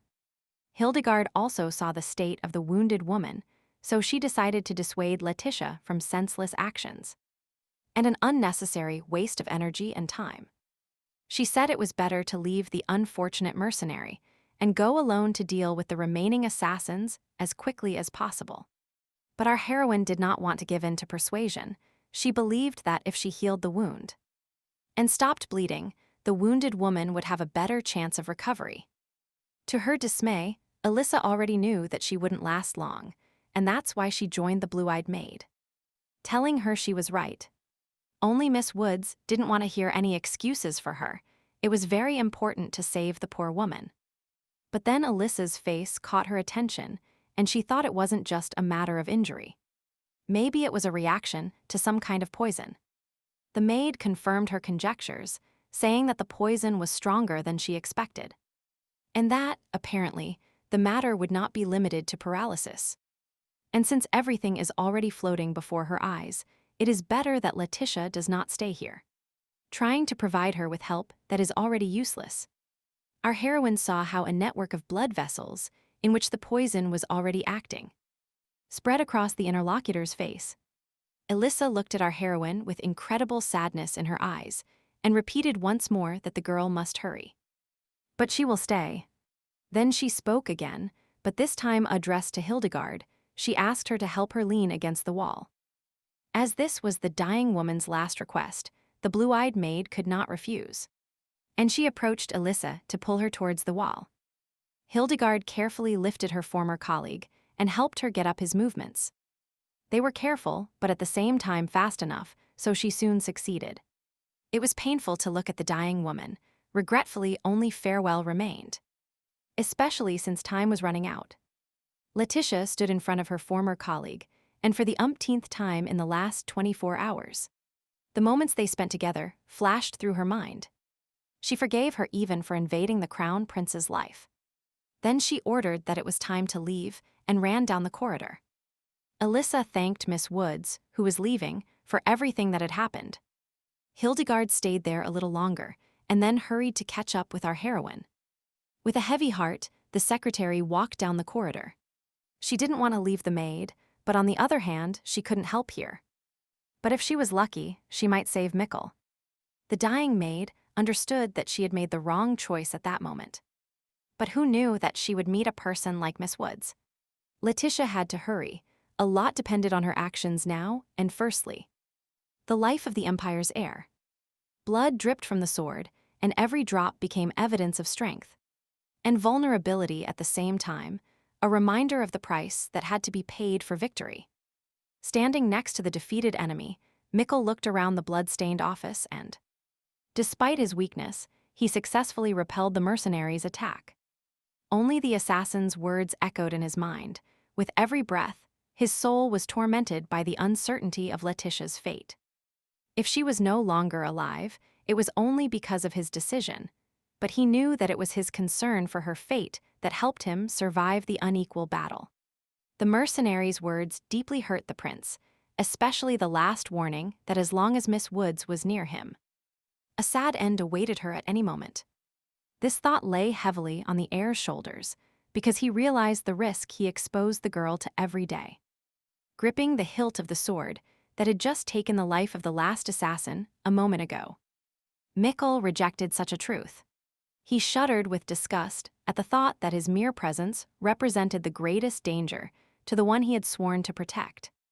Such ideas made him feel unworthy and full of guilt, but a familiar voice interrupted his sad thoughts. His Highness turned and saw Letitia in the doorway, who fortunately was not injured during this second attack. She was radiant with joy. Her eyes reflected a brighter light than 1,000 stars, and her smile illuminated everything around her, like the sun at dawn.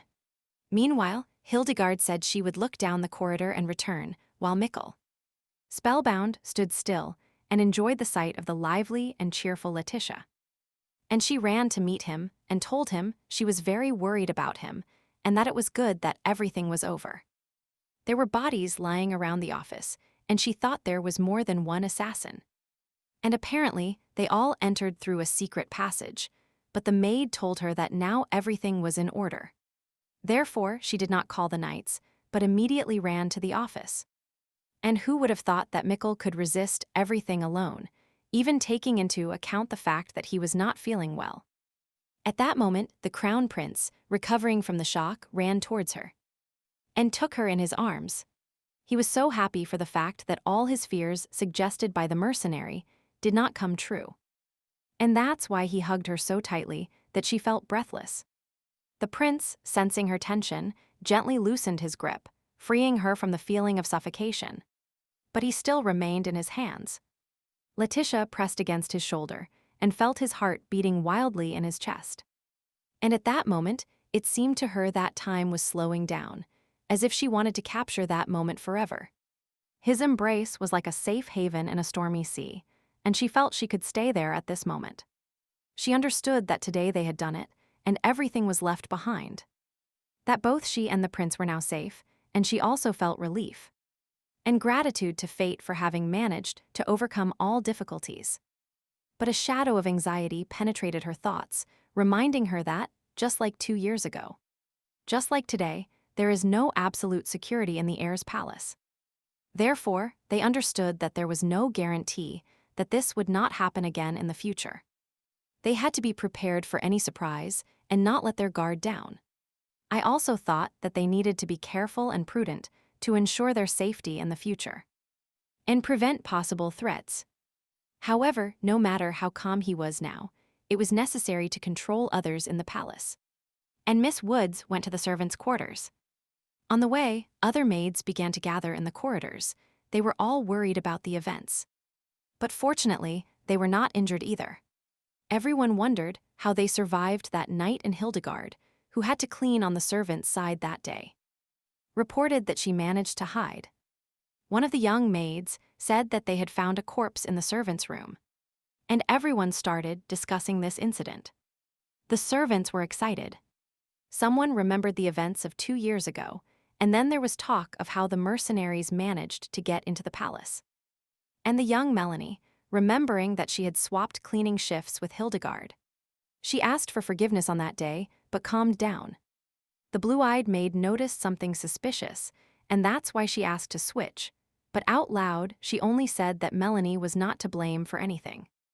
Everyone had a difficult night, but the servants managed to survive and were glad to have miraculously escaped trouble. So little by little, the conversation turned to Alyssa, although Letitia disliked bringing up this topic, since she couldn't imagine that she was hiding her true nature. The maids were stunned when the truth was revealed, and now they tried to find in their colleagues' behavior at least some indication of participation in mercenaries. Little by little, their confidence that Alyssa was on the assassin's side from the beginning strengthened in their minds, and many began to feel uncomfortable about their carelessness. But Miss Woods blamed herself above all. She didn't really get close to anyone. And Eliza was one of the few she enjoyed spending time with. Hildegard noticed Letitia's concern and thought it was better to take her to rest than to remain separated listening to all sorts of speculations. She apologized to everyone for having to leave them, and then added that she would show Miss Woods her room. And she would return. The maids understood that this betrayal was a hard blow for the girl, so with sympathy they wished her a good rest. After calling the court knights, Hildegard put the finishing touches on this incident, and all efforts were dedicated to identifying the criminals. But since all the intruders remaining in the palace were dead, it was concluded that it would take longer to reveal their identities, judging by the fact that they only argued about money and profit among themselves. There was a high probability that they were members of a secret guild acting for profit. It has also been suggested that they are related to a collateral line of the imperial family. The unfortunate day was already approaching evening, and outside the window, the silver moon was already in a hurry to replace the sun in the sky. Sitting on the edge of the bed, Letitia thought that a whole day had already passed since she decided to celebrate her birthday with a glass of wine. Gil de Garda was about to leave when the girl stopped him because she still had an unanswered question. She was very tired, but still understood that if she didn't find the answer, she wouldn't be able to sleep peacefully. And she didn't want to toss and turn in bed half the night. It was already too late for long conversations, so our heroine asked directly how the maid communicated with His Highness. Our heroine heard the answer that the maid perhaps does not understand, as well as she does the full meaning of what was said. But they can communicate freely on simple topics.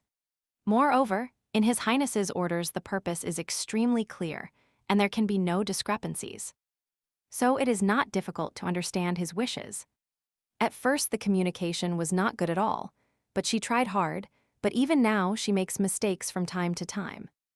Our heroine believed the maid's words, but it still seemed strange to her that the prince hid his closest associate from her. And since she has already started asking questions, it's better to get as many answers as possible immediately. Especially since it is easier to get them from the maid than from the heir. She wondered why Hildegard remained close to the prince, and she replied that everything was very simple. And that she had no special reason. The point is that once Mikkel saved her, she promised herself that she would serve him until her last breath. That's all. This turn of events discouraged Letitia. She needed time to comprehend the information received. And decided that there were enough questions for today. Meanwhile, outside the window, the moon had risen and our heroine began to say goodbye to the maid, telling her it was time to go to bed. Hildegard wished the girl a restful sleep and warned her that she would be outside the door all the time, and that she could be called at any time. But Letitia wanted to be left alone, so she asked the maid not to bother, and added that she was fine and that there was nothing to worry about. Perhaps the girl dismissed the prince's devoted servant too rudely. But she had no strength left to communicate. Finally, she was left alone with her thoughts. She received answers that now tormented her soul and inspired new difficult questions. When the girl first became Mikkel's translator, she supposed that late or early something similar could happen. But even despite this, she always wanted to be a support for him. She wanted to bridge the gap between him and his environment until he spoke for himself. However, unlike the content of the unwritten novel, the heiress's speaking skills have not yet improved. And she is exhausted by this power struggle. If this continues, she will share the same fate as Letitia Woods in that same book. She was so tired and exhausted during the last 24 hours that her head didn't give her intelligible answers. She didn't know what to do now. Yesterday appeared before my eyes, and how His Highness found her in the park, and how they walked silently towards the palace. And of course, she remembered that same day when they were still children and met in the mountains during bad weather. For her, he is still the same child who needed her protection so much back then. And now he needs her support. But she still didn't know if this was really the case, and that's why she decided that the only way to know was to ask him himself. So she turned on the lamp and left her room, thinking that, although tactlessly, she had dismissed Hildegard. Afterwards, there were still thoughts that 8 years had already passed beside His Highness, postponing her departure every time. Only now did the most important question arise in her head, which she had never dared to ask in all this time. Does Mikkel really want to ascend the throne, or has she convinced herself of it, thus exposing herself to forced risk? She always followed that same book, so the only thing she did was watch him fight an unequal battle, defending his place. The girl saw that there was not a single moment when he turned a blind eye to his own duty and his future, but she didn't know if he wanted to become emperor. Running to the crown prince's chambers, she thought that if she now had the courage to leave the palace, she would break the vicious cycle of the power struggle. On the other hand, the endless assassination attempts, the hidden intrigues that lead to murder to survive, will continue until Mikkel Sonnet de Brandt dies. With these thoughts, she reached the door of the crown prince's chambers. Then she stopped to catch her breath and knocked. Letitia apologized for daring to bother him at such a late hour, but it was very important for her to talk to him. The crown prince was quite surprised by her visit, especially since the events of the last day were not conducive to nighttime vigils. But he still let her in. The girl thanked him for his willingness to take the time, and then added that she wanted to tell him something urgent. She had already opened her mouth, but could not utter the words immediately. She hesitated, and then said she was going to leave the palace. This news was like a bolt from the blue, and that's why Mikkel fell silent to understand what he had heard. The girl continued saying that it was very important for her to know what His Highness wanted, and if he needed a blood-stained throne. He was stunned by this decision. His palms instinctively clenched. He was not ready for such a fight. He couldn't even imagine losing it. The heir started saying her name, but she interrupted him before he could finish, because she had another idea she needed to express. And Letitia quickly, almost in a tongue twister, invited him to leave the crown prince's palace with her and leave all this useless struggle to others. Mikkel thought about it, because if the first part of her speeches left him dumbfounded, the last one presented him with a very difficult choice. And the secretary patiently awaited the decision. He had to make his own decision, and she didn't dare to rush him. This silence was painful for her, but on the other hand, she understood that her decision to leave had been made a long time ago. She had simply been postponing this moment for a long time, but she did not want to postpone it any longer. So she said that if he didn't go, then she would go alone, and she thought that in that case he would lose the battle for the throne.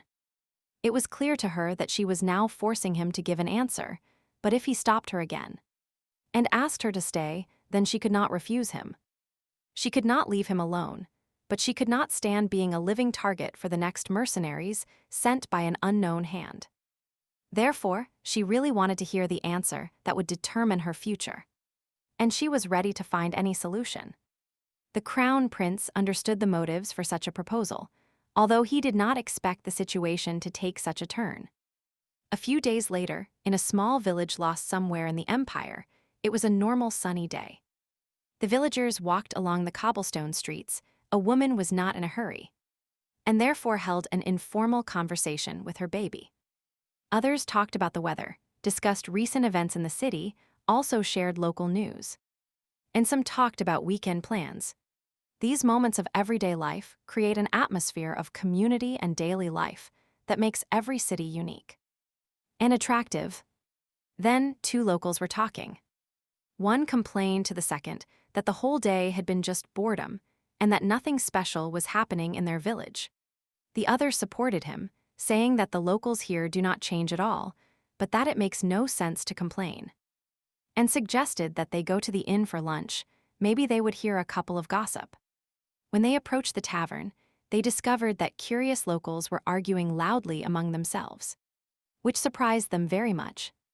They were interested in what could have caused such a stir, and therefore asked the first citizen they met on the road. The answer they received was that travelers from the capital had arrived in their village. So everyone who had free time came to see them, and this couple also entered. The innkeeper was just telling a couple of young people that, although their village was small, they would have everything they asked for, so they should contact them. Letitia, who, in order not to reveal her identity, introduced herself to the hospitable hostess as Miss Thesby Lenton. The woman also wondered how they got to these places, and the newly named Miss Lenton replied that, as they were traveling for the first time, they were a little lost. Although her interlocutor was a provincial, she noticed that the young companion was wearing a wig. But she said out loud that traveling must be very exciting. His Highness's secretary continued to have an informal conversation with the talkative hostess, and she thought to herself that they hadn't been received like this in the previous agreement. She observed that the tavern was getting fuller and fuller, and all eyes were turned towards them. But she consoled herself by thinking that such interest was due to the absence of visitors. But what worried her most was how Mikkel was handling his new role, so she looked at him. But he seemed quite happy with his current situation, and judging by the mysterious smile on his face, this whole situation even amused him. The girl loved his chuckle, which so many times drove away all worries from her soul. And so she smiled back at him. I remembered how just a couple of days ago, on a dark night in the palace, they had a conversation that led them to this tavern today. Then the crown prince took her hands and replied laughing. And it didn't take him long to mentally translate. This word said that the river flows from the upper reaches to the lowlands, and will never stop until it flows into the wide sea. Therefore, it turned out that Mikkel was ready to break the oppressive walls of the palace and escape with her to the world he dreamed of. So they ended up in this inn, in a place called Incavery, which until that day had told them nothing at all. But they still have little left, because this village is located in the middle of the road connecting the Whitner kingdom and the Debrant Empire. They fulfilled their order when she was still dreaming that soon they would cross the border. And upon finding themselves in another kingdom, they could live happily together. They hadn't even started eating when curious locals approached them asking where they came from.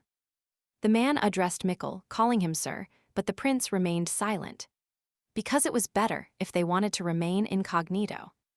Letitia had long been accustomed to answering for the crown prince. So without batting an eye, she replied that they were from the capital. It turned out that these two had simply argued among themselves, and now, stepping aside, they were silently demonstrating something to each other. The crowd continued to gather around them, so the girl thought that her companion might feel uncomfortable in such an environment. The hostess, seeing that they were tormented, asked Mikkel, who introduced himself as Mr. Kyle, that perhaps he was tired from the road and did want to go up to the room.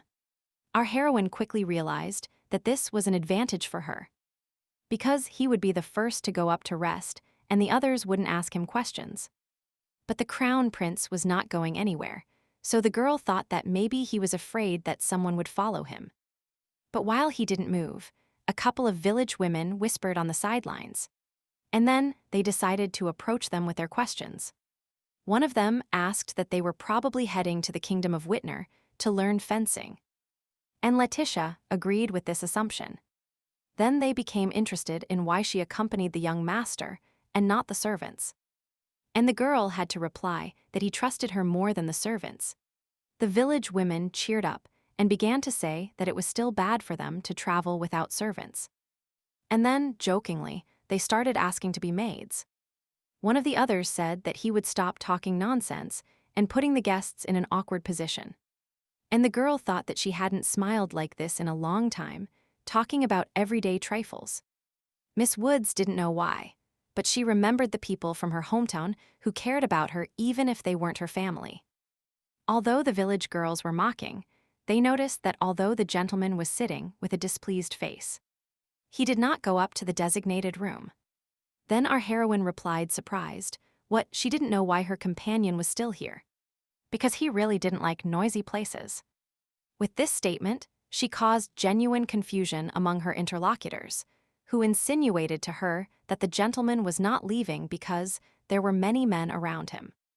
It seemed impossible to her, and then the village woman pointed out the fact that all this time the gentleman had been looking at all the men who were looking at her. The last sentence was heard by the tavern owner, who at that moment was approaching their table, and burst out with the conjecture that now she understands that they look like runaway lovers. Letitia still didn't understand what everyone was talking about. She thought that perhaps her imagination was excited by the wine they had drunk. The crown prince came to her aid, uttering his fictitious name and thus drawing her attention. He stood up and, pushing his chair back, took another step so that they stood face to face. Having performed this maneuver, the prince said stairs, so quietly that no one nearby could hear him. No one except her. The girl smiled and said out loud that she understood the young master and that she was already tired. So it was better for them to go upstairs. Unfortunately for her, the attendees liked the version with two runaway lovers better. And they began to argue about this hypothesis in different ways. Now she listened to their conversations from different corners of the tavern. She wanted to clarify the situation, despite the fact that tomorrow they were going to leave this place, so she even started talking. But Mikkel really liked the idea and decided to support her, especially since it was very funny. So he took her hand. He placed his other hand on her waist and gently pulled her towards him, but with sufficient firmness, not giving her a chance to escape. He hoped that she would understand his plan so that he would not have to deal with her resistance. But he was wrong. Letitia had already begun to utter her real name, and with it, she was able to expose the true purpose of their trip. The villagers had been bored for a long time without new incidents. And now the true story of the young lovers was unfolding before their eyes. That's why they watched fascinated as the young lady tried to tell something to her lover. But he didn't want to listen to her. Mikkel lowered his head to her ear and whispered performance, thus directing her thoughts in the direction he needed. She realized that the heir now thought it would be strange for a Mr. Kyle to travel alone with Miss Lenton, because he trusted her. At any other time, he wouldn't even have cared about this, but now they were surrounded by too many indiscreet eyes. And that's why he had to be more careful, so he had no choice but to play along with the heir's little performance. And that's why he offered her his hand, with a bit of education. At that moment, this was the most effective way to divert suspicion from others. And on this issue, she sympathized with Mikkel. Letitia thought that she wasn't that brazen, unlike him, so she added out loud for everyone that not everything was as they thought. But close. Finally, they were able to go up to their rooms, but first she needed to talk to His Highness privately. They were tired from a day of travel, but she did not want to leave her last pranks unanswered. And she believed that they should set their priorities correctly. Addressing Mikkel, she began her angry speech with the words, "If a rumor spreads throughout the empire about the lovers' escape with a description of their appearance, what will their pursuers think?" He stopped her and with one word sent her thoughts down a different path, giving the example of a deck of cards where half are the same. Then the probability that they will be discovered is only 1%. Mikkel was right, because the real reason for their escape from the palace was to completely free themselves from the power struggle for the throne. And even if their pursuers hear a rumor about runaway lovers spreading around, they won't be able to guess that their final destination is another state. Because the kingdom of Whitner, where they were heading, did not look at all like a cozy nest for newlyweds. And since rumors about their romance were already circulating in the palace, this would reinforce the belief in the runaway lovers. This rumor would be an excellent reason to divert their attention from their true goal. Which is why he didn't see the danger in her little performance. Then Letitia agreed with him that the idea was really good, but told him that he had gone too far. And to this, the prince made a gesture with his hand, which meant that there was nothing serious. Annoyed that he hadn't consulted her, she said goodbye to him and added that tomorrow they would have to leave at dawn. Once again, looking at him before leaving, she thought that he was sitting downstairs, gloomy, and now that his little fun had been a success. He rejoiced like a child. When I was already in my room, I exhaled with relief and thought that no one could have thought that everything would turn out this way.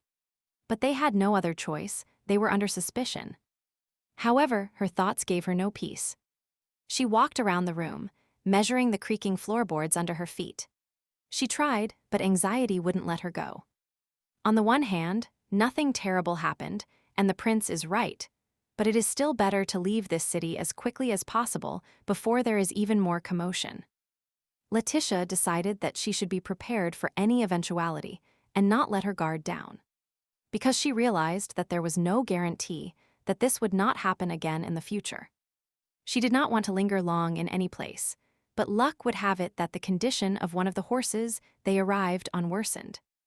The travelers were tied hand and foot, but she noticed that he seemed to like the situation.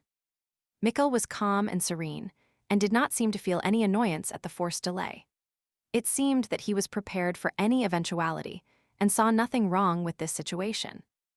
This caused her a feeling of misunderstanding, but still, once again she reminded him that, since everything was working out, she should try not to draw unnecessary attention.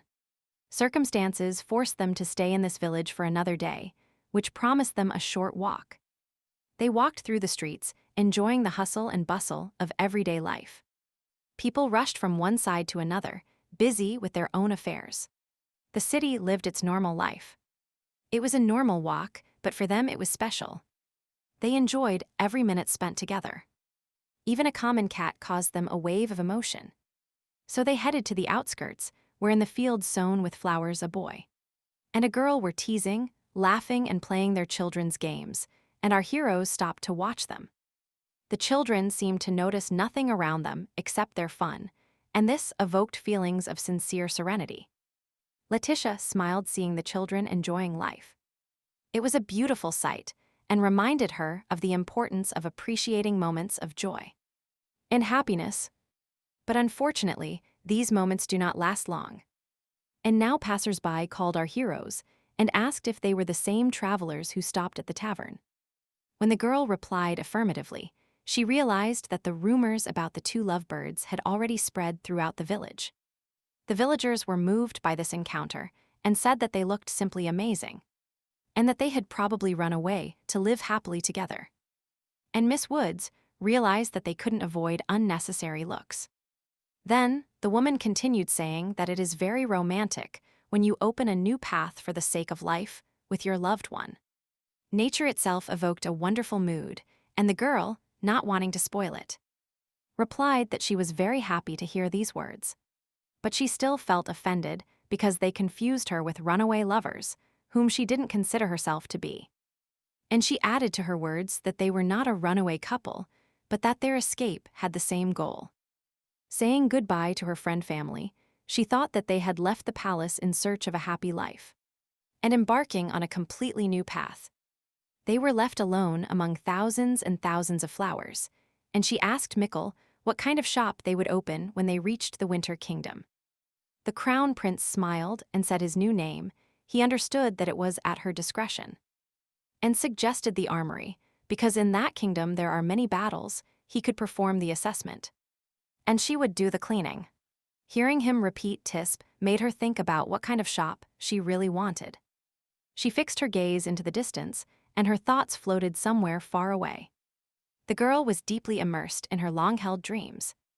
Then she replied that initially she wanted to open a coffee shop or a small restaurant, but she wasn't sure if she could cook well enough for such an enterprise. Thinking that she had given too serious an answer, she laughed and continued saying that if she opened a shop with him, any would do. At first, she thought about her sudden change of mood just a minute before. She had been lost in thought and seemed distant, but now her eyes sparkled with joy. Her amusement was so sincere and contagious that he simply couldn't remain serious. He began to smile, looking at her, and soon he was laughing heartily. They walked a little through the fragrant meadows, and Letitia remembered a place and told him that it was similar to where they met the second time. The girl said she was extremely surprised when, coming out of the green labyrinth, she saw him with flowers in his hands. And the same surprise was reflected on his face, like in a mirror. These memories brought her joy from that unexpected encounter, and she said that now, like then, they can be called fugitives. Those feelings that agitated her soul stirred in him, and his heart in his chest beat faster. He could not resist and offered her his hand. He had always liked her beautiful burning hair, so he carefully pushed aside a loose strand, which surprised her a little. Mikkel did not want to spoil the wonderful moment in which they could be themselves. It was not often that they were lucky enough to enjoy peace and quiet. He smiled, and she heard him say the word destiny, which he had already said in their second encounter. When there was a meadow, a sunset, and two little fugitives. Even his smile was just as mysterious and irresistible, and his eyes shone like two bottomless lakes.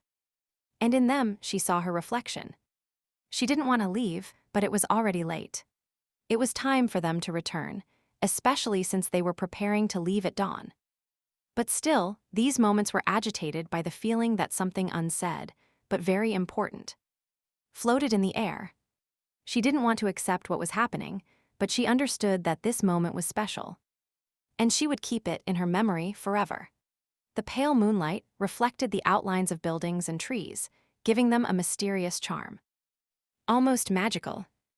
Letitia walked slowly to the window, and her gaze turned to the sky. Emotion and conflicting emotions swirled in her heart, reflected on her face in the moonlight shadow. She lost herself in her thoughts for a moment, reflecting that although they had stayed up late against their own will, she was happy to be able to spend time with Mikkel. The moon, witness to all human passions and experiences, seemed to wink at her from the sky, as if reminding her of the spoken word destiny. Recalling his smile, her gaze turned to him. She felt her heart beat. But she forced herself to calm down and not think about it. She remained by the window, absorbed in the silence of the night and the soft moonlight, enjoying the moment of peace and inner reconciliation. Suddenly the girl felt chills, and a slight feeling of nausea appeared. She wanted to quickly get into a warm bed. She thought perhaps she had caught a cold because they were outside all day. And at night, when they were still returning, the north wind blew. She needs rest, because they definitely need to leave tomorrow to cross the border of the Winter Kingdom as soon as possible. The next morning they left at dawn, and at noon they entered another village. In the bustling life, there surprised the girl. Our heroine walked on the sidewalk with her feet and was surprised that this place was much more crowded. She shared her impressions with the crown prince that, compared to in Cavalry, the town they had passed through before, it seemed more lively here. He listened to her attentively, and she continued chirping that if it weren't for the lost day, they would have been closer to the Winter Kingdom. She also wanted to continue discussing the question of what kind of shop they would open, but suggested that they discuss this in more detail on the way. Now it is better not to linger and leave quickly, but it would be good to have lunch first in some inn. Mikkel was no longer listening to her. He was worried about his companion's appearance. He had already seen her in this state once and didn't want it to happen again. He stopped and placed his hand on her forehead to make sure, but unfortunately his suspicions were not unfounded.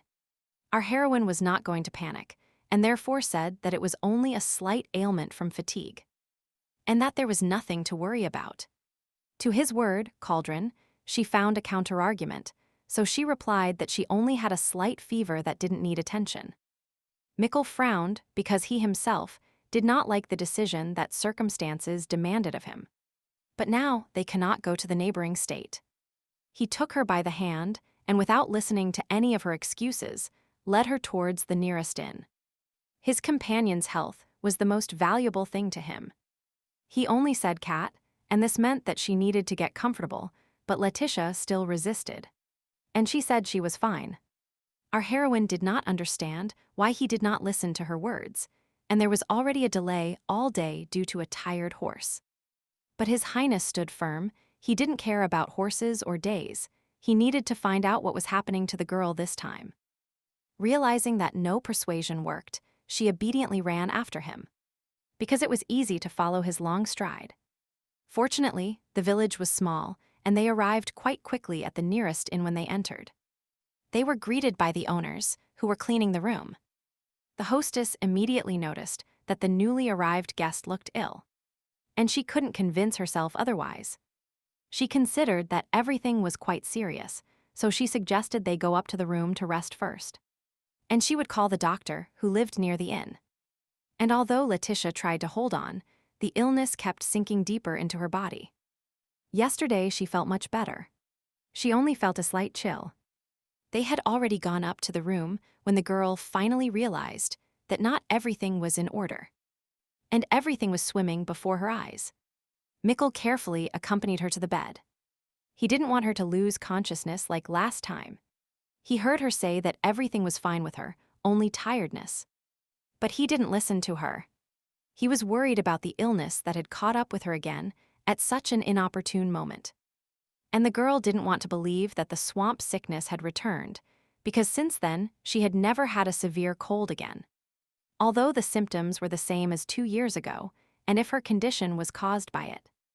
Then she didn't even know when she might get better, and if it's a simple malaise, she would recover in a couple of days. Already lying in bed, she began to persuade the prince to leave alone, and she would catch up with him as soon as she felt better.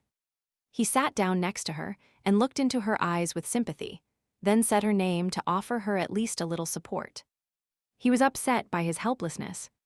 Our heroine didn't want to be a burden to him, so she continued with her persuasion.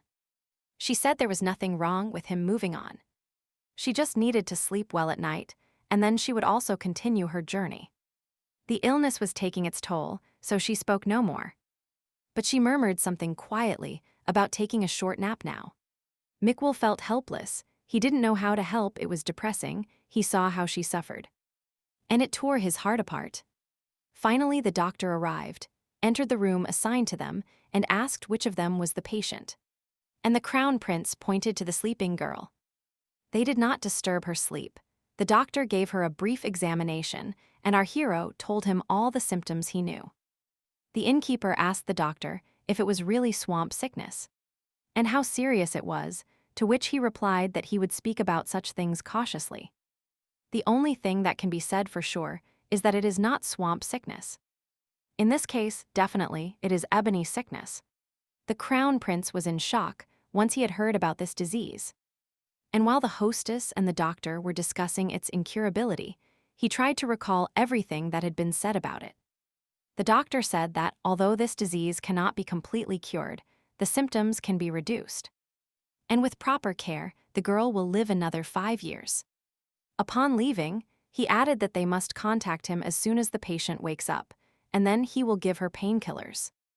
Mikkel knew that her illness was serious, but he was not going to give up. He was willing to take any risk in order to give her a chance to live. The doctor's house was located in a picturesque corner. Not far from the outskirts, his entire garden was covered with flowers that delighted the soul of the old man. But today, returning home after visiting the patient, he could not find a place. Anxiety gave him no peace. Sitting on his favorite sofa in the spacious living room, he thought that both travelers looked so young, and that they would have a hard time. And although he gave the girl another 5 years with proper care, this would be difficult. And he never thought he would see a patient with a disease like the one from the past again. The doctor was pulled out of his deep reverie by a loud and persistent knock on the door.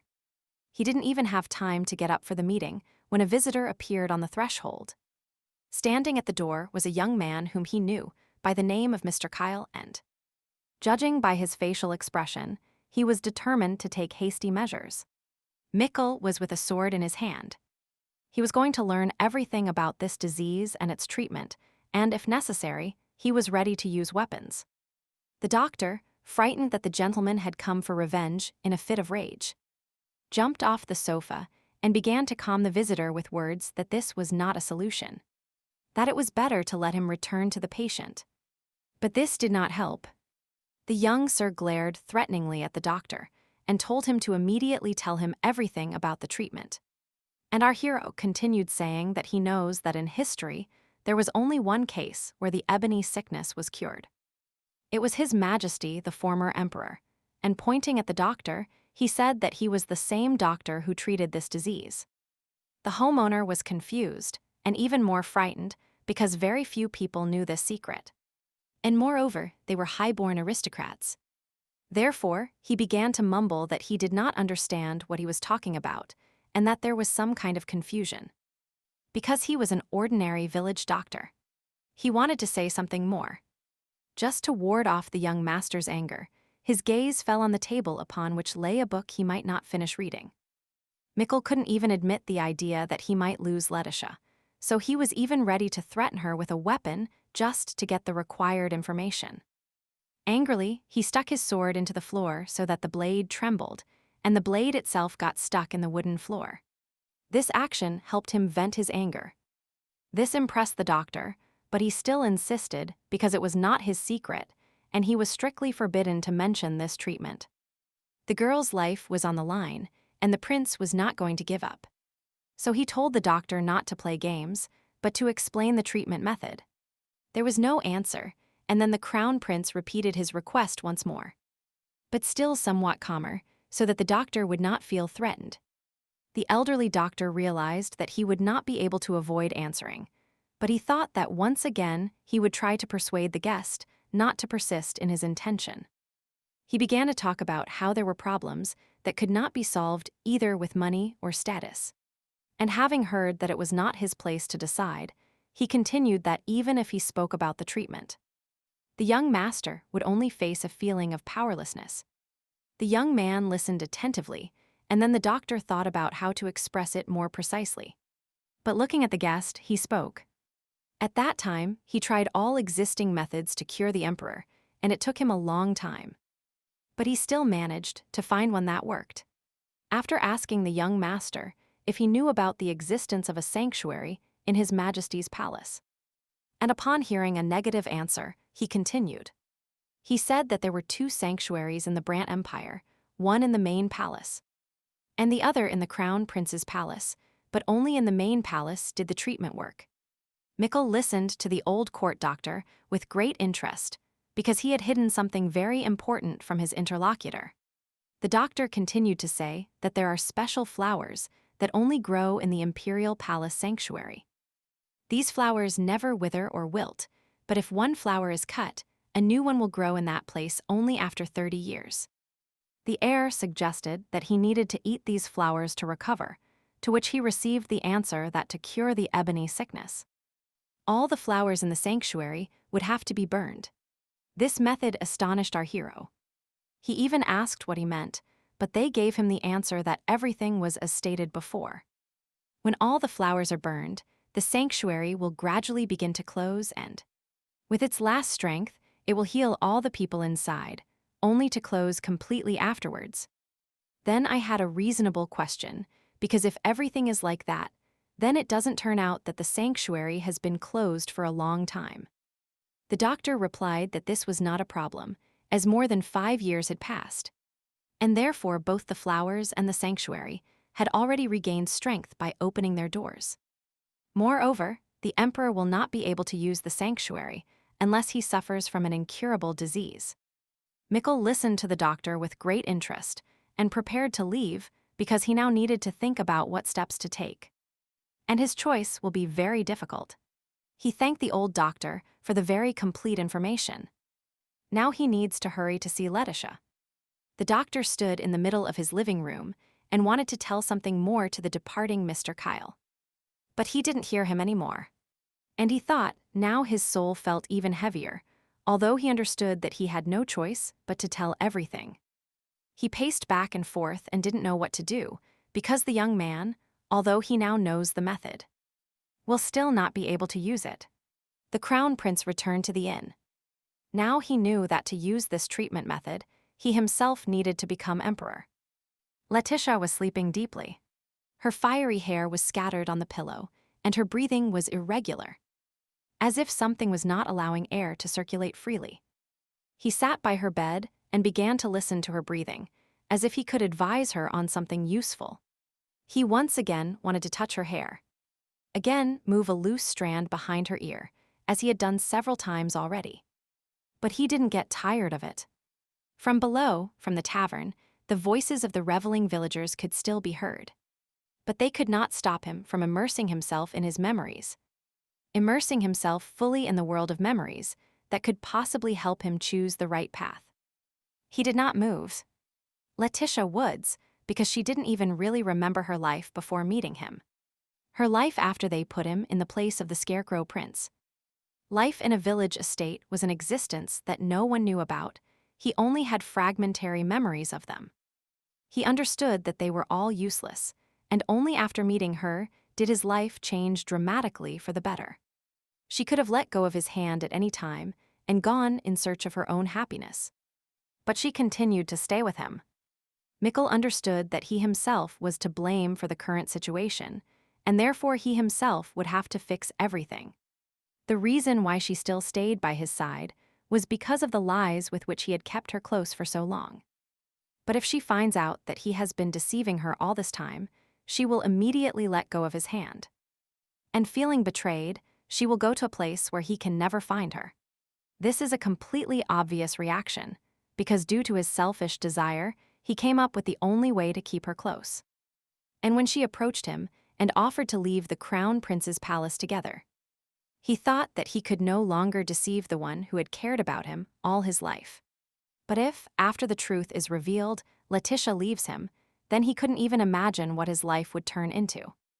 Mikkel was immersed in the memories of yesterday's walk, of how they walked serenely, simply enjoying each other's company. He remembered her radiant smile, which always brightened his heart, and realized that he could not allow that smile to disappear from his life. But the more he tried to imagine life without her, the more terrible it became. And in order to cure her incurable disease, they only have to return to the palace from which they escaped just a few days ago. Moreover, to open the door to the sanctuary of the Imperial Palace, he himself would have to ascend to the throne of His Majesty. Letitia still does not know about his illness, and if she finds out that he made this decision for her health, she will not stand it. He was going to be honest with her, but it turns out there are even more secrets. He also thought that if everything went well, he would never be able to leave the walls of the Imperial Palace for the rest of his life. The girl murmured something in delirium, but he could not make out her words, but this distracted him for a while from his gloomy thoughts. He covered her hand with his palm and thought that if he again asked her to stay with all his heart, maybe she couldn't leave him as always, even if it was selfish. Mikkel apologized to her in silence, but now he could not survive without her, although he understood that she would probably hate him for the rest of his life. The full moon shone in the sky. The wind whispered silently in the crowns of ancient trees, and suddenly brought white light feathers that played silently with him. Hildegard walked calmly along the familiar path, although she knew there should be no one nearby. She didn't want to create unnecessary noise. Her attention was drawn to these very feathers. They were unusual in this area because they were dove feathers. And she began to look for the bird itself. A dove flew over her head, but it wasn't easy for her to see it in the dark. At least the moon illuminated the approaching bird. The blue-eyed night girl prepared her hand so that the bird could land comfortably. On the leg was a letter from His Highness, in which he asked all his knights to come to his aid. Hildegard relayed his order to her group, but one of the youngest men in the group, called Tio, began to complain that it was too much. And then the heir left, leaving only a letter that everyone can return to their homeland. And now he is calling everyone again. But the night girl stopped the boy. She told him that he had become much more talkative after being accepted into the knight's order. So stop complaining and follow her silently. But he was also happy, because for the first time in a long time they could meet. Although the knights were secretly hiding in the palace, it was extremely difficult to see each other again. But not only Hildegard and Theo received such a letter in one of the palace rooms. Another close associate also read his message. And in the other wing, the young knight, having read his, thought that it had been so long since they had seen each other, which meant something important since they were calling. Hildegard also did not know the reason why His Highness unexpectedly summoned them. But she thought that apparently the heir had made some kind of decision.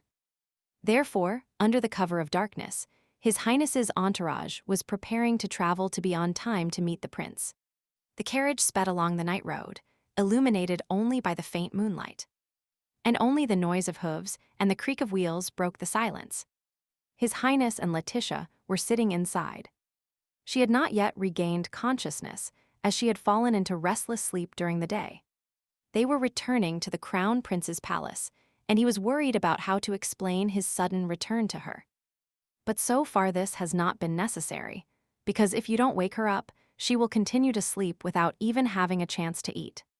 He could only hope that luck was on his side, and he could handle the task. Now the main thing was that she would hold on a little longer. In a small remote house on the edge of the forest, a meeting was scheduled for his close ones, to which everyone slowly arrived. Theo wondered if everyone had already gathered. Maybe they needed to take something with them. Maybe some food, but Hildegard didn't say a word to him. The young knight tried to complain a little more. He was still not used to his current life outside the palace walls, where there was everything, food and a warm bed.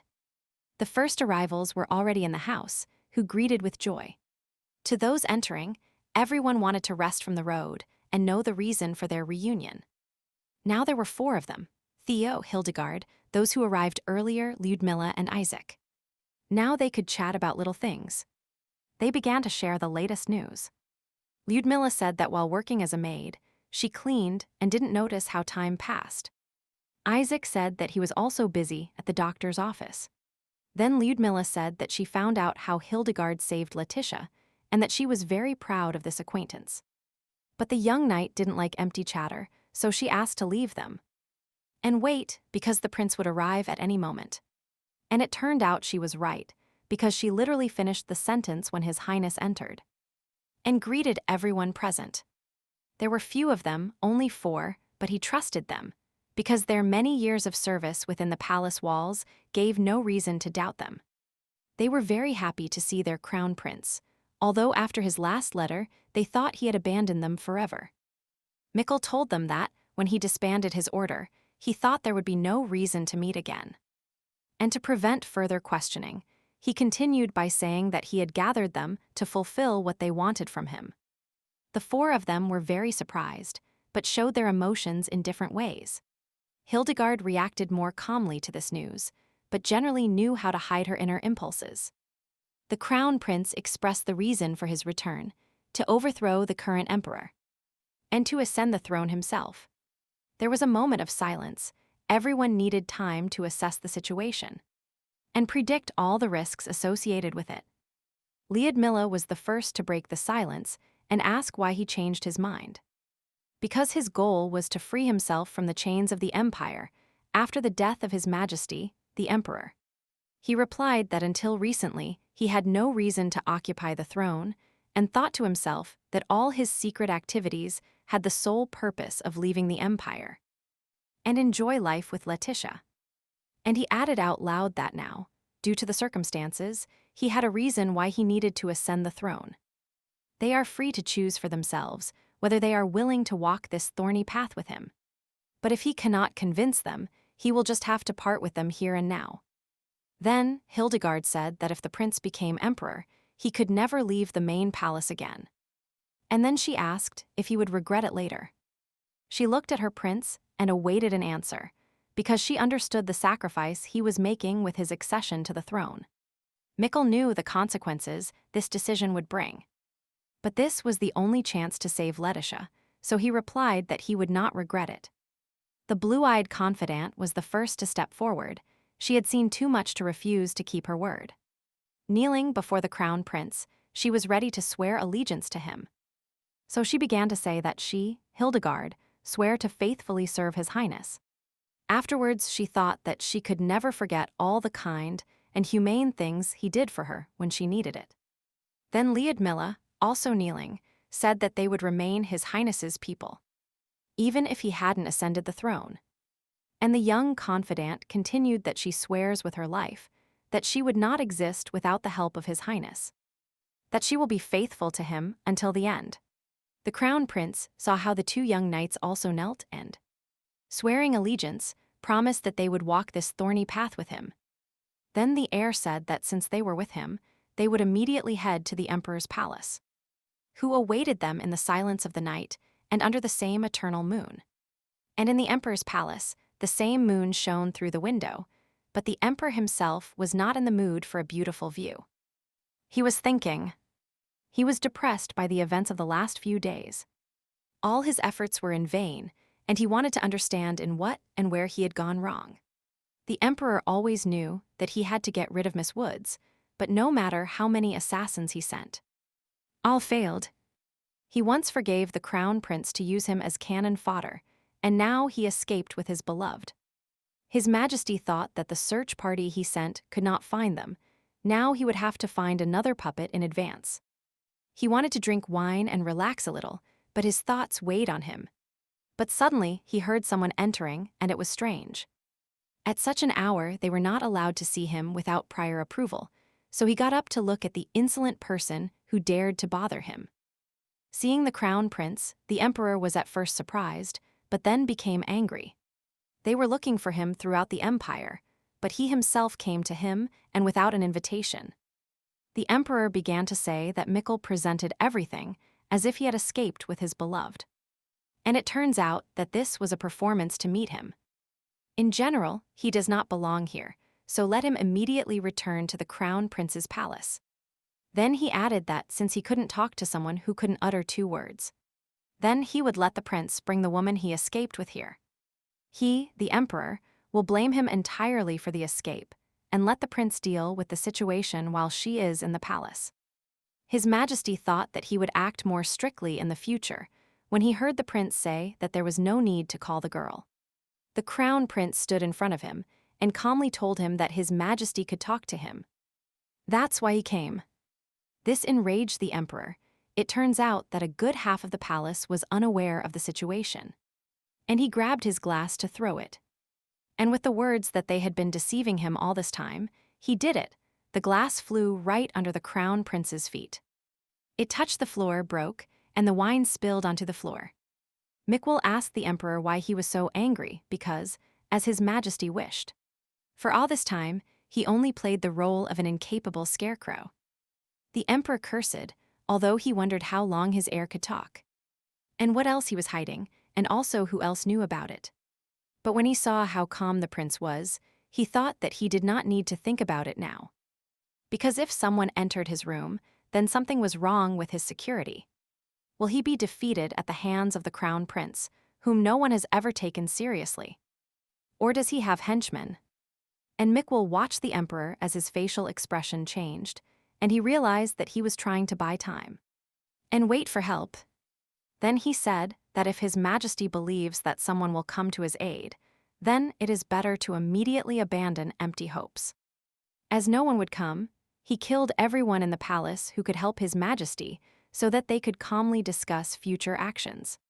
The Crown Prince had been playing the role written for him by others for so long, hiding his true self for so long, that now without that mask he was calm. He didn't want the fate of becoming emperor and locking himself within the palace walls. But it was still his choice, although due to the circumstances. Now the last game remained, which he needed to play along with the emperor who, unfortunately, was not a partner but an opponent. His Majesty also understood that the life of one of them, as well as the fate of the entire empire, depended on how they behaved now, on the words they said. He asked the prince if he really did this out of hatred, and the heir replied that he did not feel hatred. And he took a couple of steps towards him. The heir told the emperor that he felt nothing for him, because initially he meant nothing to him. And when asked why he started all this, he replied that he needed the throne. So he decided to get it a little earlier. Mikkel approached his interlocutor and showed him a vial with liquid inside. He turned it a little to see it better. Then the prince asked the emperor if he remembered the object he was holding in his hand, or if it was worth remembering and perhaps even telling a whole story. But the emperor remembered it very well, because it was the poison with which he killed his father. But he couldn't even imagine that the false prince would find out such details. And although poisoning causes terrible agony and the whole body turns inside out, its symptoms are similar to a heart attack, and the poison leaves no traces in the blood. His Majesty composed himself and said that the Crown Prince, to his surprise, had carried out a thorough investigation. As written in the novel, the emperor, after ascending the throne after his father's murder, he was afraid of losing his life too if he made someone capable of becoming Crown Prince. In fact, it was the second prince who planned to kill his older brother in a fierce battle, and then poison his father to take the emperor's place, but fortunately this was revealed, and he himself was poisoned. The emperor of the novel specially chose an orphan from the collateral line of the imperial family, placing him in the place of the crown prince, and then began to raise Mitchell Sonnet de Brandt as a useless crown prince to distract himself. Especially selected mercenaries for education freely committed emotional abuse of a small child, as a result of which he grew up as a fool, unable to communicate, until this girl appeared. Somehow the prince met Letitia Woods, and the emperor underestimated her power of influence. She was able to change Mikkel Sonnet de Brandt enormously. The emperor said that he thought he was raising a sheep, but it turned out to be a tiger showing its teeth. And then he asked the prince why he was silent. The heir replied that he could find no reason for the answer, because His Majesty had never been raised by him. Our hero fell silent and looked into his interlocutor's eyes, and the emperor thought that it was precisely that look that he had always noticed in the prince. He remembered it very rarely, but every time their gazes crossed, the prince burned him with that look of his. And he always believed that by doing this, the little one was expressing his hatred towards him, but if it wasn't so, then he didn't know what was happening.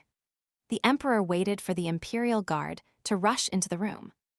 But he still didn't hear the sound of footsteps. He didn't hear any sound in the corridor at all. After all, when he noticed that someone had approached him, he immediately activated the emergency communication device under the table.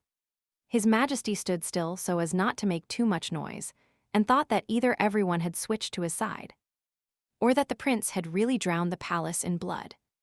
He had no other choice, so he said that he was defeated anyway, and therefore congratulated Mikkel Sonnet de Brandt on his ascension to the throne. However, when our hero received news from the emperor, he thought that something unexpected was about to happen.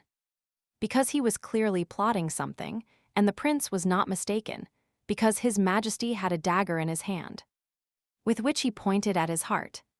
He also heard that nothing would happen as he wanted, but he didn't have time to prevent the emperor from carrying out his plan. After this, the emperor also added that if Mikkel had killed him with poison, he would have ascended the throne with an impeccable reputation. But not if he was killed by a sword, so that the prince would also be rewarded according to his merits. So those were the last words, and he died in a pool of his blood. And now, no matter how the heir tries to falsify the evidence, he will not be able to avoid rumors about the assassination of the previous emperor. Our hero had neither the desire nor the time to mourn. Suicide, he needed to run after Letitia and then to the sanctuary. Miss Woods began to regain consciousness, and she smelled burning, and the first thing that came to her mind was that a fire had started in the inn. She thought she needed to get out of here quickly. Then she realized that she felt much better, but she still had little strength. And at that moment she saw his hand, which he was extending. Then she raised her head to get a better look around. It was difficult for her, but the anxiety from the smell of burning gave her strength. Mikkel helped her get up, feeling her support. She cheered up, she was happy to see him nearby. She said his name, and Letitia, afraid that someone might hear her, asked him to call her Tisp. As they had agreed, because no mistakes should be made. But looking around, she realized that they were not in the inn, but somewhere unknown to her. And her anxiety intensified. Everything around them was burning, and it was already difficult to breathe in the room. She didn't understand why he wasn't explaining anything to her. And they weren't leaving here. Our heroine asked the prince where they were, but he didn't answer her. He just looked at her with unusually sad eyes. Her excitement grew, her heart began to beat strongly. Her eyes were watering from the smoke, and it became harder and harder for her to breathe. Everything in that situation seemed incomprehensible to her. Then she asked what they were doing here, especially since the fire was raging, and if it was really the work of pursuers. Letitia still called him young Master Kyle, and he did not correct her. He simply took her in his arms and prepared to leave. Mikkel smiled because he understood that the effect the doctor told him about had happened, and the burned flowers healed her. Then he told her Sky. This made him suggest they leave, and she felt calmer because it was no longer safe to be inside. The fire crackled as if someone were breaking dry branches. This sound was rhythmic and intermittent, and our hero led his companion out of this hell. Miss Woods noticed that the building began to collapse with a terrible crash. The cracks in the walls were getting bigger and bigger. The decoration pieces were falling off. And falling. She looked at the prince and thought that he had an expression of pain frozen on his face like a mask. Then she saw bloodstains on his uniform. All this raised many questions in her mind, and she wanted answers, but decided it would be better if she asked them when they got out of this fire. Once on the street, he supported her on the ground but still hugged her, because although the illness had passed, weakness still remained, and he understood it. She looked surprisingly at the Imperial Palace. One more question was added to all her questions, and she decided that it was time to find the answers. Then she asked where they were and why he took her, and led her to the Imperial Palace. After that, there was no way to stop her, and questions arose from her. She wanted to know how long they had been here, and why there was blood on his clothes. Unfortunately, only his silence was her answer. She saw his tension, but could not understand anything. Then she uttered his title with more insistence to start a conversation with him, and get at least some explanation. And she heard lion. It only meant one thing, but it took her some time to assimilate the phrase. They had been through a lot in recent days, from the wine party to her illness, from which she had not fully recovered. But still, her conscience told her that the prince was referring to the symbol of the imperial family, which meant that he revealed himself to ascend the throne. She didn't know how much time she spent in delirium, so she couldn't imagine when he managed to achieve it. But she still asked him why he revealed himself, because they were about to leave the empire. And they had almost reached the neighboring kingdom. Why did he suddenly want to become emperor?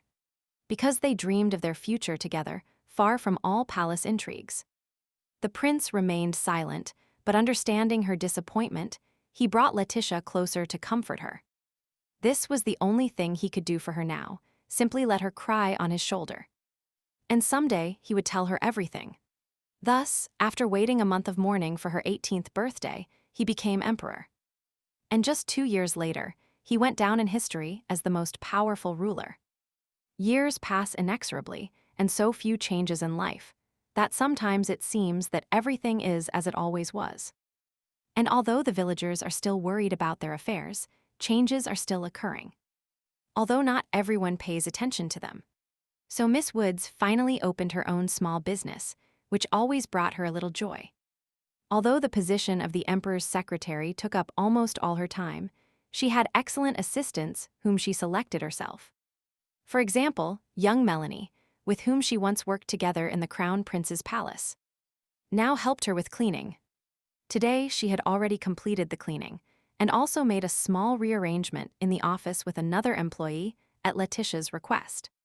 Melanie was waiting for her boss, who should arrive at any moment, and believed she had even managed to organize all the documents. Finally, the door opened, and it became clear that Miss Woods had arrived. The young assistant was delighted. She enjoyed communicating with her boss. She entered and apologized for being late, but heard in response that everything was fine, because they had just completed all the preparations for her arrival. The Emperor's secretary did not arrive alone, but with her bodyguard, who almost never left our heroine. Miss Wood's office was impeccably clean, and she thanked the girl for her good work. But she complained a little that it must have been difficult to clean such a room alone. And Melanie said that as a deputy, not only cleaning can be entrusted to her, but she can also handle it.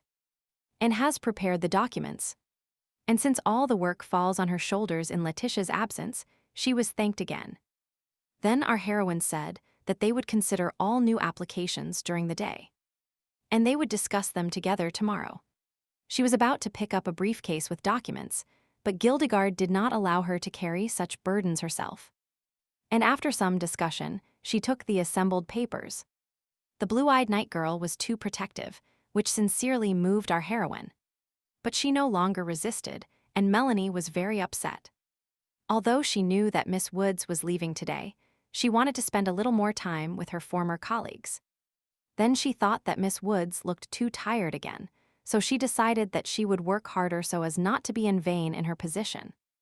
The secretary and her bodyguard went outside, where a carriage was waiting to take them back to the Imperial Palace. Hildegard asked if everything was fine with my lady, and then added that she was worried about her very pale complexion. To which Letitia replied that it was nothing, just that she had a lot of work to do. But that there was nothing to worry about. Then she added that, to be honest, it seems to her that Gildegard is more tired than she is because she accompanies her everywhere, even from early in the morning. And she replied that, as a knight, she must accompany her mistress, and that is her duty so that she does not get tired. And she also added that it is better not to overburden Miss Woods. Letitia thanked and agreed with this proposal, but thought to herself that she was simply nervous. That's why she was so pale. Our heroine made a very difficult decision for her, which has weighed on her for many years. But all attempts to put it into practice have not yet been crowned with success. She must talk to Mikkel today and tell him that she is leaving the Imperial Palace, and that this decision is final. 2 years ago, when our heroine decided to remain a secretary, she plunged a sword into the chest of her predecessor. He became the youngest emperor in the entire history of the Brant Empire. However, because there were rumors that he was an idiot who couldn't even put 2 words together. Aristocrats appeared who despised him, and even despite the successful coup. They tried to shake his power with their hidden intrigues. But Mikkel killed all the vassals and aristocrats who worked closely with the previous emperor. His secretary suffered unbearable pain every time she gave execution orders with her own lips. That's why he decided to put an end to this vicious cycle. She was very tired of it, especially since many had already been executed. And the empire was steeped in blood. Letitia asked His Majesty many times why he staged the coup, why he didn't go with her to the Winter Kingdom. But no matter how interested she was, no matter how many times she tried to reach the truth, she failed. She did not know the true reasons for such silence and was tired of remaining in the dark. Mikkel simply hid the truth, saying that now he could not tell her everything. And this continued day after day. Miss Woods had already returned to the palace. The carriage stopped, and she began to descend, carefully stepping her foot onto the step. She always loved the palace parks. She loved spending her free minutes in them, but now her thoughts were so absorbed in him that she did not notice this beauty around her. Because she was worried and didn't know how to behave when she saw Michael hiding the truth from her. But she promised herself that she would stay by his side until the situation in the Imperial Palace stabilized. She was already walking down the corridor when she thought that she had never had other personal reasons to stay here. Only he was holding her back. Thus, accompanied by the silent Gildegard, she almost reached her chambers when they encountered another close one. Lyudmila, and it was her, asked if her trip was a success, and when asked about the documents, she replied that all the arranged papers were ready. The secretary thanked the assistant for her work and said that she herself would take all the documents to His Majesty later. Those close to the emperor were happy to see and greet each other, but they no longer had time for further communication. Miss Woods was so happy with her assistant that she thought that even if she couldn't immediately find a suitable replacement, the talented Lyudmila would help the emperor. Mikkel got in one person his closest knight and the doctor, who gave another report on Letitia's well-being. The emperor was glad that recently no abnormalities had been discovered in his secretary's body. Isaac confirmed that during the last examination, he found no symptoms indicating residual manifestations of the disease. His Majesty tapped the table with his finger and thought. He thought that since nothing had been discovered for so long, it meant that the disease had receded. And his sacrifice was not in vain. The court doctor continued to report on the work that had been done to improve medical care in the palace. Then, the knight looked at the thoughtful emperor and apologized for not correctly diagnosing Miss Wood's illness 4 years ago.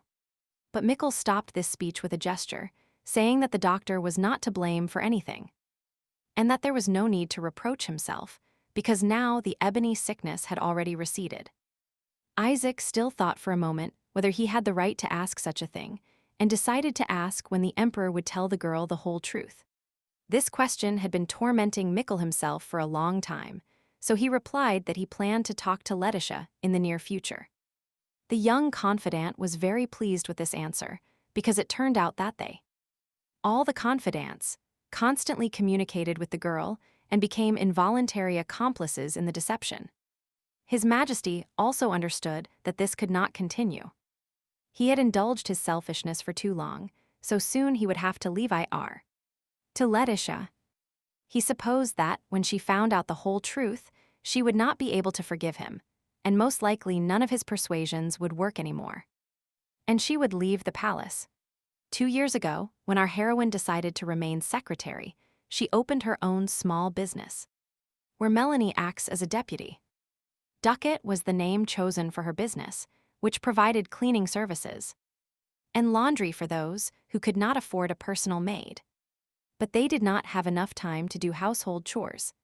She had been dreaming of opening her own shop or cafe ever since she escaped from her family. But due to her job as the emperor's secretary, she didn't have much time.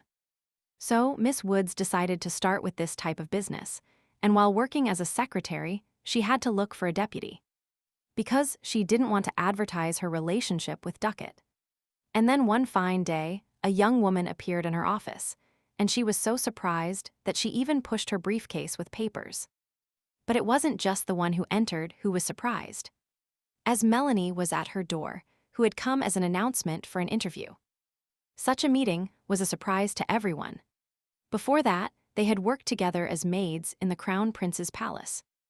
And Letitia knew that Melanie carefully and efficiently performed all the work entrusted to her. And when our heroine invited her former colleague to become her deputy, she was delighted. And she said she would work hard in her new field. The emperor's secretary reviewed all the documents and was ready to go to the hearing. But she was glad that thanks to her efforts and the good conditions she provided to her employees, her business continued to thrive. Still, it was time to go, but she thought again that while working for Mikkel, she often thought about what her life would be like if she left the palace. Now she saw more and more clearly what she wanted to do in the future, and although she had never been able to leave the palace before, she hoped that today she could finally resign from her position. She told Lyudmila and Hildegard that she was going to a hearing, but she thought that most likely Mikkel was still in his office. So, recalling all her failed attempts to leave this place, she walked through the long corridors towards the throne room. When her name was pronounced out of nowhere, she almost jumped on the spot, being taken by surprise. Standing in front of her was His Majesty, who, realizing he had scared her, he made a hand gesture, saying he was sorry, and smiled broadly. Letitia thought he had appeared out of nowhere, and then asked if perhaps he had come to call her. She then added that she probably should have visited him first, before going to the hearing, in case there were further instructions. The girl looked at her emperor with all her eyes and thought that now, as soon as she thinks about talking about her departure, she immediately feels uncomfortable. She grabbed the documents she held in her hands, thus trying to stop the trembling of her knees. She did not want to show her emotion. And then she offered to continue to the throne room, because her appearance was probably already expected there. And he, in one word, Strawberry, agreed. At that moment, Lyudmila asked Hildegard why she wasn't accompanying Lady Letitia. And she received the answer that so far there was nothing special with His Majesty. So Lyudmila said that she understood, although apparently Miss Woods didn't really like having security with her all the time. Hildegard said that she promised Miss Woods not to follow her in business situations, but that she would then sneak up so as not to attract attention. Lyudmila commented that if people found out that His Majesty hired security specifically for his secretary, everyone would doubt their relationship again. The close associate understood the secretary's worries, but on the other hand, she had a direct order to watch the girl 24 hours a day. And her interlocutor thought for a moment and said that she wondered when these two would finally be completely honest with each other. The setting sun, playing with its last rays, illuminated the Brown Empire, as if remembering that tomorrow it would return once more. In the palace, the audience was coming to an end, and Letitia's heart began to beat faster.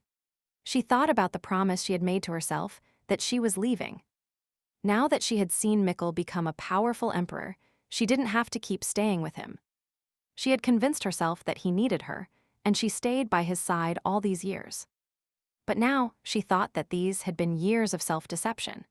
His Majesty and the secretary were already in the office, and the girl was taking more air into her lungs. She said she needed to tell him something. He was all attention. He was confused and excited by the tone in which the secretary asked him to listen. She had rarely seen him in such a restless mood. She hoped that if she left Mikkel now, it would be better for both of them. So she decided to continue. But recalling another moment from their childhood, she thought that now they were very different from what they were before. So she decided not to worry anymore and then continued her speech, asking to be allowed to retire this year. The subsequent development of events unfolded rapidly and completely unpredictably, because the emperor tightly held the secretary in his arms. This reaction discouraged the girl, and she could not understand what was happening now. So she only whispered this constant and formal "Your Majesty." But Mikkel, without ceasing to hold the girl close to his chest, began to say, or rather to plead, that she, Letitia, should not leave him. The next morning, our heroine recalled all those years they were close, and she could not understand why she missed the moment when he began to speak. She should have noticed. When he returned to her room, she was still standing and looking out the window at such a familiar landscape. She thought about his lies. She did not want to know why, at least not yet, but she wanted to know how long he could speak like all normal people. She always knew that this moment would come and delayed it as long as she could, but now all that remained was to answer. Mikkel said that it had been 8 years since he couldn't. For our heroine, it was a real blow, and she was still very nervous when she was about to ask for his resignation. Impulsively, she clenched her fists and then said that it was simply incredible that he had deceived the entire empire for so long. And she added that she really doesn't care much about other people, but she doesn't understand why he did this to her. Why he lied to her. He extended his hand towards her closed fist. He wanted to calm her down, try to explain everything to her. Because so many times she had imagined this moment. Our hero understood that in this situation he was solely to blame, but at the same time, he had a terrible fear of losing her forever. Which was the beginning of an explanation, but they didn't give it to her. Letitia pulled her hand away with a sharp movement and said that now she really had no reason to stay close to him. Therefore, she will pack her things and leave today, and he can conduct hearings on his own starting today. Having spoken, she became even more upset when she poured out her emotional boil.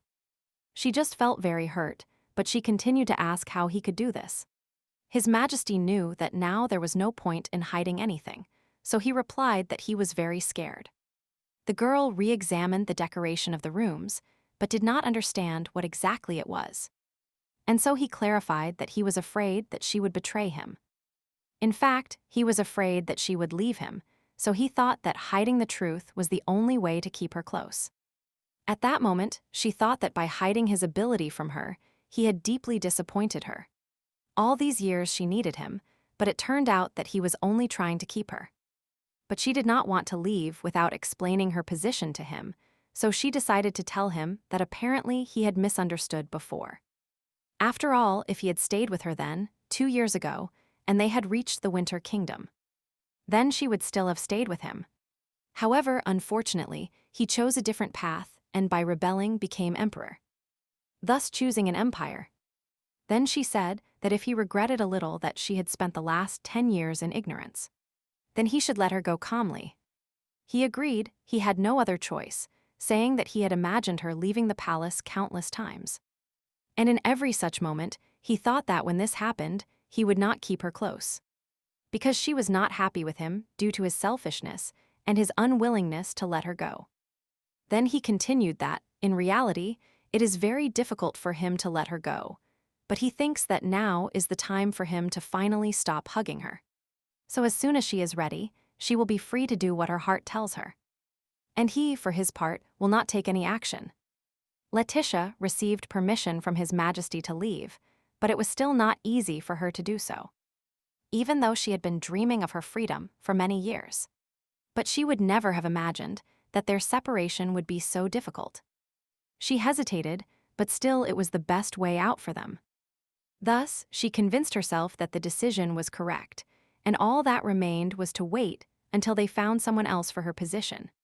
She even imagined how she would come to his office and tell her deputy that she was leaving her secretary position.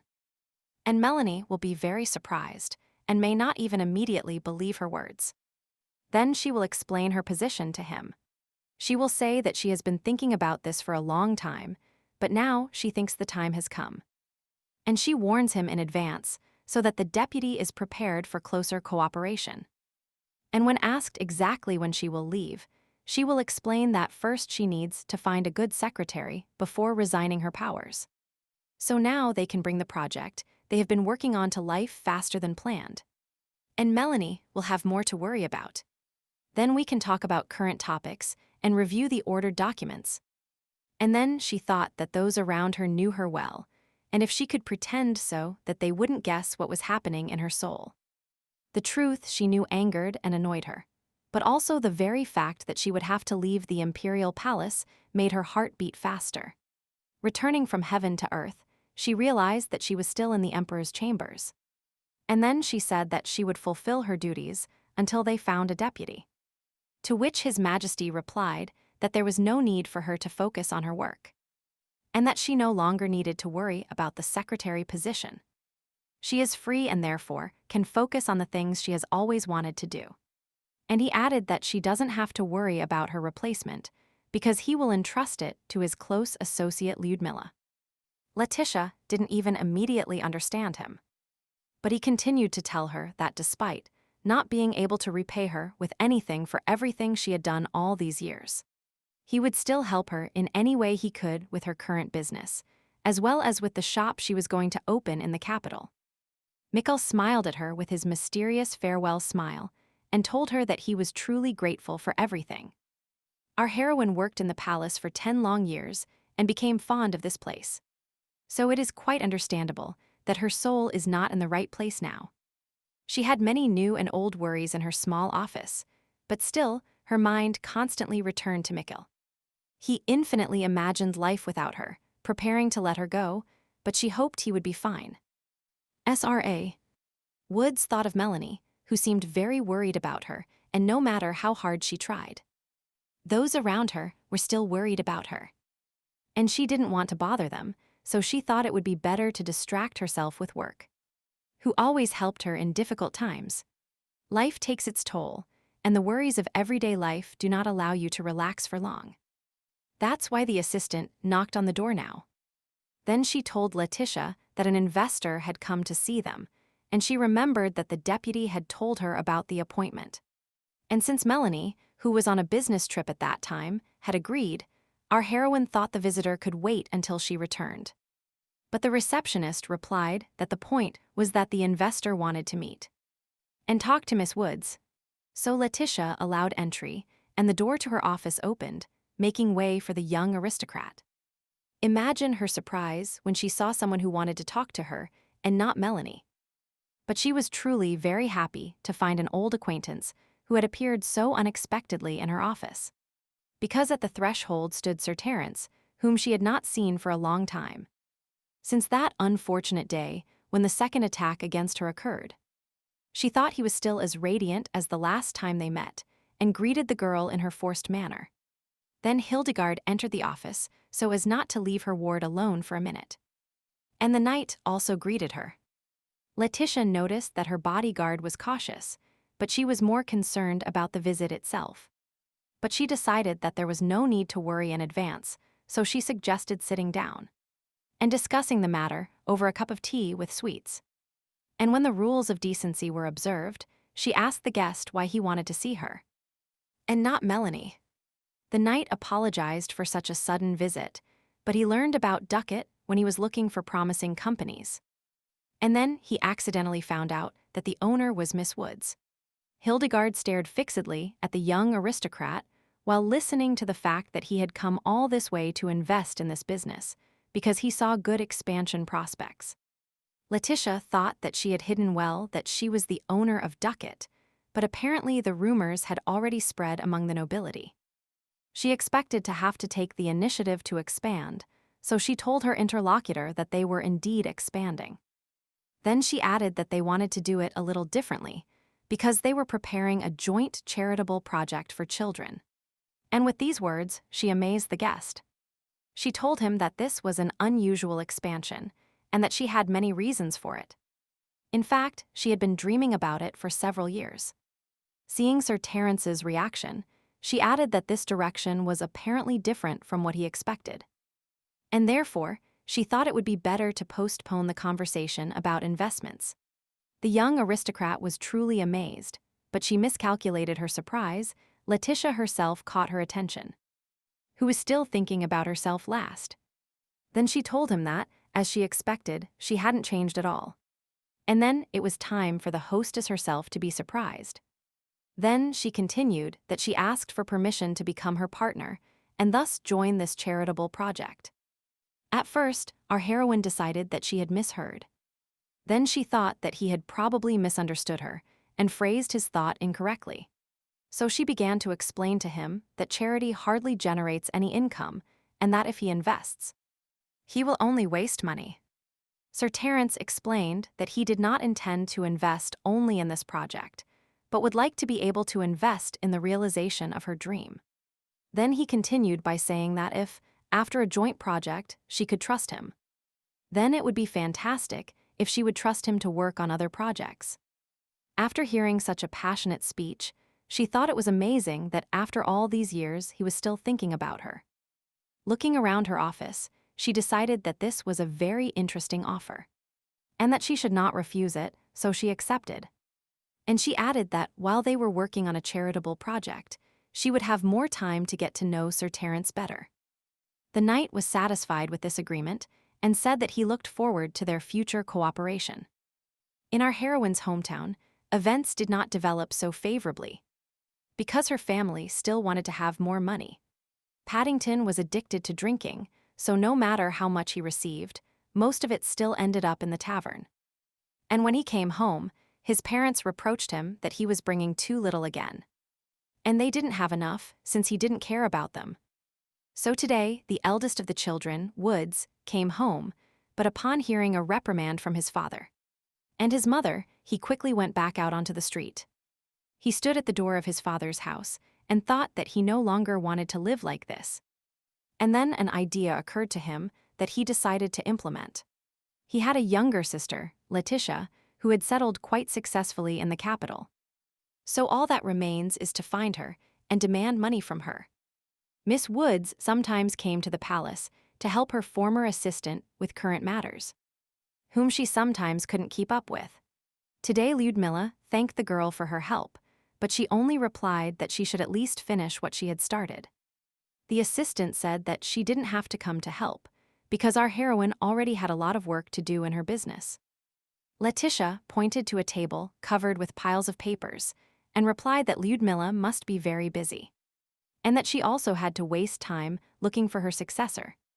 And the former assistant agreed, because she couldn't find anyone who worked as well as Lady Letitia. Lyudmila leaned against her former leader's shoulder, and the girl thought that she was still glad that next to Mikkel there were people he could trust. When she found out that the emperor could speak, she unconsciously became angry with Hildegard. But it wasn't her entourage's fault that they had to keep his secret. Mikkel told her that he would finish this performance when he was sure that the situation was safe. And they were not in danger. He hoped that when that moment came, and if his closest associates were with him, then everything would be fine for him. They met with Lyudmila immediately, because she had to go with His Majesty, but she didn't want to leave Letitia. However, the close associate prepared, because she was not allowed to be late for the reception with the emperor. But before leaving, she advised Miss Woods not to work too hard. And the girl agreed with this statement.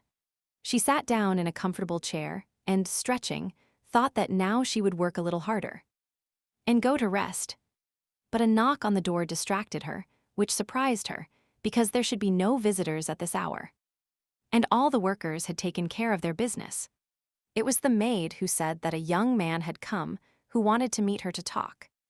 This greatly surprised the girl, but she was stunned when the maid introduced the young man as a member of her family. And then Letitia found out that her brother, Paddington Woods, had come to see her, whom she had not seen for many years and would gladly not have seen in the same time. His appearance in her life was like a bolt from the blue, and she did not expect anything good from this meeting. She remembered her older brother well and his constant harassment towards her, which gave him pleasure. Hildegard said she would go to this meeting with the girl, but she refused and had reasons for it. So she asked the guard to wait outside the door. She referred to the fact that this family conversation should take place between the two of them, and added that if anything happened, she would definitely call for help.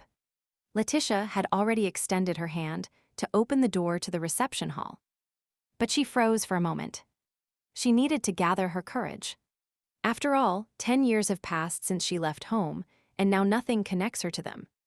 She entered the reception room and, seeing her brother, who had matured over the years, she asked him why he had come to her. Paddington ignored her coldness and greeted her by asking about her health and inquiring how they had been all these years. Miss Woods did not change tactics, and with the same icy tone, she said that there was no point in bowing to each other, that it was better to let him immediately tell her why he had come. Her brother scolded her for such a hostile reception, because he was very happy to see her after such a long separation. Then he became angry and said that if he continued showering her with jokes, then it was better to end this conversation immediately. And she will leave. Paddington began to stop his sister, telling her that his parents had asked him not to tell her this, but that his mother had been very sick lately. And my father is not sick yet, but he doesn't have as much strength as before, so he can't work as much as in the old days. When he heard that he wasn't asking her for help, it was just that his parents missed her so much that he impulsively clenched his fist to avoid acting hastily. The young man continued by saying that he became an official and now also earns a living. So he has no reason to ask her for help.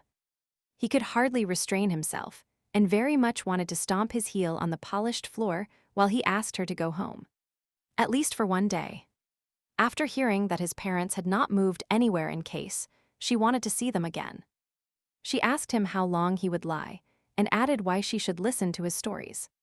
Because his parents came to her when she was still working as a maid. They came to demand the money she had saved during this time, but she, of course, rejected them. Then they tricked the accountant by pretending to be usurers and thus took away her salary for that month. Letitia finished her tirade by saying that she saw her father and mother almost at the same time when he had just entered the academy to become an official. She looked at the decoration of the reception room and realized that she needed to try a little harder to get money from her sister. That she definitely had. And he began to say that he was so immature and that his parents were cruel to her. But they still love her because they are family. Deep down, she always had an attachment to her parents and brother that she couldn't avoid. And she even envied her colleagues who had loving families. She had denied this feeling for so long that she finally succeeded. So she told her brother that now, after talking to him, she realized that she didn't love them. And since she no longer feels anything for them, they should not continue this conversation. And it is better that he leaves. And she warned that he had to leave quickly before she decided to call the guards, who would appear in the room at her first call. Paddington thought he could persuade his obstinate sister faster, but it turned out not to be so easy. So he decided to act more harshly. He grabbed her hand so that it would be easier to control her movements, and then, saying that she was mocking him, he sharply pulled her towards him. She was suffering, and he, not paying attention to her, continued to say that although it was difficult for her when she was a child, that was already a thing of the past, and he had been going through difficult times for the last 10 years. He shouted throughout the reception room that he had sacrificed everything for his family all these years. That after she left, his parents were constantly making a fuss and wandering around to find her, and he had to study alone without any help. He shouted that he studied hard to enter the academy and thought that this was the only way to succeed. But now every time he receives money, his parents take it away. And now he needs money for bribes to at least try to succeed in his career. Letitia was beside herself with such a statement. The brother did not relent. Now he said that his parents know where she lives and where she works, so she cannot refuse to give him money, and if she refuses, they shout and call her a bastard who abandoned them. And he continued that she now has money, she is also their daughter. His parents raised them by sincerely caring for them, so it is natural for them to take care of them together. The girl listened to her brother and could not believe what she was hearing. How he even dared to say such a thing to her, because no one cared about her when she was a child. She only had a roof over her head, and everything else she did herself. He pulled her hand again, he didn't care what she thought. He wanted to achieve at least half the amount they were asking for as a bribe. From pain and surprise, Letitia shouted. She tried to pull her hand away, but her brother held her tightly. Paddington expected the outcome.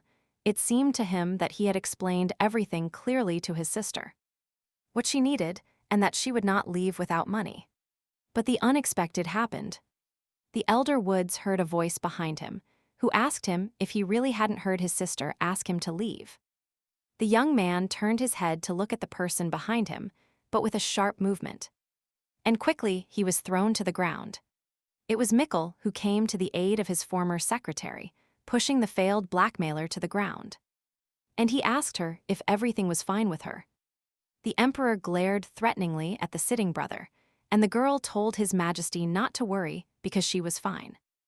What surprised Paddington the most was not that the emperor personally defended his sister, but that he spoke normally. His majesty surprisingly turned towards the culprit and took a couple of steps in his direction. He wanted to personally find out the reason for such an unexpected visit. Upon learning that Mr. Woods was demanding half the amount he was asking for from his sister, the emperor said that he had the impression that he was feigning goodness itself. Paddington mumbled that he wasn't serious, simply that he hadn't seen his little sister for a long time. And he wanted to ask her if she wanted to help her sick mother, and at some point he didn't know why. But he started saying all sorts of nonsense. The emperor listened to this implausible statement and was ready to take any measure not to see or hear this man ever again. But first, he needed to hear what Miss Woods herself said about her brother. She replied that she would deal with the matter herself, and that therefore no intervention was necessary at this moment. Then she addressed Paddington and told him that he had no reason to help either him or his parents, because she already helped them when she was a child, and when he was about to enter the academy to become an official. And then the brother heard from his sister that she was asking him to leave if he didn't want the guards to throw him out, and that this was the last manifestation of her concern. He clenched his fists in desperation. He did not expect such a turn of events, and until the end, he expected a successful outcome of his trip. But getting up from the floor, he still threw his last words at his sister, saying that now he was clear what exactly was happening here. Paddington had always been a spoiled child, and therefore the refusal of his intractable sister insulted him or, to be more precise, humiliated him. But the situation was aggravated by the presence of the Emperor. Mr. Woods could not resist such power. But leaving the reception room, he thought that he would definitely take revenge at the first opportunity. And the door slammed shut behind him. Whether they would see each other again, she didn't know, but she hoped this would be their last meeting. Letitia thought that although her brother had grown up and was no longer a child, in reality, he hadn't changed at all. When they were left alone, His Majesty asked the girl if everything was fine with her, and she assured him that everything was fine with her. She added that there was no point in worrying, although he found out everything, but that was also not a problem. Mikkel was surprised by the fact that our heroine did not immediately take action to punish her brother. Because if she wanted to, she could give an order and have him arrested immediately. The girl thought and explained that she wanted to solve the problem, but in another way, she wanted her brother to be removed from his position as an official. Then the Emperor was a little surprised. He had never heard her care about her family. Even she said almost nothing about them. And she began to explain that she had heard that her brother had committed several crimes while working as an official. So she couldn't leave him alone. If she finds physical evidence and forces him to resign from his post, then he can find another job without ending up in prison. And then his parents will set their sights on her money again. She wants her family to live like this for the rest of their lives, and their relationship will continue without faith or mutual trust. Looking at Mikkel, she continued by saying that this is her revenge, because this way they will be unhappy for the rest of their days. He understood her, but still had doubts, and so he said he was worried that difficulties might arise. Miss Woods thanked the Emperor and told him that thanks to him her brother would not return. But that even if he did, he wouldn't be able to do anything. They had already said goodbye, and Mikkel was about to leave the reception room when he decided to ask her a question about her business. He was very embarrassed, although he only asked how things were going, if she was coping with all the tasks, and if there were any difficulties. Difficulty.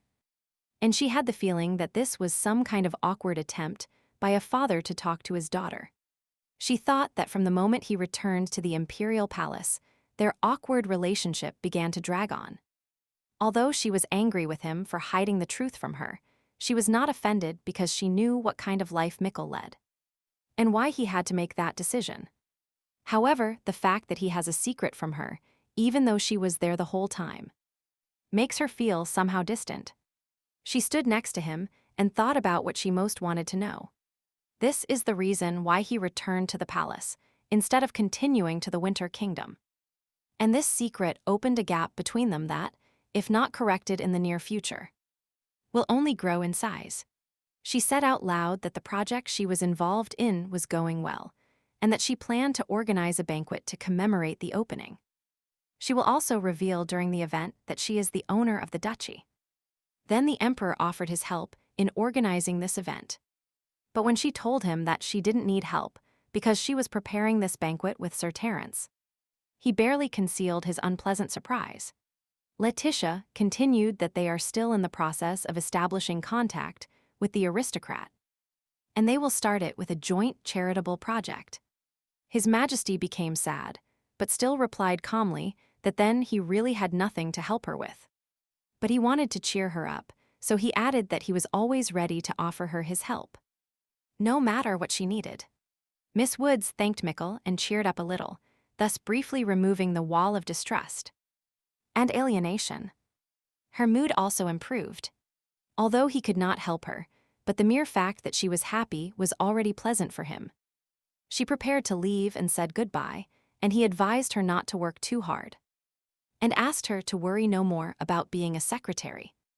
Upon leaving, I met Hildegard, who looked worried, asking if everything was fine. And our heroine replied that yes, but that now there were more problems. And to the offer of help, the girl gave a negative answer because she decided that it was better for her to deal with these problems alone. She had to sort out her thoughts and start an investigation into the corruption of her brother Paddington. The moon hung in the sky over the hometown of the Woods family. She silently watched how the eldest son returned home from the capital and destroyed everything he stepped on. He was furious because he didn't know what measures he could still take. Paddington gave free rein to his emotions, shouted, cursed, hit, and kicked everything within his reach. After venting, he stopped. The broken things were scattered in front of him. He needed to think about the current situation. Mr. Woods could not understand why he had to go through all this, and if he had made such a big mistake. He did not want to believe that his sister wanted to force him to resign from the civil service, threatening him with what everyone else was doing anyway. It seemed to him that she was mocking him. He thought that perhaps she allowed herself to treat him this way only because the emperor sponsored her. After all, he didn't ask her for much, especially since, apparently for her, he was a good-for-nothing who could easily share with his poor brother. Somehow he managed to get a job as an official, and she wants to deprive him of that position so that he looks for another one. But then, everything he earns he will have to give to his parents, who will not leave his neck. At this thought, he became angry again, looked around angrily, deciding what else he could vent his anger on. Two people approached him from behind, hiding their faces in the darkness with hoods. And then they asked him if he was Paddington Woods, our heroine's brother. He had many enemies of his own, so meeting strangers seemed suspicious to him. When he asked who they were, they asked him to relax because they were on his side. And they had a mutually beneficial agreement. The day of the opening charity banquet arrived, and the mansion Sir Terence had provided was all decorated for the occasion. The first guests were already walking inside. Many already knew each other, so they held casual conversations on various topics. Sir Terence walked through the corridor, and when he got bored, he went out into the hallway, where he saw Letitia running somewhere. He stopped to greet and comment on the final details of today's event that they were preparing together. The young aristocrat, as always, was very happy to see our heroine. It was noticeable that she was a little worried, but she still looked great. She said the banquet would start soon and was very happy with all the preparations made. Moreover, she thanked him for the place. Sir Terence was delighted and replied that, as always, he was happy to help her. Especially since, as he expected, this project was only the beginning of their future cooperation.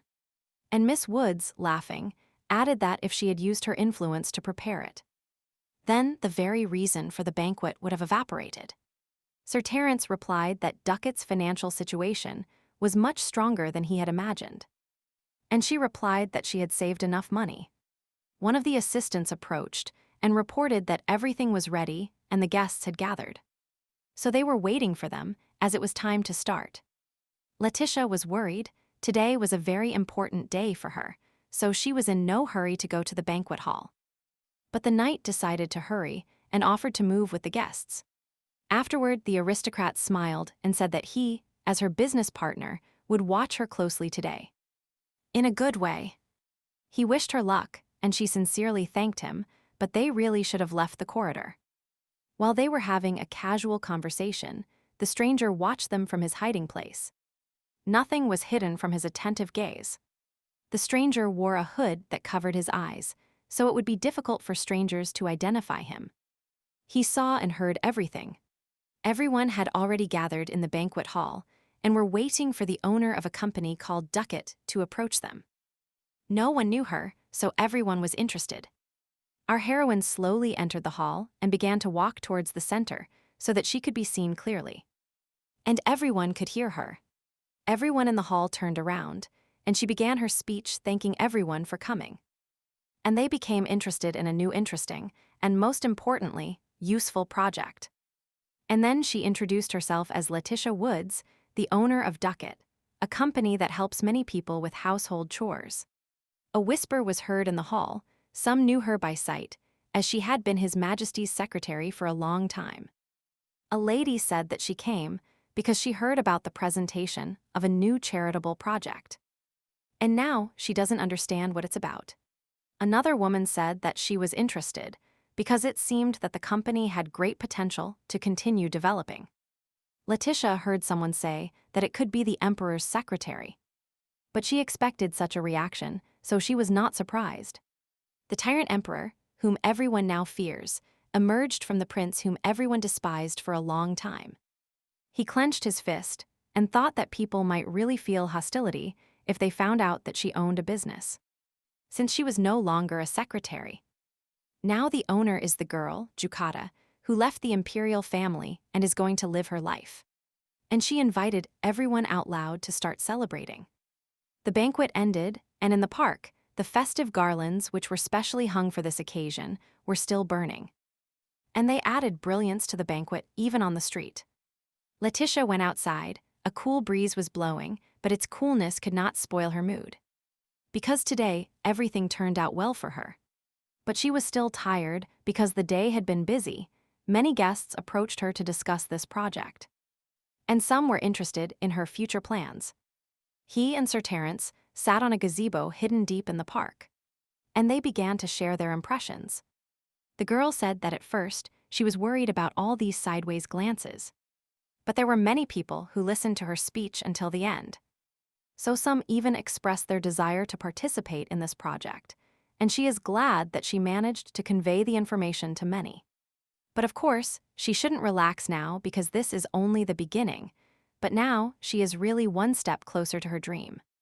Sir Terence was also very happy with the banquet, but for a long time, he had been interested in one question that he would like to ask. Miss Woods was cautious, although she saw no reason to ask difficult questions. So she asked not to linger, because she would be happy to answer. The young man asked why, among so many charitable projects, she chose the mobile classroom. Letitia thought that Sir Terence was a true aristocrat. Because the first person asked her about it, why this project that she is now going to develop is very important. The purpose of the mobile classroom is to teach children living in remote areas where education is difficult. The basics of spelling and arithmetic. And she began to tell that, when she was little, a teacher who came to her village taught her these sciences. Now she doesn't remember the details, as it only happened once, but the knowledge he gave her then made the world wider. This knowledge gave her courage, which she could then use in case of danger. Therefore, now the girl wants to give knowledge to children who are in the same difficult life situation as she was. Miss Woods fell silent for a minute, and then continued by saying that everything was her greed. That she wanted to concentrate only on Ducat, but she couldn't. And although she started all this because of her own greed, she will not give up, and the mobile classroom will definitely achieve success. Sir Terence listened to her as if enchanted, and then could not resist and paid her a kind of compliment. He said that she was all bright. She, of course, was indeed shining with happiness and pride for her creation. Her eyes shone, and a smile played on her lips. He admired everything in her, but today he was struck by her energy and determination, and how passionate she was about her idea. And that she was ready to fight for it. He said quietly, Miss Woods, and she thought that there must be something in the atmosphere today. Because the knight's admiring eyes and radiant appearance put her in a romantic mood. But she still wanted to know what he was going to tell her, so she waited silently for what he would say. Or do next. Sir Terence opened his mouth to start talking, but at that moment, a man wearing a long cloak was thrown into the clearing in front of the gazebo. The knight, as he should, protected the girl with his body and added that she should stay away until the situation was clarified. In front of them lay a suspicious man, and judging by his clothing, one could assume that he was a spy. Or a mercenary. Hildegard apologized and then reported that she wanted to deal with him silently. But he did not obey. And so it happened. Then he added that this man was watching her and Sir Terence from the shadows. so he considered him dangerous and decided to grab him. Letitia clarified that he was indeed following her, and then thought that for a while everything was calm. But now, apparently, there was another assassination attempt. The man on the ground regained consciousness after Hildegard's powerful blow to the back of his neck. And he began to get up, but slowly, so as not to provoke another attack. And then the girl heard a familiar voice, saying that it had been a long time since they had seen each other. And this intrigued her, but she hadn't seen his face yet. He sat down and began to apologize. Then he also said that he was to blame for the misunderstanding, but that he didn't want that. Afterwards, the hood began to fall off his head, revealing his head. And he continued that he still hadn't found the right time to talk. Letitia simply couldn't believe what she saw.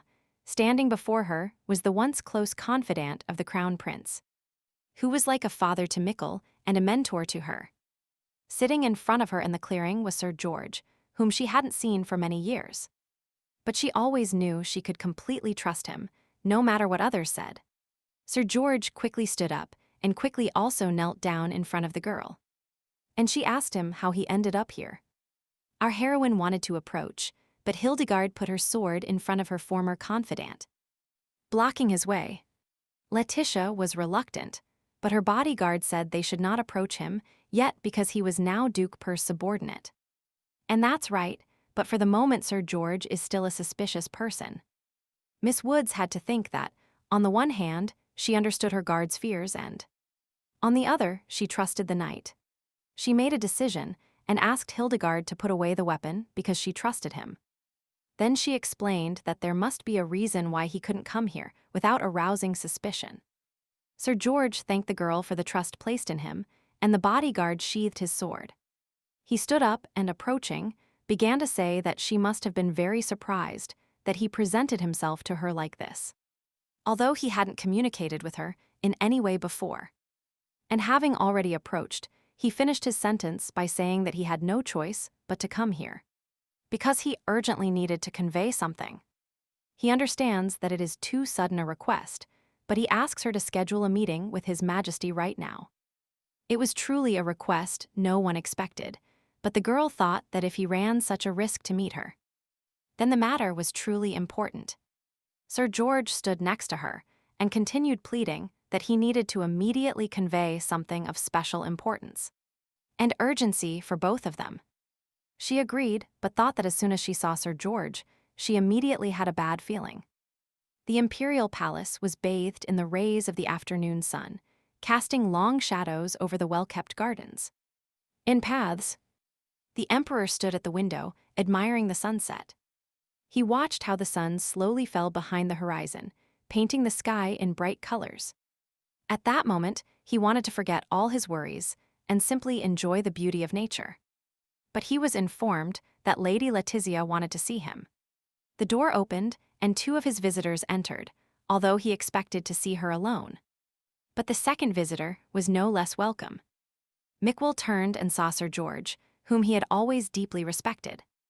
And he was infinitely grateful for his service, which often went beyond purely official limits. The former confidant stood at the door and waited for his emperor's reaction, but he didn't expect such a reception. Because Mikkel ran to meet him, and the knight, bending a knee, was about to explain the purpose of his unexpected visit. He thanked him for his time and said he was very sorry he hadn't been able to visit him sooner. His Majesty listened and asked the knight to stand up, but Sir George was in no hurry to get up, because, in his opinion, he had failed him once.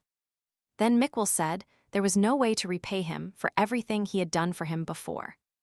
Then he approached and knelt next to his knight, and said that he had always wanted to thank him from the bottom of his heart, and that now he was very happy to be able to say it right now. Sir George looked up and replied that it was very good news for him that His Majesty could now speak. Letitia stayed a little further away and watched as two people close to her. Having met after so many years, they thanked each other for the years gone by. Perhaps they would have stayed there a long time so as not to scare away the moment of true friendship between mentor and apprentice that they once nurtured, but unfortunately, there was an urgent message. And it was not urgent, so Sir George reminded the Emperor of the attack that occurred 4 years ago. Mikwoll remembered his fight with the mercenary in the training room, when his fencing teacher was seriously injured. And Letitia almost died, first from illness and then from an assassin who broke into her servant's room. Miss Woods was surprised why he remembered that attack now, since many years had already passed. And there was a second one after. Sir George never favored his nephew. He considered him a schemer and a rather mean person, but that's not what we are talking about now. That attack was completely planned by Duke Per, but the knight, unfortunately, could not help them in any way. For our heroine, this was not a revelation. For some reason, she always felt like this. The Duke was cozying up too much to that emperor. The late emperor ordered Duke Per to dismiss Sir George from his post, and also tried to publicly declare Mikkel an idiot, but the plan failed.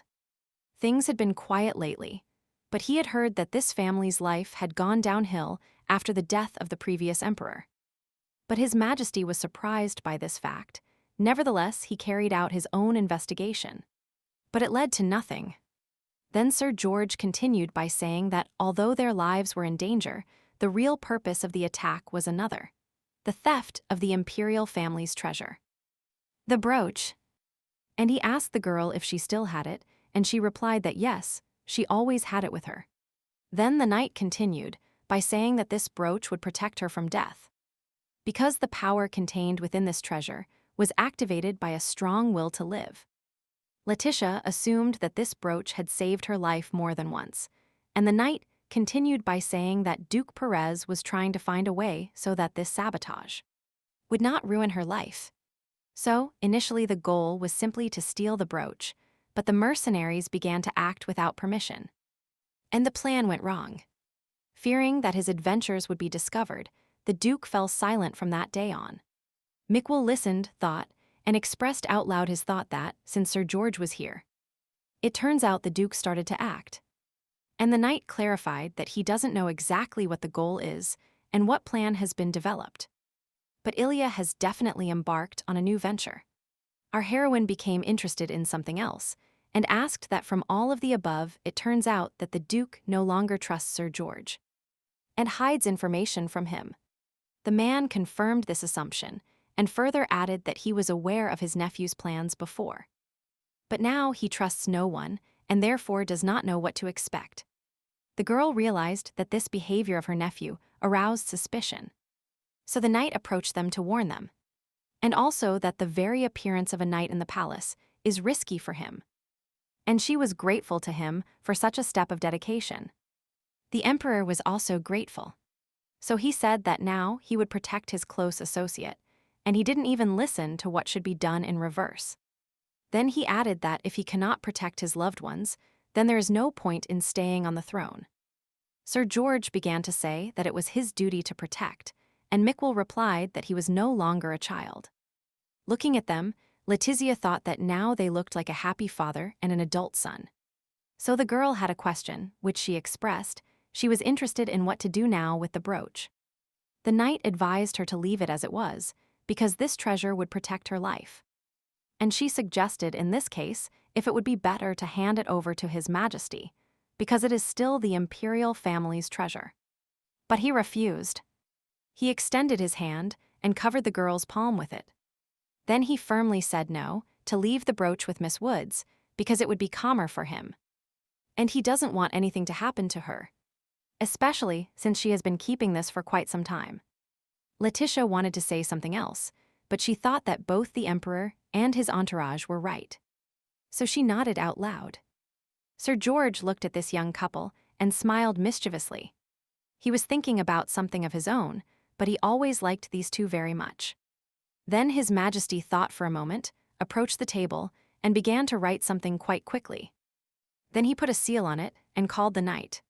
When a close associate approached, the emperor handed him a folded document. But he didn't say anything else. The surprised knight took the extended scroll, and opening it began to read carefully.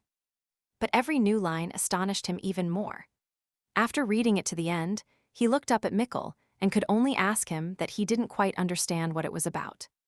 Letitia also looked surprisingly at what was happening, and could only wait for the content of the document to be announced to her. Our hero went from being a foolish child to an emperor who, although notorious for being a tyrant, knew how to make bold and noble decisions. And now, to thank the knight and protect him from his nephew's machinations, he offered him a position. Sir George began to say that this offer was too generous for him and that he could not accept it. The girl also looked bewildered until she heard that in the document, the emperor appointed his former mentor to the position of right-hand man. The position implied that the only boss was the emperor, but few who previously held it had real power in fact. It was rather a symbolic position, which was mainly occupied by high-ranking members of the imperial family. Mikkel said that for Sir George this is not a privilege, but a very troublesome post. So he will accept it. The close associate replied that he always thought that this was a position with continuous honors and privileges, but without obligations. But in response, he heard that this is not a vacancy, but a complete headache, and that it is very difficult to find a suitable person for it. Miss Woods thought that it was a very sensible decision, because they really had to find a more worthy candidate. And decent. While Sir George reread the document, our heroine sincerely congratulated him on taking up his post. Having given his consent, the knight added that from now on he will do everything possible not to move away from His Majesty anymore, but on the contrary, to stay close. The girl also listened to the men discussing the Duke's reaction to this and, therefore, she heard that in the current situation, he would have to reduce the number of times he went out. And also about the fact that it would be better for her to stay in the Imperial Palace almost all the time, because it was unknown when and from where danger might come. Mikkel closely observed her reaction and thought that he would have to wait a little longer with the launch of the mobile classroom. Seeing her upset, he said that he would do everything in his power to resolve the situation as quickly as possible. Letitia looked at the Emperor and thought that he was still worried about her. But at the same time, he did not forget about her projects. She thanked him. Anyway, nothing could be done, but her plans would be interrupted for a while. Then she looked thoughtfully out the window and said that, perhaps, today she was already tired, and that if His Majesty no longer needed her, she would go to her room. When our heroine left the room, they moved on to more urgent matters. They needed to plan further actions. The Emperor suggested immediately sending someone to Dukepur, and it would be best to infiltrate him secretly to assess the situation. Mikkel complained that at some point he treated Ilya with too much negligence, and that he definitely should have pressed harder. Sir George followed the Emperor's steps and then moved on to the question that worried him. Did Miss Woods really leave the secretary post? His Majesty confirmed it, but wondered why this question arose, why they asked him about it. The right-hand man gave no respite, because it was important to him, so he added to his question that Mikkel had a proper conversation with the girl. Of course, our hero himself understood what his interlocutor meant, but he found it difficult to understand his feelings. The knight still insisted on talking, so he continued by saying that he thought His Majesty should be a little more honest. Then he said that the reason why Mikkel left the palace for the first time 2 years ago, and then returned, was somehow related to Miss Woods. Seeing the reaction to his words, he asked the Emperor if he really planned to distance himself from the girl, leaving behind only accumulated misunderstandings. And then he suggested to our hero to tell the honest truth, because then Letitia would understand what feelings guided Mikkel. But the young man only replied that he thought everything was fine and that he couldn't fix anything. This answer greatly annoyed Sir George. He saw with his own eyes that there were feelings between these two, and he didn't understand why the young people simply didn't talk about it. The Emperor stood by the window.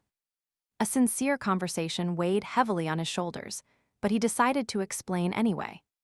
So he said that how could he ask something from a girl who doesn't know how to tell him her feelings, if now he himself doesn't know how he feels? Memories flooded our hero again. He remembered how he and the girl met, and then how they walked carefree through the park, and the way she understood him, because she was the only one he could talk to calmly, in her unusual way.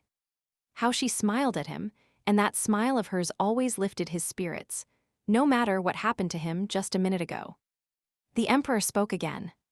He said that there was a moment when he thought that the feelings he had for her were love. Clenching his fists, he continued by saying that, however, if this is love, then he should not listen to what she says. And what she wants. Sir George heard that His Majesty did not want to fulfill her wish to leave the imperial palace, and that it would be great for Mikkel if she gave up her wish and stayed by his side.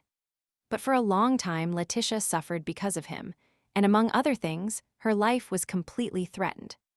And that's why he thinks that the feelings he has for her cannot be right. Meanwhile, evening came, the sun had already set behind the horizon, and the girls' room was filled with the sounds of the night park. Letitia wanted to have tea and cookies and work a little more, so she placed the documents in front of her on the table. She took one in her hands and began to study it carefully. Then she thought that first she needed to ask for her deputy to be delivered the letter. Then she also said that she still needed to check the budget plan, so she would ask for the documents to be brought here. At some point, Letitia realized that it was difficult for her to concentrate on work. Her thoughts were constantly distracted by recent events. Now she couldn't even imagine how long she would have to stay here, in the imperial palace. And thoughts have already jumped to the question of what is the reason why Duke Per started to act again. If he is targeting the brooch again, or if his goal now is the assassination of the emperor. She decided that even if she racked her brains now, she still wouldn't come up with anything. And since tomorrow she had to get up early, it was time to go to bed. With such thoughts, the girl stood up, but she felt that her legs were not obeying her. She tried to take at least one step, but nothing happened. Her head began to spin, and everything swam before her eyes. She tried to concentrate to hold on and not fall. Letitia thought that lately, apart from a little fatigue, she hadn't had any of that. She didn't want to believe that the illness could return. Looking around, she realized that she was getting worse, and that the room was already completely floating before her eyes. And then I heard a voice saying that it seemed the drug added to her tea had already begun to act. She turned towards this voice. Behind her was an unknown person. It seemed as if it was again one of the mercenaries, judging by the attire. It occurred to her that they had probably used the secret passage again. But she didn't understand how they would find out about them. The girl was annoyed because she couldn't see the mercenary's face, and he was waiting for the full effect of the poison to take hold so it would be easier to deal with him. She used her last strength to lean on the table so as not to fall, and frantically thought that she needed to gather strength. And shout. Simply call Hildegard, who is waiting outside the door for her call. Who would come running at any time of the day or night, but she couldn't. When the guard heard a suspicious noise in Letitia's chambers, he hurried to check if something had happened. And he ran in with a question on his lips. But then the bodyguard realized that he was late, that there was no one inside. Hildegard froze in surprise. She couldn't believe that for the first time in her life, she hadn't been able to cope with the task entrusted to her. The room was silent. Only a cup that fell on the floor reminded that someone had been here recently. Letitia gradually began to regain consciousness. She couldn't understand at all what had happened. She thought that most likely she had been sleeping. And now she had woken up. But when she opened her eyes, she remembered what was happening to her. The scene with the mercenary behind her began to filter into her memories quite vaguely. That she didn't feel well and her legs were failing her, and also that she suffered from an illness at first that hadn't bothered her for a long time. And for some reason this mercenary worried her. She didn't know exactly what alarmed her about him. But unconsciously, she felt some kind of trap. So little by little, she finally regained consciousness, but what she remembered made her head spin again. She decided that there was nothing to fear, but she needed to pull herself together and think differently about her situation. But so far she still didn't feel her body. Looking around, the girl realized that she was in an unfamiliar place to her. At least she didn't remember those rooms in the palace. The feeling in her body began to return to her, and then she realized with horror that she had arms and legs tightly tied. She thought that she ended up here because of the kidnapper. No one else could have done this except him. Reflections on who and why were interrupted by the newcomer. She looked up at him and was not surprised at all, and there were reasons for it. Because she guessed who might be behind her kidnapping and told Dukper about it. Who was in front of her? Ilya stood in front of her, self-satisfied, and although the last time he had failed, this time he expected a successful outcome. He greeted his captive and told her that he hadn't seen her for a long time, and that's why he was very happy to meet her. Our heroine asked him why he was doing this, and he replied that she herself should perfectly know the answer. She replied that she didn't know, but realized that the Duke was not hiding his face, unlike the hooded mercenaries who hid their appearance under hoods. And this fact made her think that Ilya's behavior meant only one thing: he was not going to let her leave there alive. She couldn't believe that he would take such a desperate step and do something as reckless as before. Letitia decided not to be afraid of her captor and told him that there was no need to expect everything to go well, because it was only a matter of time before they caught him. The Duke smiled and replied that, of course, His Majesty would scour the entire empire, and perhaps even beyond its borders, just to find her and save her. He took precautions, and therefore it will be very difficult for the Emperor to prove his guilt, since nothing connects him to the kidnapping. The girl listened to this speech and thought that there was a point, and hoped that the Duke did not know it yet. Today, Sir George warned them that his nephew was plotting something again, so Mikkel should visit the Duke. She thought she needed to buy time, but she heard that Ilya didn't care, even if it turned out that the kidnapping from his hands was a matter, and this annoyed her. He enjoyed every second of his triumph. He believed that he had won this game, and now he had nowhere to hurry, so he began his story. Ilja said that he doesn't even know how he lived these last 2 years, and that they have become a hell for him since that bastard ascended the throne. How he prostrated himself before the Emperor and gave him all the useful information so as not to take revenge. But all the Duke's actions were in vain. His Majesty disliked him from the very day of their first ball. Therefore, he looked for various means and reasons to put pressure on Pear's family. And he succeeded for a whole 2 years. The Duke continued by saying that the servants first began to flee from his property, and then from the whole family. Relations with the families with whom they did business began to deteriorate. And then even their closest friends stopped inviting them to parties. He couldn't sleep peacefully for a day because he didn't know when the Emperor would send assassins. He thought that if this continued, his whole family would be destroyed. He tried to talk to His Majesty, but he didn't listen. Letitia listened to Duke Purr and didn't understand what was happening to him, why he was telling her all this. Because she already knows all the consequences of his actions. But Ilya emerged triumphant. It seemed to him that he had come up with the perfect plan, so he told her that he had decided to confront the Emperor one last time. The girl was tied up, and the effect of the poison had not yet completely worn off, so she didn't feel well in her body. And due to these circumstances, she had no choice but to listen. The Duke theatrically spread his hands and told her that he was going to kill her, but at the same time he would hide her body so that Mikkel could never find it. She was horrified. She could only hope that they were in the Duke's house, otherwise her hope for the Emperor's appearance would evaporate like morning mist. The captor continued by saying that in this way, His Majesty would constantly suffer from despair due to the fact that he could not save her. And he could not lose hope that she was still alive. She thought that this was the revenge of a madman who had lived with this thought for a long time. So she asked him if he had gone completely mad. But still, our heroine was not going to give up without a fight, especially since her hands had already begun to obey her. And she tried to loosen the ties with the movements of her hands. However, the Duke even liked the wording about madness and added that he had someone who was even crazier than him.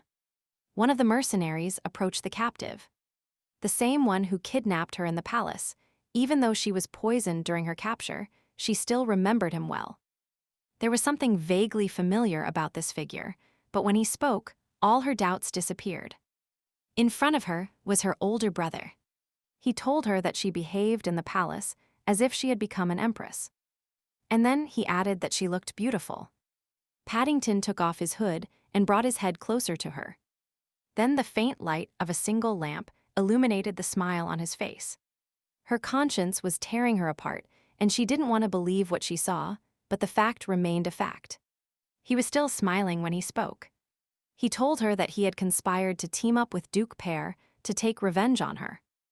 And it was very stupid of him to meet him in the palace like that. And it would be better for her to simply and quietly give him the money. Letitia also came up with a plan for revenge for her family, but it was still not so bloodthirsty. And it did not involve betrayal. Duke Pear interrupted the family conversation and told her that her brother's help had greatly facilitated his task of developing a plan. He accidentally learned about the secret passage of the Imperial family and came to visit her personally. And he was lucky because the passage led him directly to her room, and by chance, he also stumbled upon this place once. And then, he didn't even think it could be so useful. And she looked at them and thought that they had really gone mad. Paddington considered his mission in this matter to be over, so he approached the Duke and, clearing his throat, he addressed him. Now he was interested in the purely mercantile aspect of the matter, and asked when he could get his money back. But Ilya was no longer interested in this commoner, but still replied that, of course, he would take care of it now. And pointing to another mercenary, he said that if Paddington followed this guy, he might get his money back. Our heroine heard her brother's joyful exclamation that he would receive such a large sum right now, as expected from the Duke. When the door closed behind them, the girl thought that after all, her brother turned out to be a fool whom they were simply using blindly. She asked out loud that, as far as she understood, the Duke was planning to deal with her brother. The man looked at her and thought that she was not so foolish, because she added 2 and 2, so he replied that she and her brother, although related, were very different. Letitia summarized that the reason Ilya said it would be difficult to find evidence was because he was running everything from the shadows. Duke Pear told himself once again that she was quite smart for a commoner. But he said out loud that she was right and that he had clean hands. Then he continued that, when the plan to kidnap her was being prepared, he spoke with outsiders. He thought that if he was destined to live under threat, then he was obliged to take revenge in some way. But his stupid brother helped him survive. Miss Woods was still trying in some way to loosen the rope she had on her hands. But the knots were strong, but still she had to take some time, so she told him to stop immediately, so that he would abandon his crazy plan and think that precious time is running out. But there is still no help. Smiling with glee, the Duke said that apparently now she was finally scared. But still his goal would not change. He intended to see it through to the end. Then he approached her and knelt down so that their faces were almost at the same level. And he said that, in fact, if you think about it, everything went wrong when Letitia Woods appeared. Then he asked what she meant by it, and since the Duke had already stood up, the girl had to lift her head high to ask her question. And see his face. He was surprised by her lack of understanding, because everything was simple. It was she who endangered her dearest Miquel.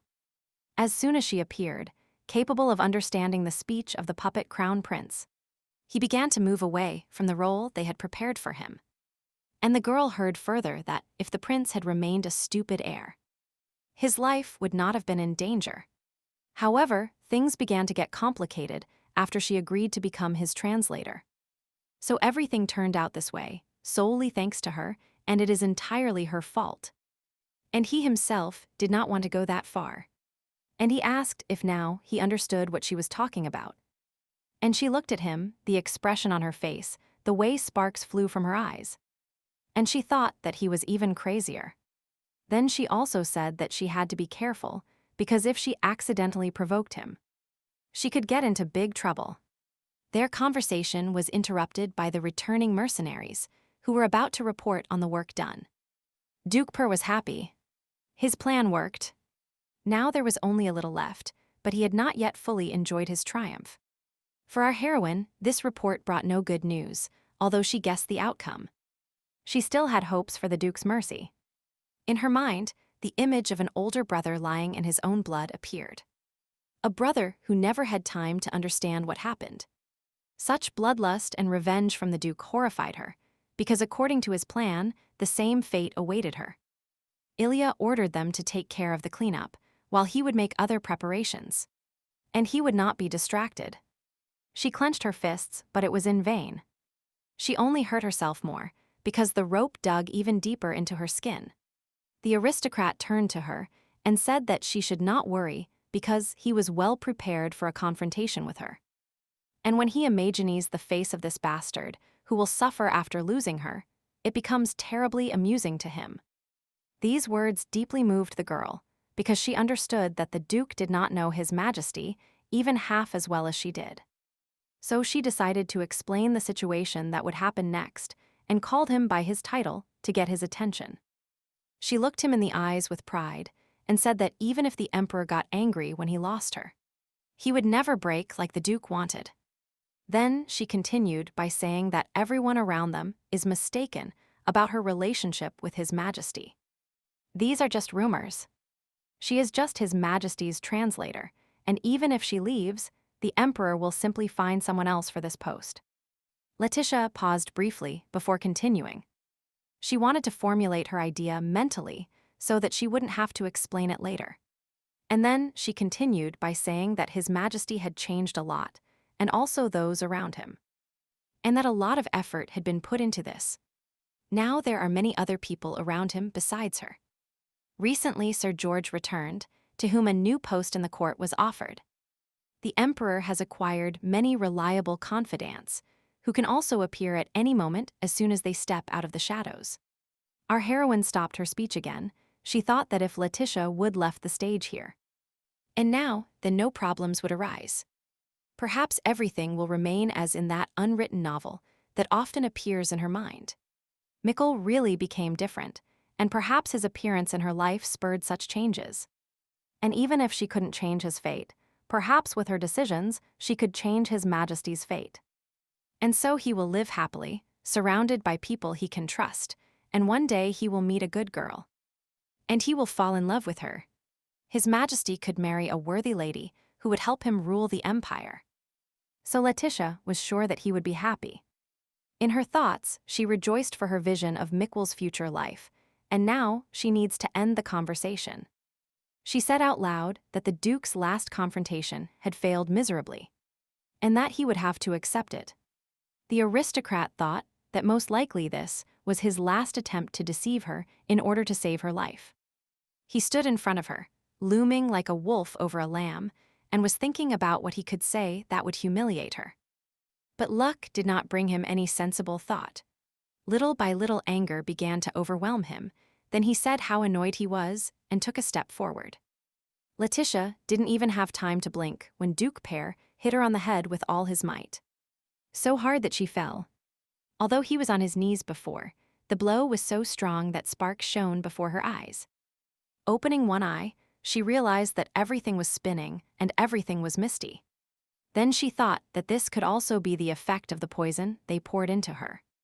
The man waved his beautifully crafted cane and said that she was a commoner, so she should know her place. The captive closed her eyes and prepared for the fact that if she didn't die now, she would end up seriously injured. The Duke was already raising his weapon over the girl's head when, out of the corner of her eye, she saw a blond man quickly approaching him. Surprised, he spun on his heels to defend himself against Mikkel, who drew his sword. Ilya could not understand how His Majesty could appear here. He took every precaution so that none of the uninitiated would know about his plan. Everything that followed lasted only a moment. The Emperor was a skilled swordsman, and he was unrivaled in speed. Therefore, he had already lowered his sword, and the Duke's cane flew several steps. And the pommel hit the stone floor hard. Ilya grabbed his hand, which was caught by His Majesty's sharp sword, and one of the mercenaries ran to his aid. Drawing his sword as he advanced, the mercenary shouted to his comrades not to stand stuck in place, but to also draw their swords and run to save the Duke. But no one listened to him, and his exclamation hung in the air, and the next few moments were a complete surprise for the assassin. His comrades fell next to him at the hands of the same mercenaries they arrived here with, and that turn completely disconcerted him. He looked again at the dead and decided that it was necessary to clarify the situation as soon as possible. because his employer needed his help, and he looked at the faces of those nearby. In front of him were two people in the same robes, but their identities were completely unfamiliar to him. So he asked since when they had been with them. But these were his last words. He would never know that these were Hildegard and Tio, close associates of His Majesty, since his lifeless body fell next to the other mercenaries. The Duke wanted to take advantage of the confusion of the others and try to escape, but he heard above his head that he had better not be any stupider. He looked up and saw his uncle Sir George, whom he did not appreciate, but who often used for his own purposes. His Majesty at that moment rushed to Letitia and carefully lifted her so that she wouldn't lie on the cold stone floor. He stroked her face, calming her down, and his heart was relieved because they arrived in time. A little more and everything could have been different. Mikkel pronounced her name in a low voice and said he was very sorry and that it was his fault, because all her suffering was solely due to his selfishness. Tears, like deep rivers, ran down her face, but he didn't notice them. Everything else lost meaning. He only cared that she was alive, because he could not imagine his existence without her. She looked at him and thought that this was only the second time he allowed himself to show her his tears. And she wanted to cheer him up and comfort him, but she had never been able to do it correctly. Letitia brought her hand to her face and wiped away his tears with her palm, and then whispered that it was not his fault, and that he no longer needed to worry. She added that he had always protected her since that first meeting, and before her eyes. Like in a kaleidoscope, images began to change. Here they are sitting under the canopy of ancient trees high in the mountains. The rain has recently stopped, but they are still wet to the bone. But here they are a year later, when she escaped from Sir George and hid in the palace park. After which she fell into the labyrinth only to fall directly towards Mikkel. Some time later, the two were together at their first ball in the Imperial Palace, when he took her hand in front of the assembled aristocrats to support her. And now there is another picture. He is carrying her in his arms when the illness first caught her. And then, already quite fresh in time, when they are in the office, he hugs her and asks her not to leave him after she asked him to let her go. Recalling every moment they spent together, she thought that she had always wondered what that feeling was like. And now she realized that she loved Mikkel. She still had a tear in the corner of her eye when she asked him to return to the Imperial Palace. His Majesty took Letitia Woods by the hand and agreed that it was time for them to return. She had nothing else to do here. Another day arrived at His Majesty's palace. All the servants were still discussing the kidnapping, and from time to time, this event was filled with fables. Our heroine woke up with the first rays of the sun, which jokingly sent its rays to amuse around the room. She opened her eyes and saw a ceiling that was different from her room, but upon closer inspection, she realized that she was in the Emperor's chambers. Her head was still ringing a little from the blow Ilya gave her to the floor, as well as from the poison, but she still felt rested. Turning her head, the girl saw Mikkel, who was sleeping sitting in a chair and resting his head on his hands, which were lying on the bed next to her. So he kept his sleep. She sat up quietly so as not to disturb him and thought that they had returned to the palace again. But the Emperor's sleep after everything that happened was very sensitive, so he still woke up. Mikkel sat up. It was clear from his face that this night was probably sleepless for him, although he tried to look cheerful and rested. When he asked her how she felt, the girl replied that thanks to His Majesty she was fine. She watched as a ray of sunshine ran around the comfortable bed, and her mood improved even more. So she told the young man that everything was very well for her, that she would not lie about such a thing. He wanted to tell her how worried he was about her, but he put his hand on her wrist and remained silent because he could not find words that would reflect his pain for her. Realizing that he looked stupid, he still said that he was very glad that everything was over and that she was safe and sound. Letitia looked at him and thought how long it took him to clarify his feelings for her. However, she could not suddenly confess her feelings to him, which she hid even from herself without allowing them to be revealed. Their relationship had been tense lately, so she did not want to remain silent any longer. But she still didn't know where to start. But she needed to talk to him, so first she said Your Majesty, which got his attention. And she waited for the continuation. Then she said that if His Majesty had not returned to the palace 2 years ago, she would have stayed nearby. He listened to her attentively, not understanding what she meant, and the girl continued by saying that she even asked to be let go. The young man agreed with her statement. Then Letitia continued by saying that in the last 2 years, the situation in the palace had stabilized. Then she learned that His Majesty no longer needed her as an interpreter, so she thought it would be fine if she left the palace. However, after she moved a little away from him, her heart began to yearn for some reason. And this worried her. No matter how much she thought about it, she could not understand why it was so difficult for her to leave him. She did not know what that feeling was. Our hero looked at her and listened carefully to each of her words, and she continued with what now, apparently, she understands. But he wants to get to know His Majesty better, but for this, they need to explain themselves and reveal the secrets that oppress them. She asked him to tell her the truth about why he returned to the palace 2 years ago when they were going to the Whitner Kingdom. Until that moment, she planned to leave this place, so she had no intention of asking further questions. But now everything has changed, and she does not want any misunderstanding between them. Mikwool understood that perhaps this was the last chance for them to speak frankly. He had been postponing this moment for a long time, and even his close associates suffered because of this. He told her that she was right to tell him the whole truth, that he still could not hide forever. The story itself did not take long, because she omitted some details, but they were not that important for the story in general. It took her some time to gather all the information in her head, but she didn't feel comfortable with the way it came out.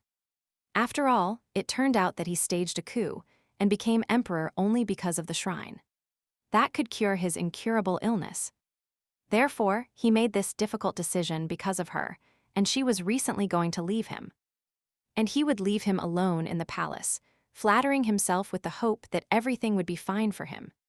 Seeing her depressed state, Mikwool began to calm her. He told her it wasn't her fault, that he made his decision. She jumped up because she could no longer stay still. Her heart was beating fast, and her soul was out of place, and she asked why he kept hiding it from her. Letitia thought she wouldn't blame him, no matter what story she heard, but it turned out that Mikwool became a tyrant because of her. Our heroine wanted to escape from the imperial family just like her, but she didn't know anything, and continued living with a joyful heart. She apologized because she felt very sorry, and now she was even ashamed to look him in the eyes. And he reached out his hand to her. Gently caressing her cheek, he told her quietly that she really didn't need to worry because it wasn't her fault. Mikwool wanted to take away all her pain and, in return, give her soul a little peace. So he added that he was willing to do anything for her. He continued by saying that just as she did everything in her power for him, he simply did what he could. He apologized for always acting out of his own selfishness and greed, and was ashamed of his actions. He wanted her to be happy doing what she wanted, but he also wanted her to stay close to him. He also said that he kept lying absurdly, and like a child, was happy that she was staying again, although he knew she wanted to leave. The girl looked at her emperor and wanted to listen to him forever. That's why these words penetrated her heart. The young man continued that before. He thought that since she was the first one who understood him, that's why he didn't want to let her go. But now everything is a little different. Our hero in love finally told all his secrets, so there was no point in leaving the last one. And he said he loves her. And also that he loves her so much that he doesn't want to leave the ear and can do anything for it. Saying that his selfishness was to blame for everything, he wanted to take his hand away from her face. But she stopped his movement and said no. Letitia took the only step that separated them so quickly that her bare feet almost slipped on the perfectly clean floor. And her burning hair flew through the air along with her whole body as she rushed to hug him. She kissed him. It was their first kiss, somewhat awkward. For him it turned out to be a complete surprise, so in the first second the young man simply froze. But he still answered back. His heart beat like crazy and his hands were trembling, but it was still a wonderful moment that he didn't want to stop. The girl felt his trembling, so she pulled away and, looking at him cheerfully, told him that she loved him too. After these words, Mikkel was moved and excited, but still tenderly hugged his beloved. And said her name, which always meant a lot to him. The young man in love was ready to utter his name at least 1,000,000 times. If only these moments never ended, the girl pressed against him, and their hearts beat in unison. The young people continued embracing, and he asked her if she wasn't joking and if she really loved him. She pulled away a little, looked him in the eyes, and tenderly replied that she truly loved Her Majesty. Our hero looked at his beloved with eyes slightly moist with happiness and asked her to call him by his name Mikkel, and not by His Majesty. Letitia didn't quite understand his request, so he explained that he wanted to hear her call him by his name, and that she could fulfill such a request. She was a little amused by this request, and the girl said that now she has a lot of greed, and that she wants more and more honesty. When he said that he no longer wanted to hide anything from her, she replied that they should have talked a long time ago, and that in vain they waited so long. Then they added that they were so stupid, and the young man replied that now they can do a lot. Together they can do a lot. The girl once again approached him to hug him, but first confirmed his statement. The pain in her heart subsided, and she didn't know what would happen to this world they had just changed from the unwritten novel. But she was sure that everything would be fine as long as they were together. A couple of months later, Miss Woods, accompanied by her bodyguard, inspected the work of a mobile classroom. And she saw only joy in both teachers and students. Hildegard reminded Letitia again that it was still dangerous for her to move around the city alone. The girl didn't immediately understand what the guard was telling her. She looked at the happy children, and her thoughts were only focused on this. She apologized to Hildegard, and then added that she wanted to look around a little more before returning to the Imperial Palace. Miss Woods thought that now the mobile classroom was functioning stably, and that she no longer had to come to check its operation. Then her thought jumped to the work of her deputy, who is doing an excellent job. And it would be good if that work was rewarded with a bonus. More than 2 months have passed since her kidnapping, and after returning to the Imperial Palace, she did not regain consciousness immediately. And only after sleeping for several days could Mikkel tell her how his kidnapping ended. When the Emperor's entourage came to help, Paddington had already been killed by Duke Per's mercenaries. Letitia thought about how naive her brother was if he expected to remain safe, and except for conspiring with the Duke and even earning some money. The Emperor's associates, when they went to check on their parents, found that they had left in an unknown direction. Apparently, they were afraid of the consequences of the crime committed by their brother. And now, the girl decided not to worry about her relatives anymore. The main culprit of her kidnapping is Duke Per. He was locked in an underground dungeon, and there awaited his sentence. When everything he had done was revealed, people from all over the Brant Empire unanimously condemned him. So he awaited his final moment, and in the end, publicly accepted the end of his life in front of everyone. Our heroine and Hildegard were already walking towards the palace when she heard a familiar voice calling her. She was happy to see such a meeting and greeted Sir George, who was also in the city. When the Duke was executed, many speculated whether his entire family would be executed. But everything ended with the title passing to the knight. Sir George told the girl that no matter how much he listened to this address, he still couldn't get used to it. To his question of whether she would return to the palace, Miss Woods replied that she had been away for quite some time. So she really had to leave. The Emperor's close associate thanked Letitia for the work done, and explained that, as Duke, he himself needed to carry out the mobile classes. Then she replied that there was no need to thank him, because the knight had many other concerns. And she liked doing this job, so he shouldn't worry about it. Sir George said that this reminded him of the old days, because before she couldn't be away from the palace walls for long. Our heroine agreed and confirmed that she definitely needed to be close to His Majesty. They continued walking through the city when the knight added that he was glad that she now had the opportunity to live her life. Immediately after her kidnapping, Mikkel revealed the truth to the entire Brant Empire that he could speak normally. And this announcement surprised everyone.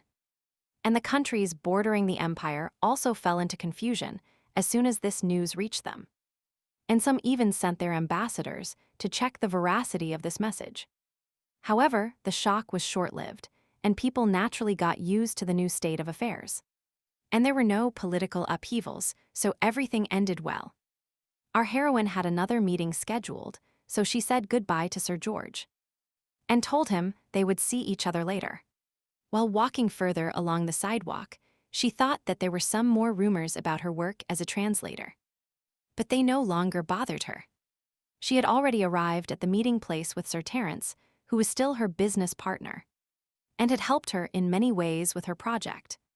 The young aristocrat literally appeared a minute later, and although they had already seen each other today, they still greeted each other joyfully.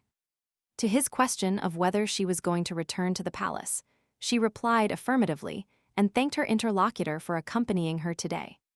He replied that there was no need to thank him because he already had to do this as her business partner. And he added that he would stay here a little longer and return to his estate. Letitia returned his smile and said that in that case, the next time they met would probably be in the office. Sir Terence was always interested in getting to know a girl, although he knew that now he had no hope of a romantic relationship with her. Mikkel was waiting for her in the palace, and the first thing he asked was what she was going to see mobile classes with Sir Terence.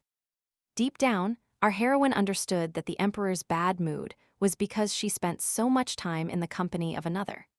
He didn't even look at her, and then she asked him why he was offended now, and why he was in such a mood, but he denied it. The girl thought that he didn't understand how he had previously hidden that he was so jealous of her. But she said out loud that they hadn't seen each other for 2 days, and he didn't even look at her. Mikkel couldn't be offended by his beloved for long, especially since she was already close now, and even teased him. So he reached out his hand to hug her quickly, and in a second the lovers were absorbed in the feeling of closeness and joy of the long-awaited meeting. The young couple said that they missed each other a lot during the short time they had to spend apart. They promised to be honest, and so they talked a lot in the past few days, from all sorts of small things to serious topics. The lovers spent a lot of time together, sharing their true feelings. And they were only annoyed by not having done it sooner. Less than a couple of months had passed since they opened up to each other. But now they couldn't imagine a day without having a sincere conversation. Now they were about to have tea with sweets, and Mikkel reminded them that they were waiting for a very important guest, who should appear at any moment. And the guest was already rushing through the long corridors of the Imperial Palace, and the hem of her dress rustled in time with her steps. Letitia remembered that her beloved told her that she definitely needed to see this man. The door had already begun to open, and our heroine was still wondering who it could be. He told her so vaguely. The Emperor was glad to see her arrival, especially because he had entrusted her with a very important task. And the result was important to him. Miss Woods really did not expect to see her old friend, but this did not take away the joy of the meeting. Seeing her was the daughter of the Marquis Graham, Diana, whom the girl had not seen since the tragic events that occurred 2 years ago. Our heroine got up to greet the guest and said that they kept in constant contact, but that they hadn't seen each other in person for quite some time. In response, I heard that the young aristocrat had come to the capital for a short time on business, and of course, to see our heroine. After adding that she had an audience with His Majesty, Mikkel thanked the guest for taking the time to come. Diana replied that she could not refuse when the Emperor called her, but still refused to sit down because she had little time.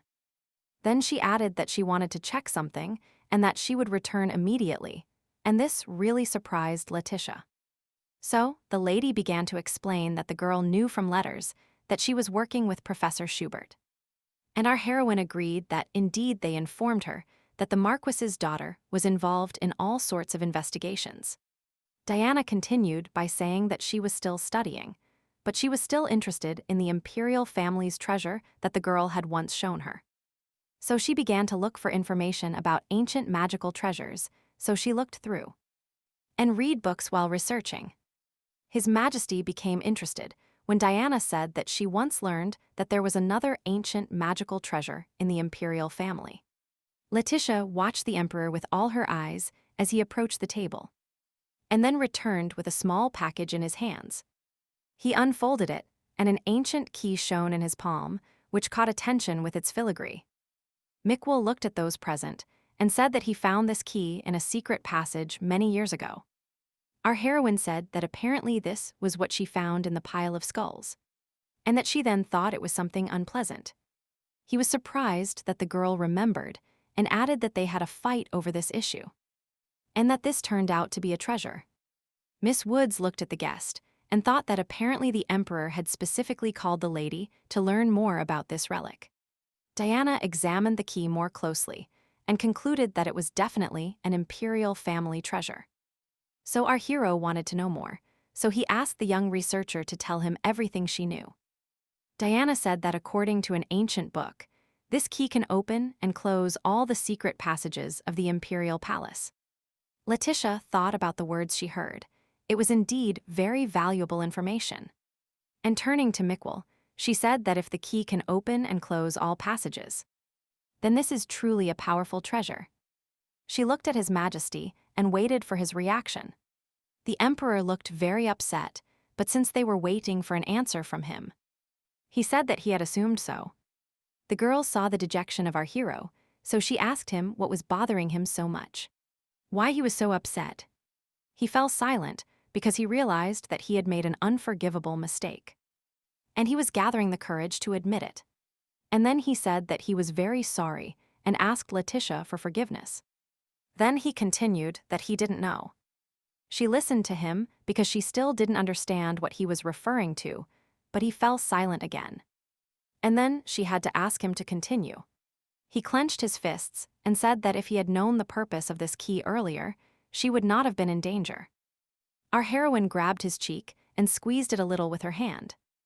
Then she began her angry tirade, and she said that they had an agreement that Mikwell would not blame himself for anything, and that he would blame himself again. He pressed his palm against her cheek, because it still burned from the manipulations Letitia had made. And the girl continued by saying that it was not his fault and enough, and Diana watched this little fight between lovers with a smile. The Marquis's daughter thought to herself that now everything would be fine between these two, and that it was time to prepare for the return trip.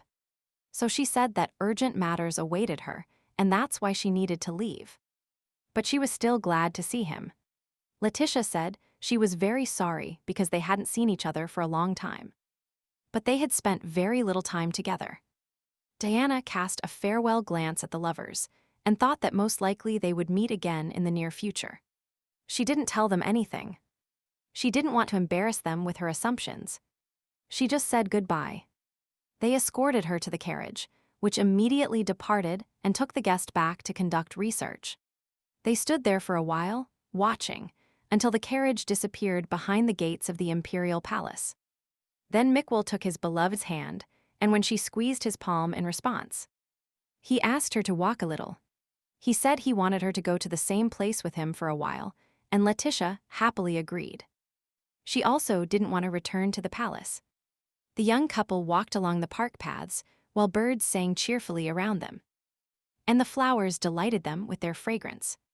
When they arrived, Letitia's heart skipped a beat because they stopped in the same clearing where they had met many years ago. She ran across the green grass and said that this place seemed very well kept. And she thought about how much time had passed since they had been here. Our hero replied that there was nothing to be surprised about because this was their memorable place. And he asked the gardener not to forget this corner. Mikwell shared his thought with her, and it was that he would be a little sad that all the secret passages were closed, since they often wandered through them when they were younger. She agreed because he, in fact, often led her around the palace, when he was still the crown prince. And taking her hand, he added that now they could confidently go anywhere, hand in hand. And he looked at her and smiled mysteriously. Then the young man became a little sad. He felt a little sorry that the time had come to say goodbye to his past. But they have a future. The girl looked at her companion and was worried about the change in his mood. She thought that today he was somehow strange. And she told him that if he was hiding something from her again, then it was wrong, because they agreed on the opposite. Mikkel said her name, and then added that he always thought he wanted her to be happy all her life. And that the fact that he can now spend his time with her this way still feels like a wonderful dream. Letitia listened to her beloved and tried to predict what he wanted to tell her, but so far she couldn't grasp his thought. He continued by saying that since the day he met her in the forest, he hadn't forgotten her for a moment. And he knelt in front of her, because it was stupid to delay any longer, and that it was time to propose to her. The girl looked at him, and her heart began to beat so loudly that she could hear her own pulse. The lover continued that he remembers all those moments when it was difficult for her because of his selfishness. And handing her the engagement ring, he continued by saying that he was asking her to spend the rest of her life with him. And also that he not only wants her to be happy, but that he himself becomes happiness for her. She also heard that he wanted them to be happy together when she extended her hand towards the box with the engagement ring. But after these words, she changed her mind and simply rushed to hug him in surprise. He almost dropped the cherished box. Letitia hugged her fiancé tightly and told him that she agreed and asked him to stay with her forever. The wedding day arrived. The palace and the adjacent park were decorated according to the celebration. And the guests who arrived were dizzy from its magnificence. Aristocrats from all over the empire came to this solemn event, but of course, the closest ones appeared first. And Sir Terence and his deputy, as business friends, as well as Lady Diana and Sir George. He is the Emperor's right-hand man. And also those close to His Majesty, who were glad that their troubles were finally over. And they could step out of the shadows. Letitia walked past the guests in a beautiful wedding dress, on the arm of her fiancé, who was glowing with happiness, and she thought that a lot had happened and that much more would happen in the future. Our heroes have traveled a long and difficult path to their happiness. They overcame not only the obstacles destiny had prepared for them, but also their inner fears. And now they will be fine, because they know each other's feelings better than anyone. And they will continue to work hard, looking towards a common future, towards a happy ending.